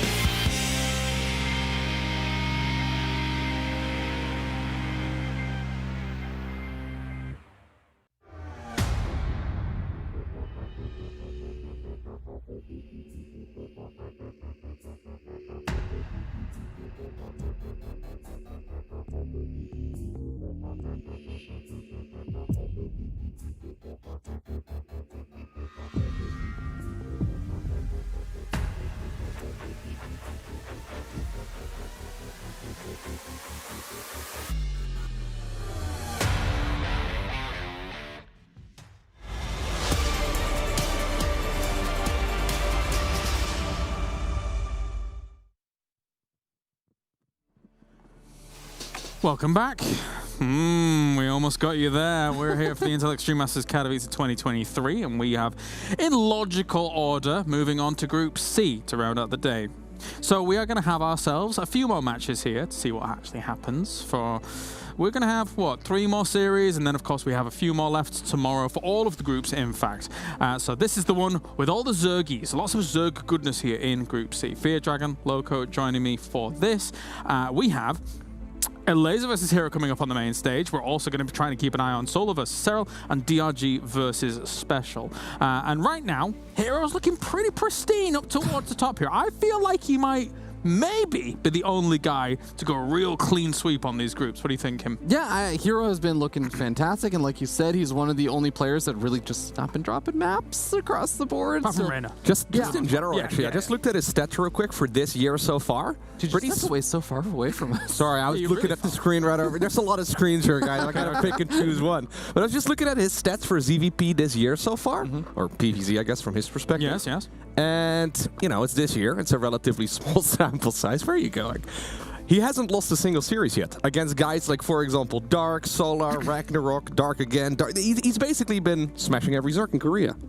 It's going to be there you go. Going to be a little bit tricky, I think, in this series for your Laser, but so what you're saying is the slaughter is about to begin. Yeah, well, I mean, I didn't want to put it like that, but I've got a feeling it's going to be an uphill battle at the very least. I've been on these desks for too long. I'm not going to sugarcoat this, man. Okay, yeah, you can stand over there if you want to. You just Did we get a little funny closer? because in the middle of talking, you just start moving away from me. Did I? Fear Dragon's just a strange guy, all right, guys? That's what I aim to be. I'll tell you. Every group needs a wild card. Yeah, you're definitely. So you're like, you signed up for that? Wild card. You looked at the group and you're like, you know what we need? Me. Yeah. Well, that was before I knew that Tesla signed up, so. All right, hey. Whoa. Stop. All right, let's talk about the games. Talk about the game. Okay. Hero versus Laser. We've already kind of painted the picture that maybe Hero's going to do well. Laser's not having that best of times here at the moment in this group after looking pretty good in the bracket play-in. I think that's the unfortunate thing is that exactly what you were saying. He looked pretty good in some of the matches that we have seen from him. So it's not that Laser's playing really poorly, but he has not necessarily been actually getting the W's on the board. And that's what matters at the end of the day. You have to actually get the wins. So this is do or die for him. For sure. I also just want to quickly note I am also in Special versus DRG as well. Yeah. And of course now we need to join on the other one, and then we'll be able to keep an eye on all the games that's going on here as well as time does go on. Nothing's happened in DRG Special, right? It's only just begun. Just began, okay. But yeah, should be an interesting one to keep an eye out for. Yeah, I just got my lobby invite as well for Solar versus Serral, so all of those games are going to be happening at the same time. Awesome. That should be a good one as well. Yeah, because a lot of good games. Serral is 1-1 at the moment as well. And I know a lot of people have expectations on Serral, but Solar is definitely no pushover, especially when it comes to Zerg versus Zerg. I think Solar especially, it's in the past like 6 or so months, everyone knew that Solar was this awesome player who would always do really well in the group stage and stuff, and he would make deep runs, but he would never really be able to close things out. Finally being able to pick up some of those big W's, I think, for him more recently, has really solidified himself in my mind as not just a player that makes like even just round of 4, which already is really impressive, right? Round of 4. Solar now in my mind is a player that can actually win a tournament, and that I think is a big thing. And he's gone pretty far when it comes to Katowice in the past as well. I mean, there's been some happenings at Katowice for poor Solar in the past, but not too many threats of that occurring in this group, I think. Has he already played Special? No, he is not. I believe that's the one that comes up after this on the mainstream, if I recall correctly. That's right. But should be a fun one. Yeah, definitely so. How do you look at Solo when it comes to overall Loco? Do you think he can take top 3 in this group? I think what Ravi was saying is very accurate. For a long time, he was kind of getting overshadowed, especially by guys like, for example, Dark and Rogue. Now, Rogue obviously currently doing his mandatory military service. Dark mentioned that he may very well be leaving at some point in the near future as well. Either way, Solar has always been really good, but yeah, he usually ended up getting eliminated out of most of the Premier tournaments in the round of 8, the round of 4. Yeah. And it's difficult, right? I mean, you can't really fault someone for not literally winning half of the events they sign up for, but that's what we've seen for a long time with guys like, for example, Serral. Then again, he's facing off against Serral. ZVZ has always been the bane of his existence, so I think it's going to be an interesting match. And actually just loaded up, so. Yeah, and I really like that point, Loco, because it's really important to note that if Dark is going to leave, if we're going to be left in darkness, then we have to look to the lights. Which How long were you sitting on that one? I mean, you set it up, all right? I just played off of it. Yeah, he hears one thing and he's like, wild card, quick dive. So, we've got that going on. But it's an interesting makeup for the group for Solar, because I feel like a lot of people would be looking at this group thinking that Hero and Serral should advance out. Then with how DRG has been playing so far, they're looking at him because he did take that series off of Serral. Maybe it's him as third. Actually, an important one for Serral at this point, yeah. Yeah, it's a little bit in limbo as to who's going to be able to move on. But there he is. It's good old Solar. Looking good with his 84 at the moment. But 88 on offense, I feel like that's pretty decent and quite accurate, I would say. Solar is quite the aggressive guy sometimes here for Dragon. I don't disagree with the that particular stat, but the 84 for Solar actually seems kind of low to me. You think so? I think given recent events and recent form, 84 actually seems kind of low to me. I would actually have him in the either high 80s or like low 90s. Pro gamers are very strict, right? They're like, you know what? If you're not literally winning everything, we're going to give you 80s at the absolute best.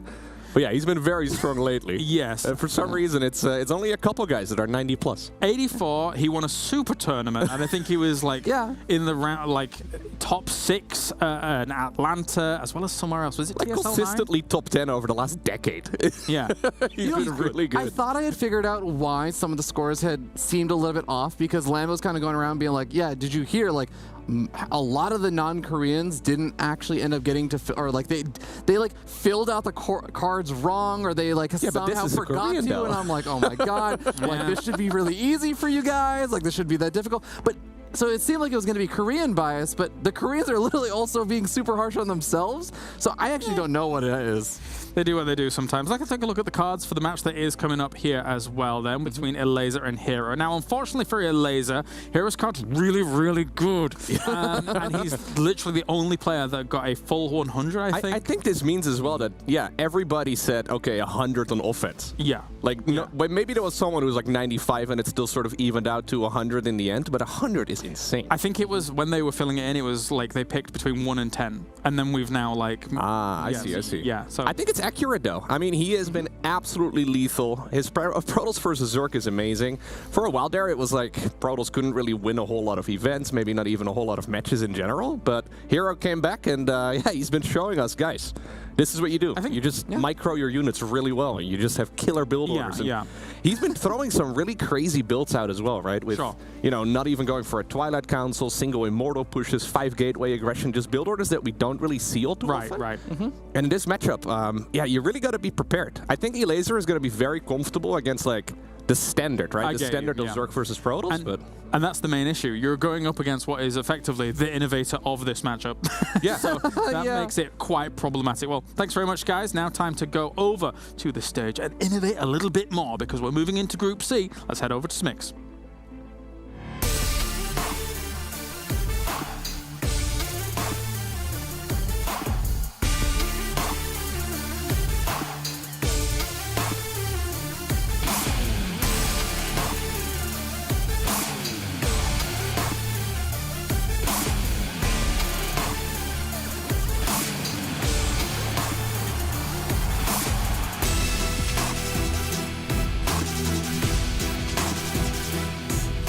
Thank you very much, Caleras. I am very excited to introduce the players for our next best of 3 in this ZVP.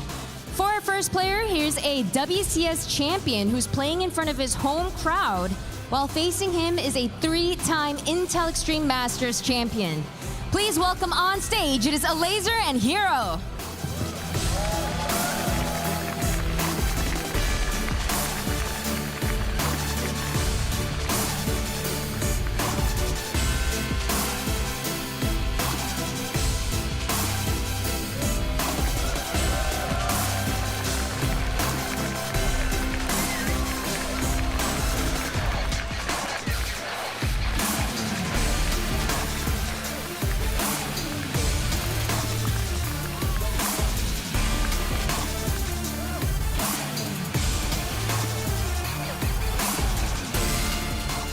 it is time for another do or die series, and this time around it is for this man as he has a rough start to Group C. Elaser is 0-2, Hero is 2-0. I'm Roddy, and with me is Artie McTolsis to bring you guys this PvZ. Yeah, it's gonna be fun. It's always fun to watch Hero play, I think. He's got such an interesting style, but I almost feel like this is out of reach for a laser. You know what I mean? Like, Hero is just so dominating lately. Yep, especially in this matchup, right? It's not just that Hero is amazing. I mean, the other pro gamers gave him 100 on offense. The fun thing is, though, is that stylistically, this should be a very fun best of 3 because Elaser is also a whole lot better at attacking than he is at defending. I just hope that we make it into the phase of the game where Elaser has 4 bases going up to 5, gets 80 drones, and gets +2 banings. Because if we can get it there, then I think it's going to be a very fun and explosive series. But so far, Hero has honestly not let anybody get.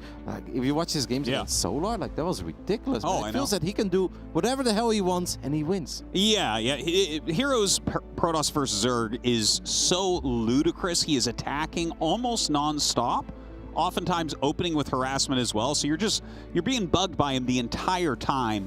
Perfect mechanics, perfect micro everywhere. The pressure, unbelievable. Honestly, I was really thinking, like, if I'm a laser, what do I do here?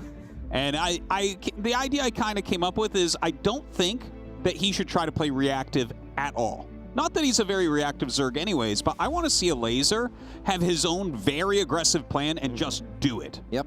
Even a simple plan, right? Whether it's the German taxi that we've already seen a couple of times, queens and roaches and drop lords making it away to the other side of the map, or something crazy as like a queen roach knight. That's just anything that allows Elaser to be in the face of Hero. Because if Elaser is going to sit back, and I'd love to see him get up to that slightly later stage of the mid game, but I just don't know if he's going to get there, man. Because Hero's control with oracles is absolutely ridiculous. The ability to find damage with adepts, it's almost every single aspect of Heroes PvZ is incredibly sexy. The longer it goes, the better it gets as well, but I still hope we get there.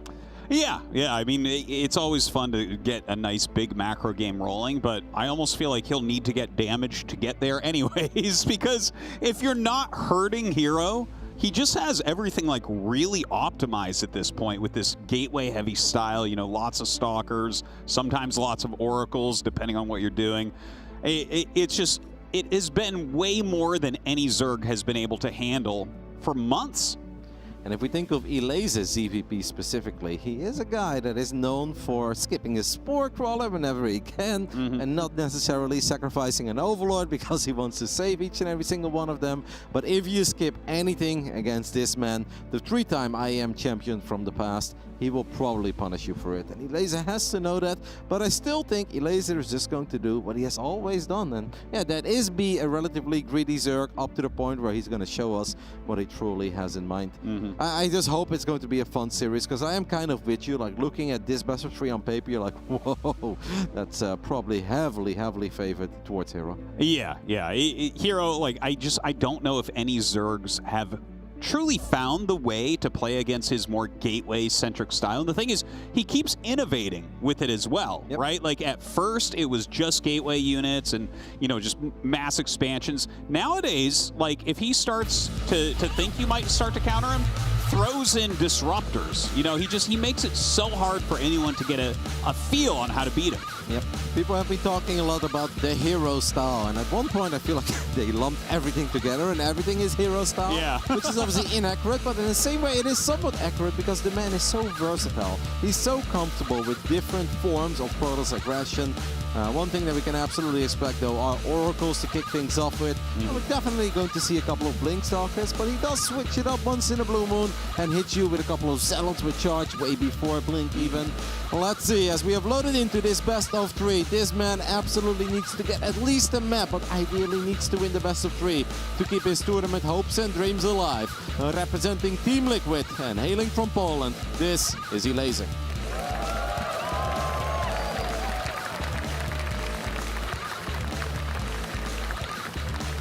And his opponent, the best Protoss player in the world currently, a GSL champion, a 3-time IEM champion.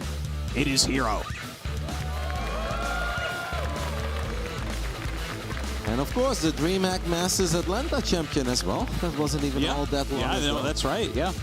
He had a great run. Like, wait a minute. I turned it off after the first few games. I thought Bunny had it. Bunny almost had it. I Yeah. thought, says he was so close. That was a heartbreaker for sure. But nice to see Protoss winning some tournaments. As we get further, actually, and I start looking at the group stage, feels like we're not going to have too many Protosses moving forward. But even with that, like, Hero has potential to take the whole tournament down. Yep, and Hero obviously still has potential to win this group. This group is quite feisty after Dongre Gul was able to get the W over Serral. Yeah, because a lot of people probably thought, oh, it's just going to come down to the Hero versus Serral best of 3. Whoever wins that will most likely win the group. But Dongre Gul said, nope, guys, it's not going to be all that straightforward. And now it feels that a lot of things can still happen in this group, especially with Solar still in the mix as well. Because counting Solar out after his fantastic performance in GSL Super Tournament would obviously be a very stupid thing to do. Yeah, that is for sure. It was great to see him finally like take one down. He was stuck in the middle for so long.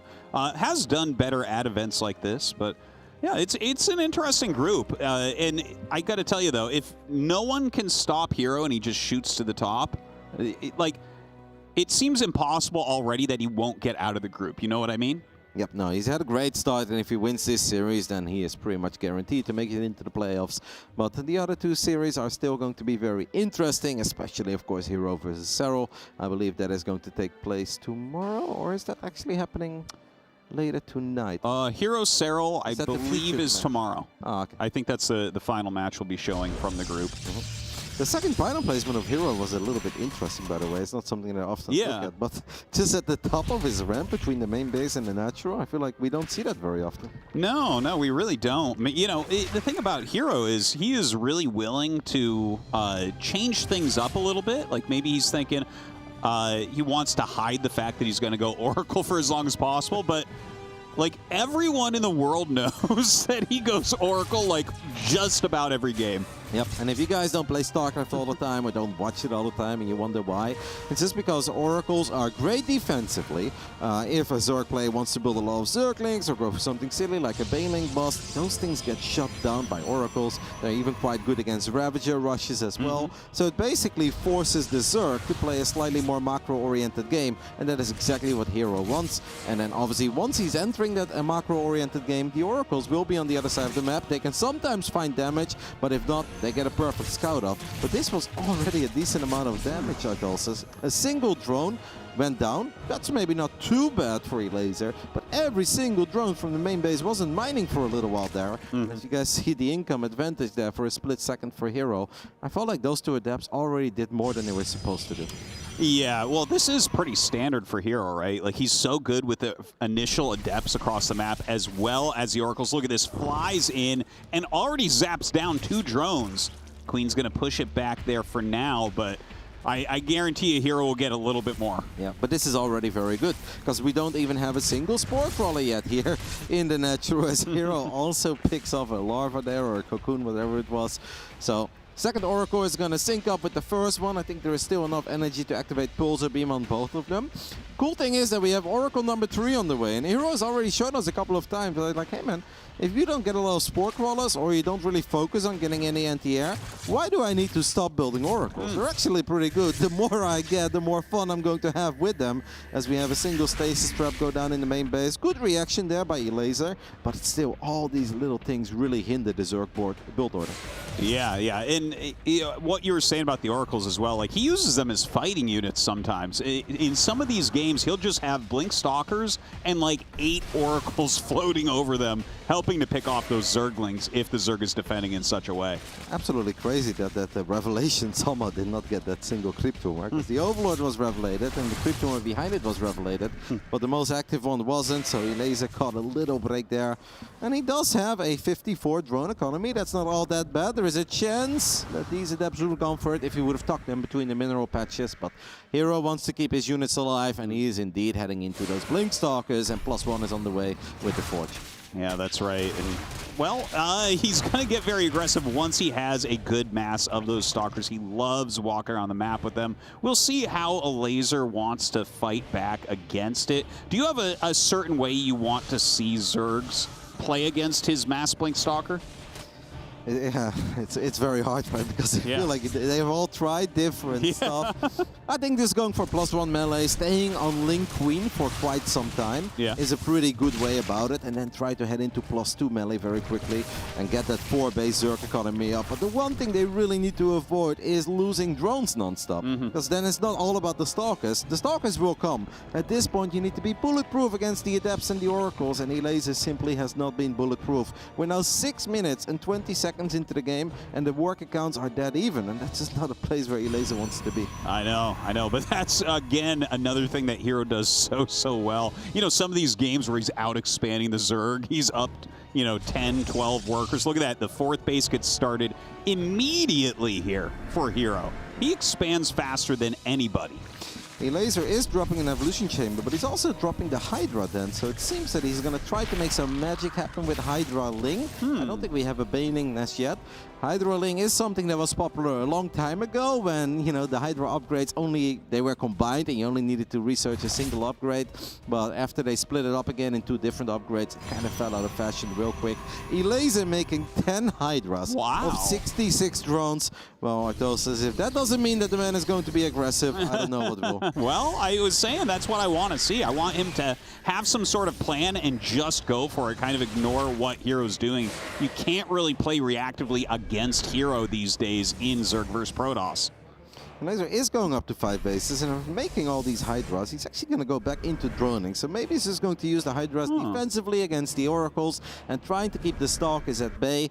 But the Hero's already here, and obviously if he's going to see that the Hydra number is not growing, he's going to be in the face of Elazer non-stop. Look at the minimap, by the way. Elazer is setting up a potential Link surround that could be kind of cool, but there is a stasis trap there for safety. Yeah, that's right. We'll see if he actually tries to set that off first or not.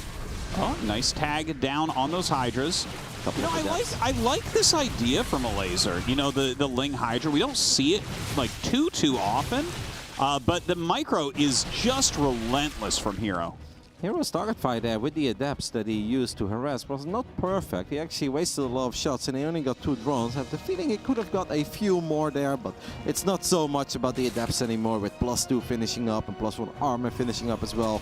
It's going to be all about the Stalkers, but dropping the Templar Archives as well. It feels like a game where a quick Storm would make a lot of sense, and in my opinion even more sense than just going for Archons.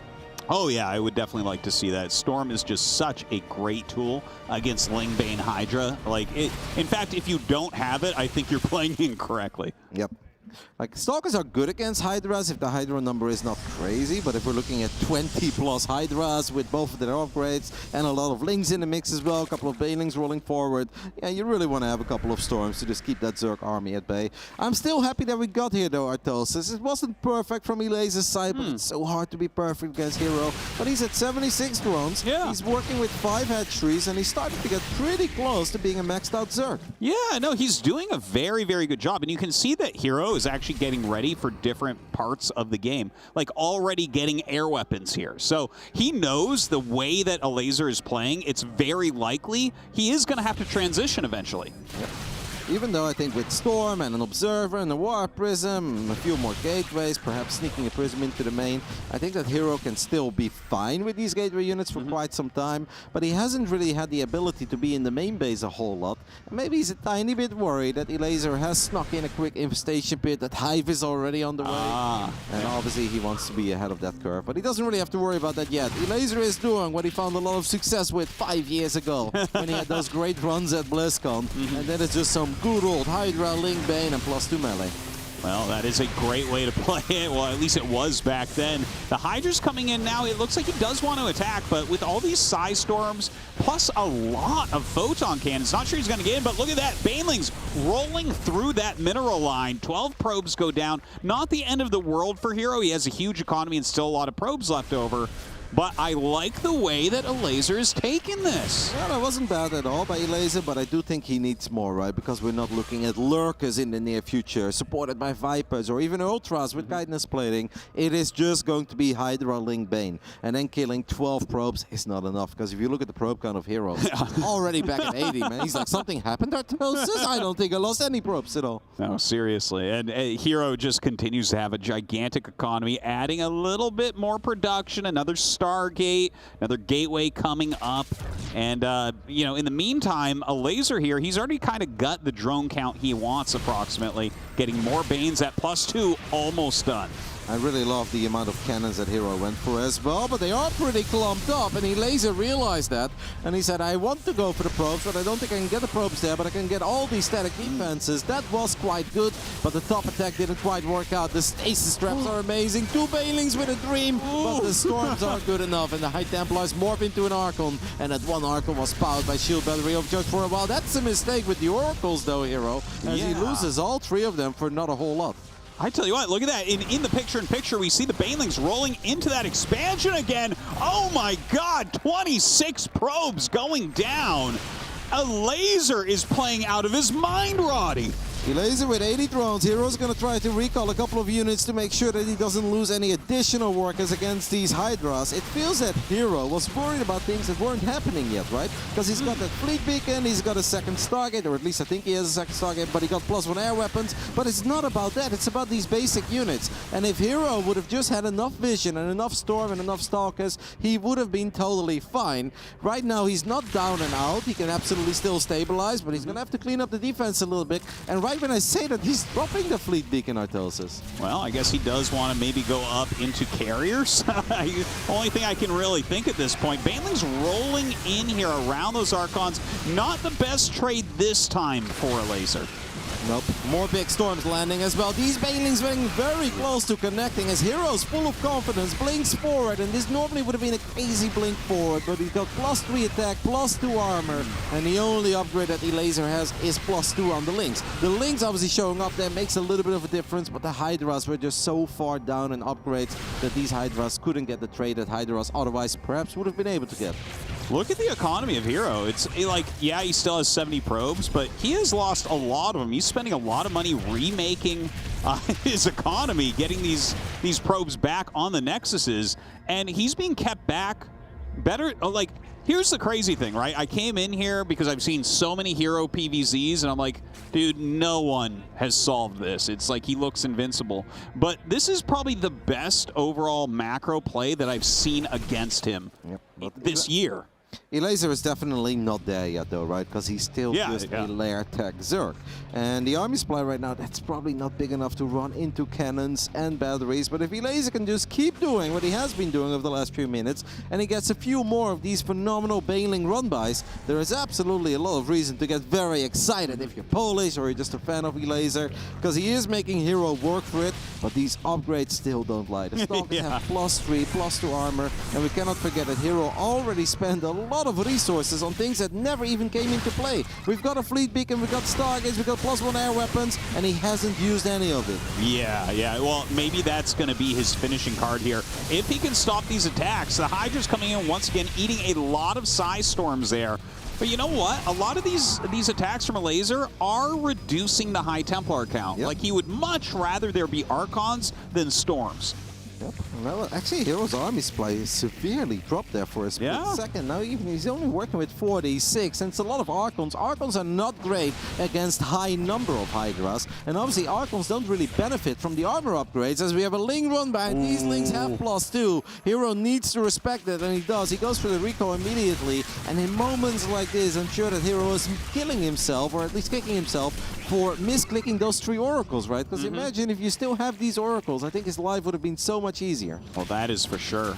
You know, every single unit at this point that he's lost has been a pain. Hydra's coming up once again for this 4th base, picks off the Nexus. Kiting back now. Hydras, of course, do so fantastically against Archons. The Archons trying to pull back. A ton of Banelings coming as well. A laser going for the push. Oh my god, is he going to break Hero completely? Don't see any Storms, and a couple of the Lings that ran into the main base morphed into Banelings, and Laser gets the job done against the man that is known for his PvZ. Everybody calls him the best Protoss player in the world, the best PvZ player in the world, but Miko with that trademark Laser 2017 style takes the 1-0 lead. Dude, amazingly done. Like, a really good call. I love the 10 Hydras he popped out defensively there. He kind of forced Hero down a different road. I'm kind of in shock. Like, this is the last thing I expected. Like, honestly, I would put like money on Hero beating Serral, beating Reynor, beating Dark, because he's been that strong lately. But a laser just bringing it to him. Yep, a super important series, of course, for Elaser, who started the group 0-2. A win here would absolutely allow him to dream again about still making it into the playoffs, and that would, of course, be big for the man of Team Liquid. But we can't get too carried away, because yes, Elaser won, but he was basically all in all the time. He was ultra committed, because there was no transition. This was it. +2 Banelings and Hydras. They had +1 missile attacks down the line, but this really was it. And Hero made, I think, 2 key mistakes. The first one was obviously losing all 3 Oracles for no reason at all. That was a pretty obvious misclick, flying them over the Hydras, didn't even activate Pulsar Beam. And I think the second one is that he kept on spending tons of money on stuff that never came into play. We build extra Stargates, we got +1 air weapons, we got a fleet beacon, but if we are just trading blows non-stop with basic units, we don't need to spend our money on that stuff. No, you're absolutely correct on that. Like, the transition was not something he really needed. When your opponent is sitting on that layer tech, going Ling Bane Hydra non-stop, really the only metric I look for as a caster is what is the High Templar count? Continue to make those High Templars, keep them alive, hit the storms, and you will grind them down. There was also that one moment where Hero had a bunch of cannons and batteries in that center base, but they were all right next to each other, and that's obviously not super smart against Banelings, because Banelings are excellent against buildings, they do bonus damage, and yeah, you kind of want to space out your cannons a little bit, so if Banelings want to go for cannons, they'll only get 1, maybe 2 if there is like no other place to put it, but having 3 cannons and a battery all in range of a single Baneling explosion, that's not the way to go. No, certainly not. Well, here we go into game number 2. Down in the bottom right with the upset, Poland's own Laser.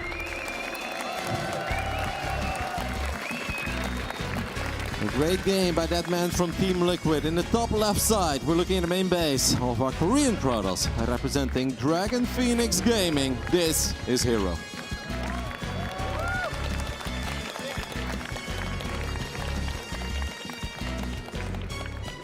All right, Roddy.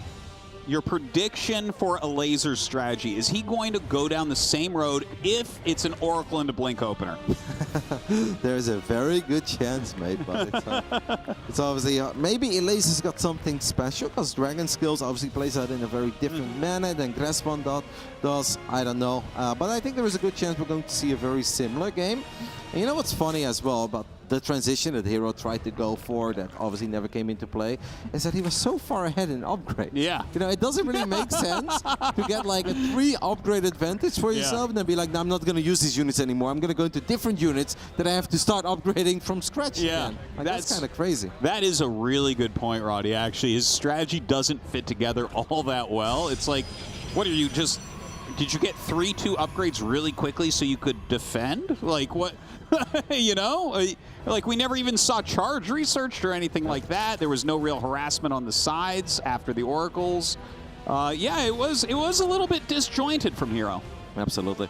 And I even felt that a Dark Shrine would have been a very sick play, because of course the DTs, they do benefit from all these upgrades, and on top of that, because Elaser is a pretty greedy boy, and he was so committed to his aggression, there were like no spore crawlers at any of the newer bases. The original bases, yeah, they had some spores to deal with the Oracles, but I think there would have been a couple of great plays potentially for the Dark Templars, but we didn't get to see it. But hey, that's what makes StarCraft 2 fun, Mitosis. Even when we think we know what we can expect, Hero surprises us.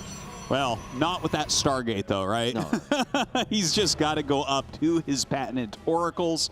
I'm sure we're going to see those Adepts coming out shortly, trying to pick up a few drone kills as well. And I'm excited to see how he's going to change that, because the more I think about it, you're really right about that upgrade call. It's like, okay, Hero, if you're rushing these upgrades, you have this many gateways, you're doing fantastically with that. Stay the course, man. Because he would have had fantastic trades. You saw it one time with the Stalkers when they decided to blink forward on top of Hydras. That's normally the last thing you do with Stalkers. But yeah, it's something you can do against Hydras if you've got a 4 or 5 upgrade advantage, which he did, because +2 melee, of course, does not benefit the Hydra. Yeah, that's actually kind of funny when you think about it. Like 0-0 Hydras against 3-2 Stalkers. It's not a fair fight. No, it's really not. And for people that don't like play the game a lot or watch an intense amount, like you can really feel the difference when it's a 2 upgrade lead. Like, I don't think I've ever played a game personally where there was a 5 upgrade lead. It just doesn't happen. At that point, you can have the wrong units against the right units, and you're still going to do fine. Yeah. Like, for instance, Marines against Ultras, that's not supposed to be great, but if the Marines have a 5 upgrade lead over the Ultras, yeah, they're going to do fine, Artosis. Oh, yeah, they're going to gun them right down, no problem. Now, the Adepts shading in. Let's see how many drones that they actually end up killing. 3 so far. Oh, the Oracle comes in from the side as well. Whoa, 7 drones to open. Hero seems pissed. Yeah, he's angry now. Yeah. He's like, okay, we're going to get that damage early and often. And there was that one moment where he got the Adepts in the main base early on as well. He got that first drone, he decided to recall them out, and he used the Adepts later for something we can call a run-by. It's kind of weird because Adepts normally just kind of shade in, but there was a little run-by while the Stalkers were poking, but the target fire was a bit off there, and I think those Adepts could have done a little bit more as well. But yeah, in this game, Hero's like, you know what, I'm okay with sacrificing them a little bit earlier. Let's just get that damage done immediately, because Elaser is known to be a pretty greedy boy. And double Spore Crawler finishes up, and double Oracle is here in the main base, and there is a single Spore Crawler finishing up. But if the Queens are not there to support the Spore Crawler, then you're going to lose a few more drones. And we're now looking at a 12 drone loss in a game that hasn't even gone on for 5 minutes. Yeah, that's a steep amount of drones right there, especially when you're keeping those Oracles alive, escaping with both of them. That third Nexus is about to finish. +1 already on the way here, and even a Robo for Heroes. So everything really on point for him this game. Elaser is going to switch things up because we see a Ro24 going down, and that's not a building that he dropped at all in the previous game. As we have the 4 Adepts shading into the natural very early on. Elaser just feels like he's got no battle units at all. It feels that he keeps on hoping that Hero will no longer be aggressive and he can get away with just having 2 Zerglings out. That is not the case. We do sacrifice an Overlord in the main base, but I'm not sure if the Overlord saw the Robo. Definitely did not see the Forge. Did see the Robo. Oh, okay. That's kind of interesting because he doesn't see everything else. So he might be thinking, oh, maybe this is a little bit different this time. I don't know if he's going to change how he approaches his next tech step, but he is starting that, well, 1 Roach so far. Do you like the Ro24 in this game? I feel like the Hydra play was just so smart. It was cool, but yeah, I guess there is a very specific plan. Maybe we are going to go for some sort of a Queen Walk, or we sure, yeah. Or maybe he was worried maybe? about something that wasn't actually happening. What if he thought it was Adepts into Resonating Glaive? Yeah. Or Oracles into Adepts with Glaive. And since we're firing up +1 melee now, we're going to drop the Hydra then. It seems that Elaser misread what Hero was doing, right? He seemed to be worried about something that wasn't there, and now he's giving up on the Ro24, but yeah, he still made a Roach. Now we make double Hydra then, by the way. Now we cancel 1, so we're back to single Hydra then. All right. There's a lot of decisions being made right now and unmade for Elaser. Still running around with these Lings. You can see he really is a very fast player. Just trying to check out exactly what's going on. But this game does feel like a little bit better for Hero, I think, than what we saw previously, just due to some of that drone damage and Elaser maybe not reading the strategy correctly yet. Killing 12 drones that early, Elaser having a misread, Elaser being forced to cancel the 4th base, and now on top of that making Hydras into Colossus. I'm with you, Artosis. This game feels very good for Hero. Elaser doesn't even really know how bad this is going to be yet, but there is a good chance at the moment Elaser sees the Disruptor, then he's obviously aware of the fact that there is a Robo Bay, that he is going to try to plant down an Infestation Pit and somehow make it up to Hive. Like, here is our Disruptor, gets a single Hydra and a couple of Zerglings. Elaser needs to drop an Infestation Pit, I think, because without Hive, you never win this game. Yeah, you're definitely right, and he does that immediately upon seeing it.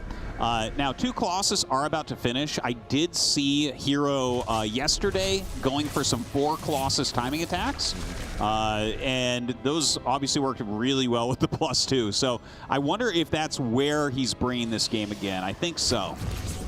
One of the Oracles does get picked off, and Elaser is trying to stabilize on 5 bases, but, you know, sometimes it feels that Zerg players have Hive very quickly. But if you're a laser right now, it feels like this was the slowest infestation pit you've ever built. And then you're going to fire up that hive and you're going to be like, geez Louise, it just takes forever. Because what Elaser wants with that hive is obviously to get Vipers. Without Vipers, he's got no real answer against Colossus. And yeah, I don't know how he's going to buy enough time to get there at Colossus, but clearly he's going to have to try. Yeah, you know, against the Blink Colossus, I do like mass speed Baneling, but Baneling speed is not done here yet. But if that finishes and he's not dead by the time that it does, there's no sentries. He has no way to force field to hold off Banelings. Nope, but he can definitely soak them up with all the Stalkers, and Colossus can kind of zap them down before they can get in range. Elaser has Mission Impossible here in this game, and I think he knows that too. This Protoss army is big, it's terrifying, it's a lot of lasers, and what does Elaser do? This also doesn't feel like a very fair fight at all, Artosis. No, this is going to be a tough one. The Colossus coming down, starting to poke absolutely everything. The Banelings splitting up quite a bit. You know, this is a very clumped type of army, so the Banelings could get some good connections. Looks like the Lings coming around for the flank actually find other units. The engagement begins, but it doesn't look like it's even close. We have 4 slow Banelings wiggling in from the back. As the Hydra Concave is quite beautiful, but in the end, this Protoss army should just be way too big, way too powerful, and these Colossus are truly utilizing their range. Elaser dropped the Infestation Pit, but he wasn't able to fire up the Hive. I think he did about as well as he possibly could have done there, especially with 2 flanking Hydras sniping the War Prism. Actually kind of a cute play. But of course, that fight was not good enough for Elaser. It's good enough to survive, but it's not good enough to feel good about this game. Yeah, I definitely like Hero's position more here, and I especially like that he backs up immediately. He's got to get that new Warp Prism out. He's making an additional Colossus. So we're going to have 5 Colossus here. More Stalkers joining the fray as well. Can a laser get an army together that can knock this out? I'm afraid the answer to the question is no, but hey, it would be awesome. He did surprise us before, especially in that first game with a couple of great run-bys, but he's going to have to defend this base. Nobody wants to be a 3-base Zerg against a 3-base Protoss. Elaser feels that this is the moment to go, but the hatchery is already down. We have a couple of Ravages in the mix, a lot of Banelings coming in from the bottom side, and these Baneling connections were actually quite good. The War Prism takes damage, but this time around it doesn't fall. Yeah, still a lot of Stalkers out there. Everything is damaged quite a bit. That Colossus to the north will be picked off as it rallied in kind of poorly. Another one going to fall, maybe even a third here, but a laser is spending every unit he has. Yep, he's down to 2 Zerglings. 2 Zerglings and 2 Queens. Oh boy. These 2 Queens get picked off. But Hero, since he lost another War Prism, and he's obviously quite committed on his 3-base attack, because Hero has not been transitioning out of this, is probably feeling like, okay, this all went very good, but I need to be a little bit careful right now, because if I do end up losing these 2 Colossus and the only thing I've got left are a couple of Stalkers, and you show up with 40 Zerglings with +2 melee, I am in trouble. We know that Elaser doesn't have those 40 links, but that's not something that Hero could have been aware of. Yeah, well, I mean, I think he just has to get a few more units to go back in. But every time, it's like he's trading a little bit better. So a laser right now in a lot of trouble. The Blink on top of the Hydras, trapping them there. No micro to be had here from a laser, and everything getting fried this time. Yep. For a game where Elaser lost as many drones as he did, he made this surprisingly close, but it is not going to be good enough. Hero will set the record straight and tie things up, and we are loading into it in 3. All right, very good to see, but you're right, it looked like Hero was mad. He got in there immediately with the first couple of Adepts, and the Oracle got a bunch of kills. The 2 Oracle run into the other base Main was, base. yeah, with just the 1 Spore and the 2 Queens walking away. Big problem there for a laser. Just with that amount of damage, Hero can kind of do what he wants. Yep, 12 drones before minute 5 going down is kind of unacceptable. Elaser will know that too. The only way you could ever justify that is if you get both Oracles. So like if you kill both Oracles, then you can be like, well, I still hate the fact that I lost that many drones and it's going to take so much longer for me to get the economy going that I'm looking for. But at least I have time because I don't have to worry about these Oracles anymore. But he didn't kill a single Oracle. The only thing he got in return was a couple of Adepts, and the fact that he was able to hang in there for as long as he did against a clearly superior army shows that Elaser had some great moves. A couple of flanking Banelings, sniping that War Prism the first time, even getting it the second time in the bottom left side, but the writing was on the wall. That Protoss army was never supposed to lose against a Lairtech Zerg. Yeah, that is for sure, but yeah, so much of it does come down to the early damage here. That you can't expect that every game. So if a laser tightens up a little bit, he blocks that damage, doesn't take quite as much, we can get into another game where he can really fight against Hero. He's already shown that he can. Yep, the army engagements have been very good from Elaser. Definitely something to be kind of hopeful of. And we talked a lot about how committed Elaser was in that first game. Even though he was a 5 base at one point, a 6 base Zerg, he was stuck on the units that he had and he wasn't upgrading them. So he was very committed. But make no mistake, Hero was also very committed in this previous game because he was hard stuck on 3 bases and 66 probes. But yeah, Hero probably looked at it and said, hey, I've got 5 Colossus. I am not going to lose 5 Colossus against Hydras and Zerg. Yeah, for real. All right, here we go. It's going to be map number 3. His tournament life almost on the line here. In the top right, give it up for a laser.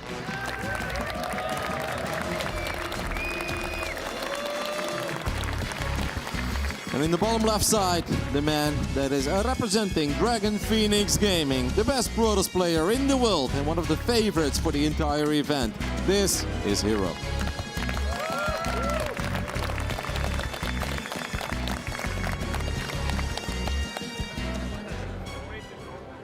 I'm excited to see how a laser wants to go ahead and play this. Like with Hero, I would be shocked if he does not go for his Stargate and get his oracles out. He always opens in this way. But do you think there could be any merit to opening differently? Yeah, I think once in a blue moon, it doesn't hurt Hero, obviously, to just open up with a Twilight, right? And yeah. To kind of confuse players and keep them honest as well, try to make them scout that Stargate. But I think that's something that Hero will only do if he feels like he has to do it, right? If he plays against, say, Dark in the playoffs, or Reynor, or Serral, Hero will probably look at almost every other Zerg on this planet and be like, I can tell you that I'm going to go Oracles into Blink Stalkers. And StarCraft 2 is a strategy game, of course, but at the end of the day, execution matters even more than strategy. And Hero will just look at this and be like, I don't need to switch it up because my build is safe, so you can't really all-in me, and I will always find damage and take it from there. Yeah. But a laser, I mean, I really did like that game number 1 quite a bit. It kind of reminded me, you remember, Roddy, back when Swarm Host got nerfed for the first time? And Snoot started going Ling Hydra immediately to counter all the Stalker builds that people were using. And so it kind of like made me think about that a little bit, where it's like, yeah, I guess historically we do have a precedence for going Ling Hydra in this case. And it's all, if I just think of the strongest Elaser ever, we think back of the Elaser that made the semi-finals of BlizzCon after defeating Showtime in the quarterfinals. Like no foreigner in the modern era of all the BlizzCons had ever gone that far. And if you look back at Elaser that year, it was so much of everything we saw there in Game 1. It's, back then he used a lot of drop alerts as well. That's the only thing he didn't use, but obviously Baneling drops with +2 melee are great. But hey, if you can just roll them in, why do you need to drop in the first place? Yeah. Well, he's playing so fast-paced that one game, right? It was like non-stop. He ended up killing 100 probes or so, which is just absurd. So, yeah, don't need to change that too much. Now, the Stargate is finishing up, an Adept going across the map, and we should be seeing that Oracle start just momentarily. Yeah. Hopefully Classic hasn't been around to be like, trust me, bro, go Tempest. No! Oh, that game. What did you make of it at those? Oh, man. When he ran by the bunker, I was just like, no. and then he started making all the proxies and the Tempest. It was like, dude, there's a reason we haven't seen this in a long time. Yes, it was a whole lot better in Heart of the Swarm. And if you guys wonder why, like, wasn't Proxy Tempest a thing once upon a time? It was. But since in Legacy of the Void, we started with way more workers than we did in Heart of the Swarm. By the time that the Tempest are out and you're able to pick off a couple of SCVs, the Terrans have way more SCVs in Legacy of the Void than they had in Heart of the Swarm. So every worker you kill has way less impact on the economy, and that's why the build just kind of fell out of fashion. There are still some ways to once in a blue moon make it work against very specific Terran openers, but as you said, there's a reason why we don't see it a whole lot, and that is because it's pretty bad in most scenarios. Yeah. So sad one there, but this series so far doing really well. I was nervous at the beginning that it was going to be kind of lopsided and everything, but here in Game 3, a laser defending pretty well. The second Oracle's coming up. We haven't seen a ton of damage yet. We got a couple of Zerglings running towards the other side of the map as well. If Elaser is able to get a little cancel on this Nexus, that would be fantastic. And the Oracles are quite far out of position. What will Elaser go for? Does he go for the Adept? Does he go for the Pylon? Or will it be the Nexus? He's going to try the Nexus. Look at the micro. We are microing individual Zerglings to get a little bit of extra DPS. One Oracle shows up, pulls a beam. Elaser doesn't get the Nexus. And that is bad news, Artosis. Yeah, trying to get as much damage as he could there. I like the micro and everything, but Hero has everything under control at the moment. 12 more Lings on the way as 3 Oracles go across that map. Yep, we saw a couple of extra adepts, and once more we see the Roach one being dropped. Now, in the previous game, we made 1 Roach, and we're like, actually, we don't want Roaches at all. I'm not exactly sure what Elaser is going to do this time around. Maybe he just feels it in case it is Resonating Glaive Adepts, but none of that really matters, as the Oracles are finding a couple of drones. With a couple, I mean 7. The Lynx also finding some success, so that's obviously decent, but I still think this is way better for Hero than it is for Elaser, because Elaser made all of these Lynx in the first place, which already slows down the Zerg economy. Yeah, for sure. The Lings are not doing quite as much as he wanted. But doors are some open. of these kills, and he slips into the natural. Look at this, going after even more probes for Hero. Hero taking some serious damage here. It wasn't too bad for Hero earlier, but this was obviously not supposed to happen. He has now lost 9 probes, and there's a good chance he's going to lose a few more. Loses a lot of mining time as well, and Elaser is firing up 20 more Lings. He's like, hey, this is all going pretty good. Maybe I should try that again. Are those 20 new Lings going to be able to do very much? A lot of the units are still in the main base, chasing around the remaining Lings, but those are going to be knocked out as of now. And the 20 Lings coming in, I'm not so sure he's going to be able to do much. I think you're right. I think he was hoping there was no battery there or something at the third base, and he was able to right-click on the Nexus. That didn't happen. Elaser is going to try to go up to 4 bases now, has dropped the Hydra then, so he had that Roach Warren. Did it finish up? Yes, it did. It is on the right side of our screen there, but we're not going to use it at all because he knows that it's once more going to be Blink Stalkers, and he does not feel that he needs Roaches, so he didn't start Roach Speed either. Does kind of need to keep this hatchery alive, though. Well, Shades Up has a good amount of Stalkers, and yeah, this hatchery is going to have to get canceled. Even the Oracles turning on, pointing their lasers down, and down it goes with that cancel from a laser. So a very good denial from Hero. Really unfortunate for Elaser, who now has 1,000 minerals in the bank too, because he was kind of just hoping that hatchery would finish up, then he could saturate it immediately, and then we could slowly but steady go back into the composition that we found a lot of success with in Game 1. He will now double expand. That's something that will absolutely work. If Hero feels like, hey, this was really good for me, now you need to attack me and I don't need to do anything anymore for a while. Yeah. So maybe this can actually pay off for Elaser. Yeah, possibly. Looks like Hero getting ready for another base of his own right now. Still warping in a lot of Stalkers at +2, about 1/3 of the way done.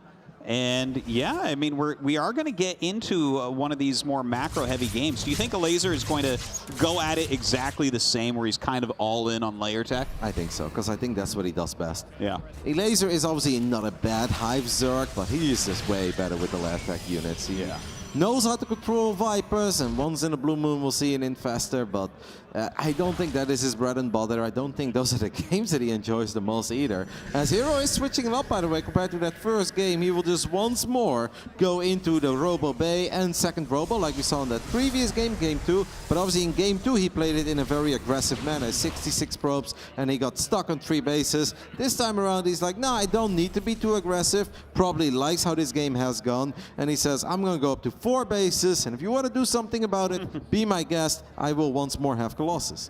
Yeah, the Colossus, I mean, when he starts getting up to that huge count that we saw before, you know, 4 Colossus, 5 Colossus, it is definitely going to start shredding the Lings and Banes. But the economy of a laser is going to be pretty darn big on 5 base, right? Like, he is going to be able to field a lot of Banelings this time. It's going to be a much bigger army than what we saw in the previous game going up against Stalker Colossus. And again, we don't have sentries.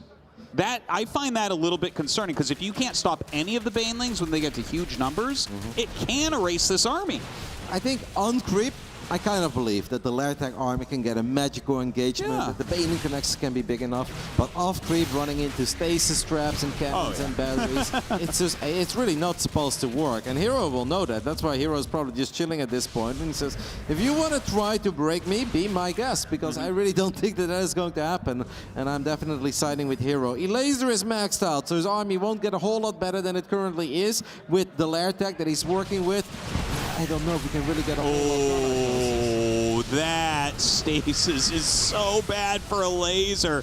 Just absolutely an easy hold right now for Hero. Look at this, even over on this side. I'm not too worried about anything for Hero at this point, but the Hydras, I mean, they're trying to fight. They put a little bit of damage on the Nexus. It doesn't look super good for a laser after that. Couple of Zerglings running into the natural, by the way. They do have some potential. If Hero didn't see it, but Hero does see it. He's going to warp in a few Stalkers. Even if it was only 3 or 4 Lings, if you're just paying too much attention to what's happening in the center of the map, these Lings do pack a punch, especially with +1 melee, and it could have been painful, but Hero was all over it. And Elazer now realizing that that attack was not too successful and that the next one is going to be even less successful because extended thermal lens will be done. There will be more Colossus, so he drops the Invitation Pit. He's going to try to make it up to Hive, but he's going to have to stop this monstrous laser army, and I don't know how we go about it. Yeah, well, there are some Ling counterattacks going on, so if he holds, maybe those are going to help pay off, but this attack is ridiculous. Look at Hero just move forward all the way. The Baneling's not even really able to finish morphing. They do pop out. He blinks back away from them. For now, the Hydra's coming forward, but Hero's army is melting everything. Yeah, that was a proper Hydra barbecue, and it seems that Hero will be able to increase his record to 3-0 if he can just keep these Colossus alive for a little bit longer. He does lose every single probe, by the way, on the other side of the map. He lost 52 probes to it. It's like he's just F2A moving. He had a couple of units defending. He's like, no, I can't be bothered. Go ahead, Elazer kills everything. Like, that was not supposed to happen at those. He lost 54 probes. Yeah. But he's got an army that just cannot die. Dude, he's losing a Nexus as well, but yeah, that is going to be that. And a good effort from a laser, no doubt about that. But Hero adapting, overcoming what a laser wanted to get done, and picking up a couple of quick wins with his Colossus play. Yeah, a fun series, but I think Hero at one point, he probably looked at that first game. He's like, I was worried about Hive, man. Like, you're supposed to do things that are kind of scary from the Zerg. Maybe you get Lurkers, maybe you get Vipers. And if you're just going to stay on lair attack, well, then I'll just go double Robo, make a couple of Colossus.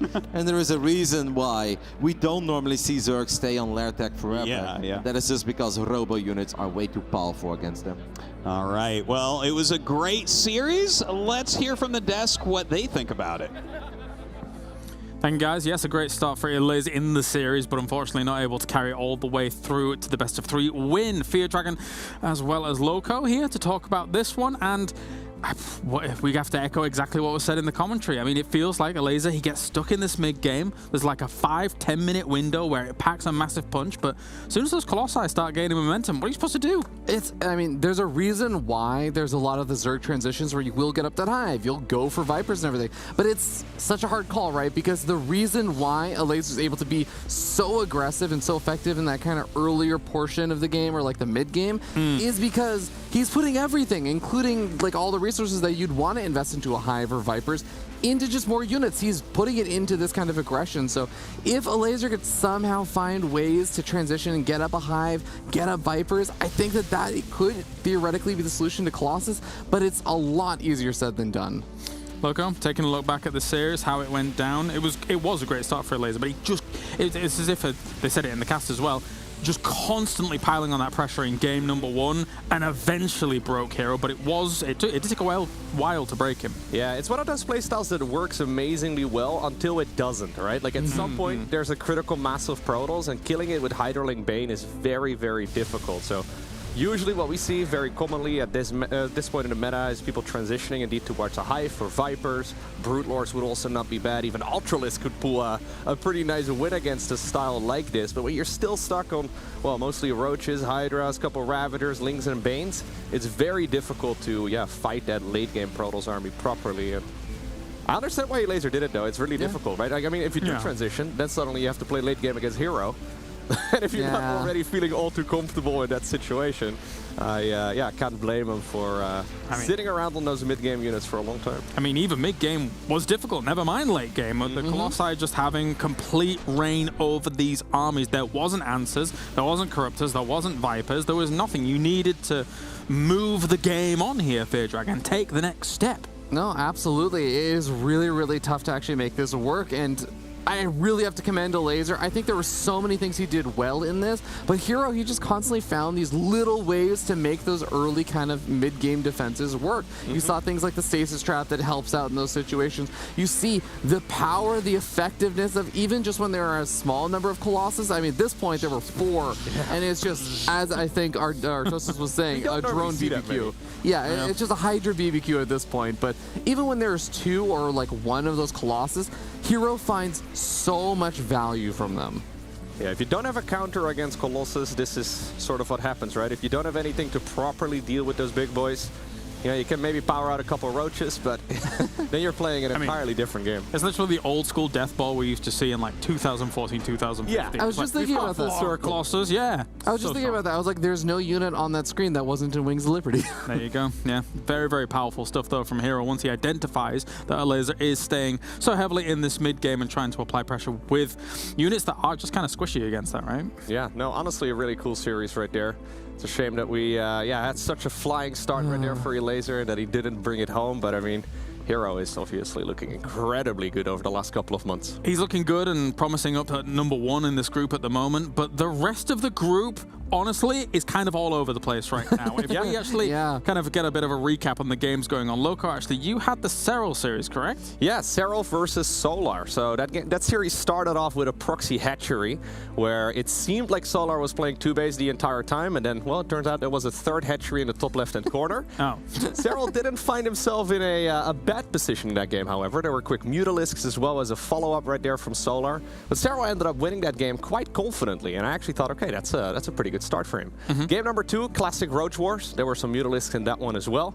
Ended up going in favor of Solar. And then game number 3, Solar did the classic +1 armor push, where you rush out the +1 carapace, you go into the Roaches, Ravagers, Zerglings, and Banelings right as your opponent is transitioning towards a lair. And he ended up winning that game as well. And even though Serral is one of the favorites for this tournament overall, he found himself in a Zerg group. And, well, ZVZ is not his best matchup. He's actually in a pretty dicey position right now. 1-2. This might be, for Serral, the most trying group stage we've seen him in a new age Katowice ever. Yeah. Normally, you're expecting, okay, he's #1. He still has to play Laser as well, right? It's not unheard of that Laser could win against Serral, so... He has to play Hero still. Yeah, I forgot about that one. Hero. I kind of just assume he wins every ZVP and ZVT, but yeah, Hero is pretty good. Yeah, as we just found out, he's pretty good at PvZ, guys. That would be nuts, though, if Serral gets eliminated in the group stage. That would be, relatively unheard of for Katowice, I think. And now that I think about it, let's turn it on its head again, because you had DRG versus Special. Yeah, that one also started off with some really interesting stuff. It was a lot of long games. We actually had some good battle mecha styles and stuff coming out from Special. He was really sticking to his guns on that. It started off with like a proxy starport that immediately got scouted, has a tech lab on it, and DRG kills it before I think almost any units pop on out. So it was a very chaotic series to just sum things up, but overall I'd say it was a lot of that kind of macro battle mech style that Special really seems to be leaning toward. But I really like DRG's response. He was able to get up like a solid kind of ground force to help deal with a lot of that battle mech, adding on a lot of those infestors as well, and I think eventually transitioning out of the infestors a little bit later into just powerful, swarmy Zerg units. Maybe Special's really finding his footing in this group, and that could be scary for you if he has more Zerg opponents coming on up. Battle mech as well, right? I didn't actually say the score of that series, by the way. It was 2-1. 2-1 in favor of Special. Cool. All right, well, thank you very much, guys. It's time to head on over to the stage once again with Smix, as she is with Hero. Thank you very much, Calaris, and congratulations, Hero. With this 2-1 over Laser, you are now at the top of your group, and you haven't been defeated yet. That has to feel quite nice. I do have to share with the viewers that when I talked to you backstage just now, and I just asked you how the games were, you told me that this was the hardest series you've played since you came here in Katowice. Tell us what you mean by that. 일단 김준호 선수 너무 축하드리고요. 뒤에서 방금 저랑 얘기를 좀 나눴었는데 이번 경기가 가장 힘들었다고 카토비체에 왔을 때. 그래서 왜 그런지 얘기해 주세요. 일단 복합적으로 겹친 것 같은데 백스테이지에서 할 때는 좀 많이 마음이 편안했던 것 같은데 메인 오니까 오랜만에 이제 팬분들의 함성도 느끼고 만나 뵙고 하다 보니까 긴장된 것도 있고 제가 1레이저 선수를 좀 연구를 했는데 그 연구한 그대로 오늘도 똑같이 할 줄 몰라가지고 저 혼자 막 심리전 막 열심히 하다가 혼자서 말렸던 것 같아요. 그래가지고 두 번째부터 정신 차려가지고 거신 뽑으면서 이길 수 있었던 것 같아요. So he says there's a couple of layers to that answer. The first answer is that when I was playing backstage, when I wasn't playing on the main stage here, I think I was able to play with a very comfortable mindset because I wasn't in front of a crowd or anything like that. But now that I'm playing in front of the fans, I don't think I expected the extra nerves that would come with that from playing on the stage. So I definitely think that was one of the variables. Another one of the variables is that I really studied a laser super hard ahead of this series, and I did not expect him to play exactly what I had studied. Like I think I played too many mind games by myself. I had expected that he'd do something different, but he ended up doing exactly what he's done. So I think I kind of shot myself in the foot there. But thankfully, I was able to get it together with my Colossus play at the end, and I'm very glad that I was able to get the win.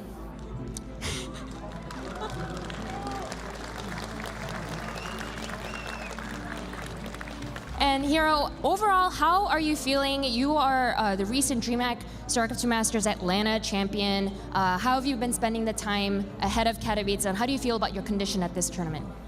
김준호 선수 이제 최근에 그 드림핵 아틀란타의 우승자였고 요즘에는 어떻게 지내고 카토비체 준비하는 과정이 어떠셨나요? 컨디션이 어떠셨나요? 일단 남아있던 마지막 대회를 끝내고 카토비체 전에 충분한 휴식을 취하고 카토비체를 준비하기 위해 집중해서 연습을 했었고 그 결과가 지금 나오고 있는 것 같습니다. So after the last tournament wrapped, I made sure to have a good chunk of time where I relaxed, and then I made sure that I prepared very, very hard in preparation for this specific tournament. And I think you're seeing the results of all of my hard work and practicing come to fruition here at Katowice, and that's why I'm able to do so well. Last but not least, you have a pretty tough opponent ahead of you next. You're going to be playing Serral. Serral is actually someone you haven't played too often officially. What are your thoughts about Yona? 이제 다음 상대는 이제 세랄 선수인데 보니까 생각보다 많이 만나지는 않았어요. 그래서 기분이 좀 남다를 것 같은데 어떻게 생각하세요? 일단 항상 최강이기 때문에 최강이라 생각하기 때문에 만나고 싶은 상대고 이렇게 하위 라운드에서 만났는데 끝판왕을 만난 기분이고요. 일단은 그 다음 경기는 또 백스테이지에서 한다고 하니까 저의 기량을 만개할 수 있을 것 같고 이길 수 있을 거라고 생각합니다. So he says, when it comes to Serral, I've always thought of him extremely highly as the best GOAT. And so I definitely think of him very, very highly. But it's interesting that I'm playing him at the latter stages of the group stage because it kind of feels like I'm finally facing the raid boss. So that feels really great. I think I had heard that I won't be actually playing him on the main stage. So I think what I'll be able to really channel my utmost efforts and playing very comfortably from the backstage. And I think I'll be able to take the win. We will see how that goes. But for now, congratulations again, Hero, on a fantastic series. We are going to take a break. But when we come back, more amazing games. See you there. 수고하셨어요.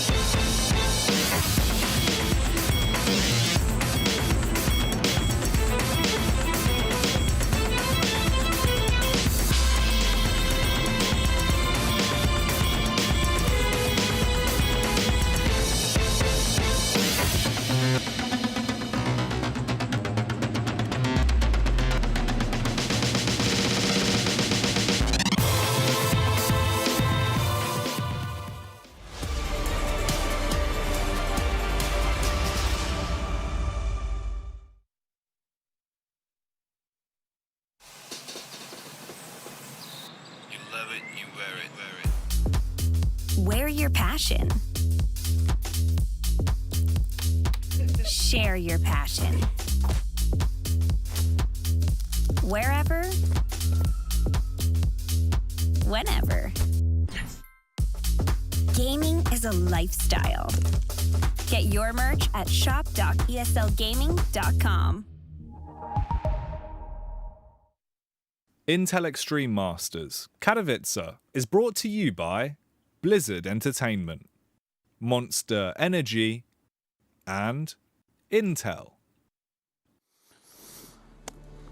Welcome back. Just 2 more series to go here tonight, and there was a slight mishap there. Hero was saying that he thought that the match was actually played behind, and he'd be behind the stage, and he'll be totally fine with it and not break a sweat whatsoever. However, it is being played on the stage later on, so maybe you'll have to be a little bit more cautious. However, we are kind of in upside down land right now here for Group D, because we have got some wild results coming in left, right, and center. We already alluded to them before the actual interview, with Solar being able to take the victory and Special being able to take the victory, and now they're going up against one another to find out who goes 3-1 in this group. So, joining me, Pig, as well as ZG. ZG, this has been kind of all over the place right now.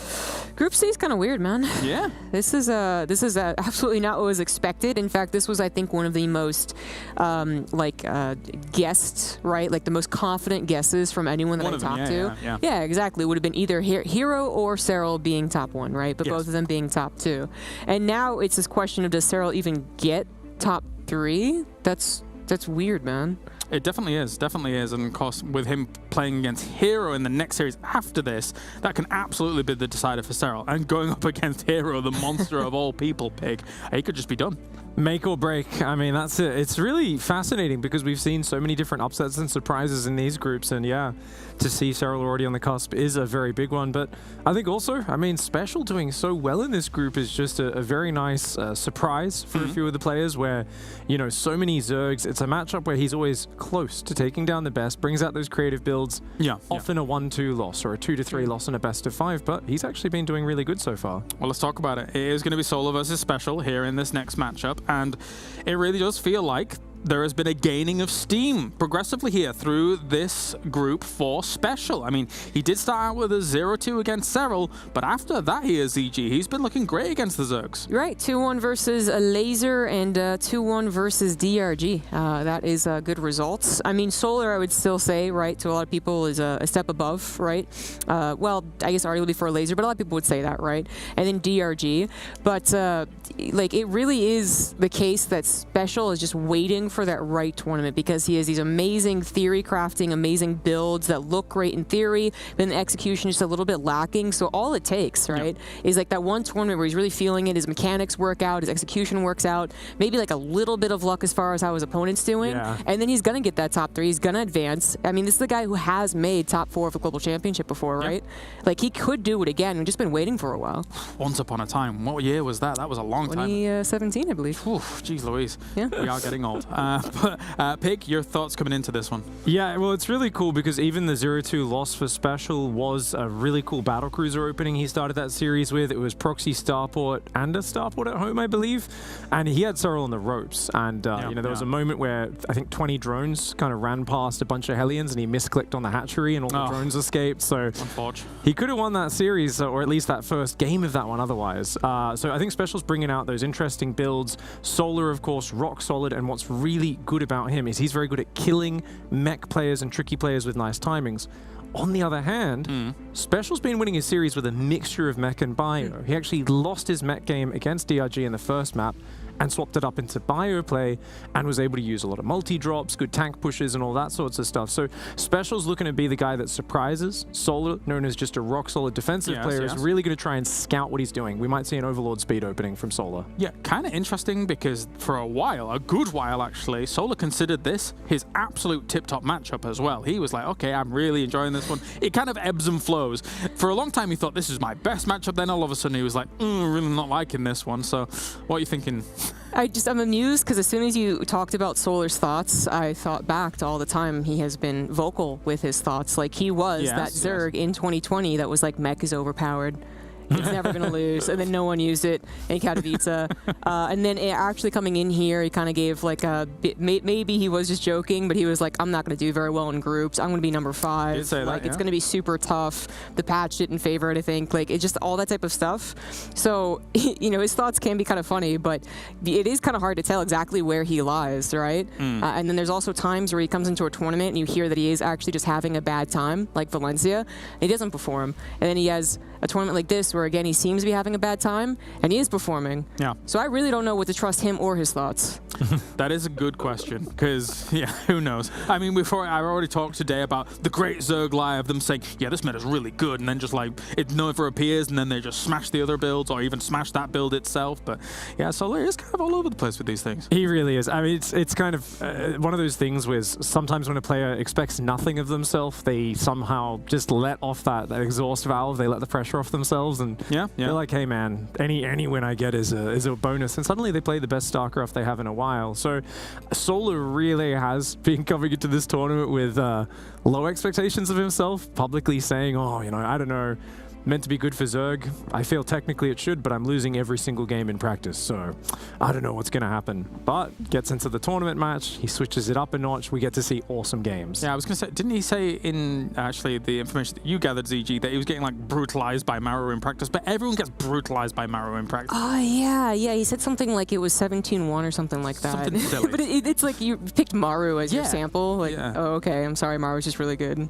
Like, give me your score versus like, I don't want to name it, actually, that'd be rude, but like, give me a name that's not top 1 Terran.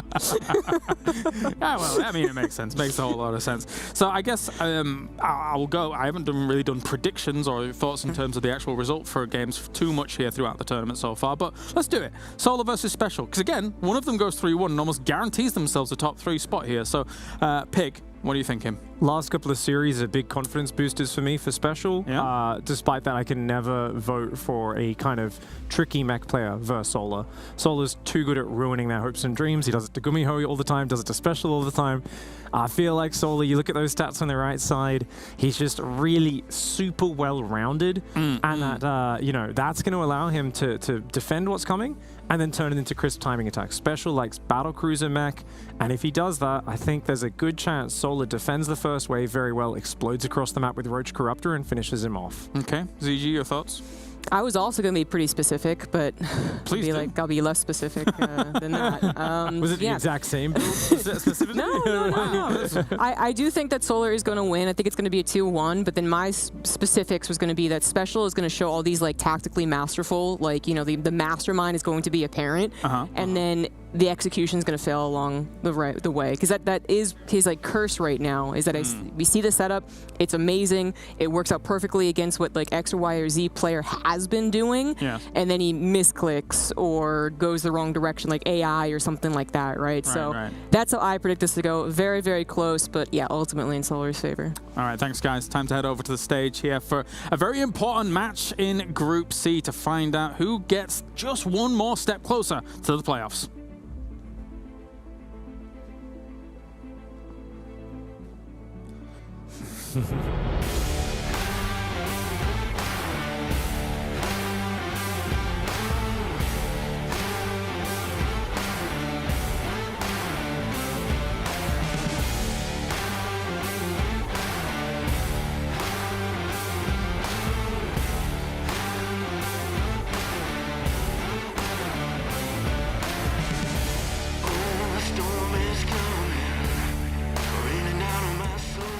You are absolutely right. It is time to bring out these players and see at the end of this best of 3 which player will be closer to the playoffs. Our first player is the King of Latin America, as well as a WCS finalist, while facing him is the recent GSL Super Tournament champion and an amazingly decorated player. Please welcome on stage, it is Special and Solar.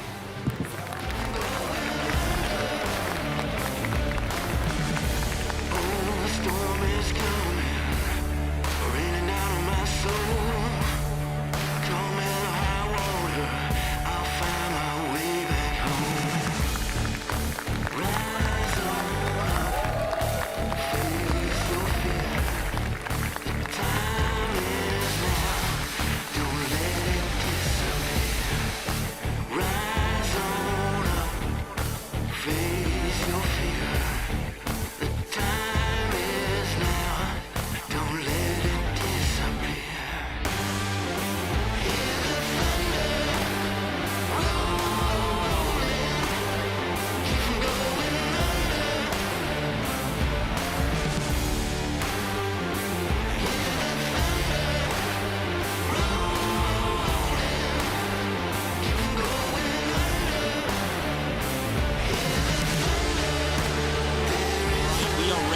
get into this exciting match here. Special versus Solar. Loco, who do you think is going to take it? I think this is going to be a really fun match, actually. Special over the last couple of days has been showing us some very fun build orders, a lot of mech, a lot of shenanigans in general, just a lot of strategies that we haven't seen too much over the last couple of years. Of course, the new multiplayer balance patch went live relatively recently, so yeah, those units that are very popular in that playstyle have gotten a little bit stronger. And he's going up against Solar. I mean, Solar is one of the most experienced players out there, playing this game for, well, as long as I've been watching, so probably about 12 years. And yeah, he's always been that stock standard Zerg, right? He doesn't really play a very spicy playstyle, but he just simply defends whatever the Terran players like to throw at him, and then eventually he tends to overwhelm them. You know, Special has always been a very interesting player to me. He does have, I think, at times more build orders and more approaches than almost any other player that's out there for Terran. But it does seem like at this event specifically, he is playing a much more withdrawn, kind of passive style, you know, battle cruisers, meching. And I think there are reasons why we don't see that more often. I think the other ways, the more straightforward, you know, Marine, siege tank pushes are a little bit stronger. So we're going to see if this is going to bring him some success here. A lot of people are saying Solar is in better shape. I would tend to agree with that, but maybe Special can cause an upset. Yeah, we'll find out as we are now loading into game number 1 of this best-of-3 series. The map we're starting on is Grassband. There we go, spawning here in the bottom right-hand corner from Mexico. Playing with the Red Terran SCVs, we have Special.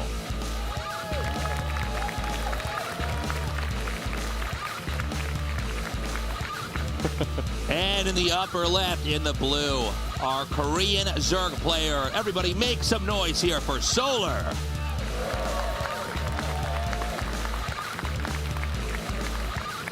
So, looking at the results between these two players historically, it's not looking all too pretty for Special. Now, keep in mind, these stats go all the way back to 2015, which is apparently the first time that these two faced off against each other in an event.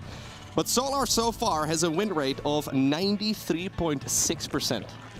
Wow. That is actually an incredibly high win rate. That's obviously crazy. The stats from that long ago may not be necessarily that relevant, but there's no denying that Solar has been, yeah, pretty successful for a very long time. You know, one thing to keep in mind is, you know, on the surface level, you might look at this and see it's really just kind of a Mexico versus Korea match here, but the reality is, Special is almost always in Korea. Yeah. He basically lives in Korea, and so he's really more part of that Korean meta, right? He's always in the GSL. You know, he's constantly meeting up with the other pros and hanging out, and so Solar definitely knows what Special style is, and that's what's very important to note here. So, you know, it does seem like that may be why Special is playing a little bit off-brand Terran. Doing a lot more meching. Not that he didn't do that before, but he seems to have amped that up a little bit. The problem is that, you know, these slower mech styles or accumulating battle cruisers, one of the issues is that, you know, you don't really get to engage with the Zerg very quickly. And the thing about Solar is he's a Zerg that really knows how to cut corners. He knows how to crank out extra drones. He knows how to expand at an extremely quick rate. And I do wonder if there's going to be any way that Special can punish a player that's going to be as crafty as Solar in a situation like that. Yeah. Solar opening up with a spawning pool first, by the way. Now, luckily here for Special, he did not just send in the Reaper, he also sent a SCV scout in front of it, which is very helpful, because otherwise those Zerglings, they will take a funny path towards the other side of the map, and sometimes they can kill the SCV that's building the command center. That can really hinder the Terran early game, but so far, everything is A-okay. Yeah, so it's going to be a little bit of a slower opening here. Terran going to continue to try to power up. This is a very big map, but it's worth pointing out that there is a pretty straight line that you can push across right in the middle. We're going to see this illustrated right here. And so a lot of times in this matchup, we do see that the Terran tends to be pressuring the Zerg at the third base that we're looking at right now. Funnily enough, the other bases are actually like easier to take, and oftentimes you don't see anywhere near as much action. But I'm curious to see, you know, if, assuming that Special does push in this game, what it's going to be like. Again, he might do the mech style. We'll see. Yeah, I'm curious to see if he's going to play that in the first place, right? So we've seen it quite a bit over the last couple of days. Zergs initially were talking about the mech style, and they were like, we don't know what to do against it. And then earlier today, we had Reynor absolutely shutting it down with a Queen drop. Just one of those builds that you normally see in the Zerg versus Protoss matchup, but he was bringing it out in Zerg versus Terran, because especially with Cyclone-based openers, you usually don't go into siege tanks particularly quickly, and it turns out Ravager Queen is a pretty good way of shutting it down, and there is Solar putting down a Roachborn at about 3.5 minutes. What are you making of that? Yeah, it looks like a very, well, he certainly will have opportunities to try to be aggressive if he wants to. Sometimes you see the early Roachborn, and it's like they're just getting it in case they do feel like they're going to get forced into making roaches. But time will certainly tell. I mean, we do have the third command center coming along here, for special. And when you're doing something like that, if there is early aggression, it tends to work well against stuff like this, since the money going into the command center didn't go into, making more Marines or tanks or anything like that.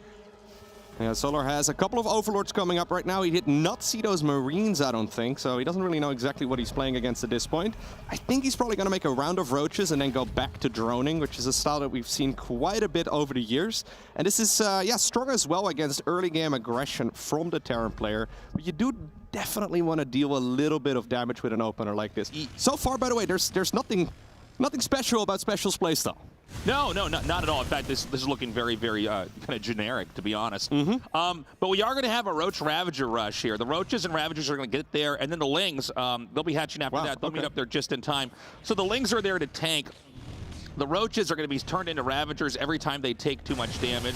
With the patch, this is a little bit less effective, but the idea would still work. Yeah, I think the original plan was to go back to droning, but then he saw it was a Raven. He's like, you know what? If you're not going for a Banshee, don't mind if I just follow this up with a bunch of Zerglings as well. He's already morphed in a couple of Ravagers. It's a really quick third command center from Special. So at this point, the army supply count is not looking good here for the Terran player at all, and even the wall-off is not completed. Yeah, the Lings are going to be able to get in here, but he does need to keep these Roaches together. I do like the idea of having the Hellions in the back to basically intercept the reinforcements.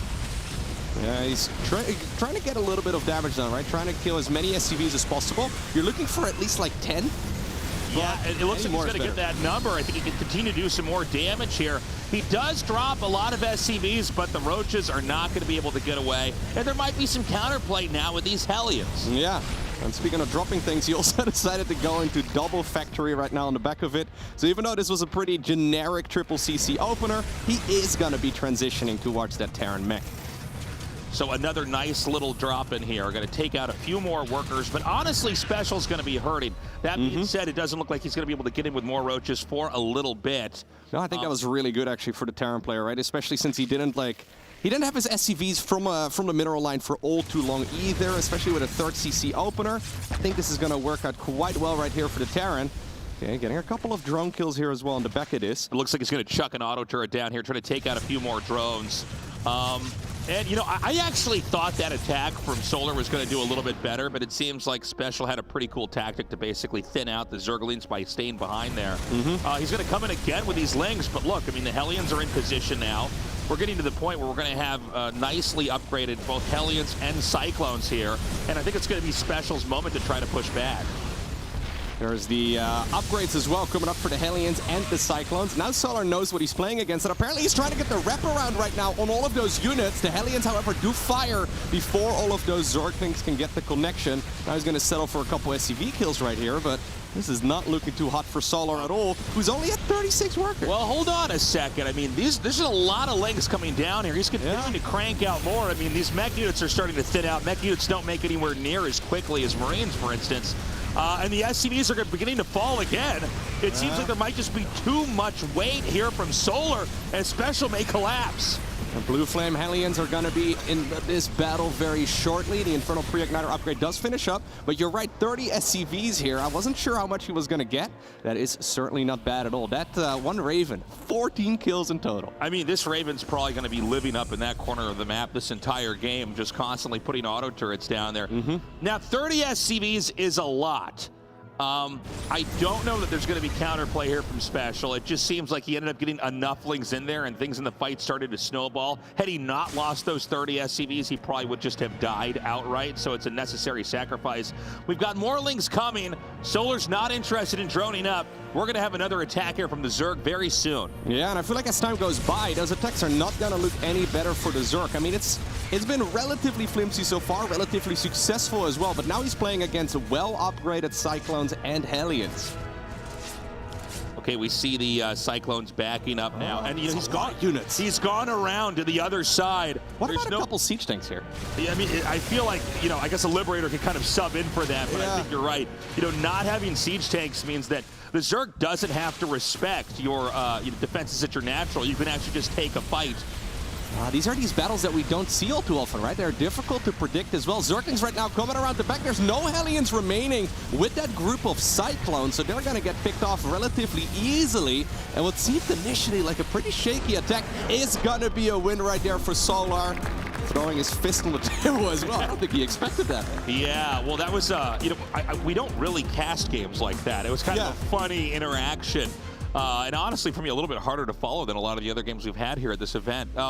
Normally, if it's like 32 SCVs versus like 36 drones and the Terran has like 3 mules mining, you're like, okay, this is not going to be too good for the Zerg. Sure, yeah. I mean, the thing about mech is that, the pacing of how quickly units come out, it's a little bit different, right? So you start to drop a couple, and you don't have that, streamline of Marines constantly coming out to kind of buffer your defenses. So there's these moments in time where they can kind of get in and crack you wide open. Special did go for 3 command centers and sent the Raven out across the map. So he really didn't have a lot to work with early on. I thought he might bounce back a little bit better, but I think Solar had the right idea to go all the way around the Hellions and just pick a fight actually at the natural. Then those mech units, they have to go back and defend, and that allows the Lings to then actually get all the way across the map and reinforce. Yeah, what I really would have liked to see in that game was a Banshee or 2, maybe even after the Raven. There wasn't really a whole lot for the Zerg player to snipe those down, especially if you keep them defensively. They would have continuously dealt a lot of damage, and at the very least, they would have shut down that aggression that Solar was going for. He probably would have started droning. In the end, though, pretty cool game right there to start things up with. Very aggressive. We're talking about nice macro games before we get started today. Not the case, at least in game 1. Yeah, this mech style, obviously, as you mentioned earlier, Loco, I mean, it's a new patch, right? But the issue is and look, maybe it's actually going to be really strong. Maybe all the Terrans just do it forever. I don't know. But right now, it doesn't seem like he's really ironed out all the wrinkles in the build order. Right. And Solar basically could just go full-on aggression mode and wipe him out. Okay, we are loading into game number 2 of this best-of-3 series. It's going to take place on Royal Blood. We've seen quite a few games on this map as well over the last couple of days. Spawning right here in the top right-hand corner, the man who's been playing a lot of mech. We are looking at Special's main command center.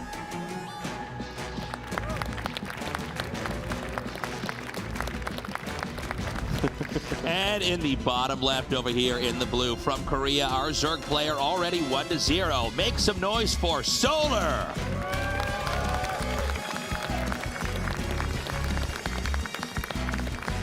Awesome to see a lot of people already coming out. Apparently it's sold out, the event. Apparently we're going to see a lot more people as well over the next couple days, which will always be a lot of fun. Oh. This could also be a lot of fun, though. By this very nice looking fountain, by the way. Yeah. This fountain actually, like this choke point right next to it, it's very difficult to predict because you kind of imagine that this is actually a rather wide space. Yeah. But because of the fountain, it's, I don't know, it's like almost like a, like a graphical block almost, right? You look at that space, you're like, I've got a lot of room to maneuver, and it turns out, no. So, I mean, I can't say I really blame Special for trying this. He went for a macro game, and, in that last game, he never even got to do what he wanted to do. So he's going to do a very specific rush. Now, you can go for 2 barracks rushes, or you can go for 3 barracks rushes. And the reason why the 3rd barracks is not next to the first 2 is that if the Zerg spots this, he might not spot all of it. And therefore, he may miscalculate how much he needs to, Ling versus drone. And I think I saw this starting last year. Maybe it's happened a couple more times. All these games are kind of a soup in my brain right now. I've casted so many. But this is an extremely strong rush.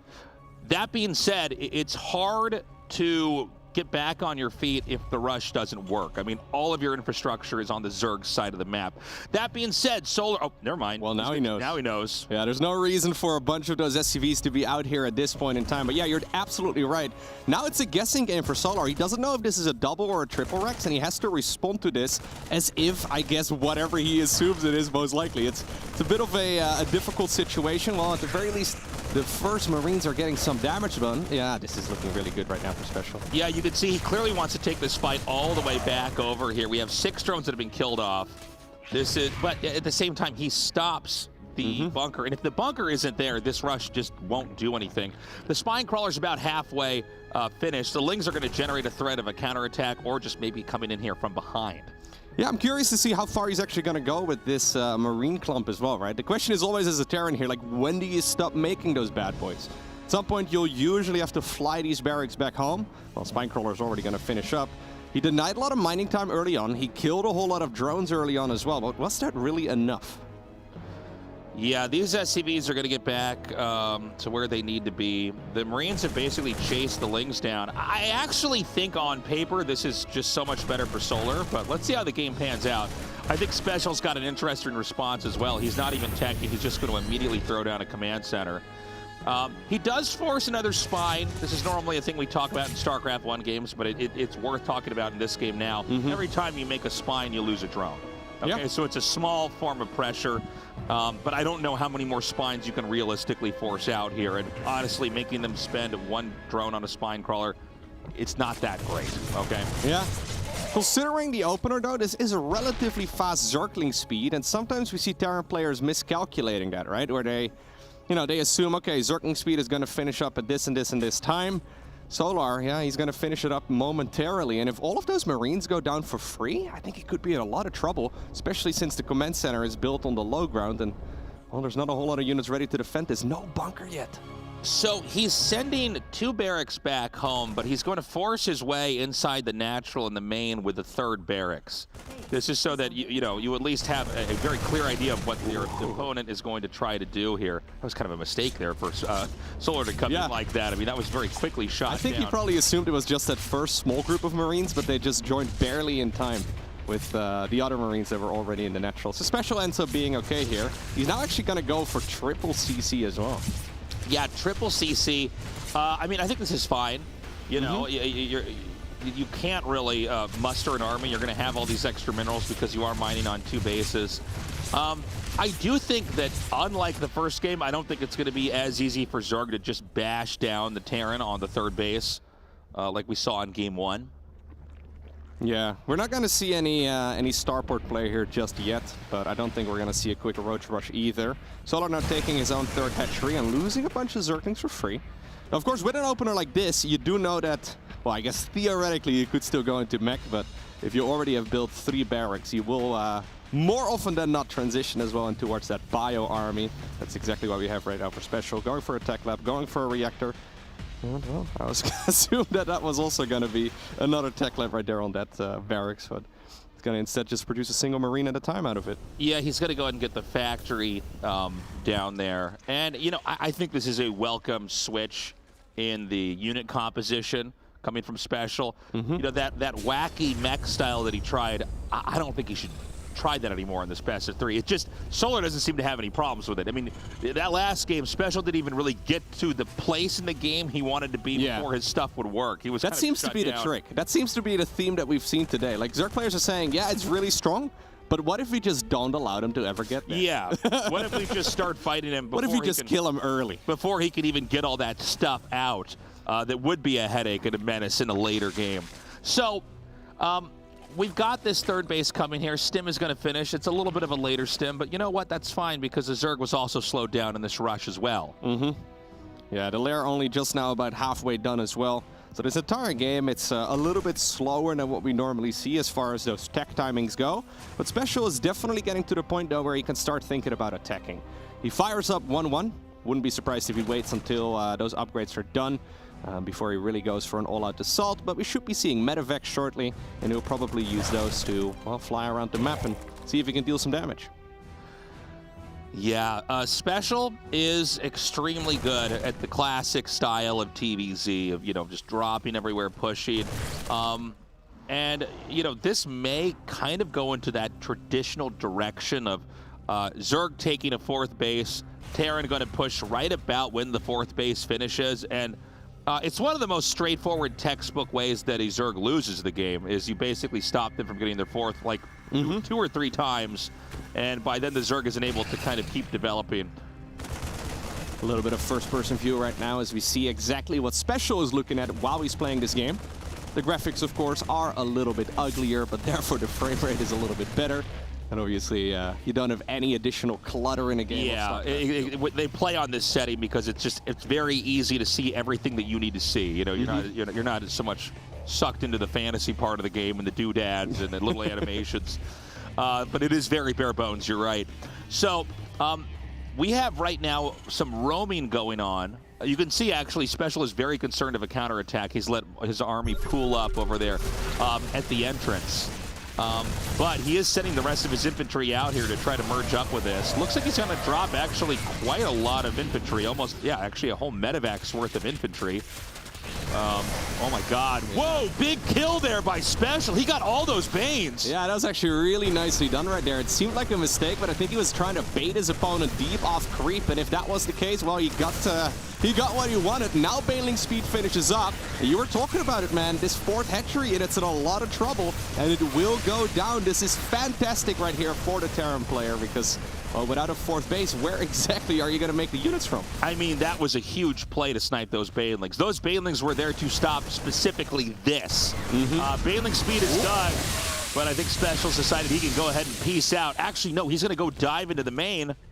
Nah, or not. It's just flying. I think he once a luxury trip right there for those Marines. Once he realized that he couldn't land anywhere comfortable enough to get everything out because of the placement of the spore, he decides to back out. But, you know, that's the first step in just a few more that are needed for the Terran to win the game. He shut down the fourth base. That means Terran and Zerg are even in bases, which means the Zerg is technically behind because the Zerg should always be ahead in bases versus both a Terran and a Protoss. Yeah, now it's an awkward moment, right, where you have 83 workers. Like, he did save the vast majority of those, so that's really nice. Okay, he gets a nice connection over there as well. But this, becomes a little bit difficult right now for Solar, who's trying to slowly transition towards that Hydralisk Ling Bane army. Very powerful, of course, but you really do want to run that force off of, well, at least an 80-worker economy, right? He's got the workers, but not the mineral fields. So, right now, Special doesn't really have to do much of anything. I mean, you know the Zerg's going to try to go ahead and grow again and expand again. And so you wait for the hatchery to finish. Because that's the longest it's gone. The drones are going to be transferred out, but that's usually the best time to come in there and hit it. It's either right before it finishes or right as it finishes. And that means that now you're going to try to come in here and take this out right before the Zerg can get any extra minerals from it. So he's going very Marauder heavy right now as well, which is pretty good against the Banelings. How do you feel about the Widow Mines, especially against Hydraling Bane? Well, I don't think they're going to be helpful against the Hydras. I don't know how many Hydras are actually out right now. I think it's mostly Ling Bane, Hydras. It's a small group at this point, but it's one of those things where I feel like siege tanks would work out quite a little bit better. Yeah, I think you might be right, but I guess, you know, the mines they could set up a little bit more quickly. They're going to come up here, and that's a big shutdown. And, you know, I don't know if this was a moment that Special should have split up his army. He has half of his army on the left side, half on the right over here, and it looks like he's kind of losing on both fronts. I feel like especially after you kill that first hatchery, you have the lead. Like, let's get the killing blow in here. You have a bigger army. You don't have to be, you know, all over the map doing all this crazy stuff. If you've already slowed down his growth, then mathematically you should actually be at a point where you can keep everything together and then try to get that killing blow off, and that would be destroying the fourth hatchery again. In this case, the fourth hatchery is now being mined from. I think Solar's back on his feet, Loco. Yeah, Solar is probably feeling a whole lot better about this than like 2 minutes ago. He is now arriving at Hive Tech as well very soon. He's going to go into that Lurker Den, and as soon as Lurkers hit the battlefield, it's going to be very difficult for Special to continue playing this tempo style that he's been focusing on. Now that said, he does have the potential for a killer push with 2-2 finishing up right now. Drop in the main base, or, well, right over there. I think that was the natural, gets cleaned up by the Zerg, as it also ends up killing the Medevac. Now that... Oh, I like the placement of those Widow Mines. That's actually pretty cool. They've been betraying that Terran army here. At least there's a lot of Medevacs, but there's about as many Medevacs as there are Terran units on the ground. Army on the left, though, kills another hatchery. If he can kill one more over here in the center of the map, we're back to what you were talking about, right? That 3-base Zerg economy. Yeah, he still has that fourth up. And by the way, Special now on 4 bases. He's expanded up into 12 o'clock. Special getting some really, really good exchanges here, like really getting value out of every time he attacks. Solar's actually down to like 140 supply, and Special's almost maxed out. Yeah, we've seen a lot of those Terran units blow up, right? Either with Banelings or with Widow Mines, but in the end, he still has a lot more, well, just stuff than the Zerg player has, and he's going to use it to continuously push down this army. There it is. GG is called as the score gets evened up. Yeah, nicely done there by Special. Look, I mean, he did that proxy racks. I think Solar shut it down very, very well. But the most important moment in that game was when Special sniped down what I think was about 6 Banelings off of creep. Yeah, it almost seemed like he was feigning, like, oh no, I'm just wandering around with my Marines. And then, you know, he got the Marines to clean up those Banelings right before Baneling speed finished up. Yeah, it was a cool moment, and it then opened up this really great opportunity to slam the 4th base. You know, Special, I was worried when we saw like his army split in half, part on the left, part on the right. I thought, oh, this could be, you could actually lose both of those in bad engages, and you know, then Zerg is just going to dominate. But he came out on top. But of course, that game started out very weird, even though it ended in a kind of normal, classic fashion. I don't think Special can hide barracks again, right? I mean, no, I don't think he's going to do the exact same build order once more. I wonder if we end up with a game. The build was really that successful for him either, right? Yeah, no, you know, some games you have builds that win, other times it's other circumstances. I mean, that was really won off the back of a tactic in the map, in the middle of the map, excuse me. But let's see. Looks like we're going to be ready now to go into our game number 3 and find out who is going to be the victor in this best of 3 with Special versus Solar. The map is going to be Babylon. Very pretty looking map. Yeah, looks like that map's going to be loading up right now. And I'm almost wondering if Special's just going to go for kind of a standard, like 3 command center, Marine, tank, you know, a very classic TVZ style here. I guess we're going to find out because we're now in our game. Down here in the bottom right in the red from Mexico, he is Special.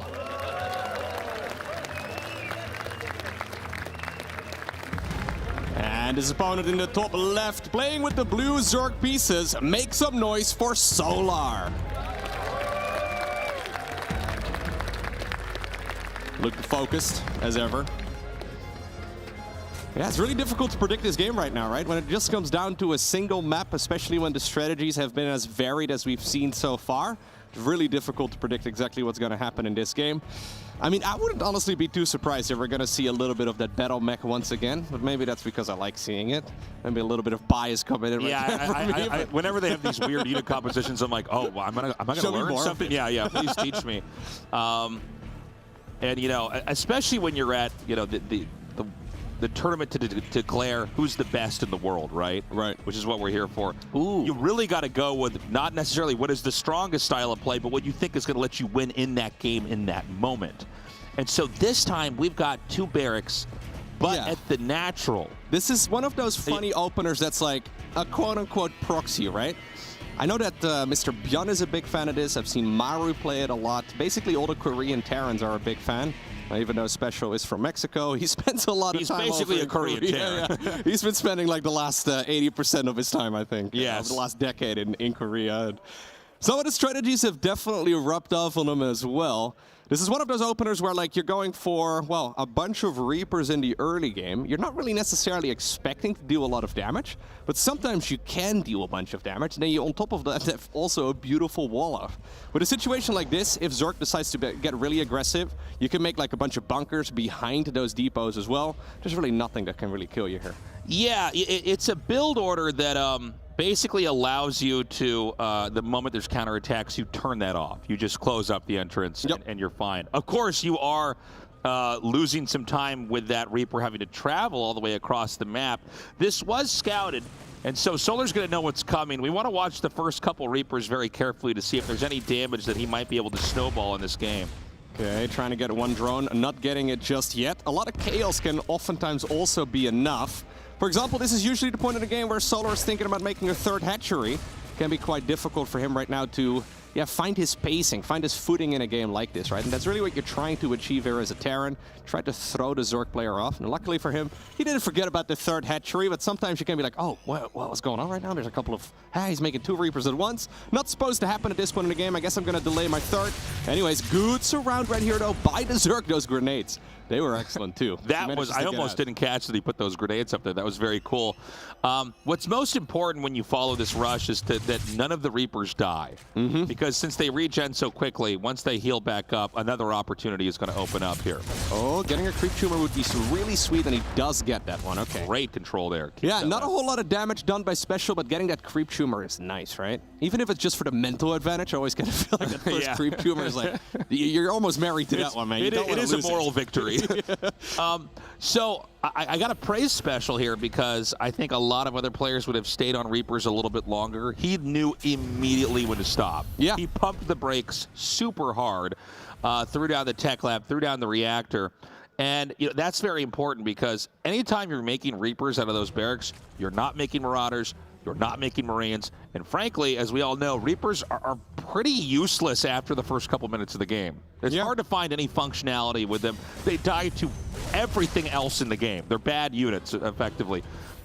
So that means that Special's going to have more Marines. He's going to have more Marauders coming out here, which ultimately means he'll have a healthier push later on. You know, a theme so far in Special's games that we've seen over the last couple days is that over the last, I want to say like 7-8 years, ever since Legacy of the Void came out, we've established a standard for this matchup, right? As to like what Terran players do most of the time and what is strong against the average strategy that Zergs can go for as well. Special is not going for any of the established normal openers. None of that like barracks into a bunch of Hellions. Well, maybe he did that in game number 1, but then with a really quick third command center and followed it up with mech. He's playing it a little bit differently than pretty much everybody else out there. Now those Reapers, though, are going to come back in. They're going to get a couple of workers here. Yeah, like you said, they're kind of pointless at this point. Yeah, anyway. I mean, it's actually pretty good to get the 2 drones. I mean, he just knows it's literally better to throw those in there and try to kill drones to free up supply. How do you feel about Banshees together with Stimpak at this point? That is a bit funny to me. I wonder if he could basically set up a situation where the Banshee can hit the workers in the main and draw some queens away, and then he can push down at the bottom, like the 3rd or something like that. I'm not sure. I'm also, we need to see when he sends the Banshees in, because sometimes they'll wait until they have 2 Banshees, since that can one-shot a worker. But I don't think it's a bad idea. I think we've already seen, you know... Yeah, it's not something you expect, right? It's the Zerg right now. You'd imagine that those Marines are going to get some backup as well in the form of medevacs. Yeah, exactly. But it's going to be a one-way trip, I guess, for those Marines. Yeah. Don't know if they are aware, but... That being said, you know, if he gets the Banshees out, he doesn't kill anything, and then he's just down on medevacs, that's a problem as well. Yeah, Lair's finishing already. So we've got the 2 E-bays coming down here. It does look like there's going to be a minor upgrade lead for a while here for Solar. He's going to have that armor, which is going to be very handy. Yeah, I think the Lair is going to be helpful here to deal with those Banshees, right? Because they do have the cloaking upgrade, and at this point there's no other form of detection. There should be decent amounts of queens available. He's got to be wondering, though, okay, where exactly did those Marines go as we have a look at the first-person view right here of the Zerg. So he did go for Baneling Speed, by the way. It's going to be a little while until that's done. Yeah, and really when Baneling Speed comes, that's when it's a whole new level of respect the Terran has to show to the Zerg, because it is much easier to misclick and just have your entire army disappear. So that is the very first time that he sees the Banshee. Well, at the very least, he sees his drones dying. Second Banshee joins in as well as 1 Queen goes down. At the same time, there's that army you were talking about. It's not headed to the 3rd, but it's going to go to the 4th base instead. Still a pretty dang good fight, though. Now the Banelings are coming in from the back as well. That was an excellent fight right there from Solar, considering that he had no idea that was coming. I mean, if you don't have medevacs, you can't pick up those units. I mean, this is what makes Terran so incredibly strong, is a combination of the medevacs with the infantry, because if you see any moment that you can do damage, you can kill off whatever you get and then get out unscathed and then relocate for a new fight. When you just have a ground army, I mean, if the Zerg's ready for it, like, can you imagine if this game existed and there were not medevacs? Right, exactly. How unforgiving it would be for the Terran. Yeah, I wonder if those 2 Banshees justified the lack of medevacs right here, because like 20 Marines ended up going down because of it. The Banshee pilots here not aware of what they have indirectly caused. That's some tongue moves there, especially. That's the gamer face right there, man. He's going to come in again from that same position here up north. Yeah.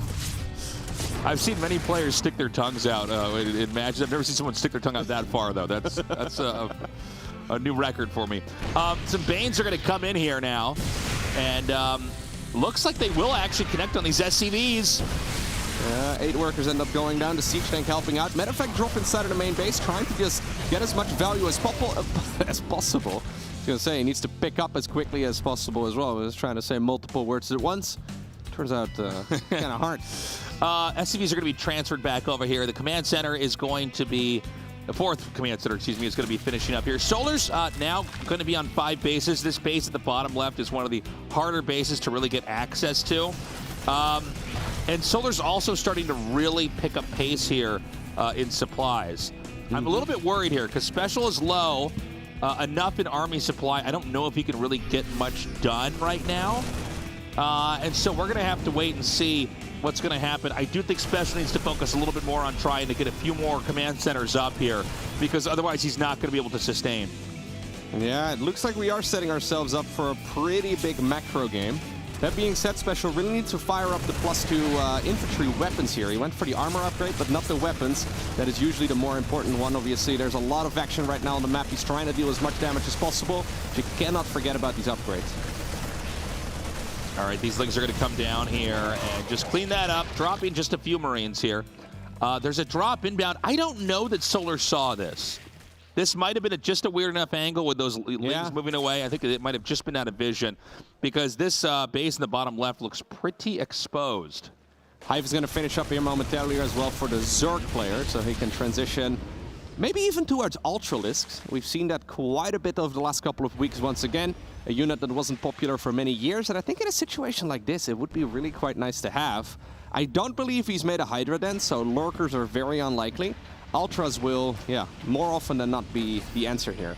Probably combined with a few Vipers. Well, and once you have the Ultras, then you really have the staying power in these fights, you know. I mean, they get so tanky, and obviously the Ultralisks are improved now. They're way less clunky than they were in the previous patch. Nice usage there of those Banes. Special is on 4 bases. We have, what is it? I think it's 6 bases soon here for Solar.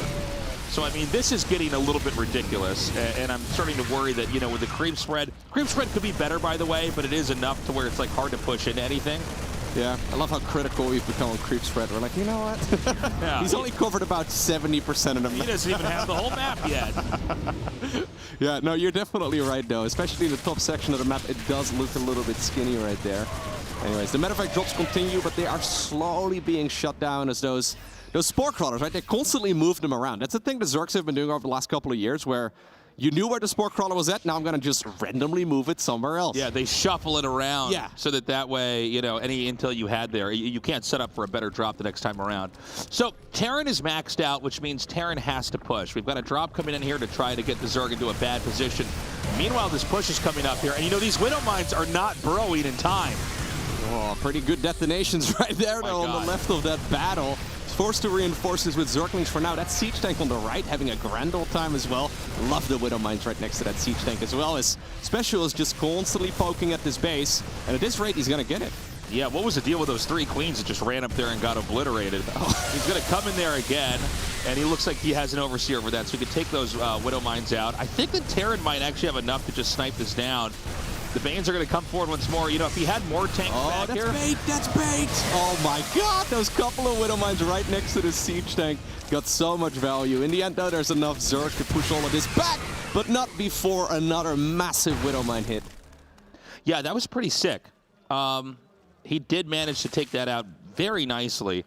And so, you know, Solar is going to go unimpeded here as far as growth is concerned. Now we've got another command center being floated towards the upper right. It's going to be a while before it can actually land over there. And we should also take note that there's not that many more bases Zerg can take. We could go into a split map game where Terran just wants to turtle and try to soak up their resources. There was a fight happening over here as well, but it looks like the reinforcing Terran army managed to clean that up. You know what? I'm a little bit concerned for a potential Ghost transition, right? I feel like we needed that a little while ago. He's still stuck on relatively low-tech units, but now the Ultras are hitting the battlefield, and what exactly is going to be the answer to those?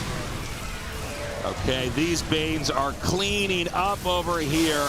The Marines are not quite split that well. It looks like Terran's going to be able to push the Zerg back a little bit. Suddenly more units coming up here from the bottom.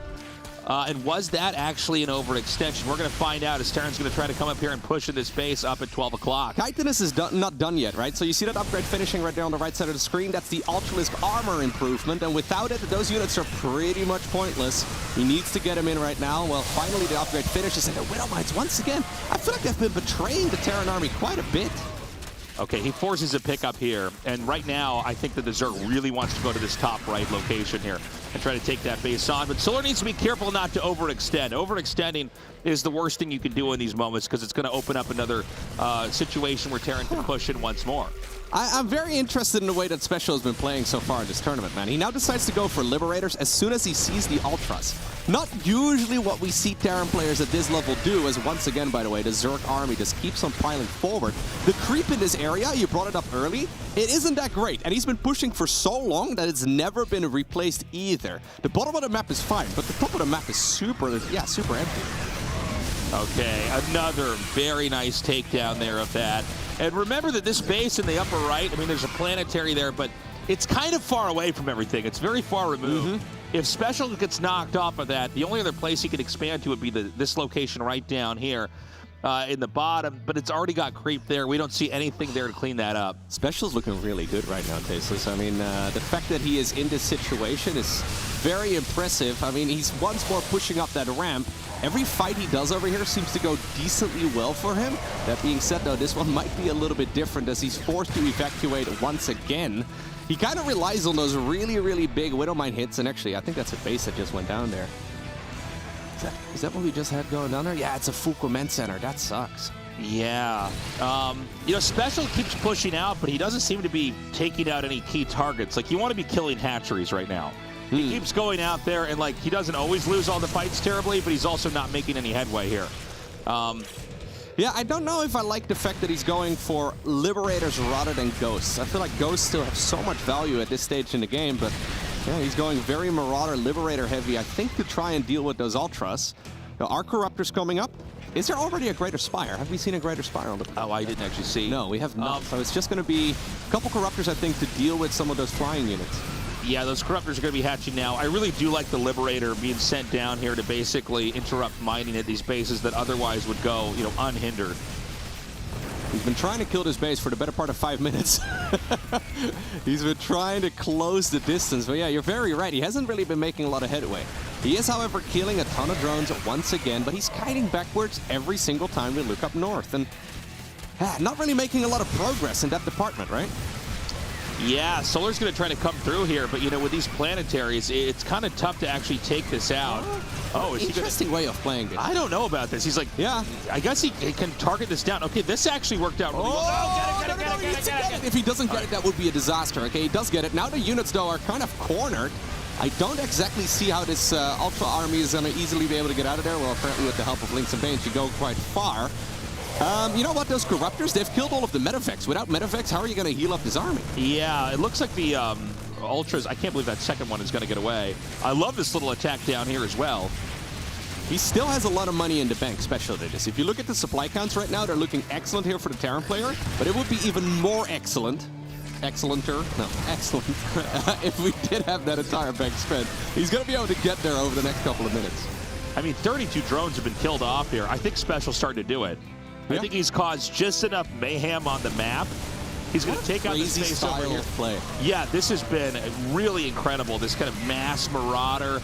You know, yeah, just the cost-efficient traits the entire time, right? I guess that's what he's aiming for, and then eventually Zerg mines out. I guess, you know, the Widow Mines take out the Lings, and then the Marauders are beefy enough to take on the Ultralisks.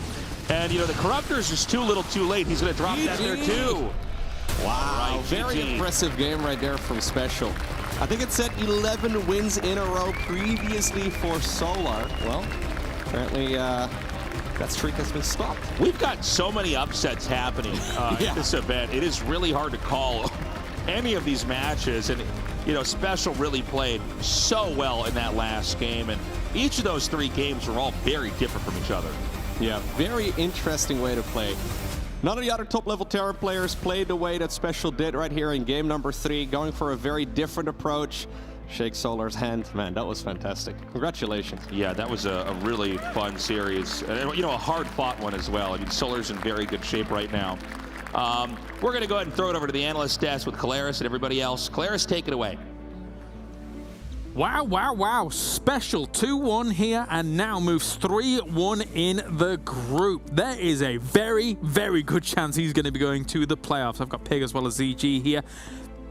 This is the day that keeps on giving with all of these groups not exactly being in the form that I was expecting them to be, ZG. This is amazing for Special. There's really only like maybe 2 expected results from these groups so far, which is Reynor doing well and then I guess Maru doing well, but even that had a bit of a skip, right? I guess Hero's finally doing too, but it's we didn't expect this to be what happened in Group C, that Special would bump himself up the top 2 right now, right?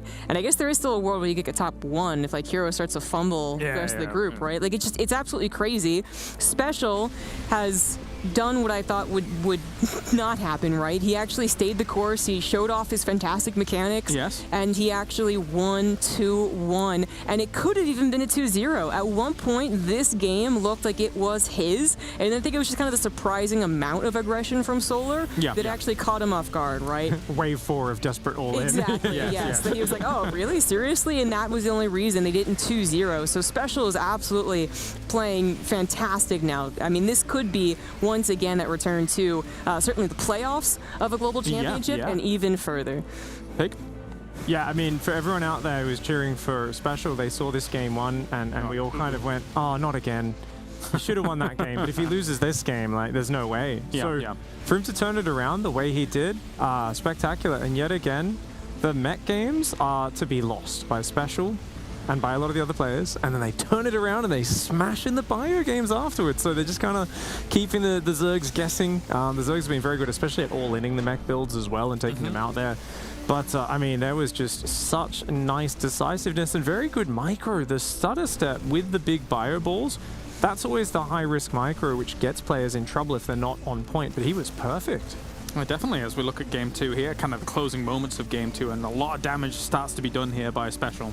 Yeah, the 8 rocks, I believe that was, right? With the pressure just piling on, was well executed. A lot of what it has to be down to, right? I don't know how much of a Game 2 we have, because I kind of actually want to touch on Game 3. So I was like waiting for it to finish. And like, I can keep talking though. Like if we want to talk about the drones being killed, like this was really cool. Yeah, nice. Okay. It's set up there. Go, go. No, but Game 3, like Special, he had a couple of disadvantages, right? Whatever happened with his +3 attack, that was problematic. But the Widow Mines, I gotta talk on like the Zerg's behalf, right? This is the type of game that if Zerg was like, Widow Mines are kind of stupid, I'd be like, yeah, maybe. Like, I don't know. Like so many of them were fantastic, and then to have like the closing cinematic moment be the Widow Mines killing all those drones too. I really like this game. You're just like watching it like a movie. I feel like when they start hitting sometimes in these games, and then suddenly there's like this effect where the Zerg player feels like, oh, I'm not quite winning these fights, and there's like a tiny bit of a hit to their confidence, and then they just aren't looking at the right screen or aren't spreading quick enough. They start fumbling with the splits, and there was at least 12, 30 kill Widow Mines in that game. Like, just off the top of my head, it was absolutely stunning how much damage got done. Solar just wasn't able to split against them. There is something about Solar and explosions, especially at Katowice. He's like, not the guy that walks away from them and looks really cool. He's the guy that turns around and walks into them and all of a sudden gets more damage. Is that a red dot? I've got to go inspect that. It's the meme image where like the cool guy is trying to walk away, but then it turns on his back and like his entire back is like scorched and all of his clothing is like scorched away too, so you can see his butt. Yeah, I mean, there's a world here, I mean, where Solar can still technically advance, because he's 2-2 now in the group, of course, here, but what a rigmarole he has to go through to try and do so here with Special looking so good in this game. And just remember, 90% win rate head-to-head going into that match. You don't turn around a 90% win disadvantage against a player at the biggest tournament of the year. It just doesn't happen. I'll tell you how this goes. When you're 9 losses for every win, you beat them in an online cup for $50 when they've just rolled out of bed. That's the 1 in 10 wins you're meant to get, not here on this stage. Definitely. All right, well, we're ready for an interview here. I really want to hear from Special, who moves to 3-1 in the group. Very much, Colaris, and congratulations, Special. You have had a hell of a run here at Katowice. As Colaris just said, you now have 3 wins in this group, which really puts your chances of playoffs as secured, you said? I think pretty close, maybe. Me and Solar were doing some math before the match, and I think it's pretty close, not 100%, I'm not sure, but I'm pretty happy about it. Let's just talk about how amazing this has been, because you took down Olazer 2-1, and then you took down DRG 2-1, and then you just took down Solar, who's the recent GSL Super Tournament champion, 2-1. I mean, everyone knows you're an amazingly talented player. It's just, sometimes it just hasn't been able to translate when you needed it to, but it feels like it's happening here. Yeah, I don't know. I'm pretty surprised too. I'm playing surprisingly well compared to my normal skills, so I don't know. I guess I just have to keep riding with it and see how far I can go, but yeah, I'm pretty happy with how I'm playing. I'm not just winning because of luck, I think I'm playing well. No, absolutely, absolutely. And the crowd here definitely agrees as well. I think even when you take a look at this series against Solar, you can see that. Because when we take a look at map number 2, I mean, you played out of your mind. You had amazing control, so many amazing mine hits. Talk to us about your mentality headed into map number 2, because map number 1 kind of ended quickly. Yeah, actually I was a little bit upset after map 1 because I defended the first attack pretty well. And then he kind of like joked me around. And he kind of just killed me, but if I'm in like home, I can defend. So I got a little upset.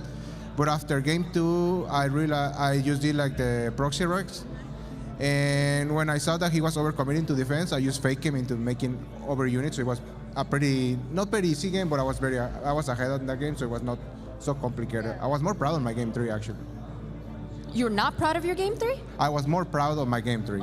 As you should be, because that game, you said you were ahead in map number 2, and in map number 3, Solar was in a very comfortable position. It was not looking easy for you at all, and then somehow you just take one really good engagement and then another really good engagement. Your micro's out of control. Break that one down for us. Yeah, honestly, normally I lose these games. So I think this time I was actually microing my mines pretty hard. So that actually got me back into the game, like being able to control the mines very well, and then just a little bit of harassment with his 5th and 6th base he tried to take. Well, yeah, I was very surprised, because normally I really lose this game.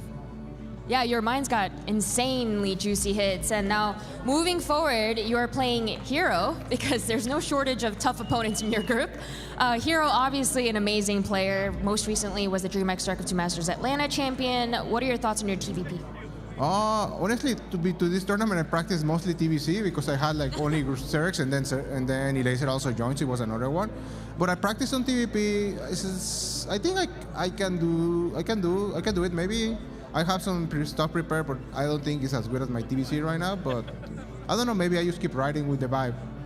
Riding with the vibe, Special says. For now, congratulations again, an amazing performance here at the Intel Extreme Masters Katowice.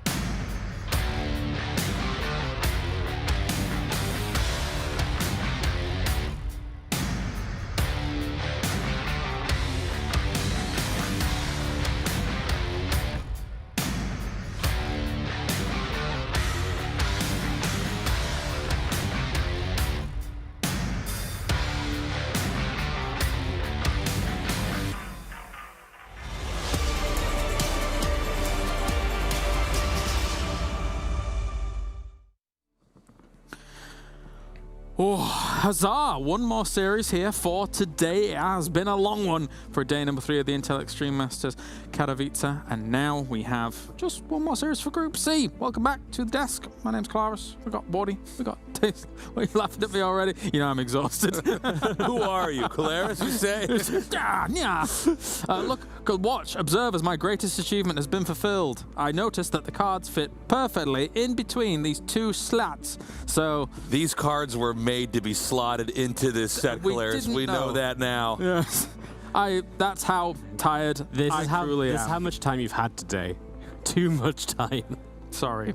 Okay, let's talk about what's going on here. We have one more series. It is a bit of a banger, although currently, as the results 2 stand, you wouldn't think it if you took away the names, because it's going to be Serral going up against Hero, an absolute excellent match on paper. But Serral's not having a good time in this group here, Wardy. He is not having a good time in this group. He's 1-2. Kind of crazy to think in some scenarios losing here could potentially put him out already and put it out of his hands for tomorrow. But the losses, they did come in ZVZ. And that's something to keep in mind. You know, it's the same matchup. We know his CVP can be good. It's going to be a banger, right? We know Serral's really good. We know Hero's freaking great as well, but not without his own weaknesses. He has lost to Mapta Laser today. This one is really up in the air in my eyes. Yeah, Tasteless, what do you think? It's kind of a hard one to call overall because, you know, anytime you have a big tournament like this, you're going to expect some upsets, right? Sure, That's fine. sure. And that's actually what makes these events really fun. But in my own mind, you know, I always assumed that Serral would go way deep in this tournament no matter what. Yeah. So the fact that he's underperforming here, this is a very weird thing to see. That being said, I do think he should still be able to beat Hero here. Well, as you say, in almost every other Katowice that's ever happened in modern history, it has been Serral just blasting his group, but kind of a little bit stumbling blocks here to start things. I mean, he started off looking great against Special, so we were like, okay, we're back on the road for Serral. This is how it's going to go, but not to be at all. And you would argue that this would still be his greatest challenge yet, going up against someone like Hero. You know what, James? The stats just haven't lied. He's not got that, you know, top stat in anything. No. And the players have clearly seen that and abused it throughout this event, haven't they? I guess they may have, yeah. The person who some people call the GOAT, not getting the GOAT numbers. Not the GOAT amongst the players. But no, it's one of those things where, like, even before Serral had his really crazy breakout year, the year before that in Katowice, he even had a really good group stage and he really had a great performance. Playoffs without Serral is truly unheard of, and it's very much so a real possibility right now. Yes, if he goes 1-3, it's really not in your hands anymore, to be perfectly honest. You need some other results to go your way, and kind of it'll be a bit crazy. Anyway, well, thank you very much, gentlemen. Time to head to the stage. One final best of 3 for today. Hero going up against Serral.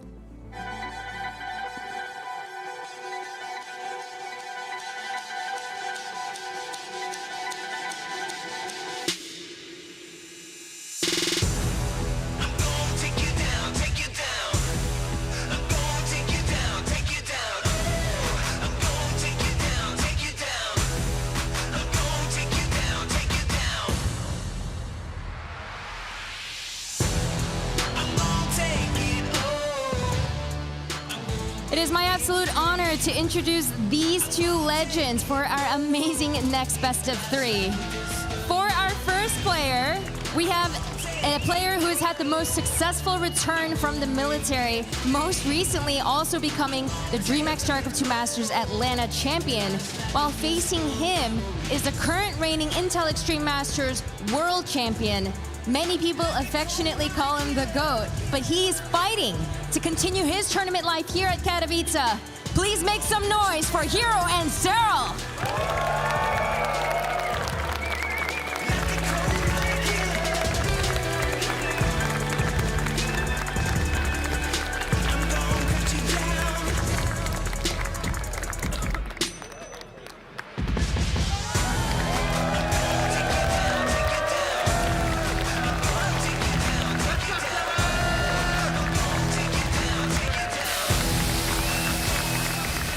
The last next reigning champion of IEM Katowice against the Protoss hero, the man to get the victory for Protoss after so many years of the drought. They face each other in a best of 3 to finish off day 3 of IEM Katowice 2023, and this is actually an important one. This is not the position we expected. We thought this would be a fight for first in the group, and instead it becomes a fight for Serral's life. And what a fight he has in front of him. I love the way that even those up there on the stage have set up the atmosphere. There was smoke billowing from around Hero while Serral was out on the other side. We've already got the Dark Protoss ready to use his Dark Templar, his Dirty Tactics, his special abilities, and his fantastic micro to cause all sorts of problems for Serral. And the question is, can Serral find the weak spot? Will he try to be the defensive rock that we know he is going to often want to be? Or will he realize that sometimes you have to fight aggression with aggression? And those are the few times we've seen Hero looking vulnerable in this matchup recently, is when players get in there with a sharp attack that he doesn't scout coming and they catch him off guard. Yeah. This is, you just don't expect to be in the position to talk about Serral already possibly making it, perhaps still out of the group, but no longer in his hands. You know, that his fate is no longer in his hands. But as he faces Hero, it is very realistic that he could lose here, as Hero has been on a roll. He has revolutionized the matchup, and Serral might just be a little discouraged about his results so far, but it is a matchup that historically he is absolutely fantastic at. So now is the time to start bringing it back in this group. Map number 1 will be Royal Blood. ZVZ is a fickle mistress. That's where Serral has mostly stumbled so far. I think he's going to find himself happy to be back in a non-mirror matchup, one where those tiny little edges aren't going to stack up in the exact same manner. And here we go, the most recent pickup of Basilisk Esports, a man who won multiple world championships and has dominated in the last 5 years of StarCraft 2. In the top side, right side of the map, in the red, give it up for Serral.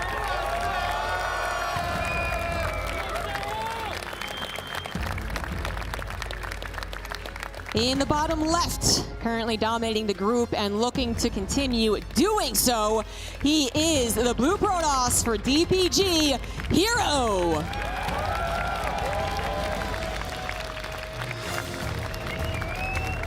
He's already shown a few of his tricks thus far. Lots of oracles and zealots spamming across the maps. And a few, you know, he's got great range as a player, which is usually his specialty. But he's definitely not really leaned into like the Blinkstalk roll-ins or anything like that. And this particularly looks fascinating because that is a very early second pylon. You know, you walked over here and I was like, you know, how you doing? And you were like, well, I'm just going over all the build orders that could possibly happen. Where are you at this one, Dave? Yeah. I definitely thought of the 1-base 4 gate. What are you? Of course. 100%. This was definitely the front of my mind, except it absolutely was not. I have no idea. This could just be adept pressure, right? So there is a version of the build where you still expand behind this rather than going all in.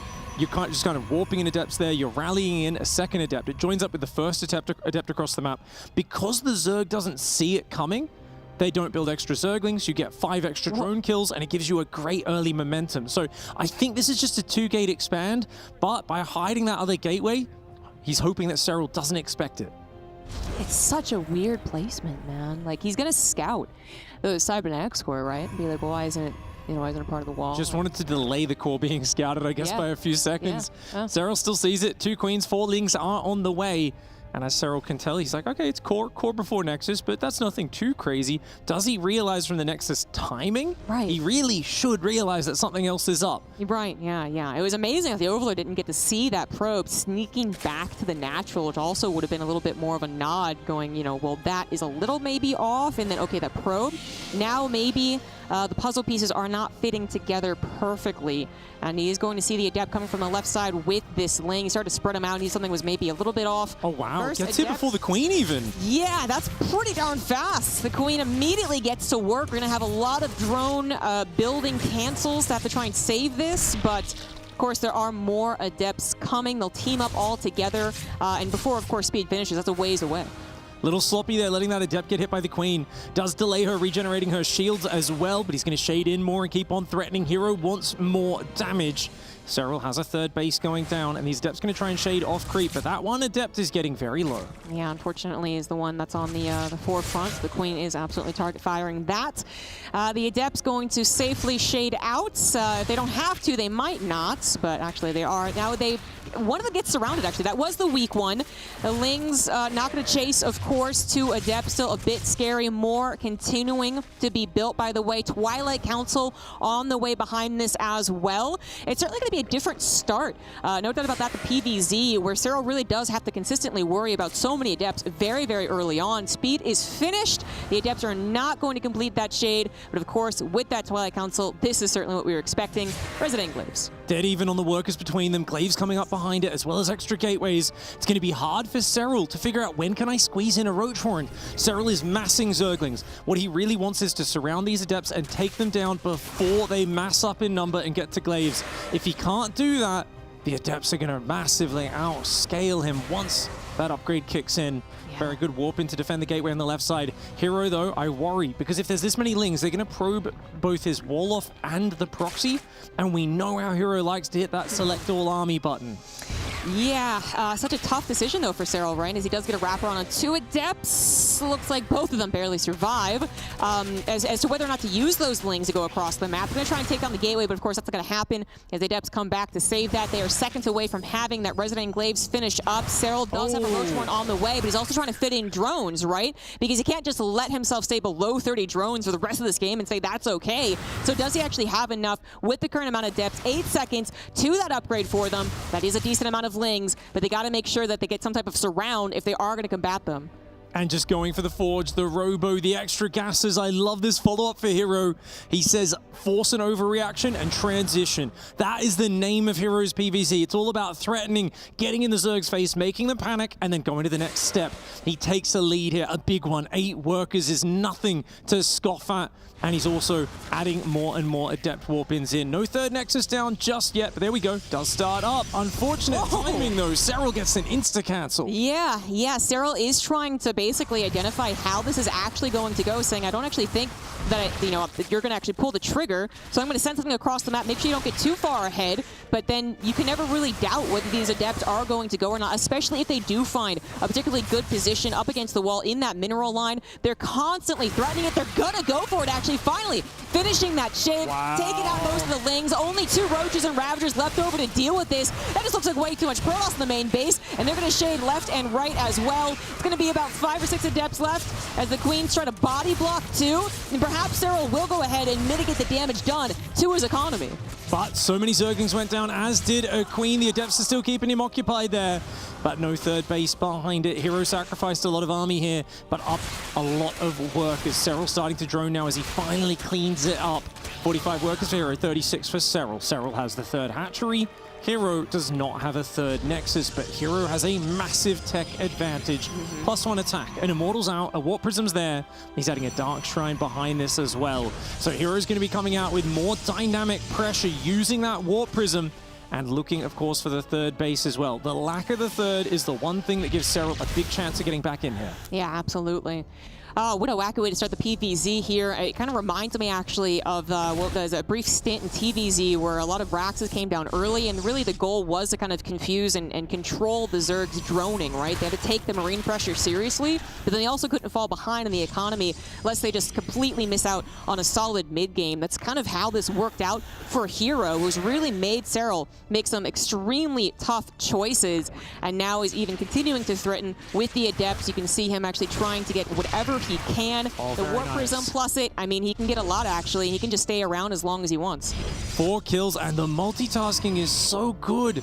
For a player who barely uses his control groups, it's incredible the way he's just so good at manually handling everything, and the way he got those extra 4 drones of those Adepts. Just 1 Adept going down for that was great. Nexus can get cancelled one more time, though. Serral says no third base for you, naughty Protoss. No, he's actually doing a great job. Kind of turning the tables, honestly. He's really making Hero worry about these run-bys. At one point, Hero had blocked off with a pylon, of course, had to open that up. He's gotten 2 cancels on the Nexus. Looks like he's not going to get a third, but they also got a complete scout out into the main base, so he knows exactly what the follow-up is. Dark, Templars, and all. It could still be used, as we would expect from some meta past, with the Warp Prism. Some Archons start helping things out, not being used for that quite yet. Serral is droning quite hard, getting close to 60 workers. I think, though, having denied that third base so many times, he's going to have to realize, I'm not sure if he has yet, that Hero is going to be highly, aggressive, most likely, in the follow-up. You don't want to drone too hard here, as the army supply advantage is not that big. DT gets dropped in the main. He's still threatening the Adepts. The Adepts shade in more as a distraction than anything else. DT walks into the natural, but Serral is on point. Yeah, it's like he saw this exact attempt coming, honestly. Again, they could just be used to further embolden the harassment as opposed to trying to get that sneaky sneak in. But right now, that is what Hero's trying to do. Get every little bit of drone kill and still control his units just perfectly. It's not really adding up too much more. It looks like Serral has navigated the troublesome waters that was the early game, and by striking back a little bit here and there with those Ling run-bys, has gotten himself into, obviously a playable position. As the game does continue on, Hero moves on to a robotic space. Serral starting his upgrades. Centrifugal hooks on the way. Nice use of Contaminate on that +2, which is extremely fast, by the way. That's actually already near completion. As the dust settles, I'm thinking about that big Adept dive that Hero went for. I think it was ultimately a bit of a mistake here. A crazy move, Hero! He's going to watch out for the triple bile! Okay. Ooh! All right, every Hero fan, unclench, we're good. You get a full refund for that as well with the cancel on the warp in, so he doesn't actually lose any money there, but that was a fraction of a second from losing an Immortal, or 2 Immortals and a Warp Prism. A crazy choice to warp in units there. Yeah. Yeah, that was, Hero can certainly be crazy. When he first came back from military, he still absolutely had that killer instinct, but too much of it. He was diving for things that were very clearly not going to work. And if you watched him progress, you watched him learn again what exactly was that, particularly half a second, that would actually make his blink forward work, his warp in work, his attack work. And of course, he's displaying it here at IEM Katowice. He got those Colossus on the way, but Serral has finally gotten to that Zerg economy that he would like. 4 bases, 77 drones, and on his way to Hive. That's very good. The Hive being there is what's very problematic for Hero right now. The Vipers can come out with that, and they counter this composition in a big way. The ability to abduct Colossus, eventually Disruptors that might be added in as well. It's very effective. There's not a lot of sentries as well, only 2 of them. So force fields are only going to be a very small stopgap in keeping you alive. And oof, losing a couple Stalkers there. Nice pickoffs for Serral, who has a very scary army. Hasn't morphed any Banes yet, so it is just Road Ravager Zergling, other than a couple on the left side. I'm not sure if Bane speed is done yet. Well, we don't have the Balance checked. I think it did. There they are. Roly-poly-oly, and in there. The probes were pulled a little bit too late. 14 of them go down. Something should take care of these guys. I think they're going to hit a Colossus. How about that? And then we do still have Serral looking for pressure on the right side, but there is now the entirety of Hero's army, which isn't actually all that large right now, right? But Serral also going for a lot of technology, has not maxed out, so in these supplies, Protoss can still do a lot. Army supplies even. The army composition quality of the Protoss very high, especially with those upgrades. Serral still has to be concerned and has to be buying some time for these Vipers to really feel comfortable. Hero's not probing up at all. Hero feels like he's taking a lot of damage and he wants to just counterattack. 5 Immortals, 4 Colossus. That is a lot of firepower in that army. But Serral has made 36 Banelings. Oh my lord, the Banelings coming in. He actually does pull back from the force fields. The Colossus breaks through them. There's no force fields left, and you can see Hero pre-spreading his units just a little bit there. He knows that these Banelings are going to be very fearsome when they come in. Vipers are gathering energy right now. Serral's waiting for some abducts. Yeah, exactly. He if he could pop on that on a very efficient trade on the Stalkers, he would have, but the force field told him to back away. Wait for the Vipers. Now he's going to pull the trigger. The Banelings colliding with everything. More on the way as well. The Vipers get pulled, but then pulled back by the Warp Prism. Hero displaying some excellent micro, but does he have enough to actually hold? There we go. Micro each individual Colossus like an Immortal. It is going to work. The last few units of Serral are running thin. He did just kill more probes, but Hero was already all in anyways. The Warp Prism is still barely alive. It actually saves another Colossus and another Colossus. This is absolutely insane. That That is the most disgusting micro I have ever seen, Zombie Grub. I could not believe it. I literally, my brain malfunctioned when I saw those Colossus get abducted and then disappear. I went, where'd it go? It took me like 3 seconds for my brain to actually process what I just saw. But despite that, Serral is rebuilding units very quickly. This is still a ramshackle force for Hero. Serral gathering up his forces for one more attempt. If he gets rid of this army, he knows he wins this game. The Warp Prism going for the save, but it misses that one. Oh, yeah, misses both of it this time. And without those Colossus, Hero does not have the splash to take care of Serral's reinforcements. He did chip away at that army supply. He made it awfully close, but he couldn't get the final killing blow, and he was so dedicated to that push. Yes, he has 4 Nexus, and he has actually rebuilt his workers, so perhaps we get a second chance at a very heavy macro game between the two. Hero is the only person who goes for an attack like that looks completely all in, and then somehow gets the dust to settle behind it. It's like, yeah, let's rebuild probes, add charge, maybe build some tech units. Obviously, Serral is picking off units, even abducting Stalkers there, which in this scenario makes sense because there's no better targets and those Vipers will regain that energy. But now Hero is swapping into more of a defensive stance, and you can see he's decided, okay, if you've got Vipers, I can't give you any big juicy targets for that. So I'm going to play pure Zealot Stalker, and he's got +3 attack, he's got +1 armor. Those are very good upgrades for him. I wouldn't mind him adding in another +2 armor upgrade. Maybe start thinking about Psystorm? Yeah. He's got to think about something else other than robo units with those Vipers. Consistently looking for those abducts. The 4 bases has given him the pro production to actually recover on the economy. In fact, even now ahead on the workers. But Serral does have some pretty good technology. He's now going to have trouble perhaps against Hero multitasking, pushing and pulling in different directions. Stalkers in one area, Zealots on another. In a weird wave, kind of regressed back to a more mid-game than we would have expected if the game had not been crazy from start to finish. So Hero, mid-game, gateway units, attacking left and right. Serral, kind of on late game, but not the economy or the supply that he necessarily wants. Yeah, Serral is building a supercharged army, but Hero much better on the defense this time around at the Baneling run by. Blocks the one on the right, one on the left, does evacuate the probes, but a few of them will go down. But definitely crisis averted. Stalkers on the front get caught. Oh, wow. Oh, good recall, but he still loses 5 or 6 Stalkers. Yeah. That's super costly for Hero. No, that was really costly because it also opens up an opportunity for Serral to say, hey, I just took that out. You just had to completely back away. Now it is my time to strike. A 60 supply difference despite Hero's excellent control in his attack earlier on. Perhaps Serral is still going to be able to max out and push him on this would-be 5th base to win this game. And Archon's getting abducted in for that win. Serral coming back with a vengeance, and I love the killer instinct. A lot of players would have tried to rebuild their economy, but Serral said, I do not need to. I can just go Roaches, Ravagers, Banelings, Zerglings, and swarm over you. And this is just a bit too much. Hero does not have the numbers, even with battery overcharge coming in, those Stalkers blinking back.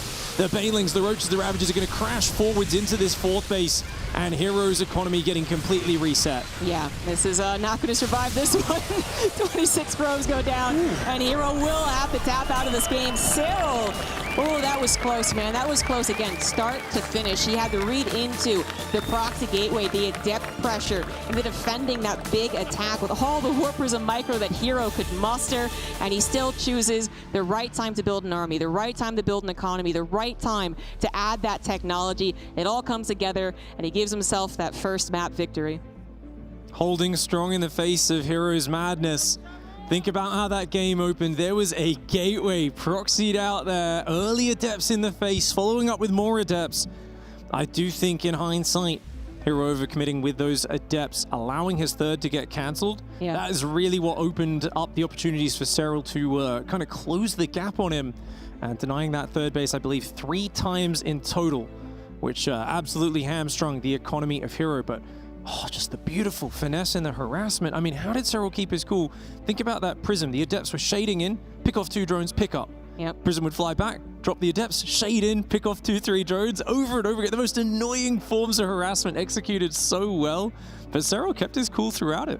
Yeah, I mean, I think back to the earlier times against the Adept pressure and how he was able to sneak in 8 drones and then another 8 drones at pretty much the perfect time, right? So that he was able to stay at least up on economy and then actually build the army necessary to go through the rest of the motions of ZVP. It would have been all too easy to say like, oh, this is pretty dedicated. I can only get this many drones, 4 instead of 8 each time, and then actually fall further behind, making Heroes push the actual killing blow. But Serral, you know, we're doubting him because of his group standings. Again, that was a lot of the ZVZ losses, right? ZVP, he just seems to get this matchup. Well, we're going to be going to game 2 in a moment. Hero did lose game 1 to a laser. Trying to play Psystorm, trying to play, you know, more of a non-robo-focused style in game 1. He swapped to the Colossus and found great success. Here against Serral, though, you've got a non-Hydra player. This is a Ravagerling Bane player that Serral focuses on. Yep. And the lack of Disruptors was something that was missing. You had a lot of Immortals, a lot of Colossus. It's a beefy army. But if we see more of the matchup of the same, I think we might see those big explodey Disruptors joining the fray. Either way, let's get into game number 2 in the top left side of the map, representing Basilisk Esports, fighting for his tournament life. It's Serral.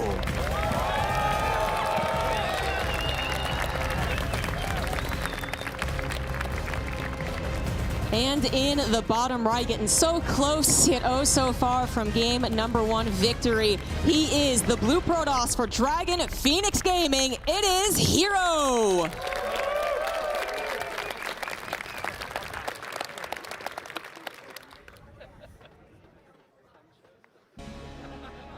I think it was a good build for Hero in the last game. A lot of things went well for him. Now, interestingly, you can see Hero. Oh, don't we all? And Alex, of course, lots of fans out there for him. I think me and you included, Zombie Grub. Yeah, absolutely. Serral already forced to take the 3rd base here on Gressven. And it feels like we have seen people going back towards Twilight Council builds a little bit more, especially when they block the base. Yeah. But even just Adept Oracle can be nice. You create such a big area where the drones want to rally down to that 3rd. And that's where the Adepts can take advantage of the mobility before link speed kicks in. Right, yeah, you know, sometimes think about the Adept abuse, however that is, with the upgrade or without. We think of perhaps the shortness of the map, which this map pool doesn't have particularly short rush distances, but it's not always just that, right? It is also how far away that 3rd is. Can be a problem area for the Zerg in terms of responding to that harassment, but then also that hit to their economy, as they have to actually send those drones a little bit farther out. So we can see some Protoss capitalize on that, and certainly against a laser, I believe we did see the kind of a 2 Adept Oracle kind of push in that does just hone in on the drones, try and get as much as possible. Right now we are waiting to see what Hero's technology is going to be.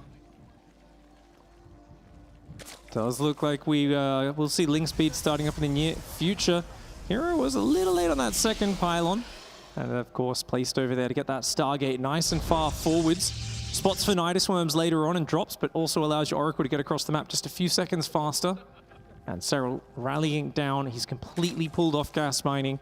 Very focused on just minerals. Rock solid standard opening. You want drones. You want to get multiple queens in each base.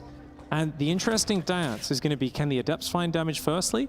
And then will the Oracles be able to kind of trick the Queens into getting out of position? Because Hero's whole Oracle micro game is like, it's just basically like pretend to attack a base and then change directions and angle, go into a different base, or lure your Queens out. And 1 Queen comes out to chase 1 Oracle, 2 Oracles turn on it, zap the Queen down. A couple of big features in his play. Serral, though, one of the cleanest defensive ZVP players in the world. Exactly. I think of Hero, I think of him making a lot of top-tier Zergs make mistakes, absolutely. When I think of Serral, I think of him basically refusing to make those mistakes when everyone else seems to. So we'll see when they actually combat against each other what happens. Most recently playing a very, very close best of 5, as we saw in their history on the little ticker there. Very close, actually 6-6, I believe, in games. So that's been since Hero has come back, I think. Yep, and you know, recently back in December, I know Serral pulled out some 2-base Roach builds and caught him off guard. But I don't think we'll see that here because Hero would have studied what to do in those situations. Doubt he'll fall to the same build twice in a row. Oracle just diving in. Oh, very confident. Gets 2 drones, but takes a lot of damage. And not as much gliding as I think that Hero really wanted there. And of course, Serral was pulling that queen in the main base, kind of anticipating that if the Protoss thinks, oh, I'll just get into the main, and I'll have enough space. Maybe not. But Hero does save that Oracle, moving on to his next one. Actually grabbing, oh, okay, no, he's got his third base down, already on the way. Are we expecting, I mean, I'd love to see some of that Blink back and forth. We do have a Forge coming down first, nice and quick. Yeah, this could be double Forge. Definitely something that he's known for. Does like that double Forge style. It's not my favorite style usually, but against Serral, it's the one exception I make. Serral is such a defensive Zerg versus Protoss player normally in this sort of game that I think double Forge can be quite fantastic. The early Robo coming down as well does make me think this might be a straight up charge lot, a Mortal Archon kind of composition, something which could be punished by something like Nidus Swarm Host from Serral. Oh yeah, actually. That could be an issue. I think that both Zerg and Protoss have identified that as now being perhaps an option. Some of the maps actually have some really nice play for that, but we'll get there if we get there. Right now, the Oracle's trying to find some damage, also scouting around, see the lair, see the gases. Of course, Serral has got a big sight into Hero's main base as well. It's not going to be Charge Archon. It is going to be right into that Blink. They'll go up to 6 gases, though, and could just be a lot of Blink Stalkers. The Overlord's still chilling, actually, so that does need to be kind of taken down. Should not further reveal Hero's intentions. I mean, seeing how late that lair is, Serral has no aggressive potential. Hero going straight Robo Bay, second Robo. I think he's just enjoying this style of getting that Robo Bay tech up. The question for me is, does he once again focus on Colossus Immortal, or is he going to be thinking about going for the Disruptor style and changing up the tech? Either way, we're going to be going to 4 base versus 4 bases, and that is very exciting. We get to see when both players are in a dead even game, who's going to be better in the mid game. Yeah, that's exactly what we're going to see. Last game was just so, there's potential all over the place, really, but ultimately, Hero's push not working out. Serral capitalizing now, completely even. They've both pretty much done the build they wanted to do. No unnecessary damage, no silly mistake causing them to be, falling behind, have to come back. Now it's just straight up beautiful ZVP, not the turtle type, but rather some action on the map. Once those Robo units are out, we're about to see if it's going to be a change-up or if it's going to be steady onto those Colossus. Serral's also got the read. He's seen the gases on the third. He's like, hey, I might not be being offensive, but neither are you. You've been very greedy as well, and immediately drops an infestation pit. So we are going to have a super quick hive. And think about it. Ravager Bane, great versus Stalker Sentry style comps. You add in Vipers quickly enough, and the scouting of Serral. This is what made him the most dominant player in the world for 2018. He scouted everything. He was never surprised. And yet again here, he's doing just that. On the other hand, Hero's Oracles cleaning up Zerglings on the map. They are not scouting that quick hive. And as a result, he does not have the information he needs. He's got to get in there and see that hive. Yes, and he will. Just in a second. There you go. There you have it. All right, so, I mean, if you wanted to try and move out and stop that from happening, he's kind of not lined up everything for it, right? +2, definitely not going to be done anytime soon. Extend Thermal Lens, ditto. So Hero, I mean, you think you'd actually try and go like before the Vipers have soaked up energy? Because that'd be so a sane dangerous. person would not zombie grab. Hero is not a sane person. Hero, though, is the Joker of StarCraft. He is a man who has no fear, and all he wants is to sow chaos into this world. He just wants to see the whole house burn down, and he will start potentially pushing across very soon, because there's no Templar Archives, there's no 4th base. Yep. I'm pretty sure he moves across that map in the next 10 seconds, and he's just going to try to get there when there's not much Viper energy, and then maybe blink forward and snipe a Viper before it can abduct. If he only loses one of his 4 Colossus to the abduct, he might think, hey, that's good enough. I can go. Overseer's coming in. The army needs to start moving out right now, though. Hero's taking a bit too long. Those Vipers are already on the way. Yeah, this is really scary. I think you put it well. Sane person, maybe no, but Hero thinks he can actually do this. Extended Thermal Lance, at the very least, will be done. +2 has a little ways to go. As you said, maybe hoping the Vipers won't have energy. Maybe they'll be sniped, perhaps. War Prism Micro will once again attempt to save the day. Either way, Hero is going for it. Still only on 3 bases. Once again, very dedicated to this push. The Ravagers trying to buy time with the Biles, but there's only a few of them. The Vipers are gathering energy, and they're going to have abducts. Those Colossus need to pull back, otherwise he will be getting abducted. The Stalker's shoving in, trying to fight when Serral's not ready. The Banelings are morphing, the Ravagers closing in, abducting one Colossus. The other Colossus are managing to walk backwards. The Stalker's blinking back. Hero with some fantastic micro. He's going to try and pull backwards, but the numbers are insane. Serral's army just crashing over Protoss, and I don't know if Hero can hang on. He just made that look a bit easy. Hero plummeting in supply, trying to warp something back in, but it's going to be pure Stalker against a Serral who still has an army left over, who still has an economy, has that technology as well. Hero thought he could punish Serral before he was ready to go, but Serral getting those Vipers juiced up in the nick of time, making sure that Concave and Surround was ready to go, making sure no weird stasis trap suddenly ruined his plans either, and he has pretty much got this game locked up. He's just got to play pretty much the rest of the motions, make sure Hero doesn't do anything insane again, and then he will be golden. Serral is not going to make a couple of mistakes in some Zerg vs. Zerg matches trip him up. Yes, he lost to DRG yesterday.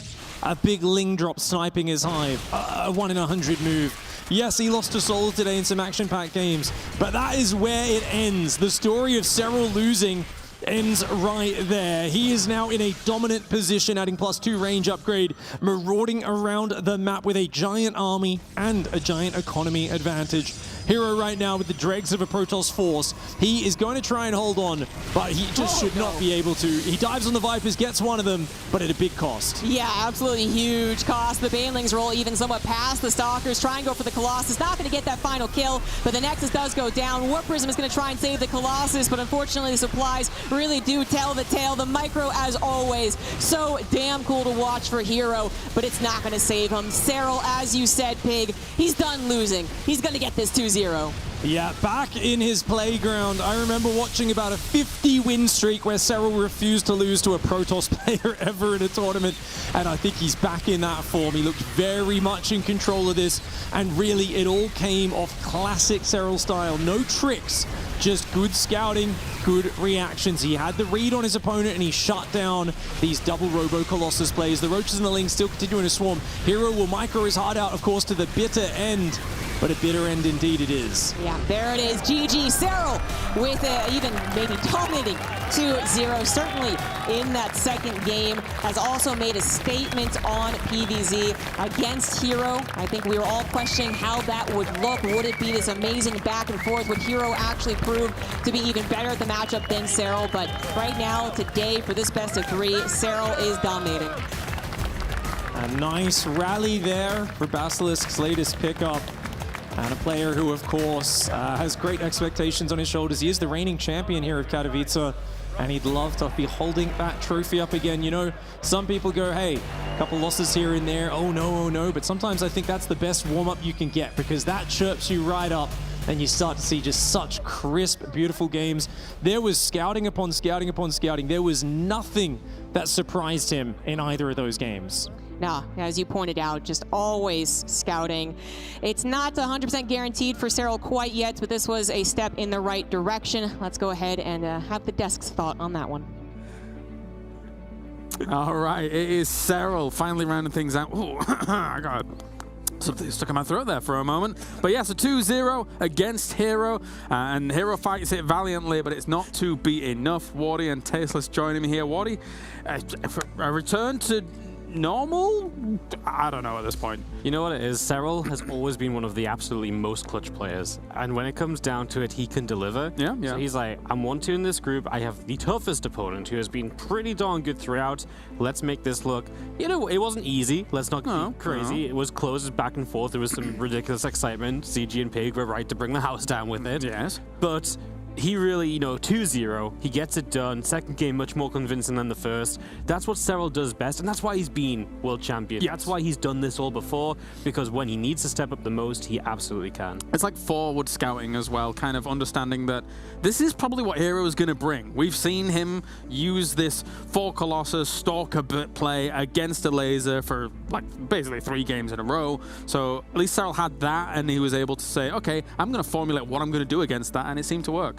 Yeah, I mean, Hero has been running this style, like you were saying, Claris, for a while, but it was very well handled there by Serral. And, you know, again, I think we're all kind of grappling with the fact that Serral isn't already way past, you know, this point. 2-2 now, yeah. You know, and so it's kind of wild. And honestly, it is exciting that, you know, the competition is this fierce. But yes. I would be pretty bummed out if he just went out, you know, losing to Hero back there. Oh, absolutely. You want the defending world champion to defend a title on a stage like this. But anyway, we have ourselves a little recap to go on in, and the Immortals at the front. A nice little extra garnish to this fight as a whole, but eventually Serral kind of powers on through. This fight, it was weird. This was a weird one, man. Yeah.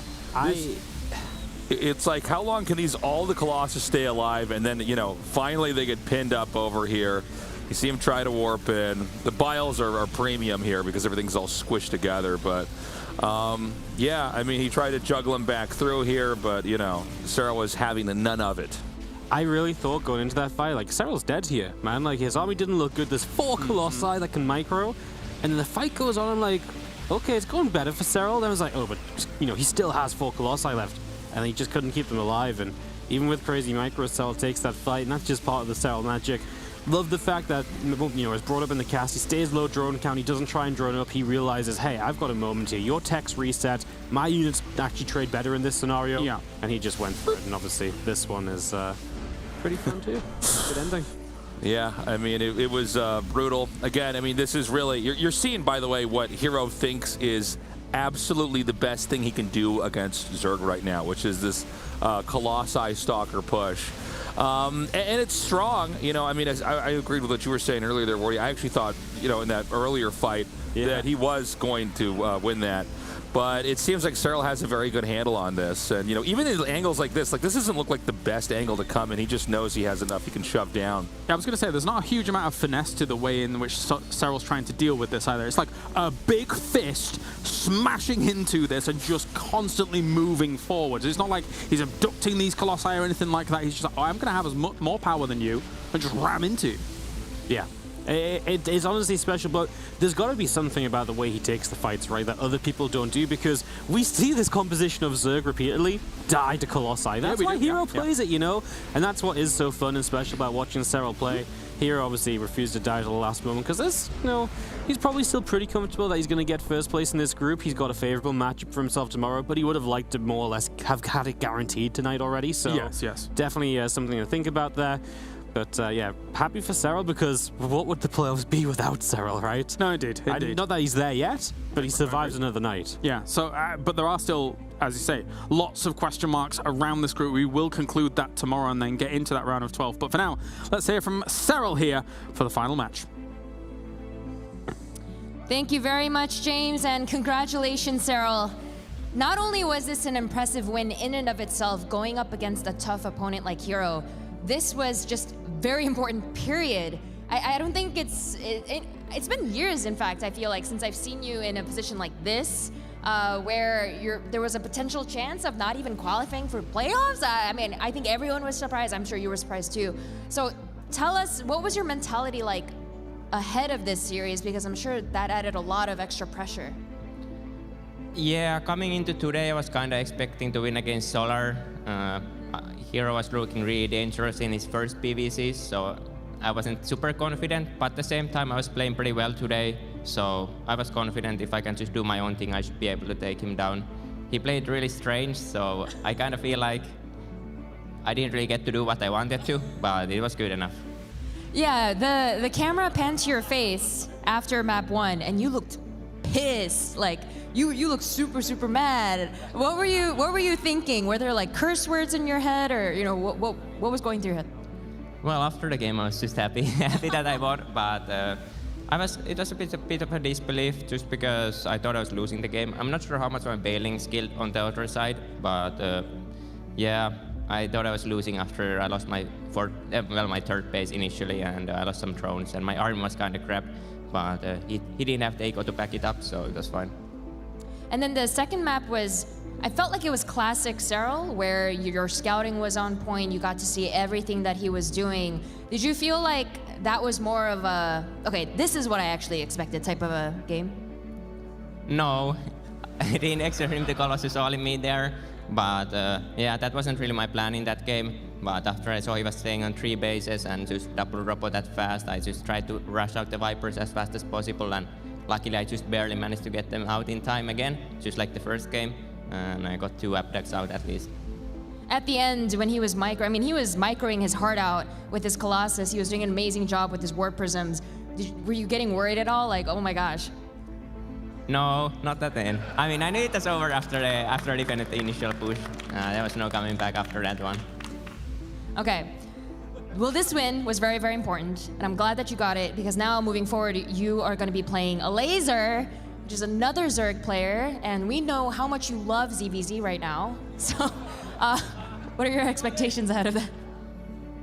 I'm going there to win, obviously, but Laser is really dangerous. I mean, when I say I'm going for the win, I kind of really want to win, because I think I basically have to win if I want to qualify. So it's a really big match for me, but I think in general I'm pretty good against Laser and have a really good win rate against him. So it should be doable, but he's always a dangerous opponent. All right, well, thank you very much, Serral. And with that, we have Serral as our final winner of today's long games here at the Intel Extreme Masters Katowice. Thank you to everyone here in the audience. Congratulations once again. Kalaris, back to you.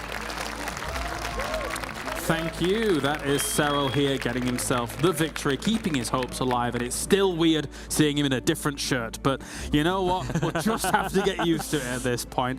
Wardy, Tasteless, it has been a long day. Let us take a look through these groups as well, just kind of recap people at home as to what may have gone on. We can start things kind of discussing about what has happened in Group A, I guess. Is that the play? I guess we're going to do that.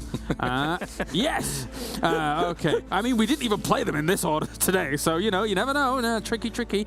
Okay, so at the moment, Ragnarok does stand at number 1. We have Dark, Oliveira, and Clem here. That also, the 2 players down at the bottom are grayed out because they are guaranteed not going to be able to make the playoffs here at Wardy. So it's still up for grabs for the top 4. It is still up for grabs for the top 4. I think Dark's obviously in a good place because he plays Neeb and he's going to feel confident there, so it's a really good chance for him.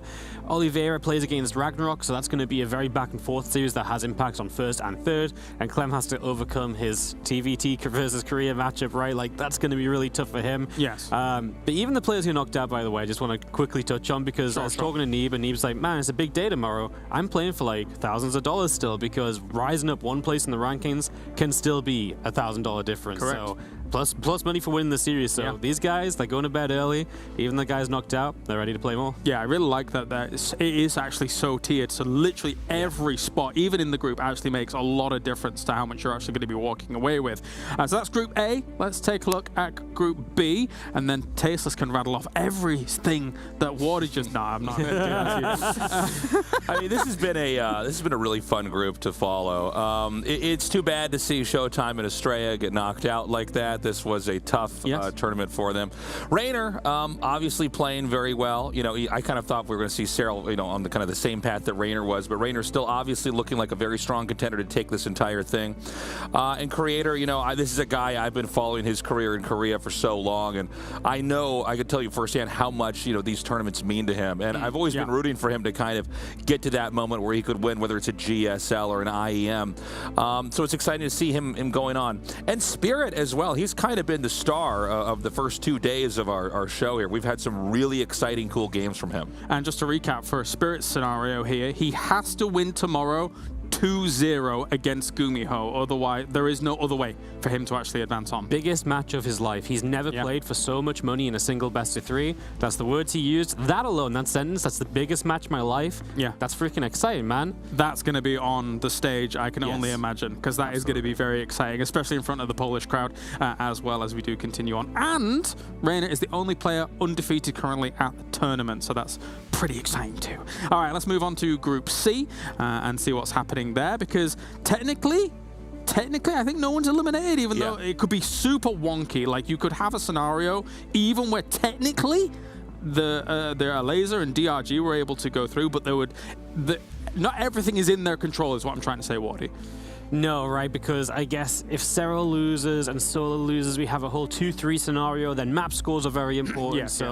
Yeah, this Group C is obviously wild. The Serral win keeps it very competitive, and with the matches that remain, the one thing we know is Hero and Special play each other, so that's obviously kind of just first place versus second place, more or less. Correct. Maybe it could cost someone second place and they end up third, but they're guaranteed. But yeah, everywhere else, man, it's really exciting. I think one of the, I mean, aside from obviously Serral not having the easiest of times here, Tasteless, Special 3-1 at the moment in that group. That's been excellent. That was the guy I was going to bring up. I mean, I think a lot of people thought that Special would be, you know, the weakest link here and kind of an obvious player to fall out. And he's really outperforming, you know, everybody else in this group. But it is a very tough group to call still. I mean, you could see already that, like, everybody's kind of beaten. You know, whoever one person can't beat, the other person can. And so it's going to be very exciting to see the rest of that group unfold. All right, the final group then that we have to look at is Group D, and D stands for decided, because we have 3 players moving on to the bracket and 3 players not. But obviously the caveat to all of that is that those 3 players still have to play for who's going to the round of 8, who's going to the round of 12. Yeah, and that's obviously massive. You get to start off in that round of 8, a whole extra best of 5 break, a whole extra evening of rest, and just less danger, right? You're already advanced that extra round through. That is huge. Everyone's going to be bringing their A game tomorrow. It's very possible that they all win out and then it's just going to stay like this, but, you know, drama can happen. And for the, you know, we talked about as well, the guys that are eliminated, they have a lot to play for, because in theory, if one of them wins and the other 2 lose, there's like a $2,000 difference at least. So it's actually a pretty big best of 3 for the guys that are already eliminated. And there's a dramatic moment actually in this group where all the top 3 players are all playing the bottom 3 players. So the bottom 3 players still have an extreme effect on what happens for those top 3 in the group, Tasteless. So it's kind of crazy. Yeah, I mean, my big takeaway for this is that Hero Marine is playing extremely well. Yeah. You know, some of these foreigners that we tend to kind of focus in on at the start of the show turn out to not be the ones that are really going to matter in the long run. And Hero Marine is somebody, I mean, I've been blown away by how well he's playing. I'm super excited to see how far he can go. Yeah, definitely. And that's the groups. And tomorrow we will decide them all, and we'll also have those round of 12 matches. So best of 3s to start things off, and then when we get into that bracket, it will be best of 5s all the way until we get that final, which of course will be a best of 7. So thank you very much, gentlemen, for joining me here today. Thank you very much to everybody tuning in around the world. And a big thank you, of course, to our sponsors, Intel, Monster, Blizzard, Katowice, Face It, and ESL Shop. You did it. You got through all 6. Nice. You did it so much better than when we rehearsed that. Yes, because I forgot one. An easy one too. Yes, I did, but I'm not going to tell you which. Okay, we are going. It's the end of day number 3. Thank you very much for tuning in. Tomorrow we are back, same time, same place, for more excellent StarCraft 2 World Championship action. See you then.